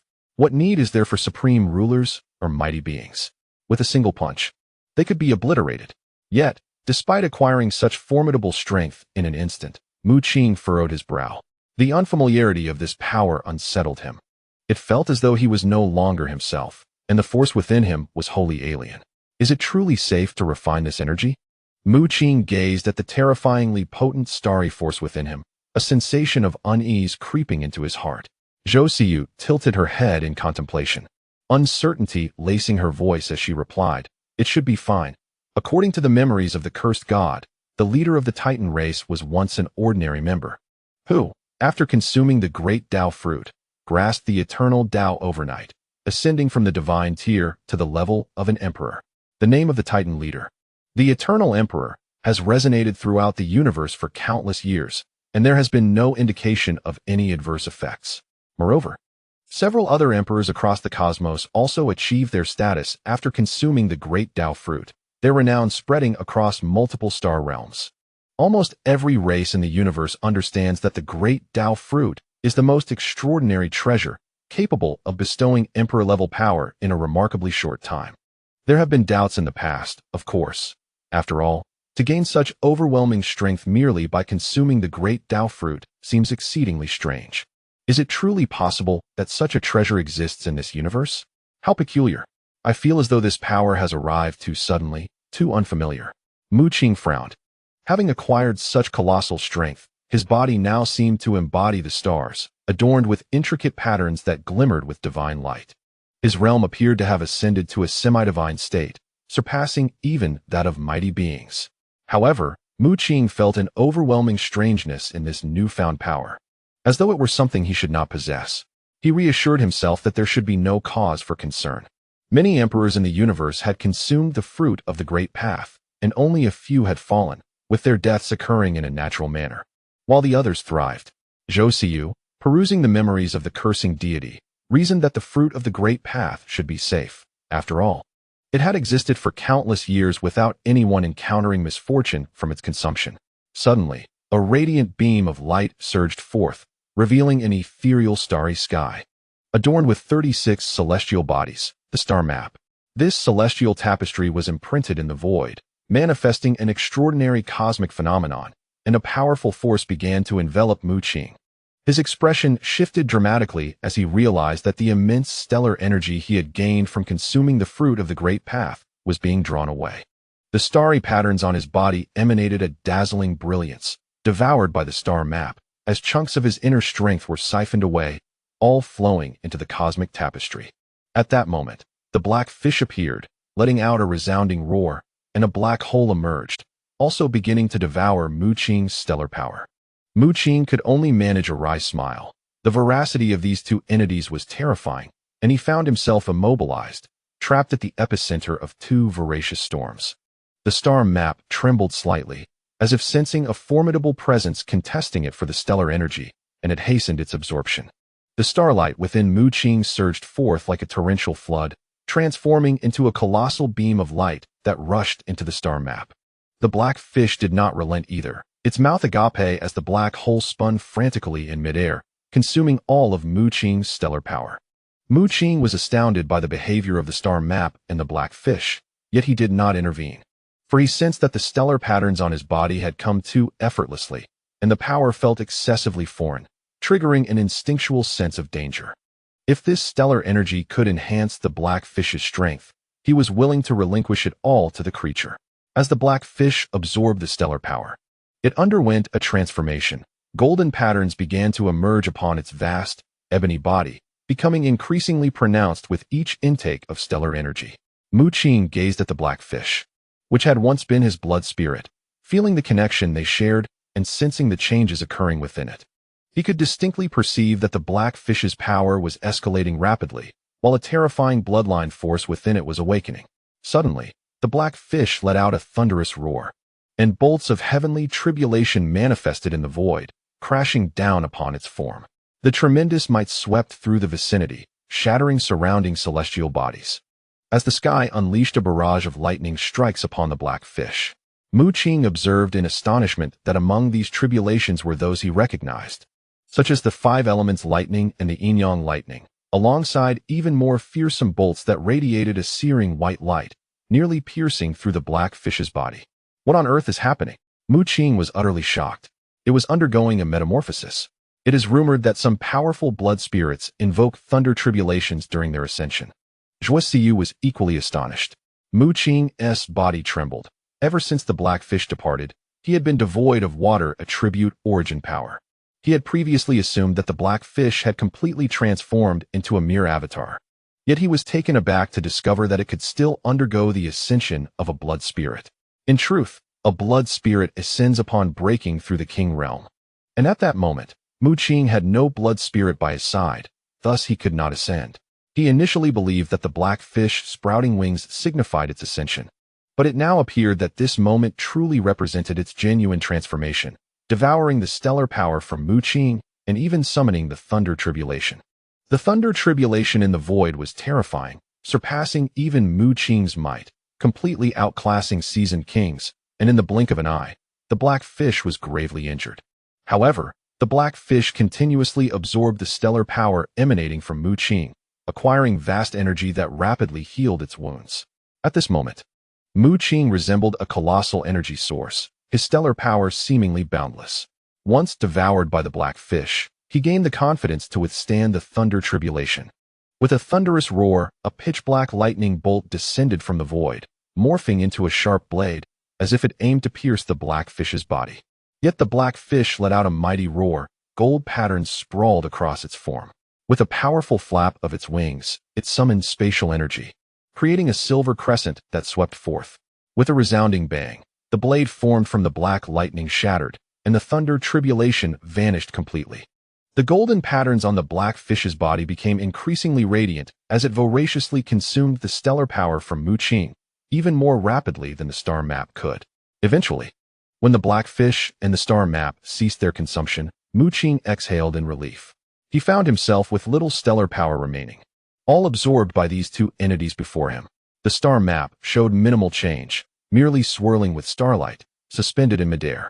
Conversely, the transformation of the black fish was far more significant. Its wings had vanished, and the golden patterns receded into its body, morphing it back into the colossal black fish that now roamed the void. Mu Qing sensed that the black fish's strength had greatly increased, filling him with immense joy. Suddenly, the black fish trembled, radiant golden light burst forth, and the golden patterns re-emerged, transforming into shimmering golden feathers. Mu Qing was left astounded, his eyes wide with disbelief. As the black fish underwent a tremendous metamorphosis, sprouting wings once again, along with a pair of claws, its entire being enveloped in golden plumage, transforming into a golden rock. The golden rock spread its wings, entwined with spatial energy, its speed reaching unprecedented heights. Chapter 363. The Azura clan deep within the subterranean depths of Tianyu Palace. Mu Qing gazed at the magnificent golden divine bird before him, almost unable to believe that it was the same ferocious black fish from before. In midair, the golden rock shimmered with a dark light, once more transforming into the black fish, diving into Mu Qing's dantian. Mu Qing's expression changed dramatically as familiar yet foreign powers surged within him. The familiar essence was the water attribute origin power, exceptionally pure, while the foreign energy was a silvery, nearly transparent force, formidable and suffused with mystery. This is the primal force of spatial attributes. He gasped in astonishment, utterly unprepared for the revelation that his black fish blood spirit, after serving as a temporary avatar, had unexpectedly nurtured a second type of primal force. At this moment, the black fish returned to his dantian, transforming back into a blood spirit. It oscillated between being a black fish, frolicking amidst the water attribute primal force, stirring up waves, and becoming a golden rock, soaring into the spatial attribute primal force, spreading its wings to touch the heavens. One blood spirit, yet possessing two distinct forms, constantly shifting. Is this still a blood spirit? Mu Qing was profoundly astonished. Although the black fish had once again become his blood spirit, it bore immense differences from before. Aside from this transformation, he could also sense an exceptionally rich lineage power within the black fish, something a mere blood spirit could not possess. This lineage power was not from Mu Qing's human bloodline, but a force that transcended the various races of the universe. Its mere trace sending shivers through Mu Qing's human lineage. Even Zhou Siyu, despite possessing the memories of the cursed god, could only gape in bewilderment, unable to explain the situation before her. Logically, a person's blood spirit, birthed from their lineage, should not give rise to lineage power, especially when Mu Qing's black fish blood spirit did not even belong to the human bloodline. If I am not mistaken, your blood spirit has undergone a mutation and is beginning to evolve towards the Kunpeng blood spirit, Zhou Siyu remarked. She recognized the transformation of Mu Qing's black fish blood spirit, shifting between the forms of Kun and Peng, indicative of the Kunpeng's shape-shifting nature. Mu Qing nodded. He had suspected that the black fish was indeed a Kunpeng, and now it appeared his intuition was correct. Suddenly, the black fish blood spirit quivered, and a stream of information surged into Mu Qing's mind. His expression turned peculiar. If he had previously harbored doubts, he could now be entirely certain that the black fish was indeed a Kunpeng blood spirit. The message conveyed by the black fish blood spirit was a lineage technique, the Kunpeng lineage technique.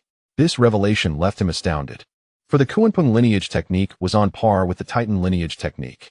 While the Titan race primarily focused on physical prowess, the Kunpeng embraced two attributes, Kun representing water and Peng representing space. The Kunpeng lineage technique encompassed a wealth of applications and secrets regarding the manipulation of water and spatial forces. Mu Qing's brow furrowed suddenly, followed by a heavy sigh. Although he was human, the presence of the black fish blood spirit rendered the cultivation of the Kunpeng lineage technique feasible. However, having already cultivated the Titan lineage technique, transitioning to the Kunpeng lineage technique would necessitate the abandonment of the Titan blood technique, which would not only significantly diminish his strength, but could also introduce potential hazards. Thus, while the Kunpeng lineage technique was incredibly precious, it could only be admired from afar.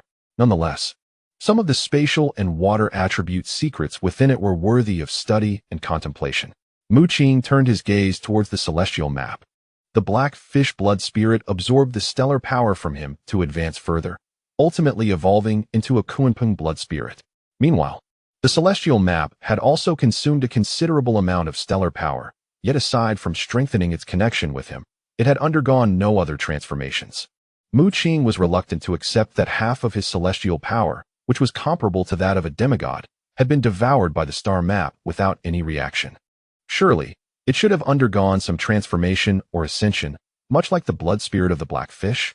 He channeled his mental energy into the star map and made some discoveries.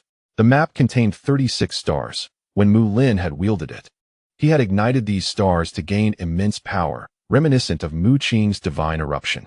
However, the aftereffects of Mu Qing's divine eruption were severe.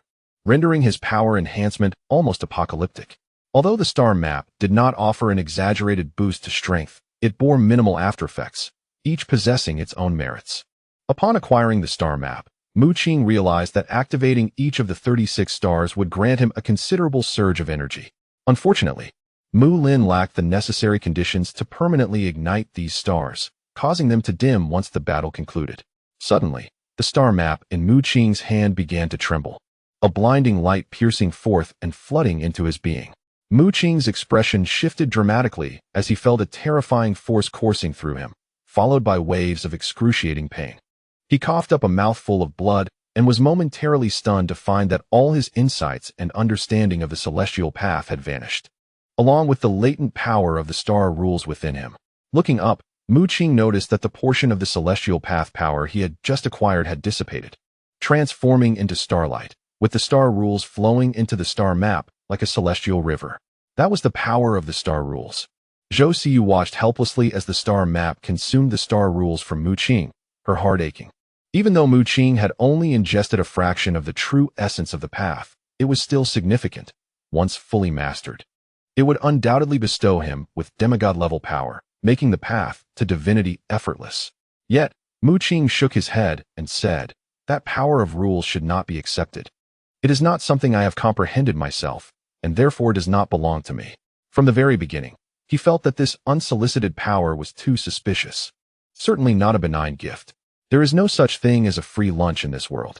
Casually consuming a fruit to gain unparalleled strength is far from realistic. This is not a fairy tale. Mu Qing had already intended to find a way to discard the celestial power he had obtained. The star map's ability to strip away those star rules was, in essence, a favor to him. Just then, a voice, ancient and resonant, emanated from the star map, startling both Mu Qing and Zhou Siyu. "Who is it?" Mu Qing's gaze sharpened, stabbing into the star map. The star map radiated divine light, transformed completely from its previous state, having absorbed vast celestial power and elements of the celestial path rules. It now gleamed with brilliance akin to a celestial script. An enveloping energy surrounded Mu Qing, and before he could fully comprehend the situation, he felt himself spun around and found himself transported to an entirely different realm. Mu Qing furrowed his brow. Could it be that the star map is connected to some hidden realm? Zhou Siyu had also accompanied him to this desolate place, her curious gaze sweeping across the surroundings. Before them lay an expanse of utter desolation, with nothing but yellow-brown rocks and sandy soil as far as the eye could see. Even the spiritual energy in the atmosphere had been entirely depleted, rendering everything lifeless. This was one of the stars within the star map. The ancient voice resonated once more. Mu Qing turned swiftly, discovering an elderly figure in a black robe approaching him slowly.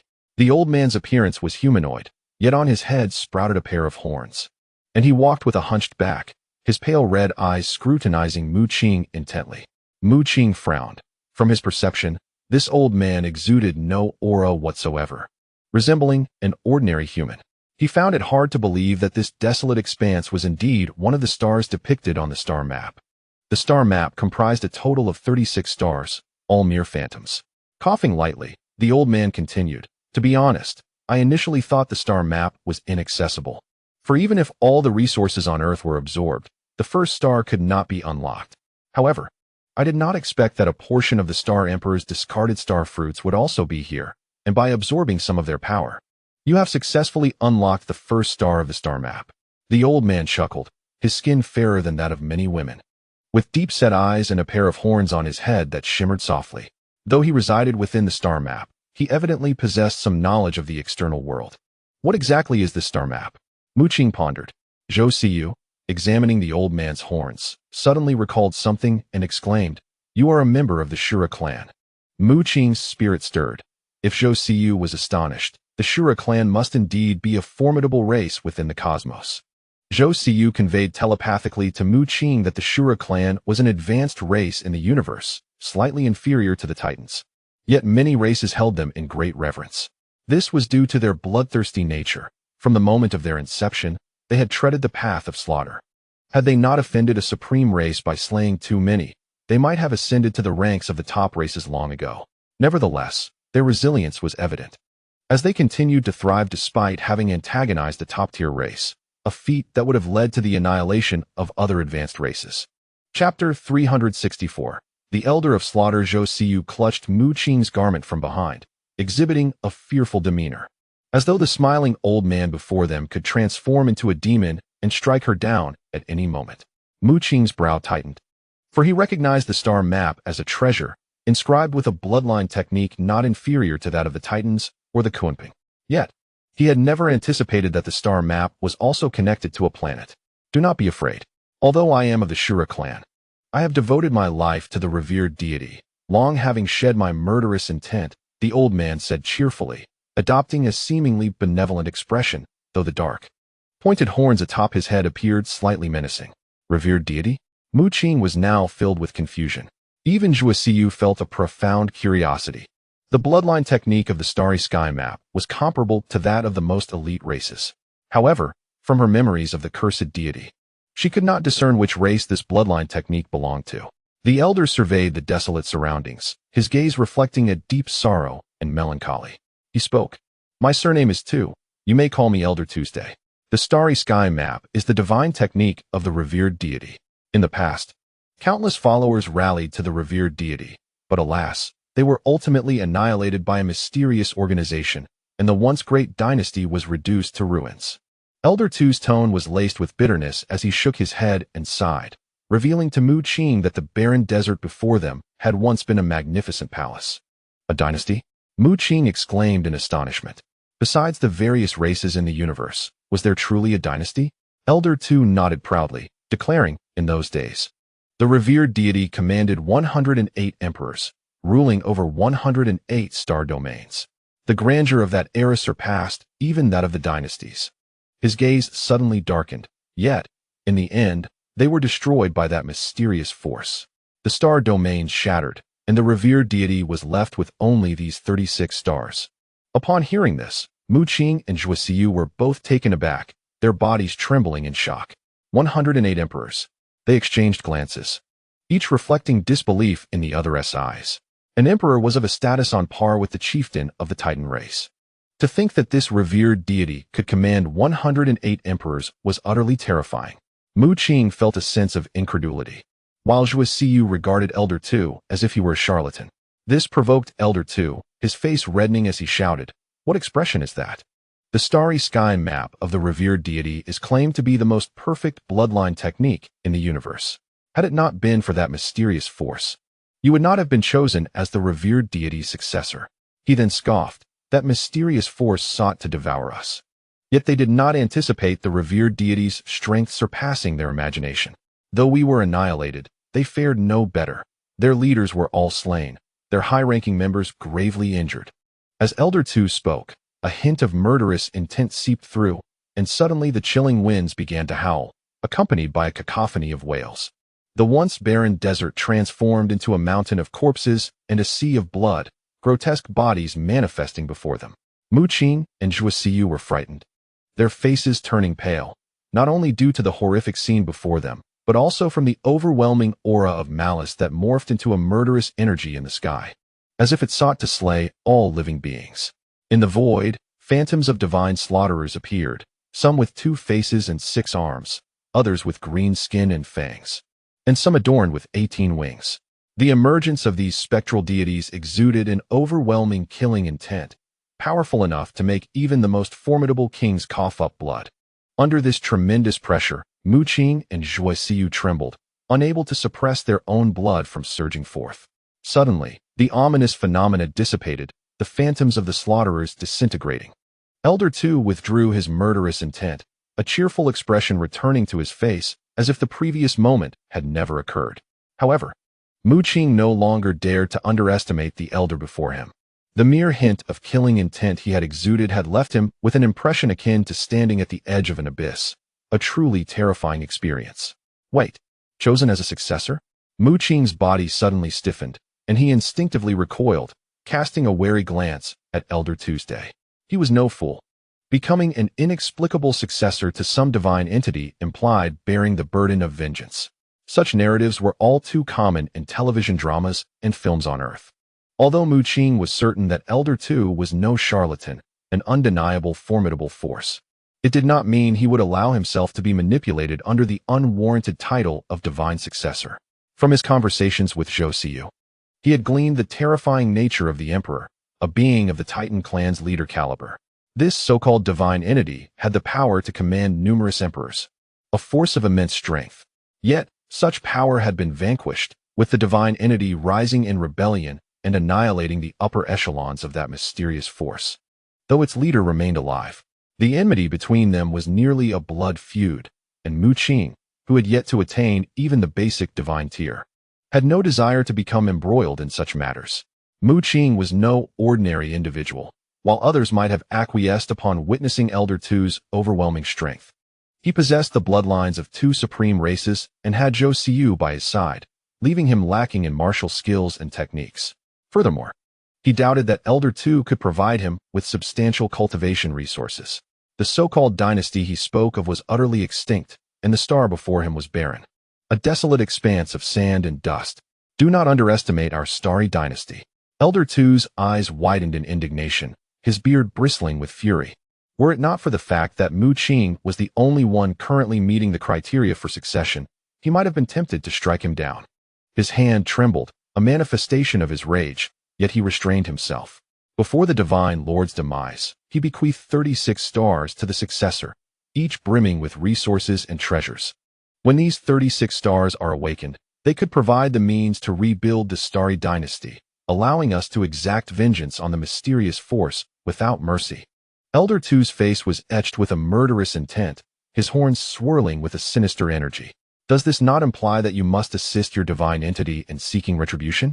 I cannot involve myself in such matters. Mu Qing shook his head, asserting that he was merely a king at present. Are you truly unwilling? You must understand. The starry map of the divine entity you have glimpsed is merely a prologue. The subsequent bloodline techniques are the culmination of the divine's lifelong dedication, renowned as the foremost bloodline technique in the universe. Elder Tu, growing frantic, implored him. Mu Qing continued to shake his head, stating, I cultivate the Titan bloodline technique and possess a volume of the Kunpeng bloodline technique. I have no need for anything else. Elder Tu regarded Mu Qing with disdain, retorting, Do you truly believe I am unaware of the circumstances beyond? Possessing the starry map equates to dominating the cosmos. Earth is but a star, and I am well aware of all that transpires there. From the moment you began cultivating the Titan bloodline technique, I commenced my observations. Your blood spirit is a mutated one, having transformed into the Kunpeng blood spirit. Though the bloodline may pale in comparison, it is currently the most promising potential on Earth. Moreover, do you realize that you have absorbed a portion of the power of the starry path? Had I not promptly activated the starry map to strip away the starry runes from your being, your future would have been irreparably shattered. Elder Tu's expression turned grave. He provided a brief explanation, stating that the fruit of the great path is a terrifying entity forged by a formidable presence. Apart from a select few individuals of exceptional willpower who remain unaffected, the majority will find themselves constrained, destined to remain at the realm of the great emperor for their entire lives. Elder Tu elucidated that the stellar emperor, under the command of the celestial deity in days of yore, harnessed the power of the stellar fruit to attain the status of a great emperor. However, the stellar emperor was no ordinary figure. He transcended the limitations imposed upon him, achieving breakthroughs and gradually extricating the power of the stellar fruit from within himself. Thank you, Elder Tu, Mu Qing said earnestly, clasping his hands in gratitude. In truth, when he first attained the power of the stellar path, he sensed something amiss. Yet he lacked the means to detach the power within him. Fortunately, the celestial map had aided him. Chapter 365, The Hall of Guiding Stars. Upon hearing Mu Qing's expression of thanks, Elder Tu's lips curled into a smile, believing that Mu Qing had finally come to an understanding, and he immediately began to boast. You see, the stellar emperor was the esteemed disciple of the celestial deity. The fruit of the great path is not easily acquired, yet the stellar emperor, through his own prowess, comprehended his own stellar path and subsequently extricated the stellar power obtained from the fruit. Stroking his beard, Elder Tu informed Mu Qing that consuming the fruit of the great path would yield no benefits. Even the esteemed disciple, the stellar emperor, ultimately had to sever the power of the stellar fruit, yet he was able to discern his own stellar path in the process. I have removed the power of the stellar rules from you to unlock the first star of the celestial map, However, the stellar patterns still linger upon you. This will not hinder your potential and will indeed provide you with the fundamental conditions necessary to cultivate the celestial map, he explained. Mu Qing, however, shook his head slowly. As he was cultivating the Titan bloodline technique, transitioning to the celestial map now would undoubtedly result in a significant decline in his strength. Given the precarious nature of his surroundings, he needed to ensure that his power remained at its zenith, ever vigilant against the possibility of the second prince's sudden attack. Elder Two snorted dismissively, saying, "You need not worry. The celestial map is renowned as the foremost bloodline technique in the universe, possessing its own extraordinary attributes. There is no requirement for you to abandon the Titan bloodline technique. On the contrary, it is precisely because I sense that you possess the bloodline of a supreme race that I have chosen to recognize you as the master of the celestial map." Mu Qing was astonished. Could the celestial map truly possess such wonders? He had assumed that the celestial map was akin to the Titan bloodline technique, both being techniques of supreme races and thus comparable. Elder Two shook his head, stating, "After the fall of the celestial deity, 108 great emperors perished, some dying, others hiding away, and nearly all of the celestial deity's disciples met their demise. Thus, the celestial deity entrusted me with the task of seeking a successor." He turned his gaze to Mu Qing. "There are two conditions for cultivating the celestial map. One is to possess a stellar affinity, which you have acquired through refining the stellar fruit. Although I have stripped away the power of the rules, the patterns remain, altering your constitution. The other condition is to possess a technique from a supreme race. Hence the disciples of the celestial deity are predominantly individuals from such esteemed lineages." Suddenly, a gleam of insight flashed in Elder Two's eyes as he fixed his gaze upon Mu Qing, saying, "As a human, you are not even a mere lower race. Yet you possess the ability to cultivate the Titan bloodline technique.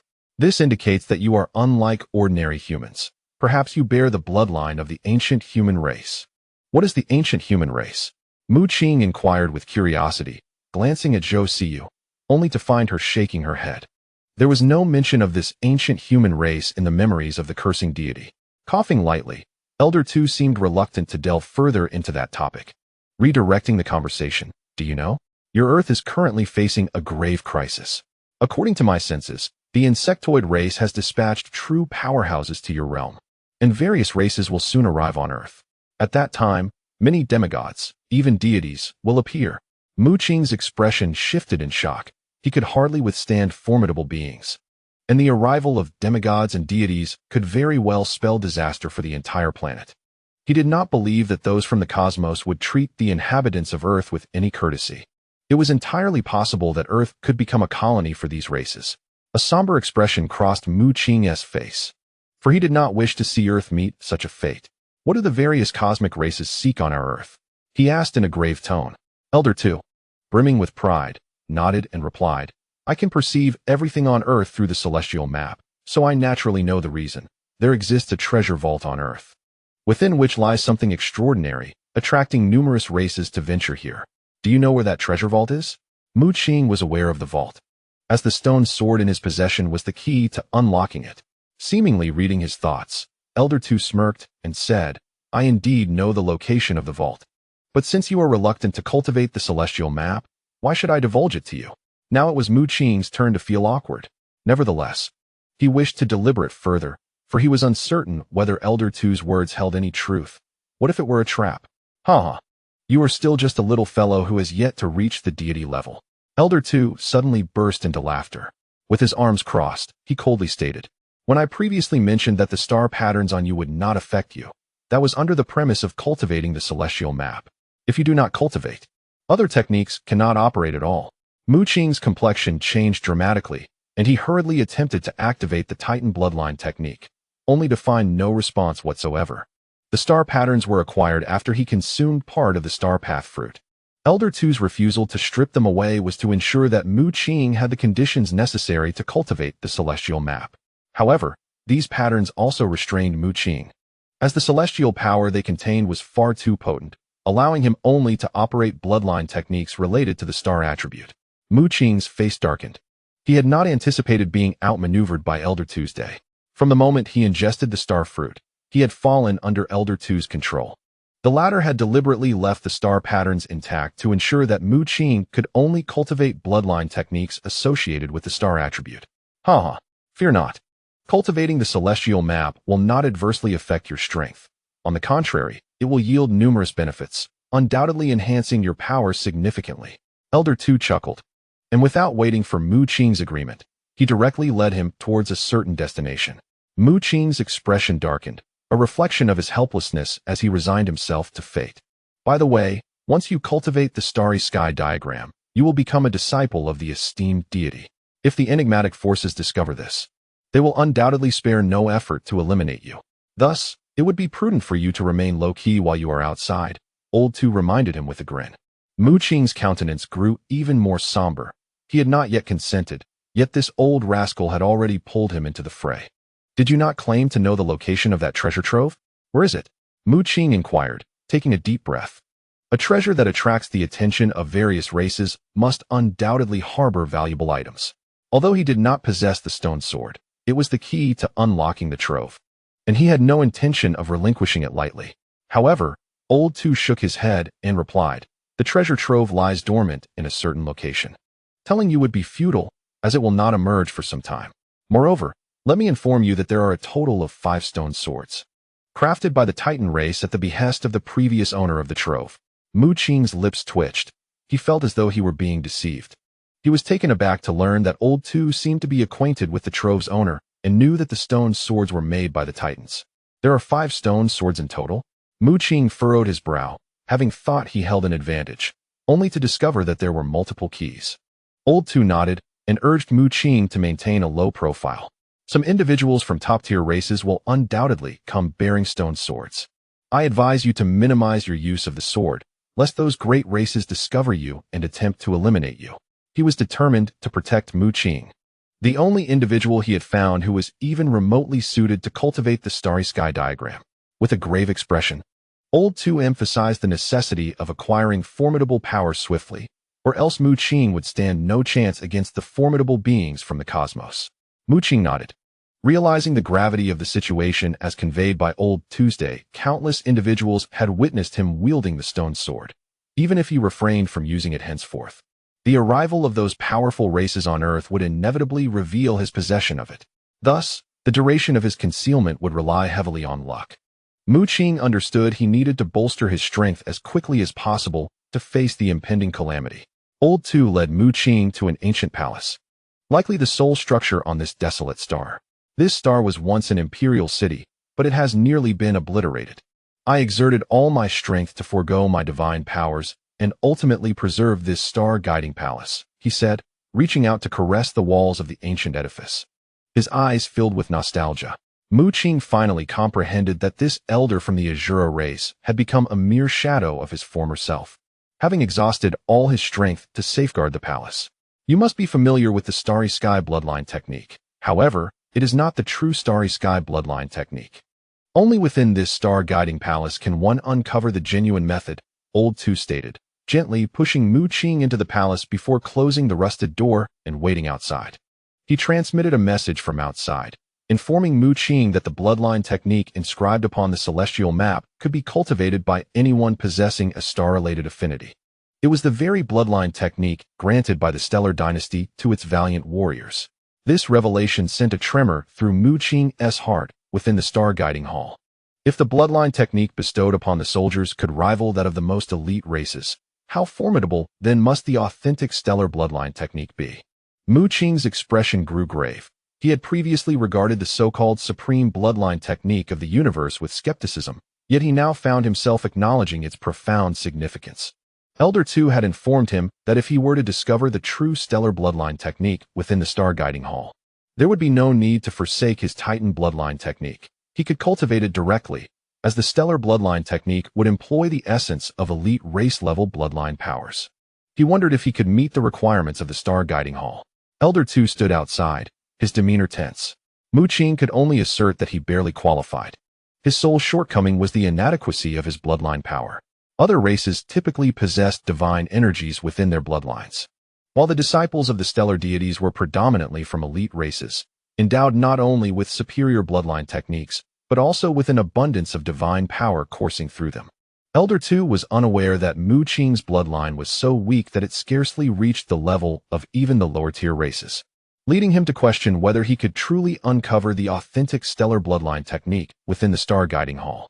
Chapter 366. The Silver Heavenly Book. As Mu Qing entered the Star Guiding Hall, his expression was peculiar. It felt as though he had stepped into another realm. From the outside, the Star Guiding Hall appeared as an ancient palace, weathered with age, its walls riddled with cracks. However, upon entering, Mu Qing was astonished to find himself amidst a vast expanse of stars, as if he were immersed in the cosmos itself, with the surrounding space stretching infinitely, devoid of any visible boundaries. Above him, celestial bodies floated, emanating torrents of stellar power. Gazing upward, he could even perceive the subtle emergence of grand pathways and rules of power within the depths of the starry void. Having encountered the power of stellar rules before, he understood that even a fragment could forge a connection with Earth. The potency of this force was staggering. Furthermore, amidst the celestial panorama, Mu Qing beheld not only the pathways of stars, but also a fiery force reminiscent of a crimson dragon, alongside the chilling energy of icy rules, an assortment beyond count. The Star Guiding Hall seemingly encompassed every conceivable pathway. Unlike the fruits of the pathways, which could immediately grant one the essence of a pathway upon consumption, the Star Guiding Hall instead imprinted these pathways of power across the boundless sky, inviting those who entered to grasp their essence through personal insight. While most might favor the immediate acquisition of a pathway's fruit, Mu Qing found the intrinsic value of the Star Guiding Hall to be far more precious than that of the so-called pathway fruits. Elder 2 had previously warned him that the fruits of the pathways were not to be taken lightly. They were concocted by a terrifying entity. Although they could endow an individual with the strength of an emperor, they would simultaneously impose limitations on one's future, rendering perpetual advancement impossible. The esteemed disciple of the celestial sovereign, the stellar emperor, emerged from the shackles of the great Tao's fruit. Yet he found himself compelled to gradually extract the power of the stellar fruit from within, unable to fully master it. Mu Qing, brimming with excitement, beheld a thunderous path of lightning resembling a celestial dragon amidst the vast expanse of the starry sky. The aura emanating from this path of thunderous rules sent a tremor through Mu Qing's being, igniting within him an insatiable thirst for comprehension. In a fleeting moment, he sensed a remarkable enhancement in his mastery of thunder techniques. The essence of the great Tao is profoundly mysterious, typically beyond the grasp of someone of Mu Qing's caliber. Nevertheless, the function of the Star Guiding Palace allowed him to perceive the great Tao's power with unprecedented clarity, providing him immense aid.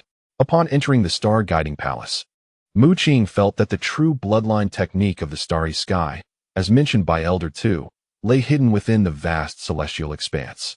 However, despite his prolonged contemplation, he could discern no trace of it. Choosing to disregard this, he instead focused on comprehending the power of the thunderous path. Sitting cross-legged in the void, he remained indifferent to the dense accumulation of great Tao energy above, immersing himself solely in the understanding of the thunderous path. A celestial dragon soared through the starry sky, embodying the essence of the thunderous path, and tendrils of electric light cascaded upon Mu Qing, bestowing upon him great benefit. The Star Guiding Palace emitted a gentle glow, its purpose being to facilitate the profound comprehension of the great Tao's power for those who entered. Experiencing the advantages, the lightning energy within his brow flickered, and his yin-yang thunder tribulation underwent numerous transformations. After dedicating a full 10 days to his comprehension, Mu Qing ceased when he could absorb no more. His body crackled with lightning, and he seemed to transform into the very essence of thunder, capable of summoning lightning with a mere gesture. Subsequently, Mu Qing sought to discover the elusive bloodline technique of the starry sky once more, yet he encountered no revelations. Instead, he stumbled upon two other paths of the great Tao that resonated with him, the path of space and the path of water. A jolt of inspiration surged through Mu Qing, prompting him to sit in meditation anew, eager to fathom these two paths of power. His understanding of thunder was the most profound, yet he possessed water elemental energy and spatial elemental energy as well, both of which could not be neglected. With closed eyes, Mu Qing delved into contemplation, remaining in stillness. Half a month passed. When he finally opened his eyes again, a brilliant light sparkled within them. A subtle smile graced his lips. Although he had not broken through to a new realm, his strength had undeniably surged by at least 50%. Through the star-guiding palace, he had elevated his comprehension of water and spatial energies to a level akin to that of his thunder energy. Indeed, Mu Qing was able to harness the spatial energy within him, and even without training in the Kunpeng bloodline technique, he could still barely execute some of its spatial secrets. The only regret he harbored was the continued absence of the so-called Starry Sky bloodline technique. Within the star-guiding palace, countless paths of the great Tao intertwined. Undeniably a sacred ground for cultivation, yet Mu Qing remained unable to uncover the true Starry Sky bloodline technique. What is lost is my fate. What is gained is my fortune. It appears I am destined to never become a disciple of that exalted sovereign, Mu Qing lamented, shaking his head. Outside the star-guiding palace, Elder Tu tugged at his hair in frustration, his demeanor fraught with anxiety. The disciples of the Celestial Lord, upon entering the Star Attraction Pavilion, typically discovered the starry bloodline technique within a mere 3 days. However, Mu Qing found himself ensnared for over half a month, which inevitably led him to question whether he was indeed fit to cultivate the starry diagram. Despite being human, Mu Qing possessed a unique essence, as he was the first I had witnessed attempting to transcend his race to practice the Titan bloodline technique. Outside the pavilion, Zhou Xiyu held immense faith in Mu Qing's abilities. In the subsequent days, Mu Qing devoted himself to searching for the starry bloodline technique within the pavilion, but yielded no results. With a heavy sigh, he resolved to abandon his quest. He found himself utterly adrift, gazing at the vast expanse of stars, which seemed to bear the imprints of countless pathways, yet showed no trace of the starry bloodline technique. As he turned to leave, his steps unexpectedly faltered. A peculiar expression crossed his face as he noticed the black fish within his dantian shimmering with starlight. Mu Qing could sense that this starlight was the celestial energy previously consumed by the black fish, which had been drawn from the essence of the great Tao, imbued with profound divinity. To his surprise, he had assumed that the black fish's spiritual essence had exhausted all its celestial energy during its ascension, only to discover that remnants remained. The black fish surged forth from his body, instantly transforming into a colossal entity, reminiscent of a fearsome black beast roaming the cosmos. In the next moment, it morphed again, golden patterns emerging from its form, transforming into resplendent feathers, and it became a golden rock, soaring majestically. It spiraled amidst the myriad stars, weaving between the forces of various Tao rules, before diving down with tremendous force. Peering below, Mu Qing beheld an abyss of black void, starkly contrasting the vibrant tapestry of stars and the intertwining forces of the Tao above. Curiosity piqued, he noted the absence of anything in that dark expanse. A beam of golden light pierced the black void as the golden rock spread its wings, resembling clouds descending from the heavens, its flaps stirring the forces of space. Remarkably, from the depths of that black void, streaks of starlight emerged, blossoming into brilliant stars that radiated divine light. Mu Qing was astonished. The stars below appeared far more luminous than those above, though the sky was adorned with myriad pathways of radiant light. Each star below shone with a brilliance that outshone them all, creating a celestial river of divine radiance that spanned the entirety of the Star Attraction Pavilion. The golden rock transformed back into the black fish, re-entering Mu Qing's body, yet at that moment, his pupils constricted as he gazed downward. There it was. Mu Qing was taken aback, as a celestial river surged against his form, exuding an unfathomable power that, astonishingly, inflicted no harm upon him. A resonant hum echoed through the air. In Mu Qing's mind, an explosion occurred, and a silver celestial tome materialized, representing the starry bloodline technique. At that moment, the starry patterns on his body emanated a radiant glow, all of which surged into his consciousness, imprinting themselves upon the silver tome. The power of these starry patterns was formidable. Mu Qing found it impossible to extricate them. Even the venerable Tu Lao could only rely on the strength of the star map to extract them. Yet now, these starry patterns were absorbed by the silver tome, which in turn emanated a mysterious force that transformed Mu Qing's physical form. Among all the myriad stars, I alone am the sovereign. All the laws of heaven and earth are mine to command. A resounding, ethereal voice suddenly echoed in Mu Qing's mind. The silver tome shattered into countless specks of starlight that entered Mu Qing's body. He trembled violently, as if a deafening roar filled his ears, plunging him into a remarkable state of enlightenment. where he sat cross-legged in stillness. He was receiving the power of the starry bloodline technique. Though he had only grasped the preface, it was even more profound than the Titan and Kunping bloodline techniques.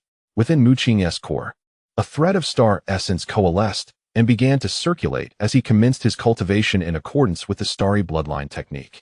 Outside the star-gathering hall, Tu Lao and Zhou Siyu waited anxiously. Meanwhile, in the outside world, the second palace master wore a grim expression. Beside him stood Elder Lin, the law-enforcing elder, and numerous other seasoned sovereigns.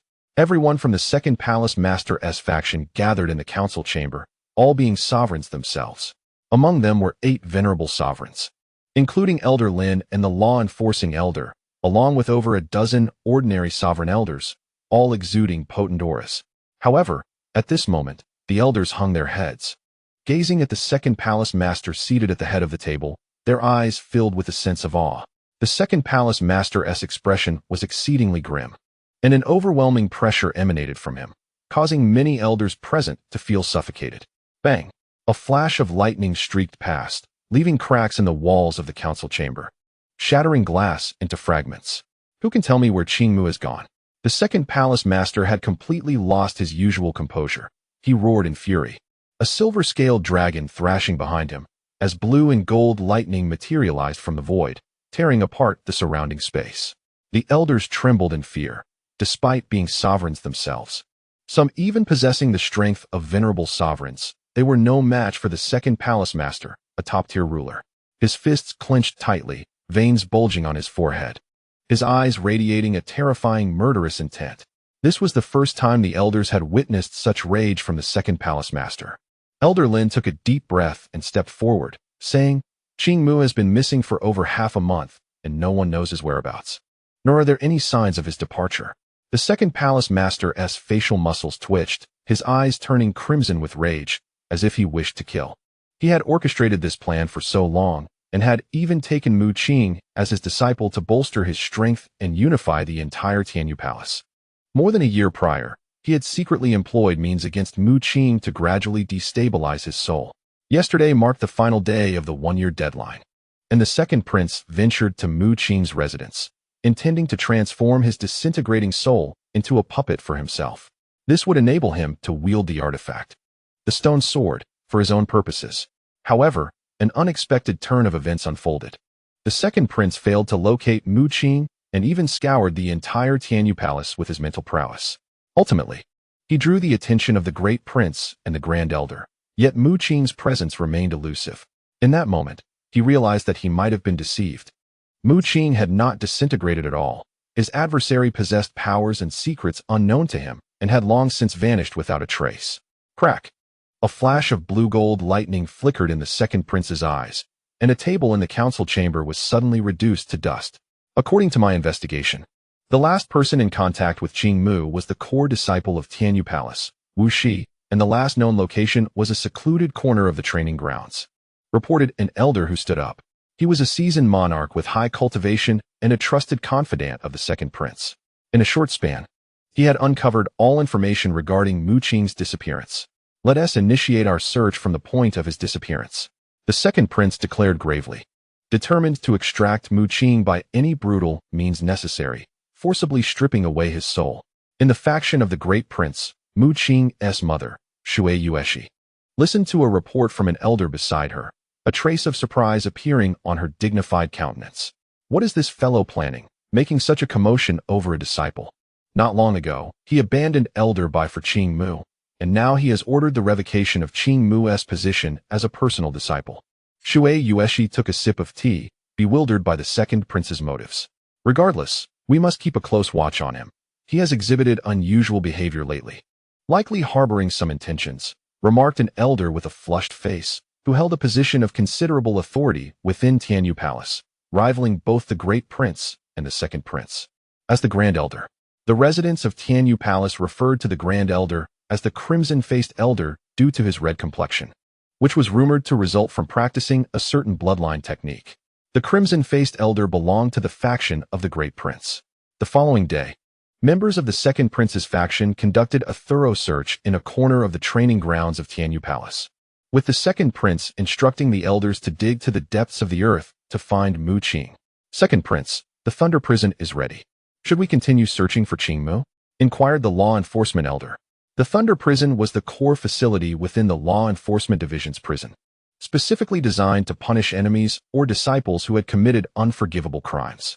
Most disciples of Tianyu Palace, however, were unaware that this Thunder Prison was actually a formidable contraption crafted by numerous alchemists.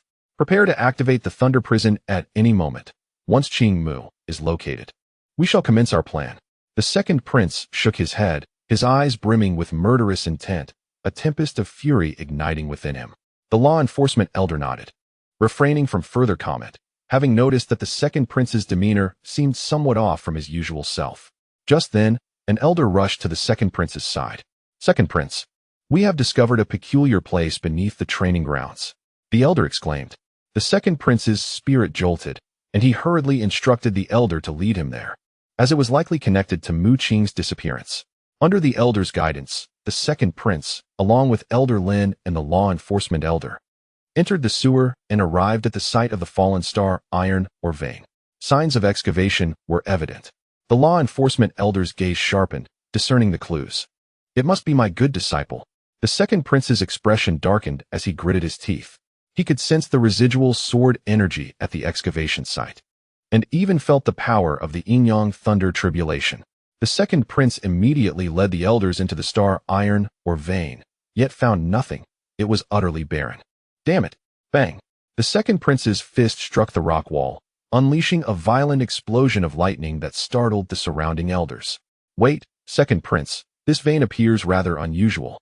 A middle-aged man, a martial sovereign, cautiously spoke. Instantly, all eyes turned towards him, causing him to swallow hard under the pressure. Among those present, he was the weakest, having only reached the 9th level of martial sovereignty. Of course, the second prince and the others brought him along because he was a disciple of Master Zhang, named Zhang Yu, who was also an alchemist. Tianyu Palace boasted many alchemists, yet only Master Zhang was truly formidable. However, after Master Zhang was slain by Mu Qing, the second prince's faction reluctantly recruited Zhang Yu, who, though not highly skilled, was still not entirely inept. This vein seems to be a source of star iron. If we excavate all this star iron, we could undoubtedly forge an array of exceptionally sturdy star attribute weapons, which would even astonish the alchemical organization. Zhang Yu felt the weight of many powerful gazes upon him, making him anxious. Nevertheless, his eyes burned with fervor as he regarded the star iron. Fully aware of the vein's immense value as an alchemist, does this mean that we could establish connections with the alchemical organization through this star or vein? The second prince's eyes lit up, realizing that although Mu Qing was missing, he had stumbled upon such a significant boon. The alchemical organization was even more enigmatic than the federal headquarters, while there might be few top-tier sovereigns among them. Any alchemical master who spoke would surely attract the attention of Earth's elite. This was the true influence wielded by a master alchemist. The second prince recalled that Master Zhang had once discovered a piece of this fallen iron from a disciple of Tianyu Palace, which had filled him with immense excitement, prompting him to enlist the help of the law enforcement elder. Naturally, this had resulted in the enmity with Mu Qing, ultimately leading to his demise. You must immediately take news of this vein to contact the alchemical organization. The other elders will execute the plan with me. The second prince suddenly declared. He no longer cared about Mu Qing's fate and instructed Zhang Yu to reach out to the alchemical organization. Establishing a connection would significantly advance their plan. A glint of murderous intent flickered in the second prince's eyes as he coldly stated, "It is time to seize control of the entire Tianyu Palace. The day I unify Tianyu Palace will be the day I achieve greatness." The elders surrounding the second princess watched her retreating figure, their bodies trembling slightly as they exchanged glances. They foresaw that Tianyu Palace was on the brink of a tumultuous storm. Perhaps this turmoil would severely weaken the influence of Tianyu Palace, yet as long as the second princess could ascend to a great power, or even just a half step towards it, she could stabilize the situation. Zhang Yu received the second princess's command and departed with a piece of starfall iron. Although he was merely an amateur alchemist, his master, Master Zhang, was skilled in alchemy, ranking among the best in the outside world, and possessed connections with alchemical organizations. He believed that with the starfall iron in hand, even as a novice alchemist, he could garner the attention of those within the alchemical circles. The second princess, accompanied by several elders, left with a fierce aura. Subsequently, terrifying energies surged within Tianyu Palace, leaving some unaware disciples in a state of confusion. They soon witnessed a tremendous lightning bolt erupting from the direction of the law enforcement team's prison, transforming the sky into an ocean of thunder. A structure loomed ominously. It was a prison, imbued with a formidable power of lightning. The lightning prison was activated, engulfing the entire Tianyu Palace in electric might. The second princess's plan to unify Tianyu Palace had finally commenced. Chapter 368, Titan Star. The major factions within Huaxia had also sensed the unusual happenings at Tianyu Palace and were observing with cold detachment, even preparing to act at a moment's notice. For these factions, the impending chaos within Tianyu Palace could potentially yield great benefits. Once the internal strife weakened the palace's forces, they would not hesitate to strike and absorb Tianyu Palace into their own ranks. A storm of bloodshed was looming over Tianyu Palace, leaving one to wonder if the young friend Qingmu could navigate through it safely. Within the ancient city of Lulan, an elderly man stroked his beard, gazing into the distance. He recalled the kindness Mu Qing had shown him and contemplated whether he should intervene to assist Mu Qing when the time came.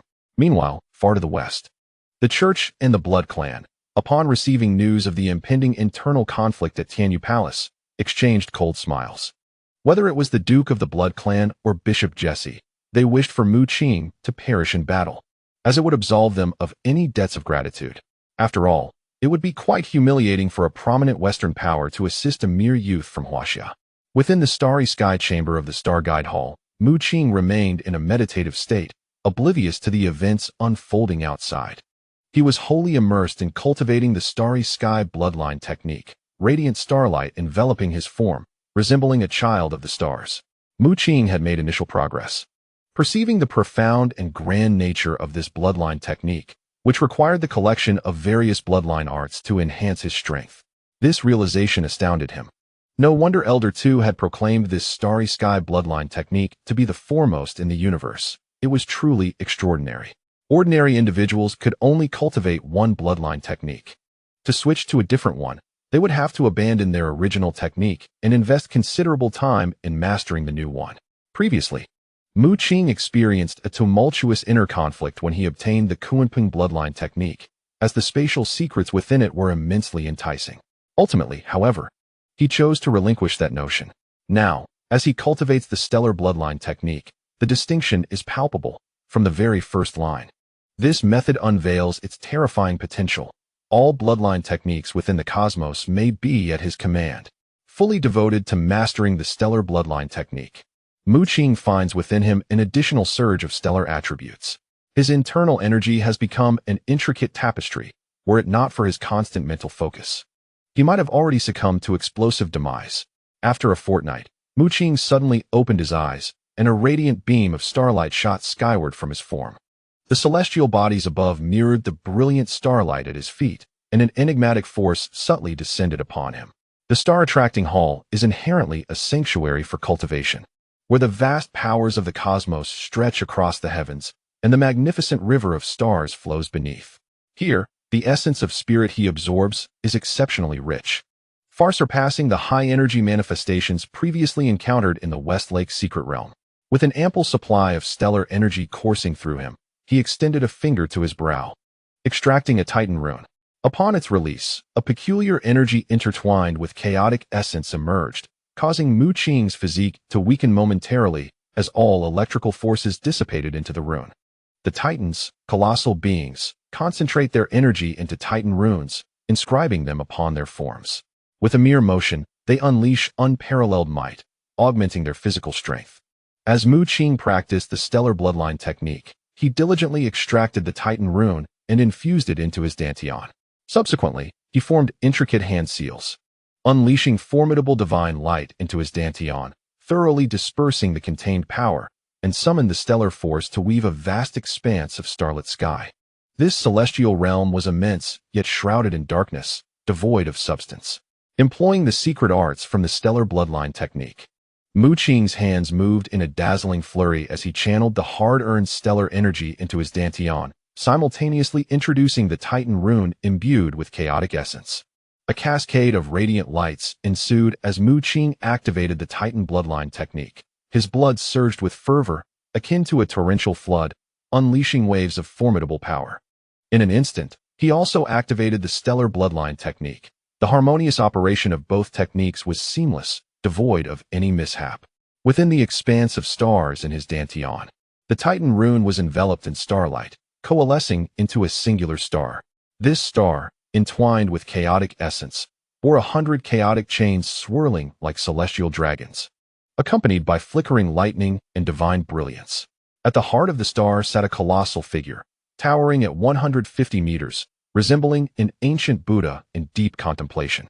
This giant bore an uncanny resemblance to Mu Qing himself, representing his Titan form. With a profound exhale, Mu Qing completed this intricate undertaking, beads of sweat glistening on his forehead. Originally, the Titan rune was stripped away, leaving his physical form weakened and his strength diminished. However, now that the Titan star has coalesced successfully, the power within him has surged dramatically, with divine light coursing through his flesh, even surpassing its previous might. This is the essence of the celestial bloodline technique. He has transformed his dantian into a vast expanse of starry skies, and the Titan bloodline technique he cultivates has condensed into a celestial body, allowing the celestial bloodline technique to serve as a framework, continuously providing Mu Qing with an inexhaustible source of strength. After integrating the Titan bloodline technique into the celestial bloodline technique, Mu Qing can distinctly sense a significant enhancement in his capabilities, while still being able to cultivate the Titan body, rendering his physical form equally formidable. He eagerly resumes his training in the Kunpeng bloodline technique. Having tasted the sweetness of success, Mu Qing is impatient to master the Kunpeng bloodline technique. Once he successfully cultivates this technique, he will be able to condense the Kunpeng star within his dantian, leading to yet another substantial augmentation of his power. The Kunpeng bloodline technique, an art of a supreme lineage, is notoriously difficult to comprehend. However, within this star-attracting palace, he can achieve mastery in a short span of time. Mu Qing begins to channel the Kunpeng bloodline technique, with spatial forces entwining around him, without clashing with the celestial bloodline technique or the Titan bloodline technique. In the Tianyu Palace, a tempest of thunder cloaks the entire edifice, rendering escape impossible. A thunderous prison looms ominously, with terrifying bolts of lightning intermittently striking down, annihilating disciples of the Tianyu Palace. Second Master, are you truly intent on unifying the Tianyu Palace? In the heights, Shui Yueshi, clad in a flowing azure gown, furrows her brow and exclaims coldly. Behind her, a sword box emits endless rays of sword light, standing in opposition to the Second Master. Ha! The rules of the Tianyu Palace have always favored the capable. I possess the strength, so why should I not lead the Tianyu Palace? Why should I not become the Grand Master? The Second Master laughs heartily, surveying the blood-soaked city below. Suddenly, disciples from the Second Master's faction strike fiercely, catching those from the Grand Master's faction off guard. Coupled with the thunderous prison overhead, which intermittently unleashes bolts of lightning, it grants the Second Master's faction a tremendous advantage. The battle has raged for over half a month, with the Grand Master's faction struggling to withstand the onslaught, now at a severe disadvantage. If this continues, it will not be long before the Second Master unifies the entire Tianyu Palace. Shui Yueshi clenches her teeth in frustration. She had not anticipated the Second Master's ruthlessness, launching an attack without hesitation. Most alarmingly, he has seized control of the thunderous prison and, on the very first day of conflict, killed 2 elders from the Grand Master's faction. Are you not afraid of the ancestral punishment for such actions? Shui Yueshi rebukes angrily. Within the Tianyu Palace resides an elder, a formidable swordsman, who rarely emerges from his secluded meditation.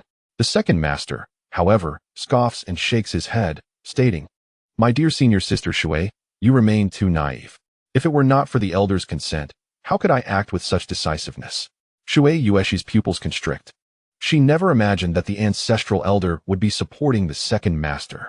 While she had sensed some unusual movements among the Second Master's faction, she had dismissed them, confident in the presence of powerful figures, including herself and the formidable red-faced Grand Elder, who could certainly intimidate the Second Master's faction. At last, she comprehended that the Second Princess was being supported by the venerable ancestor Tianyu. If we unite our strength and vanquish him, the elders and disciples of their faction will fall apart without resistance. The elder with the crimson visage wielded his sword and stepped into the void, speaking in a deep voice. Shui Yueshi nodded, and in an instant, she struck, unleashing boundless sword light from the sword box behind her, forming a sword formation in the sky that resembled a soaring dragon. Chapter 369. The Blue Barrier in the High Skies of Tianyu Palace. Grandmaster Shui Yueshi and Elder Qi Mian joined forces, both unleashing the might of top-tier sovereigns. Shui Yueshi, a vision of grace, was accompanied by sword energy, and the entirely black sword box behind her was an extraordinary artifact capable of emitting a torrent of sword light. She conjured a dragon-shaped sword formation, transforming it into a 100-meter-long dragon that spiraled through the heavens. Elder Qi Mian held a crimson dragon sword, with the blood spirit flame python manifesting behind him, unleashing a torrent of crimson flames as he executed the fierce sun dragon roar sword technique, a formidable sword art that pierced through the heavens and earth in an instant. The second princess's expression tightened slightly. Both of these individuals were top-tier sovereigns with immense power, and facing two opponents required utmost caution. However, the second princess showed no fear. With a commanding shout, he summoned a thunder pool. As the thunder pool emerged, it drew forth distant thunderous tribulations, causing roiling storms of thunder to materialize. This thunder pool, originally Mu Qing's, was exceptionally unique and had now been refined by the second princess into a supreme treasure of the thunder path, possessing immense power.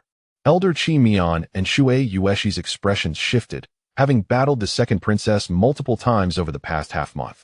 They were well aware of the threat posed by this thunder path treasure. Boom. The second princess channeled his innate energy into the thunder pool, and in an instant, a terrifying celestial thunderbolt descended, tearing through the dragon-shaped sword formation, followed by an overwhelming sea of thunder that engulfed Elder Qi Mian's crimson sword light. Ha! Is that all there is to it? The second princess laughed heartily, pressing forward with the thunder pool. Shui Yueshi cried out, and the sword box behind her trembled, unleashing a terrifying intent of slaughter that transcended the heavens and the earth, transforming into a crimson sword light stretching for miles, stirring a tempest of blood. Her blood spirit was this sword box, containing boundless mysteries and an unfathomable amount of sword intent. Elder Qi Mian also employed powerful methods, slicing forth a great sun of blazing radiance, within which seemed to sit a towering Buddha, its sacred words faintly shimmering. Yet, the second princess did not retreat. His silver-scaled dragon blood spirit soared into the sky, summoning countless blue and gold lightning bolts, coalescing into a thunder eye that glared fiercely, releasing torrents of calamity that enveloped the great sun. Then, he intercepted the sun with the thunder pool and thunder eye, promptly summoning forth a purple sword artifact. Crack! It was a purple bamboo sword, and as it appeared, it was met with a myriad of thunderbolts. The second princess let out a long howl, wielding the purple bamboo sword to strike, unleashing bolts of lightning infused with the powers of yin and yang, shimmering in blue and gold as they surged forth.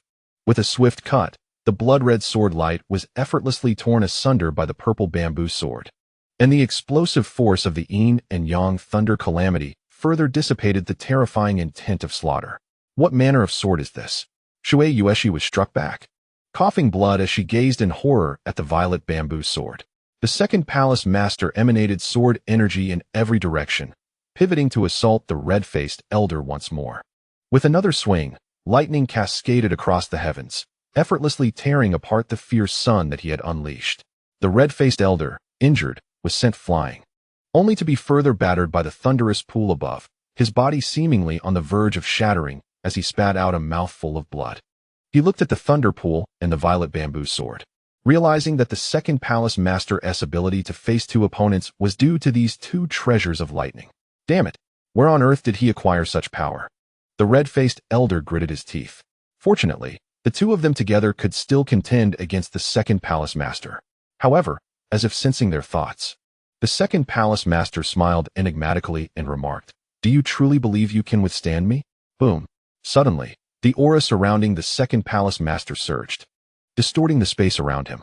His internal energy roared violently, even containing a hint of divine light. He bellowed, causing the heavens and earth to change color, as everyone within Tianyu Palace was overwhelmed by his presence, involuntarily halting their actions and finding it hard to breathe. Shui Yueshi and her companion exchanged astonished glances. exclaiming in horror, "A half-step Grandmaster?" At this moment, the aura emanating from the second palace master transcended that of a typical peak sovereign, as his energy harbored a trace of divine power, marking the realm of a half-step Grandmaster, qualifying him to condense divine energy. When the second palace master's blood spirit achieved a breakthrough, allowing it to materialize into a vessel for his use, that would signify his true ascension to Grandmaster status. The second palace master clearly relished their expressions, chuckling softly. The thunder pool and the violet lightning bamboo he possessed, if consumed, could enable him to completely transcend into the Grandmaster realm. His reluctance to refine these treasures stemmed from a desire not to rely on external forces to elevate his cultivation. He had confidence in his own talents, believing that what posed insurmountable challenges to others, he could confidently overcome. Nevertheless, although the second palace master had not refined the two treasures, merely entrusting Master Zhang to forge them into treasures of the lightning path, he still reaped considerable benefits and had recently achieved the status of a half-step Grandmaster. Prepare to die?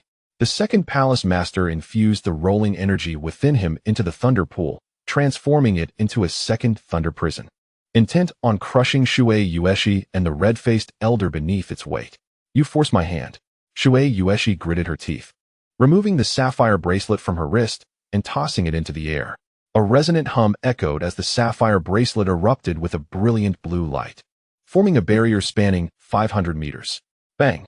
A muffled sound reverberated as the second palace master, wielding the power of a half-step Grandmaster, urged the thunder pool downwards, only to create a mere ripple. What is this? Now it was the second palace master's turn to be astonished. He could not fathom where Shui Yueshi had procured such a treasure. Within the blue barrier, Shui Yueshi and the red-faced elder exhaled in relief, and the elders and disciples from their faction also entered the barrier to avoid being struck down by the second palace master's forces. Boom, boom, boom. Outside, the second prince wielded a purple bamboo sword, invoking the yin-yang thunder tribulation sword technique with a fierce strike, unleashing a sword radiance that seemed capable of annihilating the heavens and the earth. Yet, it could not breach the blue barrier. What kind of tortoiseshell is this? The second prince seethed with anger, his thunderous gaze piercing through, summoning a deluge of thunder tribulation, but to no avail. He then commanded all the elders to attack together. Yet still, there was no effect. The red-faced elder and others within the barrier looked at him with mocking expressions. What a remarkable technique. How is it that I never knew you possessed such a treasure? The second prince's face darkened. Even with his half-step Grandmaster power, he could not shatter this barrier. Shui Yueshi cast him a glance, chuckling lightly. The second prince has investigated all my abilities, yet he has never probed into my man. These words caused the second prince to shudder, his eyes wide with shock as he finally grasped the truth. It was rumored that Shui Yueshi's son was Mu Qing, who had once excelled within the Yanhuang organization but was later slain by the insect race. Mu Qing's father, Mu Yu of the Mu family, a prodigy of alchemy from years past, had mysteriously been expelled from the Mu clan and vanished. Some speculated that Mu Yu had likely entered the alchemy organization, yet he had not been seen for many years, leading others to believe he was dead. However, it now appeared that Mu Yu had indeed joined the alchemy organization. The second prince gazed upon the blue barrier before him, which could withstand his half-step Grandmaster strength, yet was embedded within a string of sapphire bracelets. Such a technique could only belong to someone from the alchemy organization. Very well, count yourselves fortunate. Once I breach this barrier, I shall surely eradicate you all. The second prince declared with malice. This was not mere empty rhetoric. Recently, they had discovered a vein of starfall iron ore, prompting Zhang Yu to contact the alchemy organization, which had shown great interest. When the time came, he would simply invite the members of the alchemy organization, and naturally, they would be able to break the barrier. Chapter 370. The Celestial Map of All Domains, Spirit of the Artifact. A month later, within the star drawing hall, Mu Qing opened and closed his eyes.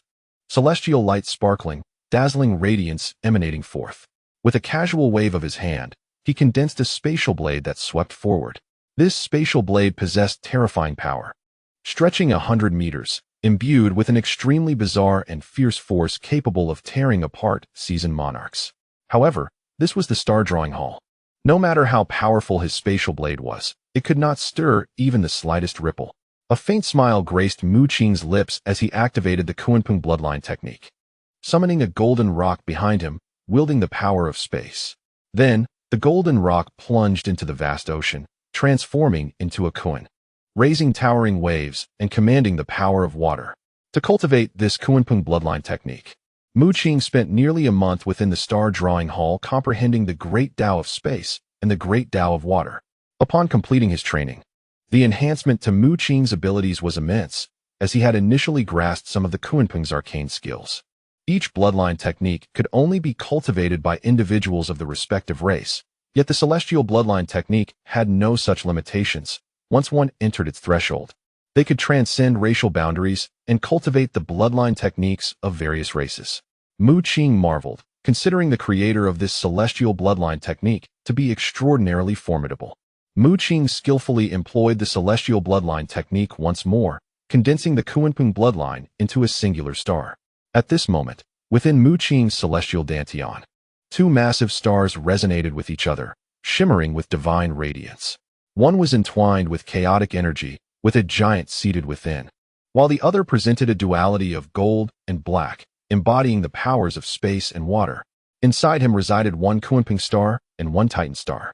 This remarkable feat was akin to simultaneously cultivating the bloodline techniques of two elite races, as torrents of formidable power surged through his being. Eliciting a subtle smile from Mu Qing, the ferocity of the power within him was unparalleled, significantly stronger than before.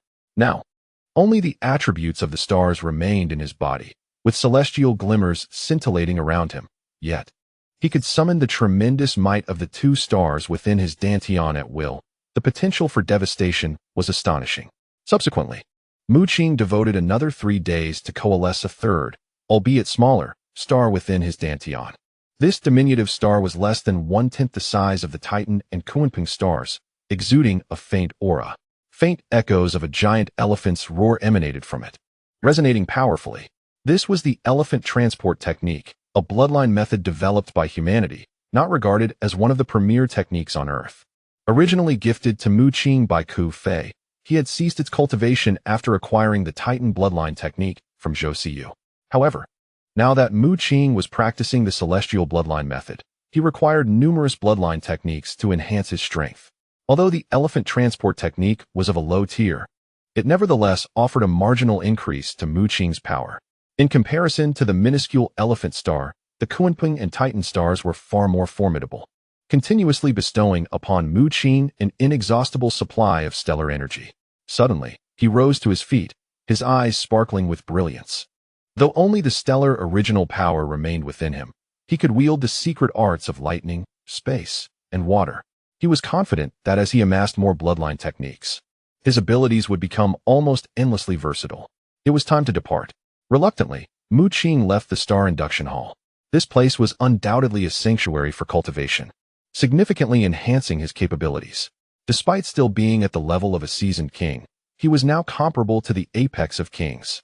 Should he encounter Mu Lin again, he believed that by harnessing the power of the 3 stars within him, he could undoubtedly shatter him with a single punch. As Mu Qing stepped out of the Star Induction Hall, Zhou Siyu and the Elder Two, who had been waiting outside for quite some time, hurried forward. "How did it go? Did you find the celestial bloodline technique?" Elder Two inquired, his expression tense, even more concerned than Mu Qing himself. Just as Mu Qing was about to respond, Elder Two swiftly approached, grasping him firmly. The pair of horns atop Elder Two's head shimmered with a sanguine light, and a terrifying mental force surged into Mu Qing's body, probing his dantian. Upon discovering that Mu Qing's dantian had transformed into stars, the elder's expression suddenly brightened with joy. "Ha! It truly worked. I doubt anyone expected that the successor of the Divine Lord would be a mere low-tier bloodline creature." Elder Two laughed heartily, his voice echoing like rolling thunder across the desolate planet. Mu Qing gazed at him, slightly taken aback. After cultivating the celestial bloodline technique and merging 3 bloodline arts, 2 of which belonged to supreme races, his power was tremendously formidable.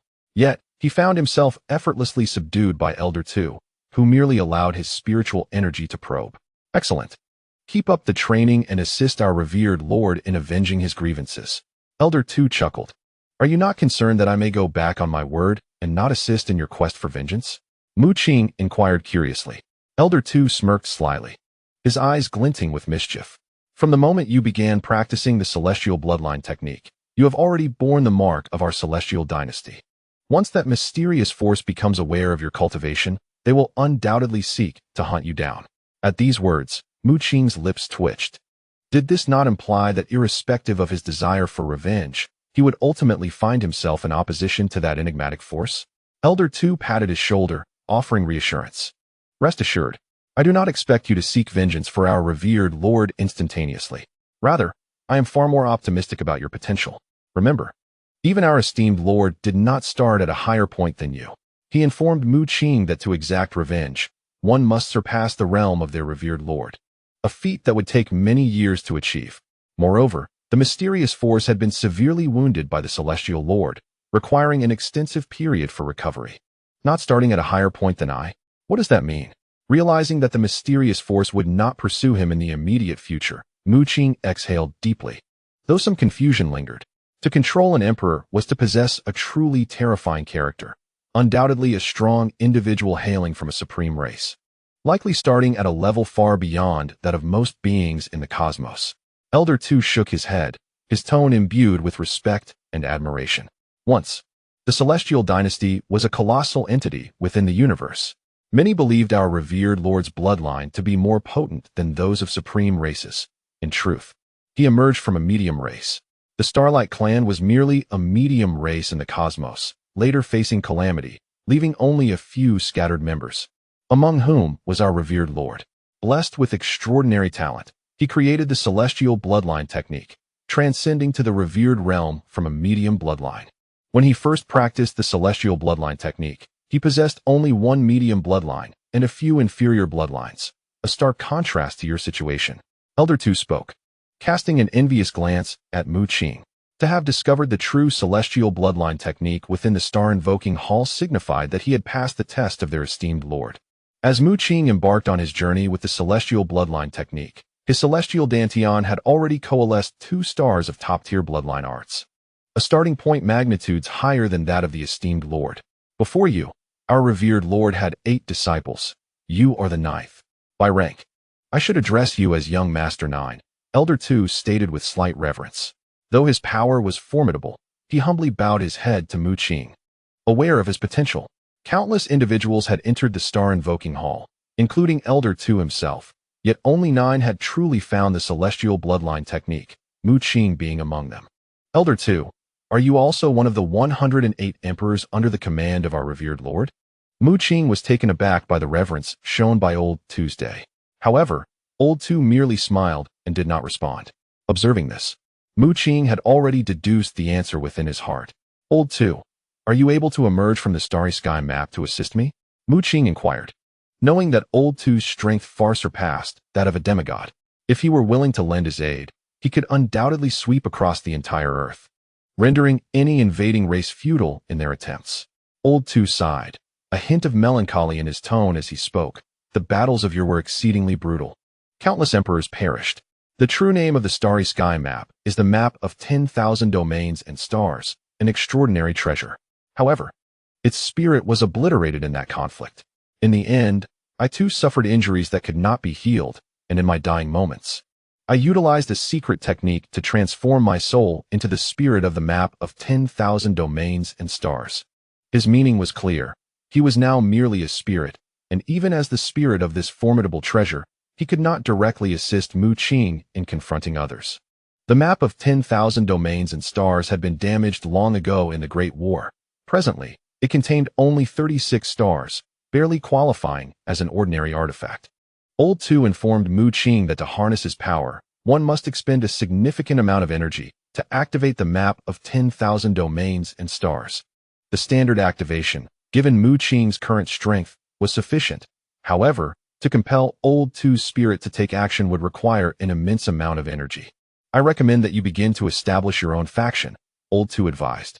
The Starry Sky dynasty was once magnificent and formidable, even though it has been obliterated. The remnants are more than enough to support the cultivation of a powerful force. Within the map of 10,000 domains and stars, each of the 36 stars holds innumerable benefits. Currently, Mu Qing had only ventured into the first star, from which he had derived substantial advantages and honed the starry sky bloodline technique. The reason Old Two urged Mu Qing to swiftly build a faction was that within the map of 10,000 domains and stars, there existed a technique known as the starry sky chart, which was not classified among the top-tier bloodline techniques. Cultivating the starry sky chart would allow one to draw upon the power of the map of 10,000 domains and stars to augment oneself. Additionally, there were combat techniques such as the starry sky great halberd. The starry sky great halberd is a modified version of our Azura clan's Godslayer halberd. The heavier the killing intent, the greater the power. Once you unlock the second star of the map of 10,000 domains and stars, you will discover methods to resolve the issues regarding the starry sky chart. Old Two stroked his beard thoughtfully. The starry sky chart requires the wielder to possess the attribute of stellar energy. Otherwise, one might have to resort to transforming their body into starfall iron. Much like Mulan. However, once Mu Qing unlocks the second star of the map of 10,000 domains and stars, this predicament will be alleviated. Both the starry sky chart and the starry sky great halberd are designed for the training of warriors. If you wish to learn the starry sky great halberd, I shall gladly pass on our Azura clan's Godslayer halberd to you, Old Two declared. Though he belonged to the Azura clan, he had long since cast aside the rules of his race while following the starry sky deity for many years. As long as Mu Qing desired it, he would impart his knowledge. Mu Qing's eyes sparkled with excitement. Previously, he had been captivated by the description of the celestial great halberd in the starry map, and he was pleasantly surprised that Elder Two was willing to impart the original version of the god-slaying halberd to him. However, after learning more, he felt a sense of disappointment, for both the cultivation of the celestial great halberd and the god-slaying halberd required the forging of a weapon embryo. To cultivate the celestial great halberd, it sufficed to utilize meteorite iron to forge a halberd embryo, whereas the god-slaying halberd of the Shura clan necessitated the use of the blood essence of formidable beasts. Reluctantly, Mu Qing had to set this aspiration aside for the time being. By the way, you have been in the Star Drawing Palace for nearly 2 months, and there have been significant changes outside in the Tianyu Palace, Elder Two suddenly recalled and said to Mu Qing. As the spirit of the 10,000 domain star map, he could easily sense all changes in the outside world. Mu Qing's expression shifted abruptly. He had almost forgotten that the year's deadline had expired. The second palace master, not finding him disintegrating, would surely be enraged by his disappearance. There was a possibility that the second palace master might also implicate Wu Shi and Lin Xian, as he had been closest to them within the Tianyu Palace. I must leave immediately, Mu Qing exclaimed. Elder Two nodded and said, I am merely a weapon spirit, while the true master of the 10,000 domain star map is you now. Mu Qing was taken aback, but soon comprehended Elder Two's meaning. He connected his mind with the 10,000 domain star map, and a surge of power enveloped him, transporting him away from the desolate, sandy star. Zhou Xiyu did not accompany Mu Qing. She had entered the Star Drawing Palace, which held an alluring path of curses for her. Below the Tianyu Palace, in a corner of the meteorite iron mine, several figures were mining in a starlit tunnel, wielding peculiar tools. Despite the advancements in technology, where mining could easily be conducted by specialized robots or even fully automated machinery, the meteorite iron mine was manned by laborers, each bearing injuries as they tirelessly excavated the precious iron. Each of them wore a circular collar that suppressed their strength. Nearby, several disciples of the Tianyu Palace observed coldly, and upon spotting some idlers, one of them brandished a sword, inflicting a wound on the slacker. Wu Shi was among the laborers. Dark circles framed his eyes from prolonged sleeplessness. Like the others, his arms were nearly numb from the relentless digging. If they had retained their strength, they could have worked tirelessly for 10 days or even half a month without fatigue. However, their powers were now sealed, and their physiques weakened. Wu Shi, like the surrounding laborers, was actually a disciple of the Tianyu Palace, belonging to the faction of the Grand Palace Master. The second Palace Master had launched a coup, suddenly seizing power and defeating members of the Grand Palace Master's faction. Although Grand Palace Master Shui Yueshi had activated a blue barrier to temporarily preserve her life, a portion of her faction's disciples had not been so fortunate, having been captured to serve as laborers. In this era, mining is naturally expedited by mechanical technology. However, the second prince has chosen to confine the disciples of the major factions and force them into the mines as laborers, all in an effort to compel the emergence of Shui Yueshi.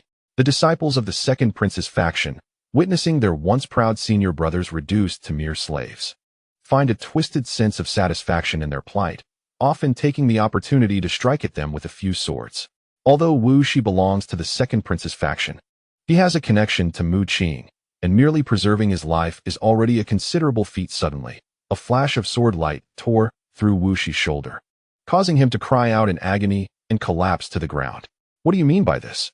Wu Shi exclaimed, his eyes blazing with fury. A disciple sneered, his expression brimming with disdain, saying, "I merely find you displeasing. What are you glaring at? Keep it up, and I'll slay you." Although he is merely a 7th stage martial master from Tianyu Palace, he now stands over Wu Shi with a sense of superiority. The surrounding laboring disciples appear oblivious, their spirits dulled by the suppression of their cultivation, rendering them utterly incapable of resistance, their eyes vacant and lifeless, as if they were mere puppets. "Do not go too far." Wu Shi gritted his teeth, malevolence radiating from his gaze. "Oh, so fierce." The disciple feigned fear, eliciting laughter from several other supervising disciples nearby. "Do you truly believe you are still that core disciple? All who oppose the second prince meet a grim fate. Kneel before me." This disciple suddenly bellowed. Despite being merely a 7th stage martial master, he relished the thought of forcing someone of Wu Shi's former stature, once a core disciple at the pinnacle of 9th stage bloodline, into submission, thus satisfying his own vanity. Unfortunately, Wu Shi would never kneel. He continued to glare with an insatiable hunger for vengeance. The disciple, now enraged, pondered whether he dared to kill him. In an instant, a blade of light arced toward Wu Shi's head. The lives of the laborers in the mines were as insignificant as weeds, and no one would reproach him for a murder. In the past, such an act would have led to imprisonment within the enforcement division, enduring days of torment in the Thunder Prison. Alas, those days are long gone. Tianyu Palace now exists in a state of anarchy, devoid of rules and laws. Wu Shi's heart sank. Was this truly how his life would end? Clang! Suddenly, a slender hand emerged, seizing the blade of light. Wu Shi, having waited in trepidation for death, felt a perplexing uncertainty and looked up to find a familiar figure standing before him. Mu Qing. His body trembled, his face alight with disbelief. He had assumed Mu Qing had fled upon learning of the second prince's scheme, never anticipating that he would appear at such a critical moment. Draped in a silver robe adorned with enigmatic patterns, Mu Qing's attire, though ancient in appearance, was a rare garment worn by those of the Taoist order. However, this silver robe, akin to a Taoist-esque garb, was a manifestation of the Kunping secret technique, forged from the power of space. When an enemy's attack collided with it, the force would be redirected away. At this moment, Mu Qing's long black hair cascaded over his shoulders, and his profound gaze seemed to harbor the essence of the stars. His skin was exceedingly fair, subtly shimmering with a celestial glow, presenting a fragile appearance akin to that of a scholar, yet concealing a formidable strength reminiscent of a giant. A faint smile graced his lips as he effortlessly grasped the sword light unleashed by a disciple with a single hand. Chapter 372. The Terror of Zhang Yu. How is this even possible? The disciple stood there, dumbfounded, disbelief etched across his features. Although he considered himself a martial sovereign, the sword light he had unleashed was extraordinarily sharp, poised to sever Wu Shi's head in an instant. Yet, this sword light was intercepted by the young man before him and was even captured within his grasp. His eyes widened as he examined the scene closely, only to feel a chill run down his spine. Mu Qing's hand firmly clutched the sword light, yet he bore not a single wound. "Goodness! Is his skin harder than starfall iron?" exclaimed a nearby supervising disciple. Since becoming overseers of the mine, they had encountered starfall iron, believing it to be the hardest metal on earth, requiring sword energy to excavate. Those without cultivation had to exert tremendous effort, laboring for long hours to extract even a fragment. Now, before them stood this inexplicable young man, who caught the sword light with one hand, his palm unscathed, truly terrifying. Had this been anyone else, their hand would have undoubtedly been pierced through. Several supervising disciples regarded Mu Qing with a sense of familiarity, and upon closer inspection, they were so startled that they could barely steady their swords. "Why your Qingmu?" Suddenly, one of the supervising disciples screamed in shock. They belonged to the faction of the second palace master and were well aware of the previous favored disciple of the second palace master. However, just over a month ago, The second palace master had personally decreed the revocation of Qing Mu's status as a favored disciple and had issued a warrant for his capture, promising substantial rewards for any information regarding him. Now, during this critical period, Tianyu Palace was sealed off, with a colossal thunder prison hovering above, trapping everyone inside while preventing anyone from entering. When the thunder prison was lifted, it would signal the end of the battles within Tianyu Palace, allowing the second palace master to seize complete control, at which point the warrant for Qing Mu would be disseminated throughout all of Huaxia. What are you doing here? The hearts of the supervising disciples raced as they instinctively retreated. At that moment, they no longer considered the lucrative reward from the second palace master's warrant. For one must possess their life to enjoy such rewards. They had heard of Qing Mu's prowess, even when he was still the favored disciple of the second palace master. He had slain Elder Bai's disciple and subsequently killed Elder Bai himself in a life-and-death battle, even defeating Master Zhang before the second palace master. In Tianyu Palace, even the death of a peripheral disciple warranted investigation, let alone that of a core disciple or elder. Such a ruthless individual was undoubtedly beyond their capacity to confront. Mu Qing surveyed the 8 supervising disciples before him, each possessing cultivation at the level of 7th-stage martial sovereigns. He subsequently utilized his mental prowess to survey the surroundings and discovered that the once abundant celestial iron or vein had been thoroughly exploited. The original drainage system had been transformed into a mining entrance, leading to a labyrinth of over 100 tunnels. Aside from specialized excavation machinery, numerous disciples with suppressed cultivation were laboriously digging by hand. The scale of this celestial iron or vein astonished Mu Qing, as he had not anticipated its vastness. However, upon noticing the injuries sustained by Wu Shi and the other laboring disciples, his expression grew cold. These individuals were once disciples of Tianyu Palace, yet they had been stripped of their powers and relegated to the status of laborers. It was evident that someone had deliberately orchestrated their suffering, intending to torment them. This signified that profound changes had undoubtedly transpired within Tianyu Palace. Perhaps the second palace master's scheme had already come to fruition. With a swift motion, he shattered the sword light within his palm and approached Wu Shi. Channeling spatial energy through his fingers, he tore apart the circular ring around Wu Shi's neck. Although Mu Qing currently possessed only celestial primal energy, he could still awaken the Kunping star within his dantian, granting him access to spatial power. Additionally, having comprehended the principles of spatial pathways within the star guiding hall, he wielded spatial energy with remarkable proficiency, utilizing its sharpness to rend the ring asunder. Once the ring was destroyed, the primal energy surged within Wu Shi, restoring him to the formidable prowess of a 9th-level martial sovereign. "Thank you," Wu Shi said, his eyes reflecting a complex mix of emotions. Mu Qing shook his head and inquired about the situation at Tianyu Palace. He had been engrossed in cultivation within the myriad star map for nearly 2 months and was completely oblivious to the happenings outside. Although Wu Shi was unaware of Mu Qing's whereabouts during his disappearance and why he had suddenly appeared at the mine, he refrained from asking, understanding that there must be secrets involved. The second palace master had led a rebellion alongside numerous elders, engaging in combat for an entire month, and had now temporarily seized control of Tianyu Palace. Wu Shi relayed all the information he knew to Mu Qing. Currently, the second palace master had usurped authority, with most of the Grand Palace Master's faction imprisoned, while a remnant remained ensconced within the blue barrier conjured by Shui Yueshi. Although Wu Shi was aligned with the second palace master's faction, his connection with Mu Qing had led to his capture and subsequent designation as a laborer in the mine. Upon learning that Wu Shi had been imprisoned as a result of his own actions, Mu Qing's countenance darkened.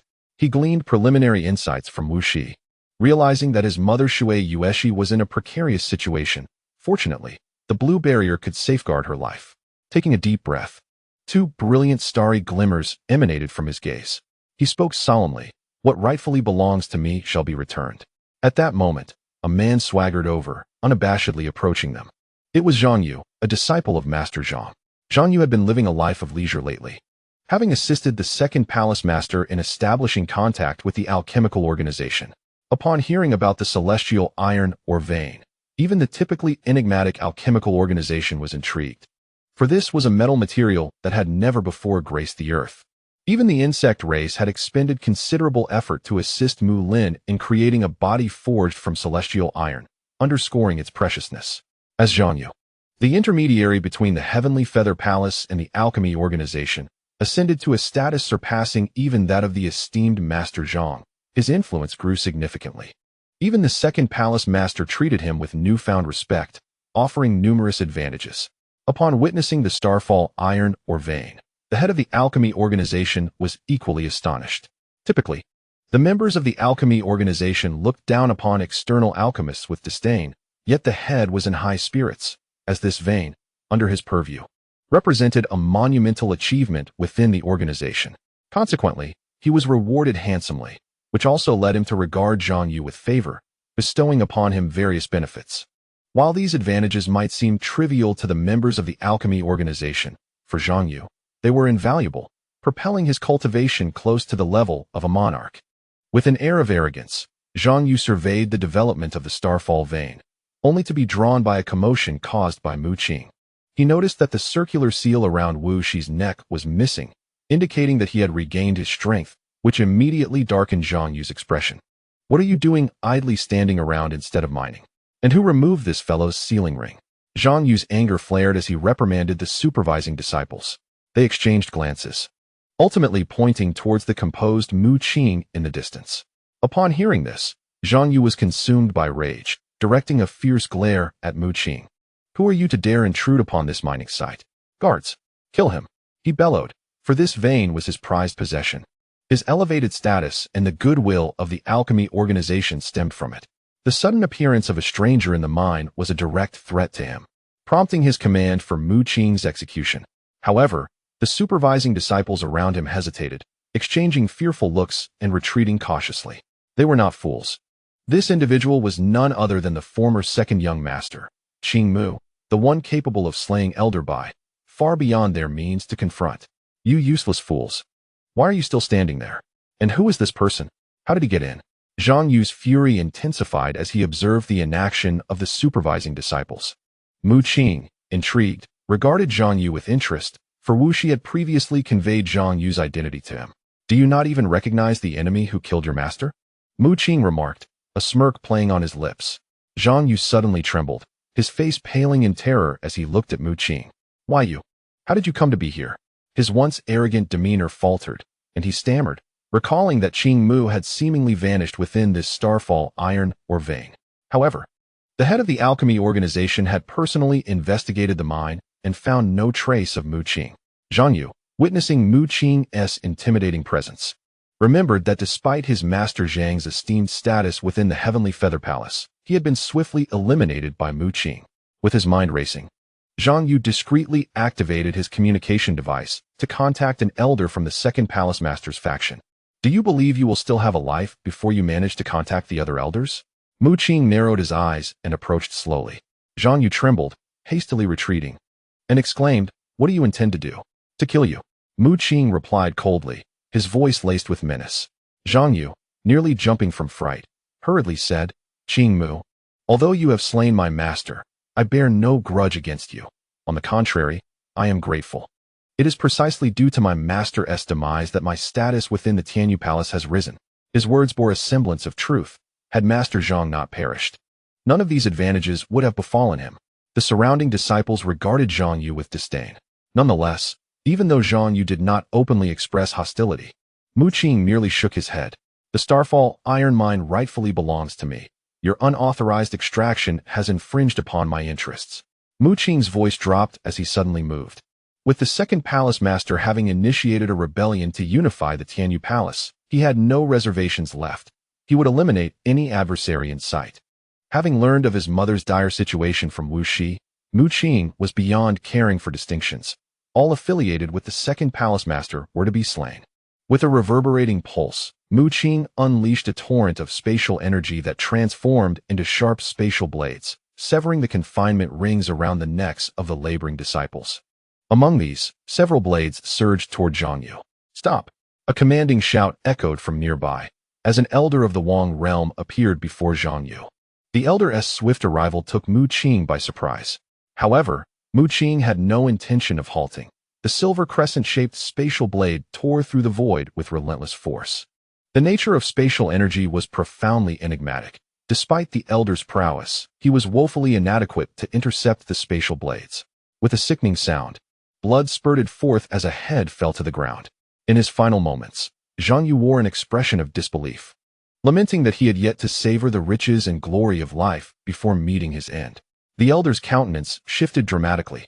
Zhang Yu standing within the Tianyu Palace now surpassed even his own. Should the second palace master learn of this incident, he would undoubtedly face severe repercussions. Without hesitation, the elder retaliated, unleashing a spirit serpent sword that emitted a devastating sword aura, its light stretching 100 meters as it tore toward Mu Qing. Though the elder possessed formidable strength, he overlooked one crucial fact. Mu Qing had the capacity to vanquish Elder Bai. Furthermore, having cultivated the starry bloodline technique, Mu Qing's strength, while still that of an established Wang realm, was sufficient to rival even the most elite of monarchs. The terrifying sword energy surged toward Mu Qing, yet upon reaching his silver robe, it merely rippled through the fabric of space. Mu Qing remained motionless, while the colossal sword energy vanished into the undulating spatial ripples. How can this be? The elder was astounded. As a being of the Wang realm, his sword's might could conjure storms. Yet now it could not even rend Mu Qing's attire. Mu Qing wore a slight smirk of disdain, his silver robe resembling those donned by Taoist priests in a temple. Yet in truth, it was a spatial robe conjured through the secret arts of the Kunpeng bloodline. This was a defensive technique, one that rendered him impervious to all forms of attack. Any adversarial strikes would be redirected by the power of space. With a resounding bang, the sword aura unleashed by the elder vanished as it approached Mu Qing, only to re-emerge moments later as a massive wave of energy, striking a supervising disciple with ferocity. The sword aura dissipated in a spray of blood, devastating those unfortunate enough to be near the disciple. 3 out of the 8 supervising disciples fell in an instant, leaving the others in a state of terror as they hurriedly fled. The elder, perplexed, couldn't fathom why his attack, aimed at Mu Qing, had instead manifested before the supervising disciples. Clang! The elder struck again, unleashing a torrent of sword light that coalesced into a spiraling serpent of energy, hurtling forth. Yet, Mu Qing remained unmoved, calmly observing the serpentine sword aura as it approached. When the lethal energy reached a mere half-meter from him, it abruptly halted, rippling before vanishing entirely. The elder's eyes widened in disbelief. How could his attack simply disappear? Before he could process this, a distortion in space emerged behind him. Stunned, he sensed a terrifying force looming over him. In the next instant, a gaping wound opened in his abdomen as the serpent-like sword aura tore through his body. Mu Qing offered a cold smile, raising a finger to unleash a burst of brilliant starlight that obliterated the elder's head. Enveloped in shimmering starlight, the immense power of the stars within him surged forth, bolstered by the 3 celestial bodies in his dantian. Are you truly going to seek out the second palace master, who has already reached the threshold of a formidable power? Wu Shi gazed at Mu Qing with a complex expression. Mu Qing nodded, confident that as long as the second palace master had not fully transcended to a higher realm, he could hold his ground against him. Meanwhile, the disciples, once reduced to mere laborers, began to awaken from their stupor, feeling the resurgence of their own strength, their faces alight with astonishment. They looked toward Mu Qing, knowing that he was their savior. I shall leave the supervising disciples to you. I must seek out the second palace master, Mu Qing stated, observing as Wu Shi and the others gradually regained their abilities. Very well, Wu Shi replied through clenched teeth, his eyes aflame with a fierce determination. The other disciples, having regained their powers, were eager to rush out and exact revenge upon the supervising disciples. Noticing their fervor, Mu Qing smiled slightly and, with profound intent, remarked, "Feel free to unleash your fury. Even if lives are lost, it matters not." His words sent a jolt through the former laborers, their eyes gleaming with a newfound ferocity as an aura of killing intent enveloped them. It is not entirely their fault, as those overseer disciples have taken advantage of their position, relentlessly tormenting them without allowing any respite. Now, this group of laboring disciples has regained their cultivation, among whom are several core disciples at the 9th rank of martial honor, naturally igniting a flicker of murderous intent within them. Mu Qing, I implore you to keep an eye on Lin Xian. After your disappearance, I was captured at the first opportunity, Wu Shi said urgently. He was uncertain about Lin Xian's situation, but given his own plight, it was reasonable to assume she was not faring any better, perhaps toiling as a laborer in the mines as well. Mu Qing nodded and then surveyed the entire mining vein with his spiritual energy, his brow furrowing slightly. Within the mining vein, there were over 100 overseer disciples and more than 300 laborers, yet Lin Xian's figure was conspicuously absent. Sensing an ominous turn of events, he took a deep breath, withholding this information from Wu Shi, instead directing them to confront the overseer disciples in charge of the mine. A wave of spatial energy surged around Mu Qing, and in an instant, he vanished from their sight. At the entrance of the Starfall iron mine, the space distorted, and Mu Qing's figure materialized. He curiously observed that this was originally a sewer, which Tianyu Palace had transformed into a mining entrance, now shielded by a formation with numerous martial honor disciples surrounding it. The moment he appeared, the formation enveloping the entrance was triggered. The overseer disciples possessed identification devices, yet Mu Qing did not, causing the formation to activate the instant he materialized. This formidable sword formation, known as the Void Condensing Sword Formation, was an exceptionally powerful array within Tianyu Palace. It would automatically absorb the spiritual energy of heaven and earth, condensing sword energy to slay any intruders, making it a force to be reckoned with, even for seasoned kings. However, Mu Qing stood motionless amidst the cascading sword lights, as countless beams aimed at him vanished inches away from his form. Who is this? Upon witnessing the activation of the Void Condensing Sword Formation, the surrounding disciples rushed over, only to find Mu Qing, their expressions frozen in disbelief. My heavens, is this fellow a man or a ghost? How is he unharmed amidst the onslaught of the sword formation? The disciples from the second palace were utterly astonished, well aware of the formation's might. Stepping inside would result in a deluge of sword energy, capable of turning even a king into a sieve. Yet here stood this man, strolling leisurely through the tempest of sword lights, without so much as a scratch, not even a shred of his silver robe marred. Hurry, go fetch the law elders. One disciple urgently shouted. There's no need for that. I suspect they will arrive shortly, Mu Qing gently replied, shaking his head. He then opened his palm, curling his fingers into a claw, and with a swift motion, he slashed. With a tearing sound, 3 elongated rifts were rent through space, and before the disciples could react, they felt a searing pain as their bodies were sliced into several segments. Blood splattered everywhere, and in the blink of an eye, Mu Qing found himself surrounded by countless corpses. The power of space was terrifying, and Mu Qing had cultivated the Kunpeng bloodline technique, which could be regarded as a primordial form of spatial secret arts, far surpassing the spatial bloodline techniques and secret arts found on Earth.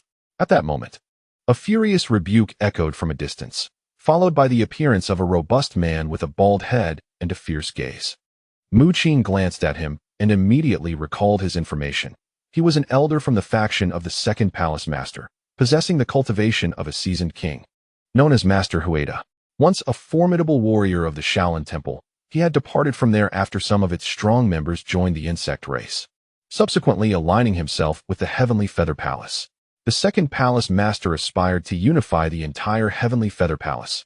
Thus, he required not only formidable strength, but also a vast influence, readily accepting powerful figures like Master Hueda. With a cold glare, Master Hueda manifested a colossal golden handprint aimed directly at Mu Qing. Acting decisively, he intended to strike down the intruder who dared to trespass upon the mine. However, Mu Qing responded by raising his fist, unleashing a torrent of stellar primordial energy. His punch resembled a celestial body soaring through the cosmos. As the Titan star within him reverberated, releasing immense power, the Titan runes glowing fiercely. With a resounding crash, Mu Qing's punch, infused with stellar might and Titan energy, shattered the golden handprint. A slight smirk played on his lips as he unleashed another punch. The 3 stars in his dantian continuously supplied him with boundless strength, particularly the Titan and Kunpeng stars, which surged with overwhelming force. This punch, devoid of any martial techniques, conjured a dazzling spectacle of starry illusions, an explosion of brilliant starlight. Master Hueda's expression shifted, and he suddenly felt a sharp pain in his chest, causing him to cough up blood and retreat, a look of horror dawning in his eyes. It was only then that he noticed the young man clad in silver robes, who remained unscathed within the ethereal sword formation. The sword energy enveloped him like a shroud, yet could not penetrate within half a meter of his form. Impudent fool, daring to covet the resources of my alchemy organization. At that moment, 3 figures rushed forth, shouting angrily at Mu Qing. These 3, clad in casual attire, yet exuding an extraordinary aura, all possessed king-level cultivation. Mu Qing looked at them with interest, deducing from their words that they were indeed members of the alchemy organization. Secretly, he activated his mental flame and sensed the terrifying mental power emanating from the trio, far surpassing his own in magnitude, their mental energy having reached a formidable azure quality. While Mu Qing's mental energy remained in the pale blue phase, theirs had ascended to azure, indicating a substantial superiority in mental prowess. This mind should rightfully belong to me. I merely seek to reclaim what is mine. With determined strides, Mu Qing withdrew a stone sword from his possession. The stone sword, a divine artifact, could not be stored within a spatial ring, yet he still possessed the 10,000 domain star map, allowing him to store divine artifacts. Seeking death, the 3 alchemists were instantly incensed. Proud paragons of their craft, they had garnered admiration from countless individuals since their induction into the alchemical organization, even commanding respect from the most formidable of kings. This was their first encounter with such audacity. In a flash, brilliant beams of light erupted as they unveiled their black mech suits, exuding an overwhelming surge of power. A flicker of intrigue illuminated Mu Qing's gaze. Each of these individuals possessed a mech, and although their personal cultivation was merely at the king level, their prowess soared to that of seasoned monarchs when harnessing these machines. The trio piloted their mechs directly toward Mu Qing, for the mineral vein had attracted the attention of the higher echelons of the alchemical organization. And failure was not an option. One of them activated his black mech, his form glowing as streams of blue energy coalesced. Suddenly, a cannon barrel emerged from the arm of his mech, emitting a resonant hum as a cerulean energy beam shot forth, aimed squarely at Mu Qing. Mu Qing raised an eyebrow. The force of that energy beam was formidable, indeed rivaling the full might of a seasoned monarch. Yet, he made no attempt to defend himself, for his very stance embodied the most potent form of defense. The azure energy beam surged toward him, but halted a mere half-meter away, rippling the surrounding space as the beam was displaced by spatial forces. However, the power contained within that energy beam was astonishing. Even Mu Qing's spatial robe could not entirely dissipate it, allowing a portion of the blue energy to intrude within half a meter of him. In the next moment, a black hole materialized, and an immense force of absorption surged forth, consuming the remnants of the azure energy entirely. This was not a secret technique from the Kunpung bloodline, but rather the ability of the black fish blood spirit. The spatial robe, a manifestation of Mu Qing's spatial power, grew ever more formidable with his increasing strength. It was not truly invincible. Should he face the utmost explosive power of a seasoned monarch, it could still be breached. Nevertheless, Mu Qing's defenses were not limited to just this one barrier, but rather consisted of 3 formidable layers. The adversary's attack had been largely diverted by spatial forces, and the minuscule remnants were utterly incapable of resisting the black hole's voracity, being wholly absorbed. Even if they had managed to breach the black hole, the residual power would have been insufficient to pose a significant threat, easily withstood by Mu Qing's physical form. The Titan bloodline technique had already been integrated into the Starry Sky bloodline technique, endowing him with the characteristics of the Titan bloodline. Henceforth, as he cultivated the Starry Sky technique, his physical form would continue to be reinforced. Upon realizing that his attack had utterly failed to affect Mu Qing, the alchemist's expression shifted dramatically. He understood the magnitude of power he had just unleashed, having expended the entirety of a king-level beast core's energy. Gritting his teeth, he summoned the blue energy once more, preparing to strike again. The 2 others piloting their mech joined him, one radiating a crimson energy while the other exuded a golden luminescence. Although their mechs bore a striking resemblance on the surface, their functions and energy attributes were distinctly unique, each a testament to their own alchemical craftsmanship. The crimson energy mech exhibited remarkable speed, launching laser missiles with precision, while another mech of golden energy brandished a long blade. Charging towards Mu Qing, the 3 mechs coordinated their assault, akin to a triumvirate of seasoned monarchs joining forces. Mu Qing, wielding a stone sword, emanated a flicker of murderous intent, as an overwhelming surge of stellar power ascended from his being. Beware! Take caution! Master Hueda's expression shifted dramatically upon sighting the stone sword, urgently warning not Mu Qing, but the trio of alchemists, having recognized Mu Qing's true identity. Chapter 375, Total Annihilation. Although Master Hueda had never seen Mu Qing's visage, he was well informed of the exploits of the second prince's direct disciple. The stone sword, a hallmark of Qingmu, was pivotal.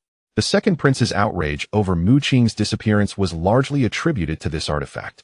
Master Hueda's heart quaked at the sight of the stone sword, fearing that Mu Qing might annihilate the three alchemists without hesitation.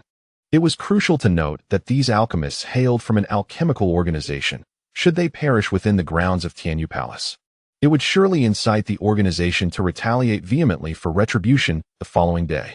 However, the trio dismissed Master Hueda's warning, confident in their prowess as seasoned monarchs piloting their mechs. To them, Mu Qing merely exuded the aura of a veteran monarch. Even the strongest among their rank would not pose a threat to them. While the mechs were formidable, the essence of power lay within. For reliance on external apparatus could never surpass inherent strength. Mu Qing strode forward, meeting their onslaught with a peculiar smile, and in the blink of an eye, vanished from sight. Boom! Their strikes met only empty space, shattering the ground, yet failing to graze even the hem of Mu Qing's garment. Where did he go? They were astonished, for their mechs had locked onto Mu Qing's presence. Even the swiftest of speeds should have been detectable.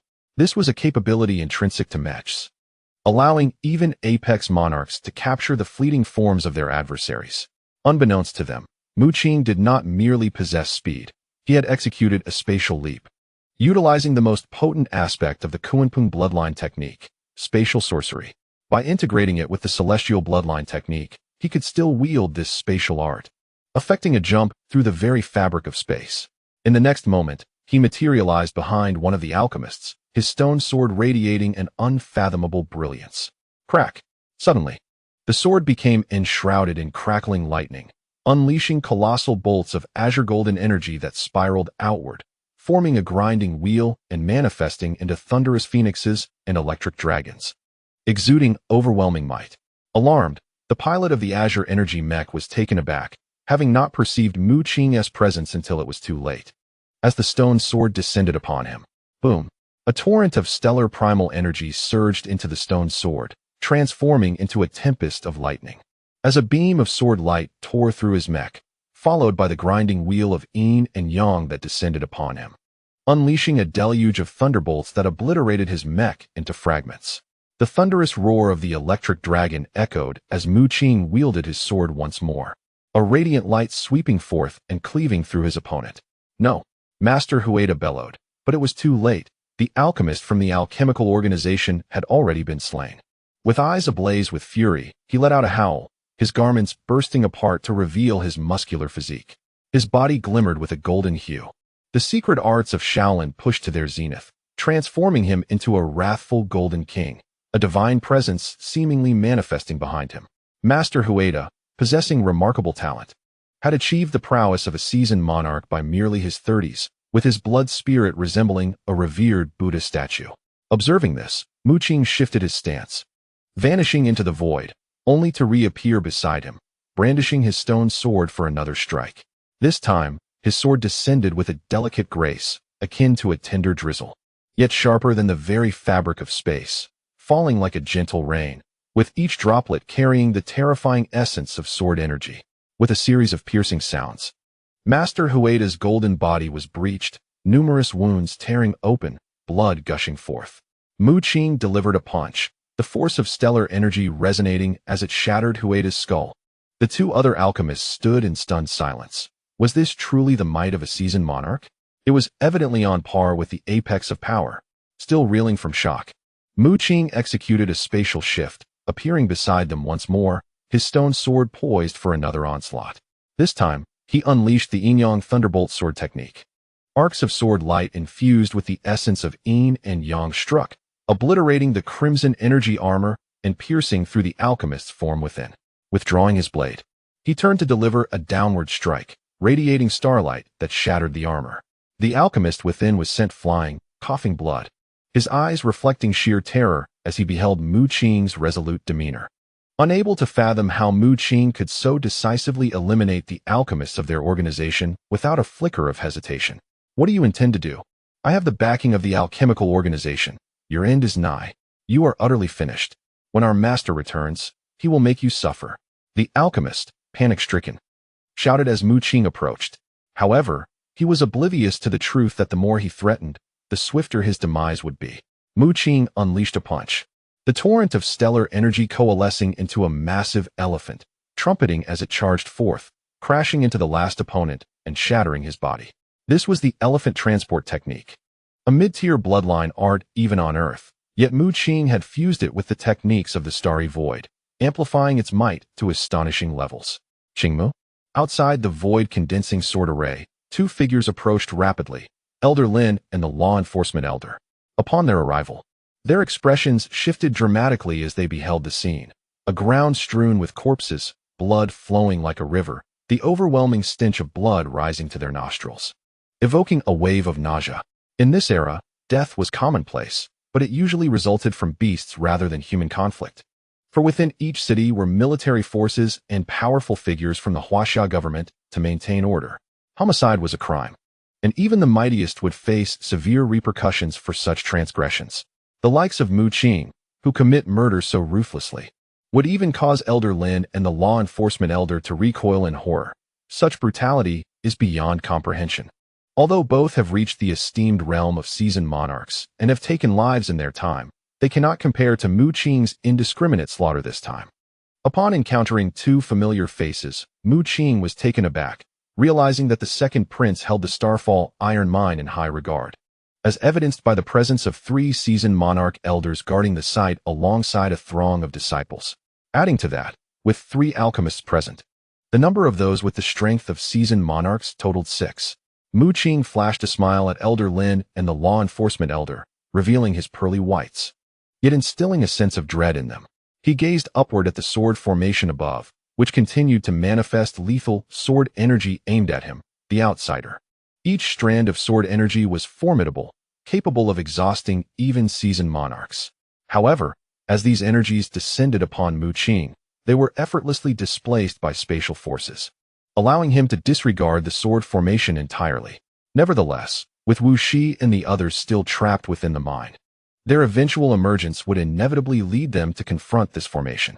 If he did not resolve this issue, they would remain ensnared. Thus, he decided to obliterate it. After a prolonged observation, Mu Qing shook his head, contemplating whether there was a chance to dismantle the formation. Lacking any prior experience with formations, he could discern no patterns and resolved to employ brute force instead. "What are you planning to do?" the law enforcement elder exclaimed in alarm as he witnessed Mu Qing's movement. Ignoring him, Mu Qing unleashed a torrent of starry primordial force, striking out with a mighty fist. His arm was adorned with numerous azure dragon scales, and as he punched forth, the starry power morphed into a roaring azure dragon. Boom! The entire sword formation trembled violently. On the brink of collapse, Mu Qing soared skyward, delivering successive punches, his arms transforming into azure dragons, exuding a thunderous roar that seemed capable of shattering the heavens.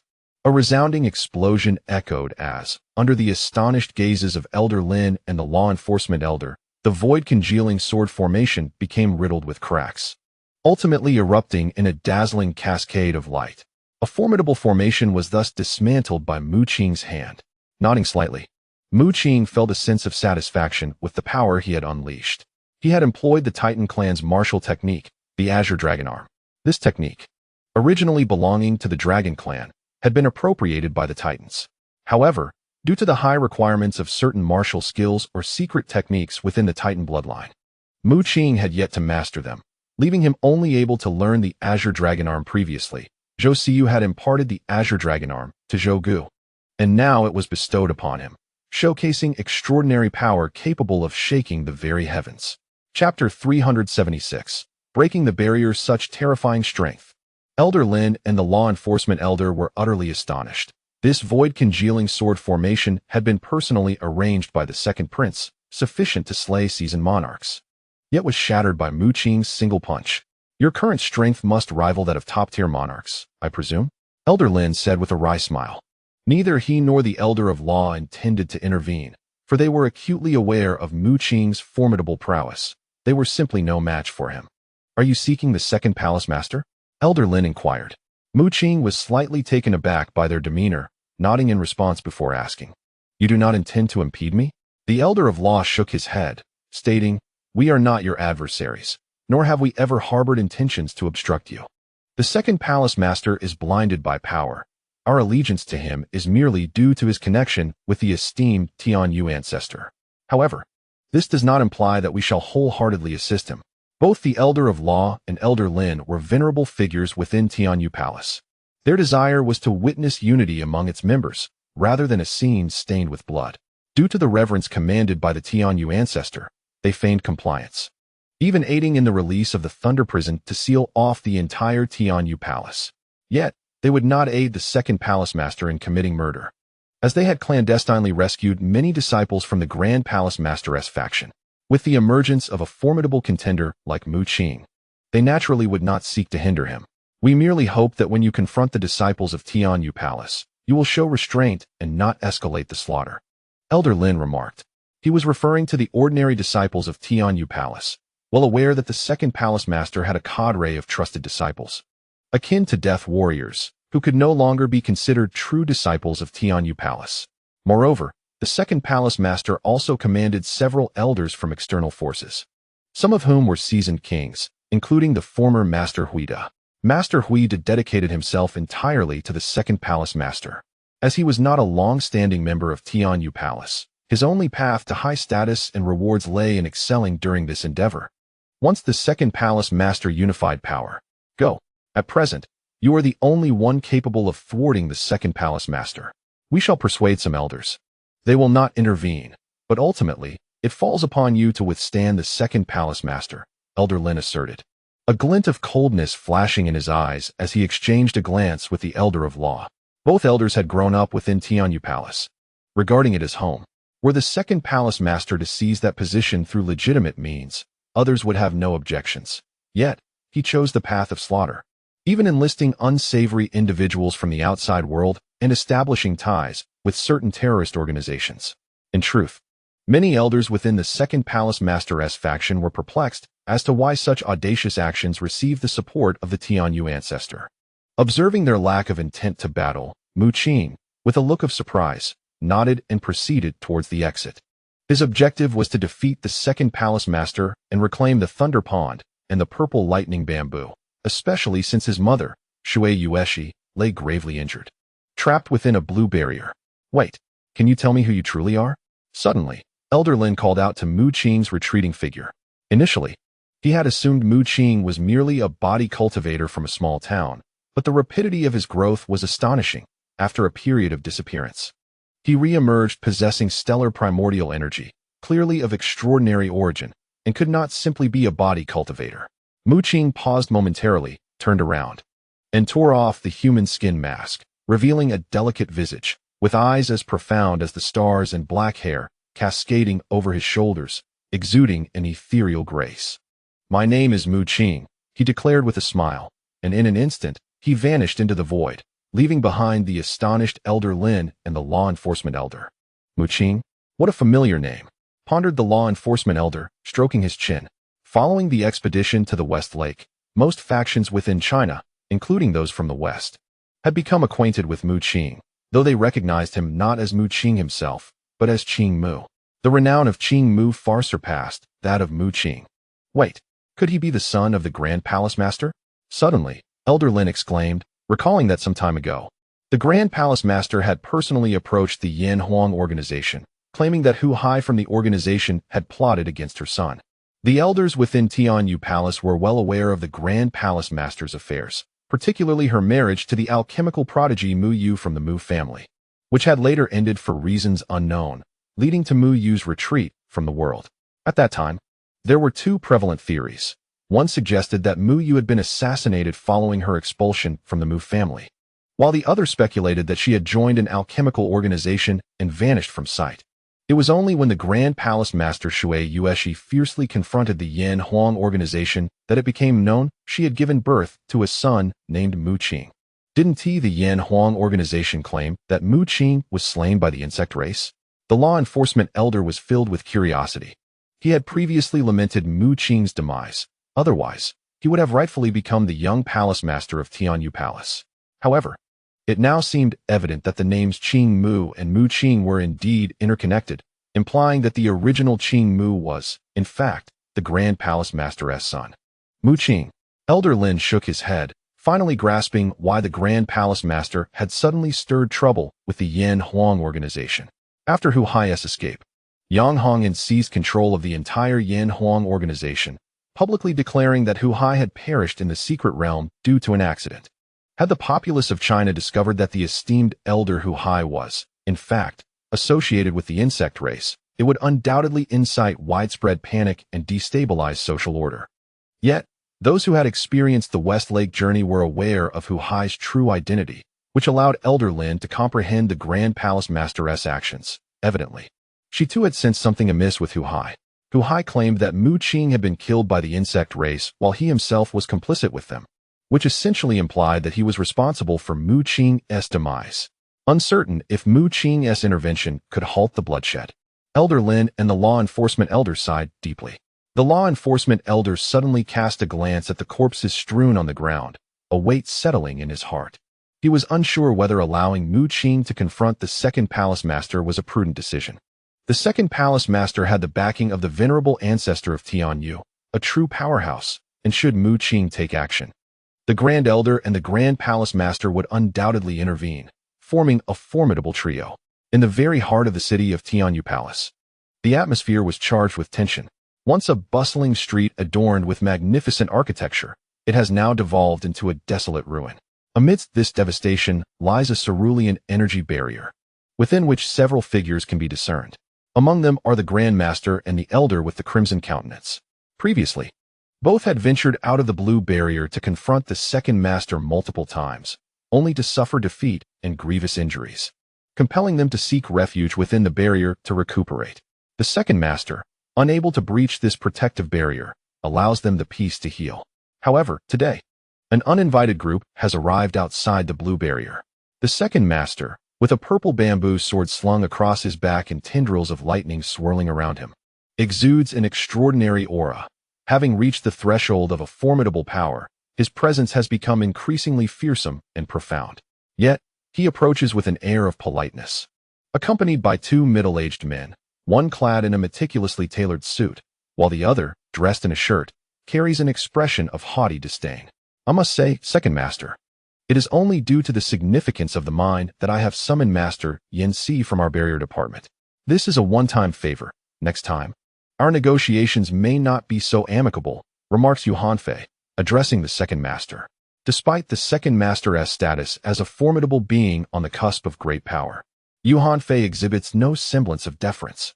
His affiliation with the alchemy organization as a skilled alchemist in the Mecha division grants him a stature that commands respect, sufficient to compel even the highest-ranking sovereigns to bow before him.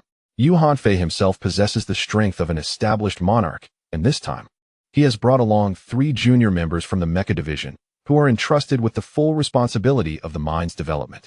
The second master, intent on eliminating the threat posed by the Grand Master and his associates, has enlisted Yu Hanfei's assistance to breach the blue barrier. To his surprise, the barrier proves to be far more resilient than anticipated.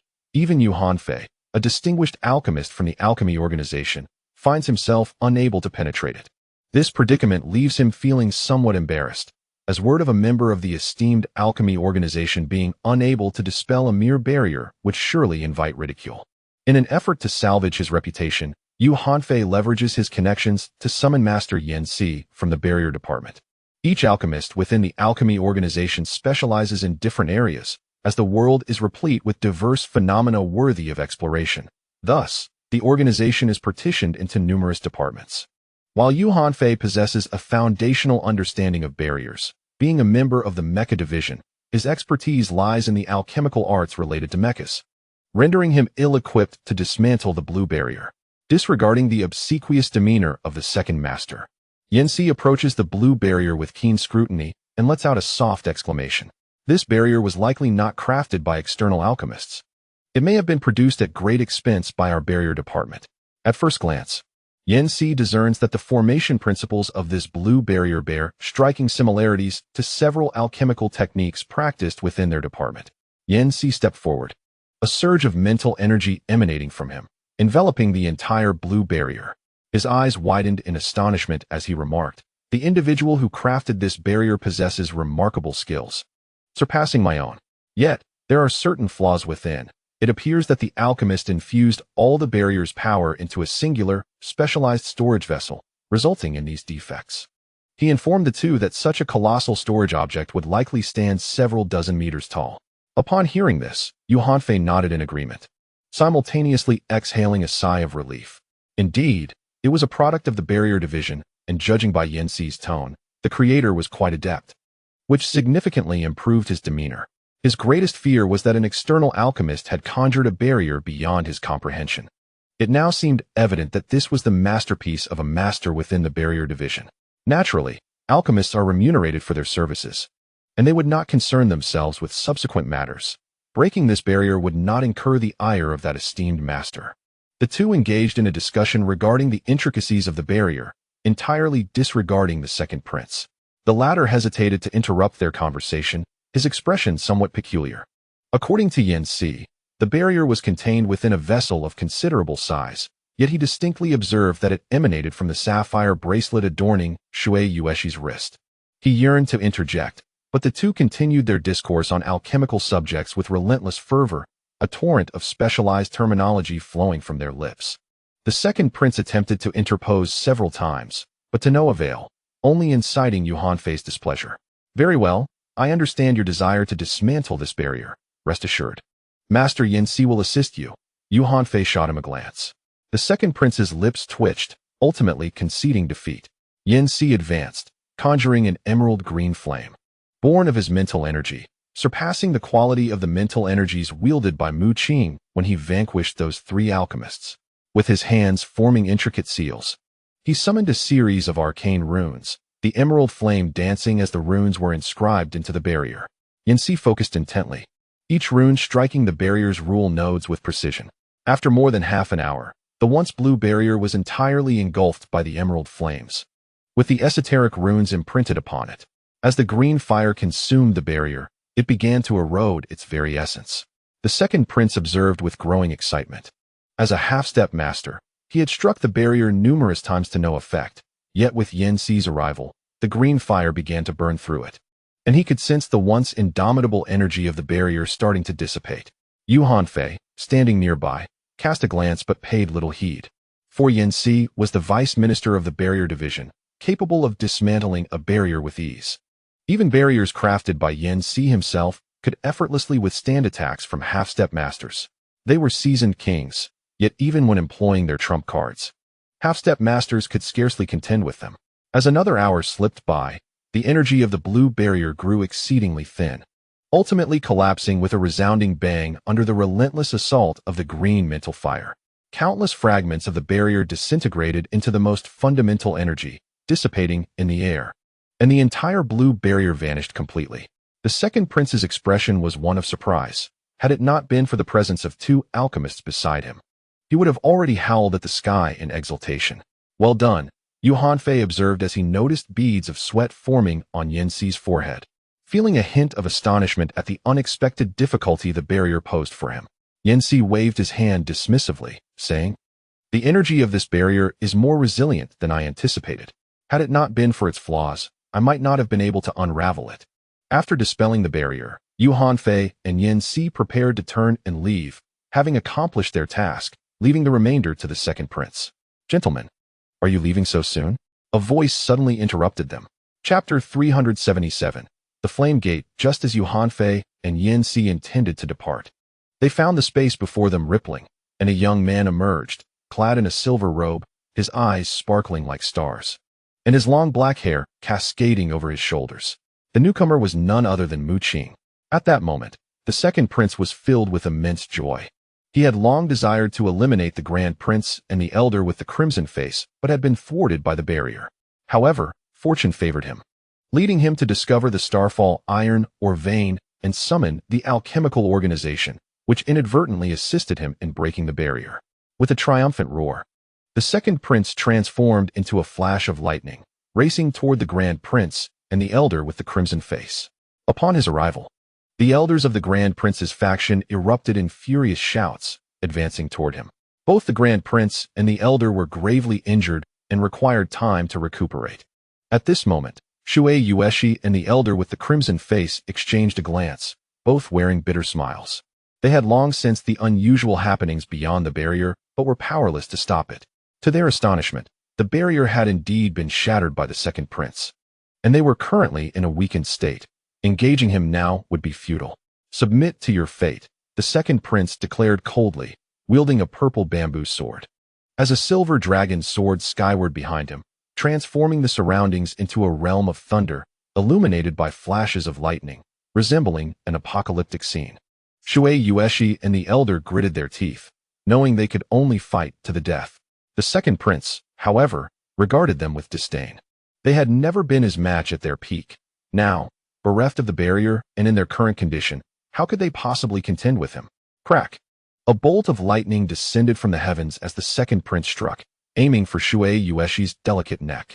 He had once suspected that her partner, Mu was affiliated with the alchemical organization, which had given him pause. Yet now, with control over the starfall iron or vein, he was unconcerned. Even if Mu sought vengeance, Yu Hanfei would stand by him. Besides, Mu had been missing for years. It was uncertain whether he was indeed part of the organization. Thus, the second prince acted without hesitation, swinging his sword, the dazzling blade radiating divine light, as he invoked the solitary trace of divine power within him. Yet, even this faint essence instilled a tremor in Shuei Yueshi, a tremendous pressure enveloping her, rendering her immobile. Suddenly, a piercing scream echoed from behind, causing the second prince to halt in his tracks. The anguished scream did not belong to Shuei Yueshi. The sword was poised at her throat, poised to pierce. Yet it abruptly halted. The second master's expression shifted dramatically as he swiftly turned to look behind him, only to discover a young man clad in a silver robe, whose fingers, though loosely curled, emanated a terrifying power that held Yu Hanfei suspended in midair, struggling futilely. It was evident that a vein on his body had burst, causing a torrent of blood to flow. Beside him, Yanxi stood frozen in sheer terror, not out of fear, but because he was utterly immobilized by the overwhelming spatial force surrounding him, making even the act of breathing a challenge. Who are you?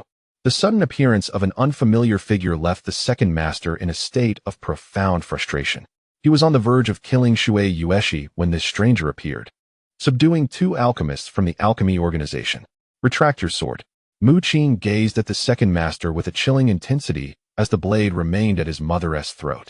With gritted teeth, the second master reluctantly withdrew his bamboo sword, fixing a fierce glare upon Mu Qing. Who exactly are you? He demanded in a low, resonant voice. Meanwhile, Shuei Yueshi's eyes brightened upon seeing Mu Qing, her expression filled with excitement. Clearly, she recognized him, despite having grown up with her father Mu.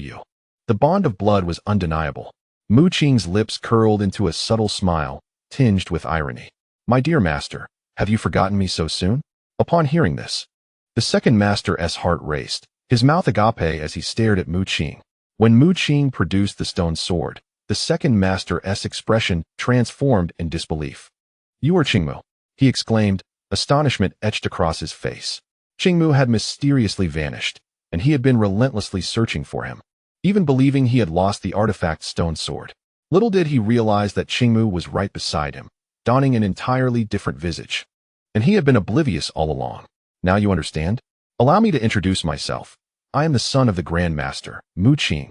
Mu Qing declared with a smile, yet his gaze was icy cold as he tightened his fist. Boom. The terrifying spatial force suddenly compressed, and Yu Hanfei, the alchemy master, let out a horrified scream as his body erupted into a cloud of blood mist. Mu Qing acted swiftly, the stone sword in his hand shimmering with starlight as he aimed it at Yanxi. However, at that moment, the second master, filled with murderous intent, unexpectedly appeared before him, thrusting his purple bamboo sword with a thunderous sword aura that thwarted Mu Qing's strike. Mu Qing furrowed his brow, feeling a numbing sensation in his palm. The second master had indeed broken through to the realm of a half-step grandmaster, moving with incredible speed to rescue Yanxi. As Yanxi sensed the spatial force that had bound him dissipate, he breathed a sigh of relief and immediately turned to flee. Yet, Mu Qing cast a glance in his direction and summoned the spatial power once more. Just as Yanxi took flight, He felt a sudden excruciating pain. Glancing down, he was horrified to see that his legs had been severed by a streak of silver light. He was taken aback, still unable to comprehend the situation. As the space around him began to distort, sharp spatial blades slicing through him, reducing his body to fragments. Another master alchemist had perished. Mu Qing. A surge of overwhelming murderous intent erupted from the second prince, his eyes now a blood-red hue, emitting a beastly roar. He could hardly fathom that Mu Qing possessed such astonishing abilities, capable of slaying two masters of the alchemy organization before his very eyes. How could he possibly explain this to the alchemy organization? The second prince's fury reached its zenith, and the aura of a half-step powerhouse surged forth from him, enveloping the entire Tianyu Palace. With a single stroke of his sword, a celestial sword radiance manifested, accompanied by the roar of a silver dragon behind him. As blue-gold yin-yang thunderbolts pierced through the sword light towards Mu Qing, this sword light extended a full 1,000 meters, tearing through the heavens. Intent on delivering a fatal blow to Mu Qing. Mu Qing's body trembled, his expression grave. He was not contending with an ordinary elite, but with the second prince, who had attained the status of a half-step powerhouse. Taking a deep breath, the three celestial forces within him stirred, and his body vibrated suddenly as streams of brilliant stellar essence surged forth, transforming into a pillar of light shooting skyward. Then, behind Mu Qing, an ethereal projection of the starry sky emerged, a tapestry inscribed with 36 stars, merging into the void and unfolding a celestial panorama. Among them, 35 stars dimmed into obscurity. Yet one star shone with unparalleled brilliance, cascading torrents of stellar power into Mu Qing's being, causing his aura to surge dramatically.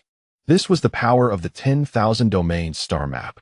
Previously, Mu Lin had briefly ignited the stars, experiencing a surge in power. Now Mu Qing found himself in a similar situation, but this time, the star he ignited was the very one associated with the Star Hall, now permanently activated. With the three celestial forces within him, combined with this star from the 10,000 domain star map, Mu Qing's entire presence reached its pinnacle. As torrents of stellar essence surged into the stone sword, causing it to radiate a dazzling brilliance. With a decisive thrust, he unleashed his sword. The starlight streaked across the sky as Mu Qing wielded the stone sword, clashing violently with the 1,000-meter sword light, creating an intense shockwave that unleashed ferocious aftershocks. Transforming into a tempest, an explosion of resplendent light erupted from the collision point, a grand spectacle of energy unleashed, as stars burst forth amidst clashing thunder. The second prince staggered back several steps, astonishment etched upon his face. What was his cultivation? What was Mu Qing's cultivation? An established monarch had managed to match a half-step powerhouse with a single strike. In that moment, Mu Qing was propelled several hundred meters away, power oscillating within him as he coughed up blood. In this exchange, he had found himself at a disadvantage, sustaining some injuries. However, should this information circulate, it would surely drive the entire world into a frenzy, for he had stood toe-to-toe with a half-step powerhouse in a duel. Regrettably, had he possessed sufficient divine power, he could have unleashed the true might of the stone sword, Mu Qing mused. He had witnessed the stone sword's potential once before, needing immense divine energy to trigger its full capabilities. In essence, every divine artifact necessitates the activation of divine power. Devoid of such power, even the most formidable artifact merely amounts to a robust weapon. Mu Qing shook his head, retracting the stone sword. Elder Tu had advised him to use it sparingly, lest he attract the attention of various races from the cosmos. "You are indeed formidable," remarked the second prince, his eyes flashing with a fierce intent to kill. Around them, whether among the elders of the second prince's faction or those of the grand prince's faction, astonishment reigned supreme. The disciples of the Tianyu Palace even exclaimed, having witnessed a prodigy, "How powerful is the second prince?" In recent times, the entirety of Tianyu Palace has recognized that he single-handedly defeated the Grand Prince and the Grand Elder, forcing them into a defensive barrier, almost single-handedly poised to dominate Tianyu Palace. Has this young man truly grown so powerful? Shui Yueshi gazed upon Mu Qing's figure, a soft glow appearing in her eyes. Beside her, the elder with the crimson visage also expressed shock, his eyes flickering with an unusual light, lost in thought. "We must assist him. He is no match for the second prince," Shui Yueshi suddenly declared, gritting her teeth and rising despite her injuries. The Grand Elder nodded in agreement. Mu Qing possessed the strength to contend with the second prince, yet from the recent battle, it was evident that he was at a disadvantage. If they combined forces with Mu Qing, perhaps they could genuinely withstand the second prince. Stop them. The second prince, catching sight of Shui Yueshi and the Grand Elder's movements, shouted urgently. The elders of the second prince's faction sprang into action, each a formidable warrior. Among them were several seasoned champions who charged toward Shui Yueshi and her companions. In their prime, Shui Yueshi and her allies would have been no match, but given their current injuries, the strength of these seasoned champions was sufficient to impede their progress. The Yemen people? You dare ally with a terrorist organization? Elder Huang of the Grand Prince's faction bellowed in outrage upon seeing a group of unfamiliar seasoned champions blocking their path. The Yemen is indeed a notorious organization. Wherever there is gain, they are sure to follow, comprised of countless murderers. However, their formidable strength poses a challenge even to certain factions within Huaxia. Shui Yueshi and the Grand Elder's expressions darkened, unprepared for the second prince's alliance with external forces, especially a terrorist organization, to confront them. Suddenly, 10 seasoned champions from Yinmen appeared, their terrifying power effectively halting the elders of the Grand Prince's faction. Ha, second prince, once you unify Tianyu Palace, do not forget our rewards, shouted a robust man with fiery red hair, engulfed in flames and skilled in martial arts, a top-tier champion. This man was Hong Xiao, the leader of Yinmen, unleashing a torrent of blazing solar energy that manifested into radiant suns, blocking the injured Shui Yueshi and the Grand Elder. Rest assured, your rewards will not be neglected, replied the second prince nonchalantly, his gaze drifting toward other directions. Within the second prince's faction, some elders refrained from engaging. Lin Elder, once a confidant of the second prince, and the law enforcement elder had vanished without a trace. Chapter 378. The Great Spatial Shift. The Second Palace Master. Upon realizing that Elder Lin and the enforcement elder had not appeared, and noticing the silence of his once loyal elders, felt his countenance darken. He had never anticipated that those he had nurtured for so many years would betray him at such a critical juncture. Instead, it was the recent recruits he had gathered who were wholeheartedly assisting his adversaries. Very well, indeed. The second palace master gritted his teeth, his eyes flashing with intense murderous intent as a terrifying aura surged forth from him. In his hand, the purple bamboo sword erupted with a fearsome brilliance, while blue-gold lightning coursed through the heavens and the earth. With a sweeping strike, he unleashed his killing intent, locking countless energies onto Mu Qing, intent on slaying him. The second palace master understood that he had to eliminate Mu Qing, otherwise, he would not only fail to unify the Heavenly Feather Palace, but the members of the alchemy organization would also not spare him. Shui Yueshi and the Grand Elder felt a surge of urgency, wishing to intervene. For Mu Qing was merely an established monarch, incapable of contending with the formidable second palace master, who stood at the precipice of great power. However, just as they were about to act, a crimson figure intercepted their path, enveloped by waves of blazing solar energy. Yinmen Hongxiu, having attained the pinnacle of royal cultivation, could easily fend off two severely wounded top-tier monarchs. With a mighty roar, a fiery tortoise entwined in blazing sun energy appeared behind him. Shui Yueshi and the Grand Elder wore grim expressions. They were gravely injured and unable to unleash their blood spirit, rendering them incapable of breaking through Hongxiu's blockade. Meanwhile, the second palace master suddenly unleashed countless arcs of lightning sword energy that engulfed Mu Qing. With two alchemists from the organization slain, it was imperative to eliminate Mu Qing to provide an explanation for the alchemy organization. The second palace master stirred a tempest of bloodshed, aiming to unify the Heavenly Feather Palace through brutal means. Following the battle, the overall strength of the Heavenly Feather Palace would undoubtedly wane, attracting the covetous gaze of other forces. One of his sources of confidence lay in the Heavenly Feather ancestor, whose strength reached that of a great being, formidable enough to deter some petty individuals. Yet, that alone would not suffice. The Heavenly Feather Palace would suffer significant depletion, and even with the ancestor's presence, numerous troubles would inevitably arise. However, with the assistance of the alchemy organization, the Heavenly Feather Palace could undoubtedly navigate the impending period of weakness. Do not assist me, mother. Yet, in the face of the second palace master's terrifying murderous intent, Mu Qing suddenly smiled at Shui Yueshi. Shui Yueshi and the Grand Elder were momentarily taken aback. After all, Their adversary was a being on the cusp of great power. Upon witnessing Mu Qing's smile, the second palace master inexplicably felt a wave of unease wash over him. Taking a deep breath, Mu Qing suddenly emanated a profound starry light, and behind him, a colossal black fish materialized, which then transformed into a golden rock, soaring skyward with astonishing might. His body radiated with brilliant starlight, imbued with an overwhelming force of stellar energy, which in the next moment invoked the power of space, unleashing a mysterious force that surged forth from within him.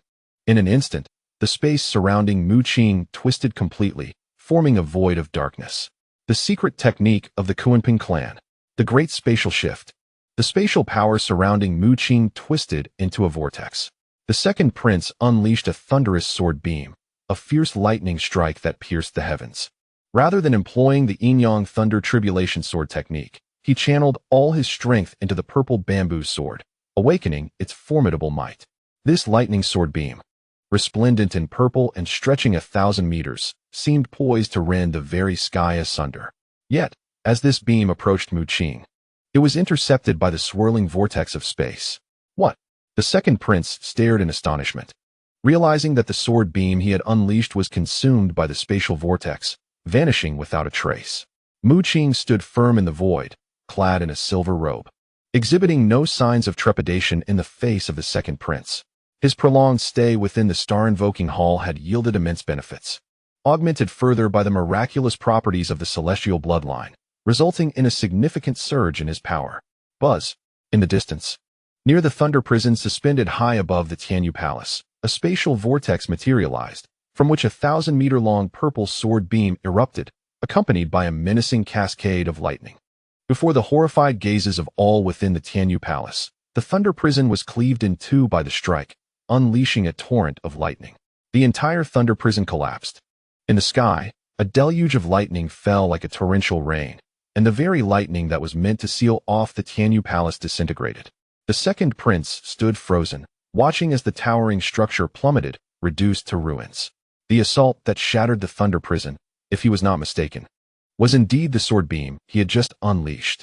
Mu Qing had, at a critical moment, employed a mysterious technique to redirect his attack towards the thunder prison. Mu Qing. After a brief moment, the second prince bellowed to the heavens, his eyes now ablaze with fury.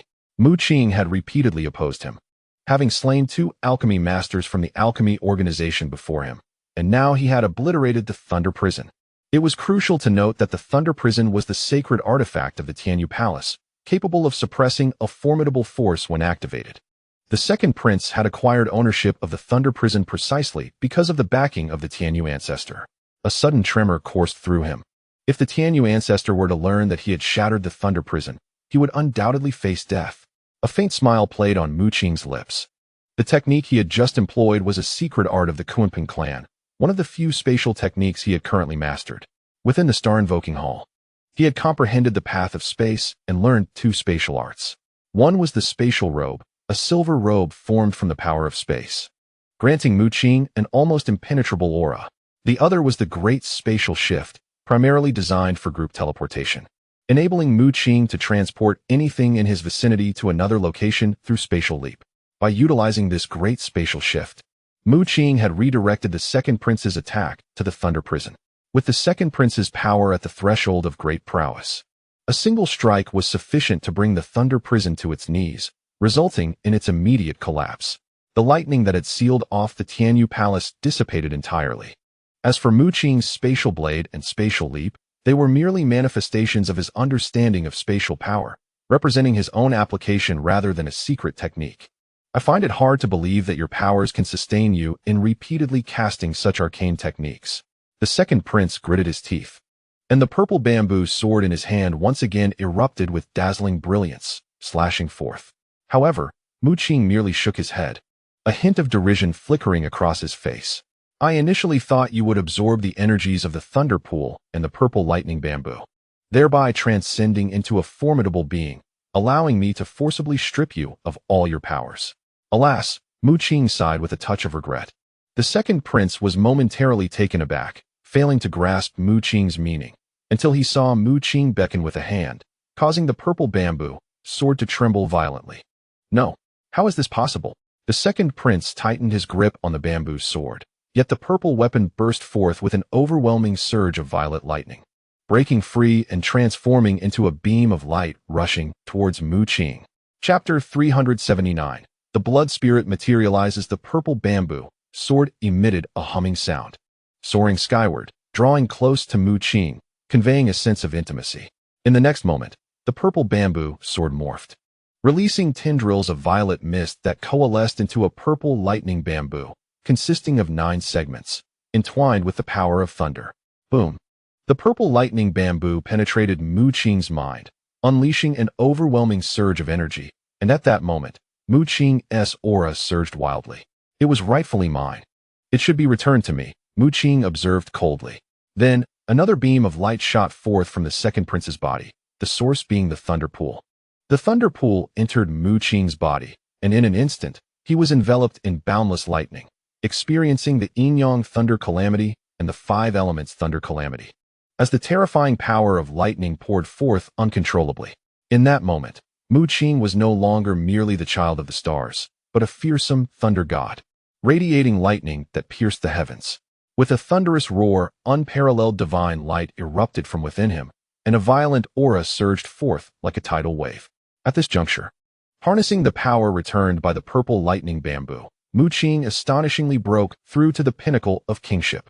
In the lofty skies, Mu Qing wielded the power of the tempest, riding the clouds, while behind him, the black fish and golden rock transformed seamlessly, and a purple lightning bamboo materialized. The blood spirit. The second prince stood frozen in disbelief, struggling to comprehend the unfolding events. His imposing presence had instilled confidence in him. Even with Mu Qing employing various arcane techniques, he felt no fear, secure in the belief that in the face of absolute power, Mu Qing was no match for him. However, the current revelations were utterly beyond his expectations. Mu Qing gestured, and both his purple bamboo sword and the thunder pool soared through the air, leaving him with nothing but his bare fists. The second prince gazed at Mu Qing, who was now surrounded by a purple bamboo shrouded in mist. A black fish entwined around it, occasionally transforming into a golden rock that cried out. Even with his half-step to greatness cultivation, he was rendered utterly bewildered by the spectacle before him. Not only he, but everyone in the Tianyu Palace observing this battle wore expressions of incredulity. In the shadows, Elder Lin and the law enforcement elder gasped, having witnessed Mu Qing's ascent to the pinnacle of kingship. Initially, they believed Mu Qing alone was insufficient to contend with the second prince. However, it now appeared he had a genuine chance. However, everyone was perplexed. The purple bamboo sword was clearly crafted by the second prince, so why had it suddenly transformed into Mu Qing's blood spirit? At this moment, 2 blood spirits manifested behind Mu Qing, exuding an overwhelming aura, while the primal energy within him was as viscous as mercury. He had now taken his first steps into the realm of the pinnacle of kings. Boom! Seizing the moment while the second prince was momentarily stunned, Mu Qing suddenly struck out, unleashing 2 consecutive punches. With one punch, the yin-yang thunder calamity erupted, and a massive grinding mill descended. With another punch, the 5 elements thunder calamity spread forth, unleashing a torrent of electric brilliance that suppressed all. The second prince's pupils constricted. All that had once belonged to him had been seized by Mu Qing. In a rush, he attempted to defend, condensing sword energy at his fingertips and employing the yin-yang thunder calamity sword technique to block the grinding mill, but he could not withstand the onslaught of the thunder pool. After his breakthrough, Mu Qing's strength had increased exponentially. With a full-force strike, even a half-step formidable being like the second prince could not endure it. Spurt! The second prince spat blood and was sent flying, disbelief etched across his face. Ironically, he had been harmed by the very thunder pool that was originally his own. However, he quickly regained his composure, retrieving a spare longsword from his spatial ring, and unleashed his power with a single stroke. It must be said that the second prince's strength was formidable. Even without the purple lightning bamboo and thunder pool, his half-step formidable cultivation was no joke. A beam of sword light ascended to the heavens and pierced the earth, infused with the power of the yin-yang thunder calamity. As it struck, it was terrifying beyond measure. Mu Qing's expression grew serious. With a wave of his hand, a vast ocean surged forth, the force of water cascading around him. The relentless waves erupted from the void, directly inundating the entire Tianyu Palace, submerging its structures. Mu Qing strode across the surging waters, his arms adorned with azure dragon scales, delivering a blow that shook the heavens. The might of the azure dragon arm erupted, seemingly intent on shattering the firmament, as starlight radiated around him, a beam of azure light tearing through the sword's brilliance. The long sword in the second prince's hand could not withstand his force and shattered with a resounding crack. His expression darkened, and with a furious roar, the silver dragon behind him transformed into a silver longsword, adorned with swirling dragon patterns and glimmering with a cold luster. The second prince sprang forth, thrusting the sword, his entire being erupting with boundless radiance, the sword resonating with a dragon's roar, embodying the essence of ascension. This was the ultimate technique of Tianyu Palace, the ascending sword cannon. Mu Qing furrowed his brows, feeling a surge of trepidation. The power of his opponent had grown even stronger than before. Yet, what truly instilled fear in him was not the ascending sword cannon, but the silver longsword in the second prince's grasp. Although the ultimate technique of Tianyu Palace was formidable, Mu Qing had mastered secrets from the universe's apex races, far surpassing the might of the ascending sword cannon. The silver longsword in the second prince's possession, however, posed a tremendous threat to Mu Qing. He understood that after breaking through to the pinnacle of kings, there existed a minor realm among half-step formidable beings, the manifestation of blood spirits. To materialize the blood spirit into a weapon or armor was an ability reserved for those who had reached the pinnacle of kings. However, manifesting the blood spirit is not an easy endeavor. It requires profound enlightenment and a comprehensive understanding of one's own blood spirit's power. Generally speaking, among the 10 premier sovereigns, only one can achieve the manifestation of their blood spirit, and such individuals possess strength that far surpasses the typical elite. The number of top-tier sovereigns on Earth is already limited, with most being hindered in this aspect. Once a premier sovereign accomplishes the manifestation of their blood spirit, they are not far from becoming a semi-divine being. Thus, when Mu Qing beheld the silver long sword held by the second prince, he felt an immense gravity of the situation. With a roar, he executed the dragon leap technique, stirring the winds and clouds around him. A true dragon of mist coalesced and charged forth with a thunderous roar. The second prince's eyes glinted with murderous intent as he unleashed his sword, ascending as if to transcend into the realm of immortals. A streak of white light tore through the mist dragon, and the sword in his hand surged directly toward Mu Qing. Mu Qing's expression shifted. The opponent's power was more formidable than he had anticipated. He hastily initiated a spatial leap, knowing that the second prince was a semi-divine being, his cultivation surpassing Mu Qing's own. While his spatial robe could barely withstand the assaults of seasoned sovereigns, it was utterly inadequate against the sword light of the second prince. Yet, he was a moment too late. The sword light struck him before he could complete his spatial jump. Mu Qing's figure materialized in the distant sky. A wound appeared on his abdomen, blood flowing profusely. Chapter 380.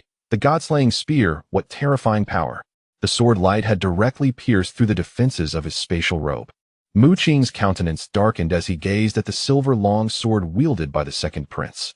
It was a manifestation of the second prince's blood spirit, immensely powerful. A mere flick of its sword light had created a gaping hole in his spatial robe, striking his abdomen. With Mu Qing's current cultivation, this robe, forged from spatial power, would be devoured by the spatial forces even if an experienced sovereign unleashed their full might. Yet, the sword light of the second prince had completely breached the robe's defenses, its power undiminished. With a surge of primal energy, the second prince launched another strike. Although his original force was of the lightning attribute, his expertise lay in swordsmanship. At this moment, a dazzling thunderbolt flickered in the sky, and the surrounding lightning energies converged wildly, forming a formidable sword aura of thunder that surged forward. Mu Qing summoned the celestial star map. One of the stars erupted with resplendent light, akin to a celestial river cascading down, infusing Mu Qing's being. The 3 stars within him vibrated vigorously, unleashing a continuous flow of power. Mu Qing thrust forth a fist, manifesting a roaring azure dragon that charged ahead. Boom! An explosion of energy erupted in the sky, sending both combatants staggering backward. However, it was Mu Qing who bore the brunt of the assault, sustaining yet another injury from the sword energy, blood spilling forth once more. If only I had sufficient time to cultivate the divine abilities within the celestial bloodline technique. The second prince would undoubtedly be no match for me. Mu Qing lamented internally. Given adequate time to refine his divine abilities, even a mere glimmer of understanding would suffice to contend with the second prince. Mu Qing's previous manifestation of spatial displacement, if further cultivated, could allow him to grasp a fragment of the Kunpeng clan's divine abilities. However, at present, he barely scratches the surface of such powers. The Titan clan possesses numerous divine techniques, yet the prerequisites are exceedingly stringent. One must at least attain the divine rank before embarking on their practice.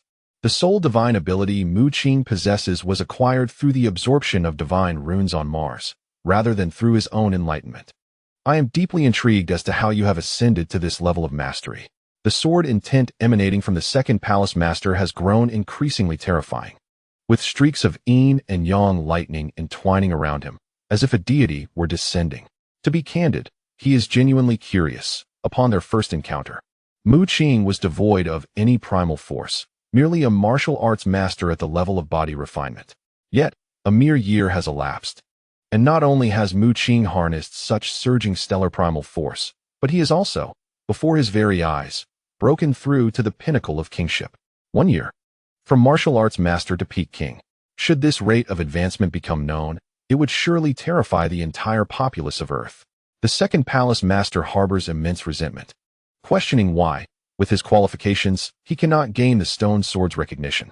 He has safeguarded the secrets of the stone sword since his youth, and the yin-yang thunder sword technique he acquired from it has significantly accelerated his growth in both the paths of thunder and sword. The second palace master comprehends the true might of the stone sword. When unleashed, it reaches an astounding height of 3,333 meters. With energy capable of obliterating formidable beings. It is precisely due to his inability to gain the stone sword's acknowledgement that he resorts to such desperate measures, urging Mu Qing to secure the sword's approval, while he himself plots to manipulate Mu Qing into becoming a puppet. Regrettably, this strategy proves utterly ineffective against Mu Qing, resulting in a loss of both resources and personnel, as the stone sword is completely seized by Mu Qing. With a fierce command, the second palace master brandishes his silver longsword, invoking the Ascension sword cannon of Tianyu Palace. Countless sword energies converge, returning myriad swords to their origin. The terrifying lightning sword aura forms a colossal vortex, tearing apart the surrounding space and revealing the abyssal void. Second palace master, stop. The lightning sword aura ravages the vicinity, twisting into a vortex that envelopes nearly half of Tianyu Palace, indiscriminately affecting friend and foe alike. Several disciples of Tianyu Palace are caught in the sword aura, their bodies shattered. Among them are not only disciples from the Grand Palace Master's faction, but also those from the Second Palace Master's faction. Even an elder of Tianyu Palace, a king-level figure, unwittingly finds himself ensnared in the vortex, his form obliterated from below to above. Shui Yueshi and the Grand Elder are incensed. Yet they are obstructed by Hong Xiao, forced to watch helplessly as the Second Palace Master mercilessly slaughters the disciples of Tianyu Palace. Witnessing the Second Palace Master's actions, even Hong Xiao, the leader of the fearsome organization Yanmin, furrows his brow. Although he is the head of a terror organization, he is remarkably generous towards his own, often stepping in personally to assist when his people face peril. However, the Second Palace Master's current demeanor shows a blatant disregard for the lives of his own Tianyu Palace disciples, indiscriminately slaughtering even those from his own faction. Such a person, even if they ascend to the position of the Grand Master of Tianyu Palace, will undeniably fail to earn the trust of the disciples. Hong Xiao shook his head. This was a matter pertaining to Tianyu Palace and had no bearing on him. As long as he could obtain the promised benefits from the Second Palace Master, that sufficed. Your Second Palace Master has succumbed to madness. With his strength at the threshold of a great power, his derangement has rendered him even more formidable. It would be prudent not to resist. Hong Xiao shook his head and unleashed a terrifying force of blazing sun, resolutely blocking Shui Yueshi and the Grand Elder. In this world, strength ultimately speaks volumes. Only with sufficient power can I maintain my position as the Second Palace Master of Tianyu Palace, even if I have to slay many. The Second Palace Master, his face filled with murderous intent, declared, "Once I break through to great power, becoming one of the strongest on earth, who would dare to criticize me?" The whirlpool of sword energy he conjured grew increasingly immense, enveloping the entirety of Tianyu Palace. Disciples who had only attained the martial venerable rank emitted anguished cries as their bodies were crushed, their life force surging into the sky, merging with the vortex of sword energy, becoming a part of it, drawing upon the quintessence of vitality, returning myriad swords to their origin. He astonishingly augmented his sword intent with the power of blood vitality. Shui Yueshi gritted her silver teeth. The Ascension Sword Classic of Tianyu Palace contained profound secret techniques. Remnants of powerful sword arts passed down from ancient ancestors, rumored to lead one to become a sword immortal when cultivated to its zenith. The technique the second palace master was now employing was originally intended to absorb the spiritual energy of the heavens and earth, forming mighty sword energy, nurturing an ethereal sword intent akin to that of celestial beings. However, the second palace master had diverted this technique to extract the blood vitality from the disciples of Tianyu Palace, amplifying his own sword intent, transforming what should have been a mystical and ethereal sword energy into a blood-soaked and murderous intent. Mu Qing furrowed his brow at this sight. The Ascension Sword Classic of Tianyu Palace was indeed formidable, and the second palace master was now exerting his full strength. His attack contained a trace of divine power, posing a significant threat to Mu Qing. In this moment, he comprehended the vast chasm between great powers and peak sovereigns. With his current strength, he held the confidence to easily defeat a peak sovereign of the same rank. Yet, against the second palace master, a half-step great power, he found himself at a considerable disadvantage, primarily due to the divine power wielded by his opponent. The might of divine power was terrifying, embedded within the sword intent. Each strand of sword energy conjured by the second palace master instilled trepidation in Mu Qing. The eyes of the second palace master turned a furious red. Immersed in an endless whirlpool of sword energy, surrounded by a blood-red aura, exuding a palpable atmosphere of slaughter. Humph! This fellow dares to wield bloodthirsty power before me. The voice of the old man, too, suddenly resonated in Mu Qing's mind, laced with disdain. I now impart the slaughtering divine halberd of my Azura clan to you. This individual has amassed such a wealth of malevolence and killing intent, yet he is unwittingly crafting your battle attire. Mu Qing was momentarily taken aback, unable to react, when the myriad star map in the air surged into his body. In an instant, a terrifying will manifested, temporarily seizing control of his form. Regaining his senses, he realized that this will must belong to the old man. The next moment, Mu Qing reversed his hands, executing a wondrous seal.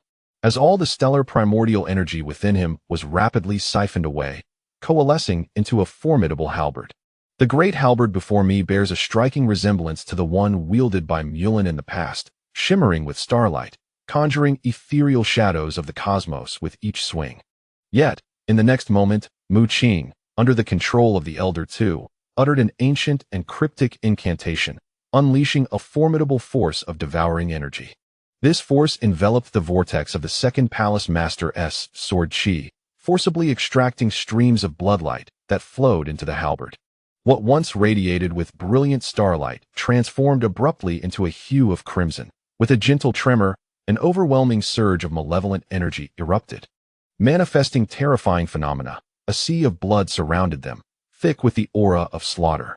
The second palace master's expression shifted dramatically as he realized that the bloodthirsty energy he had painstakingly garnered from the disciples of the Tianyu Palace was being entirely consumed by Mu Qing. How could this be? What kind of profound technique was this? He was astounded, despite his extensive experience as the second palace master of Tianyu Palace. He had never witnessed such a fearsome display on Earth. In the cities of Earth, laws prevailed, enforced by martial artists maintaining order, and life-threatening encounters were rare. Even terrorist organizations acted primarily for profit.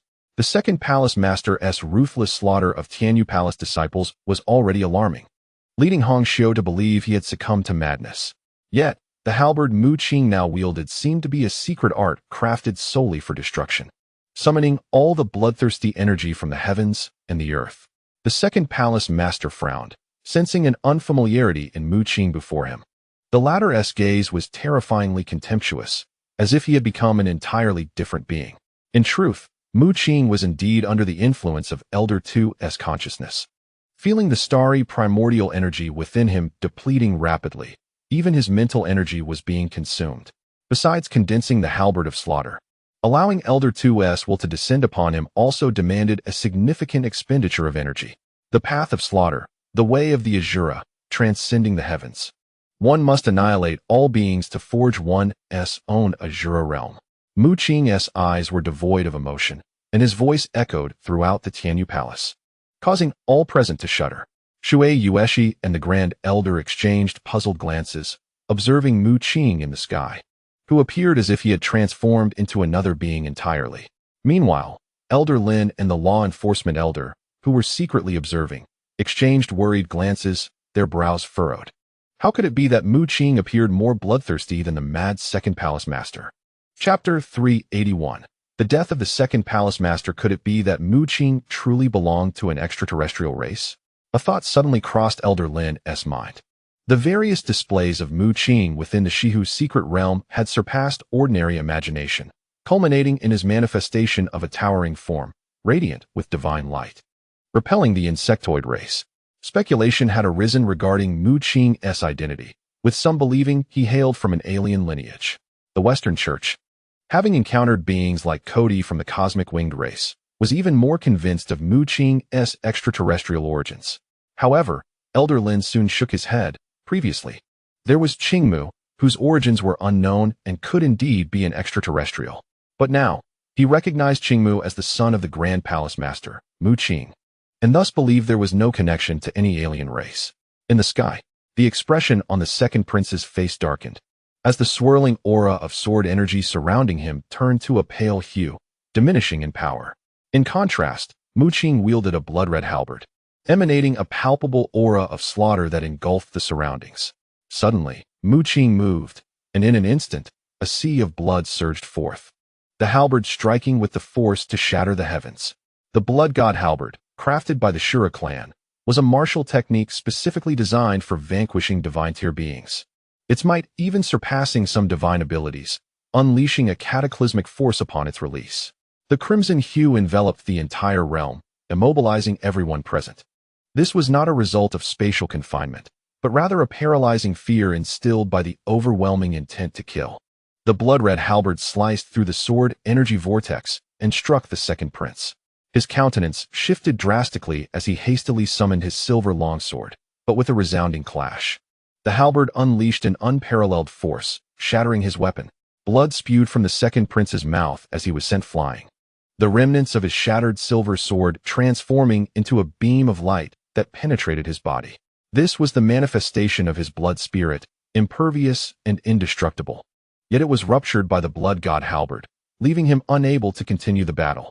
With the loss of his blood spirit's power, the second prince's strength diminished considerably, and even his recent breakthrough to the semi-divine realm began to waver. Young man, strive to comprehend the essence of my previous strike. Alas, your experience in killing is scant. Otherwise, the power of the blood god halberd could have multiplied several times over, allowing you to eliminate him outright. The voice of the old butcher resonated within Mu Qing's mind. He sighed, for the might of the blood god halberd depended on the wielder's own killing intent. The more one had slain, the greater the power. However, Mu Qing had taken too few lives, and thus, the halberd, formed from his very essence, had only shattered the second prince's silver spirit sword. As Mu Qing relaxed, regaining control of his body, he discovered a new bloodline technique manifesting in his mind, the Shura Sutra. This was a bloodline technique cultivated by the Shura clan, one of the most formidable among the advanced races. Their bloodline arts were indeed top tier, and had it not been for their excessive slaughter drawing the ire of several elite clans, leading to significant depletion of their vitality, they might have ascended to the pinnacle of races long ago. However, the Shura Sutra was not intended for Mu Qing's cultivation, as he bore no bloodline of the Shura clan. I have left a fragment of Shura's power within you. By channeling it through the Shura Sutra, you shall be able to wield the blood god halberd. The old butcher's voice lingered as his consciousness returned to the myriad star map. Upon hearing this, Mu Qing indeed sensed a surge of crimson energy within him. His spirit stirred, and he swiftly harnessed this newfound power to swing the blood god halberd once more. This strike appeared clumsy. The disparity between Mu Qing's execution and that of the old butcher was stark.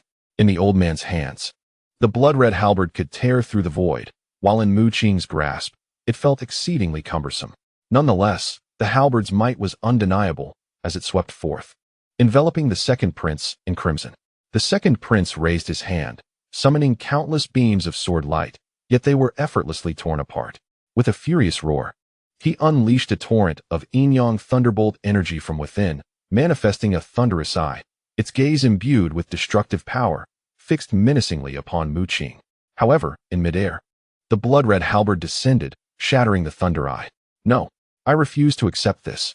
The second prince roared, yet found himself powerless, his blood essence shattered, and his primal energy rapidly dissipated.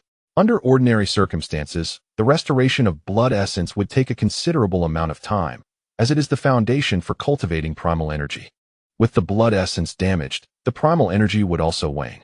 The aura surrounding the second prince grew increasingly feeble. He let out a roar, and lightning crackled around him, enveloped by the power of the yin-yang thunder tribulation, forming a beam of sword light. Nonetheless, from the void, a blood-red halberd struck down, obliterating that sword light.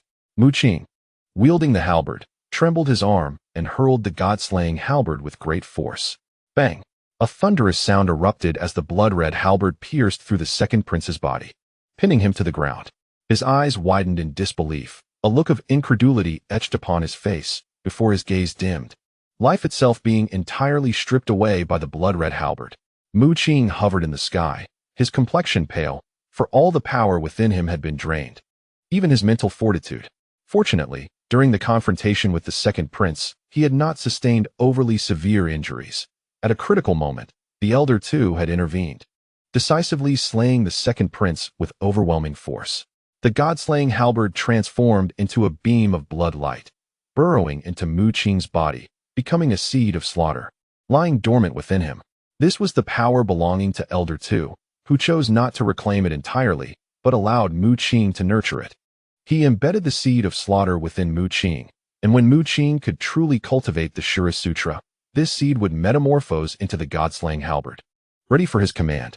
The god-slaying halberd is a formidable martial technique, although the Shura clan possesses numerous divine abilities. The god-slaying halberd is an essential skill for all clan members, as it possesses the capacity for growth, nurtured by the intent to kill, malevolent energy, and blood, evolving into a divine power. Did he truly win? Elder Lin and the law enforcement elder were taken aback. The other elders within Tianyu Palace were also stunned. Before bursting into laughter, their faction, led by the Grand Palace Master, had emerged victorious. The pivotal factor in their triumph was none other than Mu Qing himself. Grand Palace Master, we implore you to show mercy afterward. Many elders from the second prince's faction had not participated in the battle.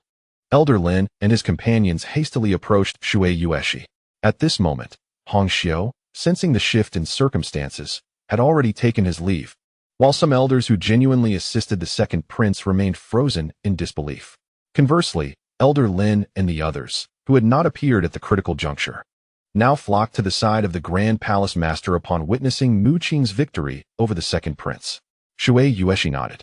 She was well aware that Elder Lin and the others had subtly held back. Otherwise, the forces controlled by the second prince would have been doubled. Elder Lin and his companions were veterans of Tianyu Palace. Regardless of the faction they had been in previously, their hearts were aligned with Tianyu Palace. To expect them to slay the elders of the Grand Palace Master's faction was clearly impossible. The true threats to the disciples of Tianyu Palace came from those elders who had been temporarily recruited by the second prince, a motley crew of lone wolves, including some from sinister organizations. A glimmer of cold light flashed in Shui Yueshi's eyes. Naturally, she would not easily let go of Yinmen's interference in Tianyu Palace's affairs, nor would she spare those who aided the second palace master in wantonly slaughtering the disciples of Tianyu Palace. Beware! Be cautious! The venerable elder with a crimson visage suddenly shouted, rushing towards Mu Qing in an expression of gratitude. After all, it was Mu Qing who had rescued them. Had he not slain the second palace master, Tianyu Palace might now have been under the second palace master's command. However, as soon as he turned his gaze towards Mu Qing, his pupils dilated in shock as he noticed a figure charging towards him from behind Mu Qing. Who goes there? The other elders also sensed the disturbance, turning to admonish the intruder.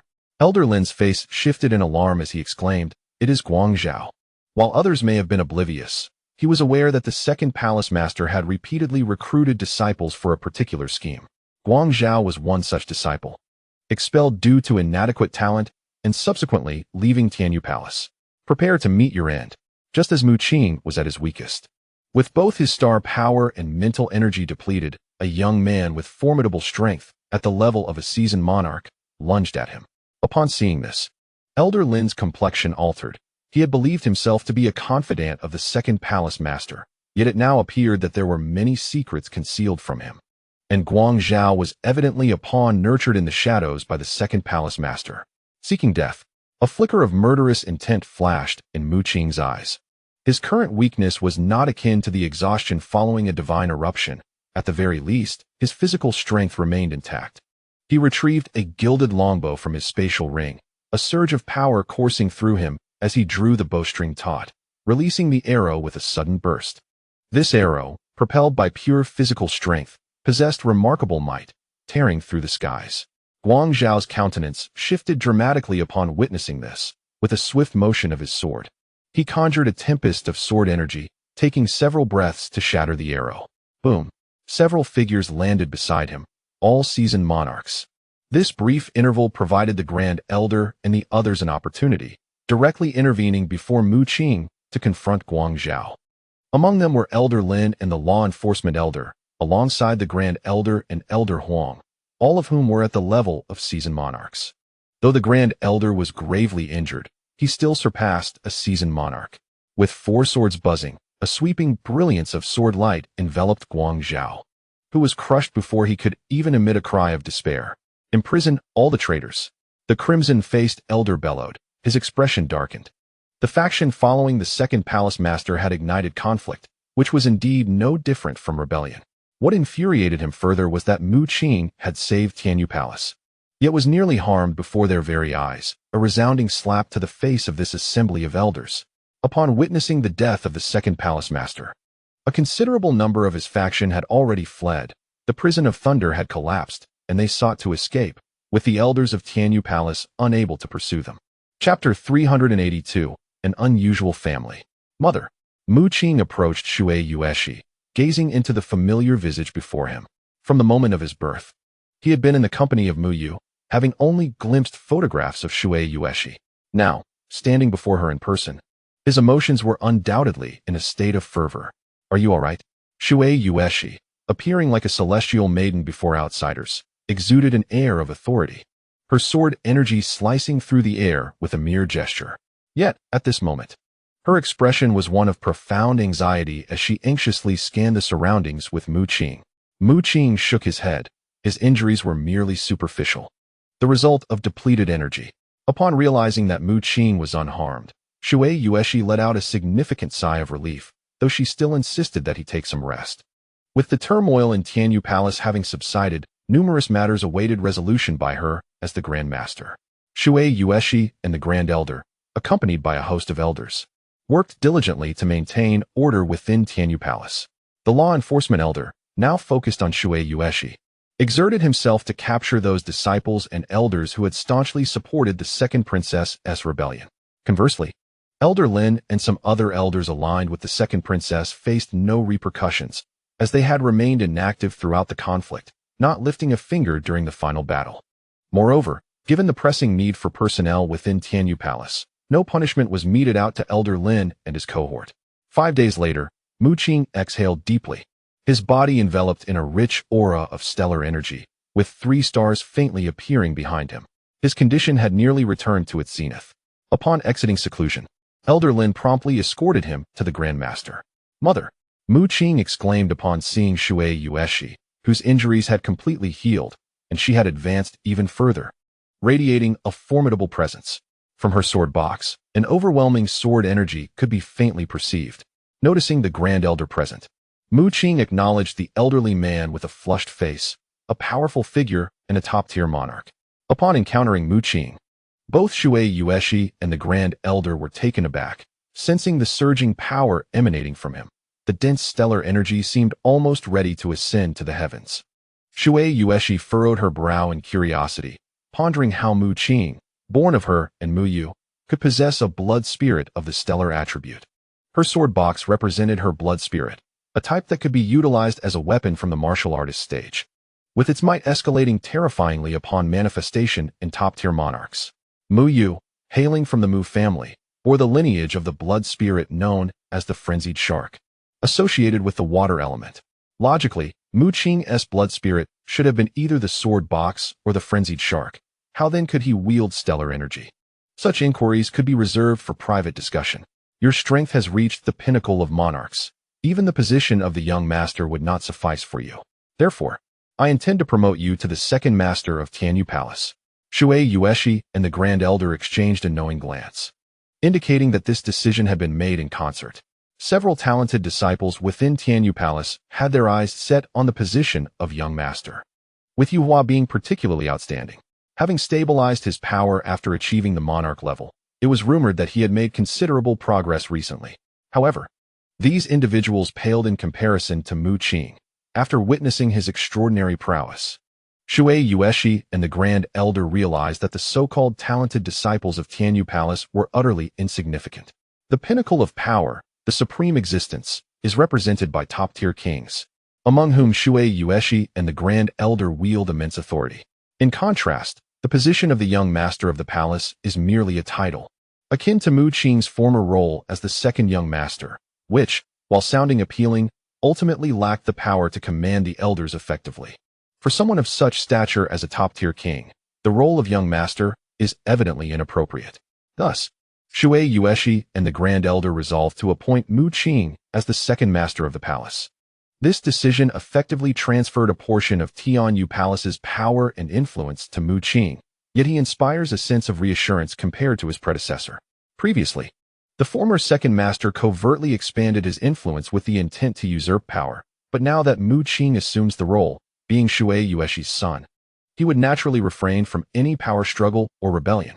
The elders who once followed the former second master have now been placed under your command, and I am confident in your ability to manage them, Shui Yueshi stated. Although Mu Qing is young and stands at the helm of a group of elders, it might incite their discontent. However, Shui Yueshi remained unperturbed, for Mu Qing's strength is formidable. Should anyone harbor grievances, they could simply be dealt with directly. The pressure exerted by a top-tier king is not something veteran kings can easily withstand. Now, let us address other matters. Before Mu Qing could respond, the Grand Elder's expression turned grave. He gazed at Mu Qing and spoke in a low tone. Before you eliminated the second master, you also killed 2 alchemists and 3 alchemists from the alchemy organization. This incident holds significant implications for our Tianyu Palace.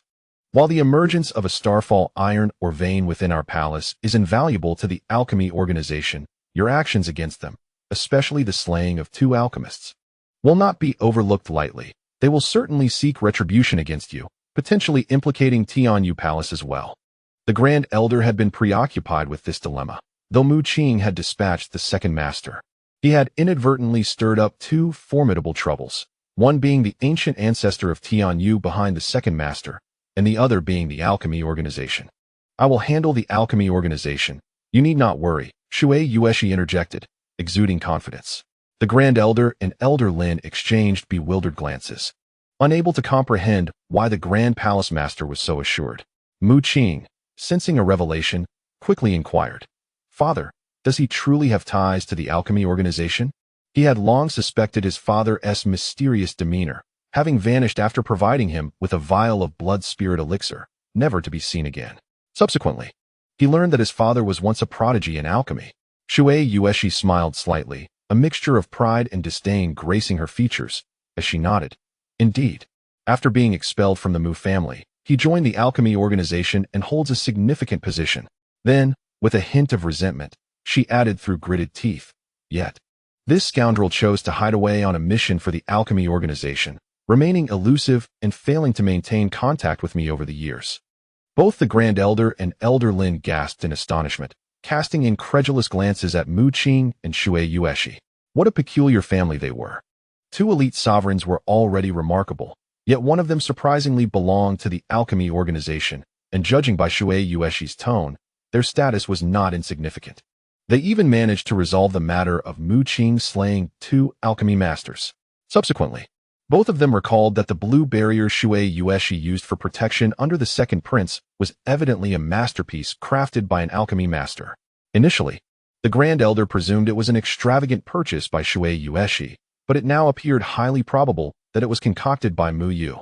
Chapter 383. Financial Straits. I shall address the matters concerning the alchemy organization, but the situation with the Elder Tianyu presents a dilemma, Shui Yueshi remarked, a hint of concern gracing her visage. She informed Mu Qing that the second prince was, in fact, the illegitimate son of Elder Tianyu. Should Mu Qing slay him, the secluded Elder Tianyu would undoubtedly be incensed upon learning the news. The second prince possessed his own fortuitous encounter, having acquired the Yin-Yang Thunder Tribulation Sword technique from the Stone Sword. However, this singular sword technique alone could not sustain him at the pinnacle of sovereign power. His formidable cultivation was largely attributed to the myriad resources provided by Elder Tianyu in the shadows. As a being of considerable might, should Elder Tianyu harbor murderous intent towards Mu Qing, neither Shui Yueshi nor the Grand Elder would be able to intervene. Mu Qing pondered for a moment, then shook his head resolutely, stating, if Elder Tianyu truly intends to act against me, I possess means of self-preservation. You need not worry. He held two trump cards.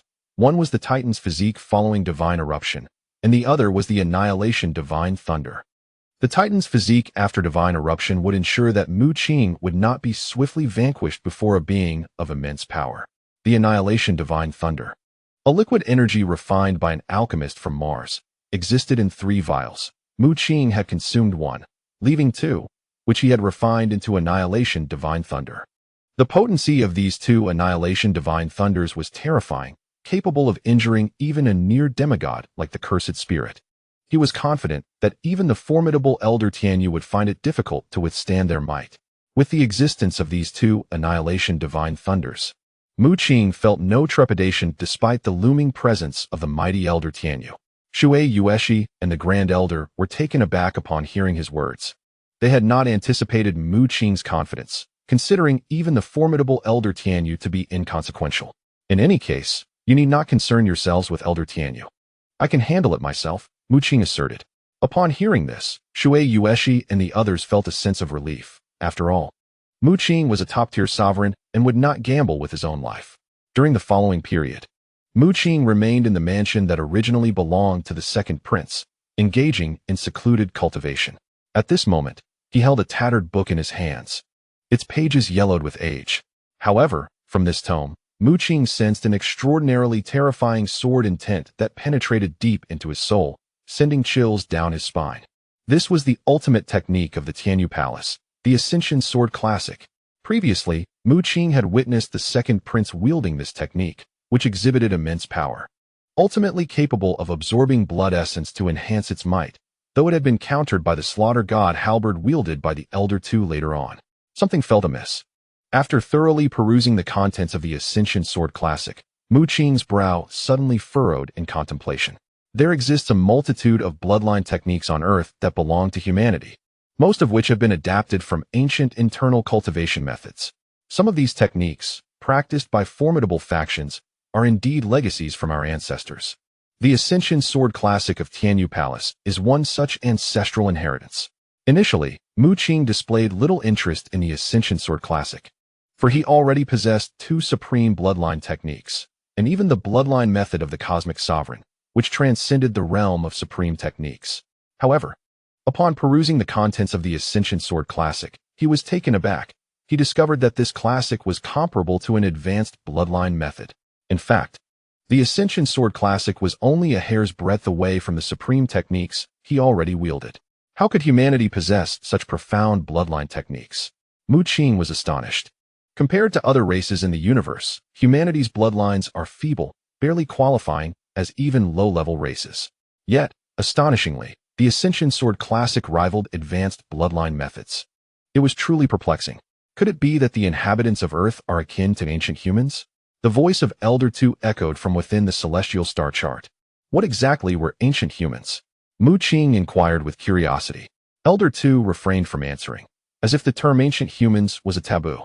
Observing this, Mu Qing chose not to press further. Although he remained unaware of how bloodline techniques akin to those of advanced races could manifest on Earth, This discovery was fortuitous for him. The true name of the Starry Sky bloodline method is the Starry Sky Returning Origin Scripture, created by an unparalleled being known as the Cosmic Sovereign. Mu Qing presently integrated 3 bloodline techniques from the Starry Sky Returning Origin Scripture: the Titan race's bloodline method, the Savage Spirit art, the Kunping race's bloodline method, the mysterious space recording, and an elephantine transport technique that had not even reached the level of a low-level bloodline method. Now that he had ascended to the position of the second master of Tianyu Palace, he naturally possessed the authority to cultivate the Ascension Sword Classic, a bloodline method of Tianyu Palace. While Shui Yueshi and others were curious about Mu Qing's interest in the Ascension Sword Classic, believing that someone of his formidable prowess should not lack in bloodline techniques, they were unaware that Mu Qing's practice of the Starry Sky Returning Origin Scripture required the collection of various bloodline methods to enhance his strength. The Ascension Sword Classic, being an advanced bloodline method, would undoubtedly confer significant benefits to Mu Qing's power if successfully cultivated. Upon acquiring the Ascension Sword Classic, Mu Qing set about his cultivation, as this was indeed a human bloodline method, devoid of any restrictions for him. Unlike the Shura scripture bestowed by Elder II, which demanded the bloodline of the Shura race for its practice. Once you activate the second celestial body, this issue will be resolved. Even the Cosmic Sovereign invested immense effort to discover a method to transcend racial boundaries. Elder II's voice resonated in Mu Qing's mind. Nodding in acknowledgement, Mu Qing felt reassured to delve into the Ascension Sword Classic. This classic could be described as profoundly arcane, imbued with countless swordsmanship secrets. Fortunately, Mu Qing had previously absorbed and refined Sword Jade, which enabled him to comprehend its intricacies with some effort. He dedicated an entire month to seclusion, and at last, he made preliminary strides in mastering the Ascension Sword Classic, condensing a star filled with sword energy within his Starry Sky Dantian. At present, within his Dantian, 4 celestial bodies had coalesced. Aside from the formidable giant elephant star, which was beyond the reach of even rudimentary bloodline techniques, the other 3 stars bestowed upon Mu Qing an immense power.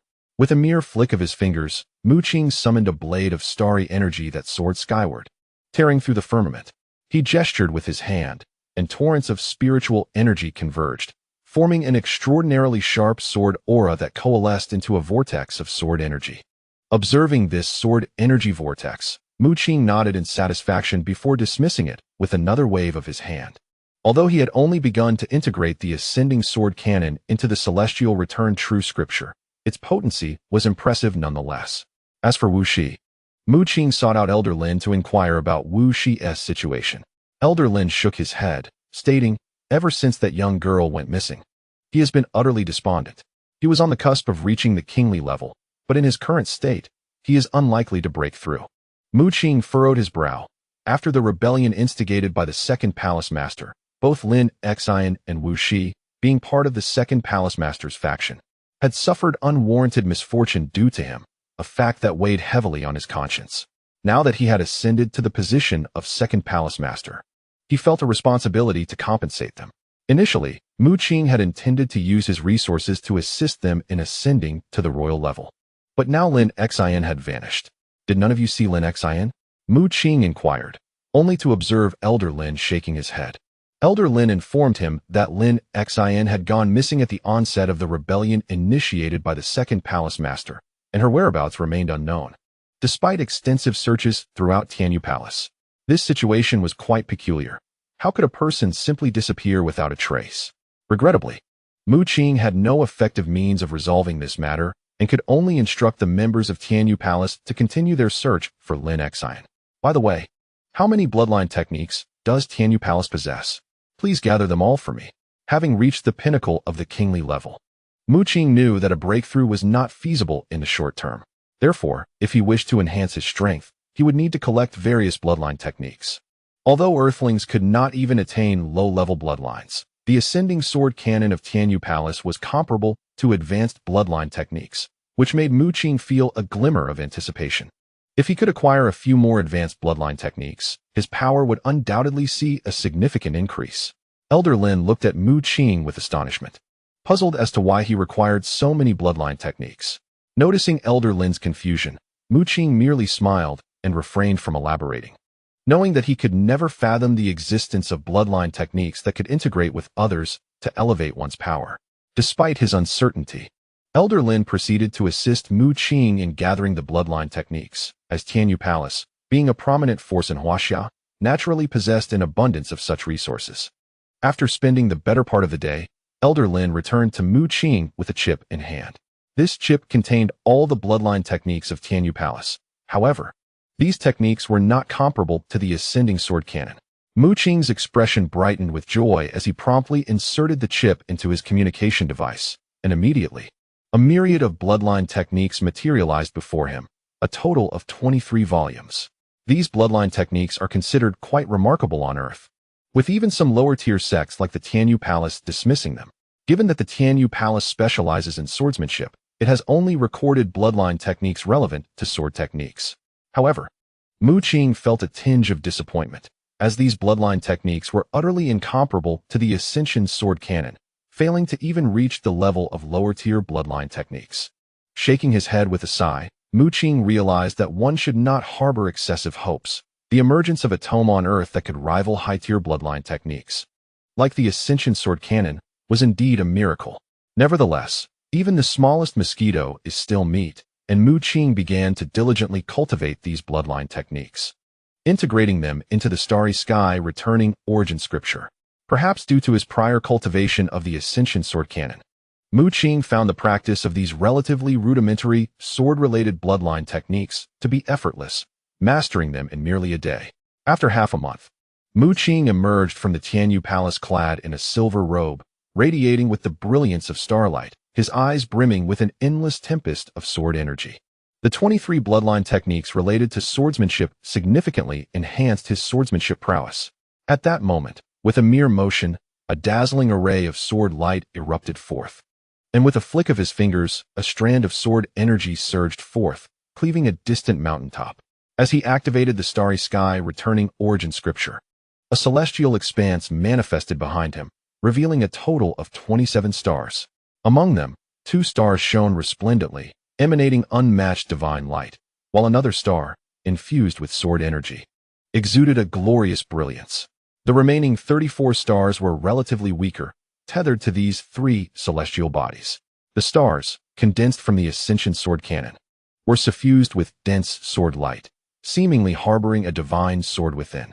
Surrounding it were 23 diminutive sword energy stars, providing an unending source of power. With a single gesture, Mu Qing released an ethereal aura, a beam of sword light bursting forth. Boom! The entire realm dimmed, as if the world were reduced to that singular ray of light, dazzling and piercing the heavens. This was a sword imbued with celestial essence, aspiring to ascend and sever worldly ties. A tremendous roar echoed, followed by a blinding brilliance. The sword energy soaring into the sky, startling even those at a distance in Tianyu Palace, where the elders turned their gazes toward the spectacle. With a single strike, every mountain before Mu Qing shattered into fine dust, transforming the previously towering peaks surrounding Tianyu Palace into a flat expanse. Who is that? I only saw a beam of light descend, and those mountains vanished, cried the disciples of Tianyu Palace in alarm. Meanwhile, the elders maintained a semblance of composure.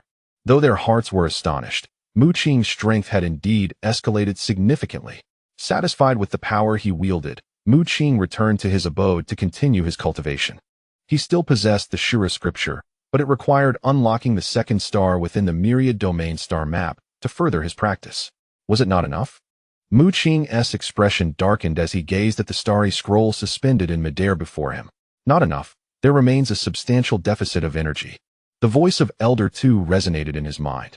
Mu Qing's lips twitched in resignation. He had already offered all his treasures to the 10,000 domain star map, allowing it to absorb energy. He even leveraged his authority as the second palace master to procure numerous cultivation resources from the Heavenly Feather Palace, all of which he bestowed upon the star map, yet he still could not awaken the second star. You managed to activate the first star by infusing it with divine power, which barely sufficed. However, the energy required for the second star is far more formidable, Elder 2 remarked. He informed Mu Qing that unless he could procure a divine stone, an ore imbued with divine energy, for the star map to absorb, the possibility of unlocking it remained elusive. Otherwise, he would have to gradually search for resources. Mu Qing's expression darkened at the mention of the divine stone, a commodity not found on Earth. Zhuo Siyu had once informed him that the currency for transactions among divine-tier experts typically consisted of these divine stones. Yet here I am, with scarcely any funds left.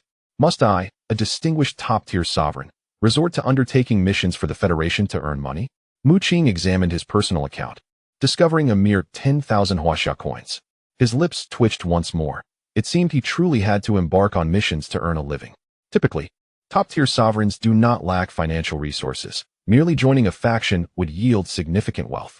However, Mu Qing had expended all his funds on potions rich in potent energy, even having overdrawn a portion from the Heavenly Feather Palace. He felt reluctant to further request funds from the palace and resolved to devise his own solutions. After considerable reflection, he concluded that the most effective way to amass money would be to undertake missions within the Federation, and if fortune favored him, he might also slay some fierce beasts. Profiting from their carcasses,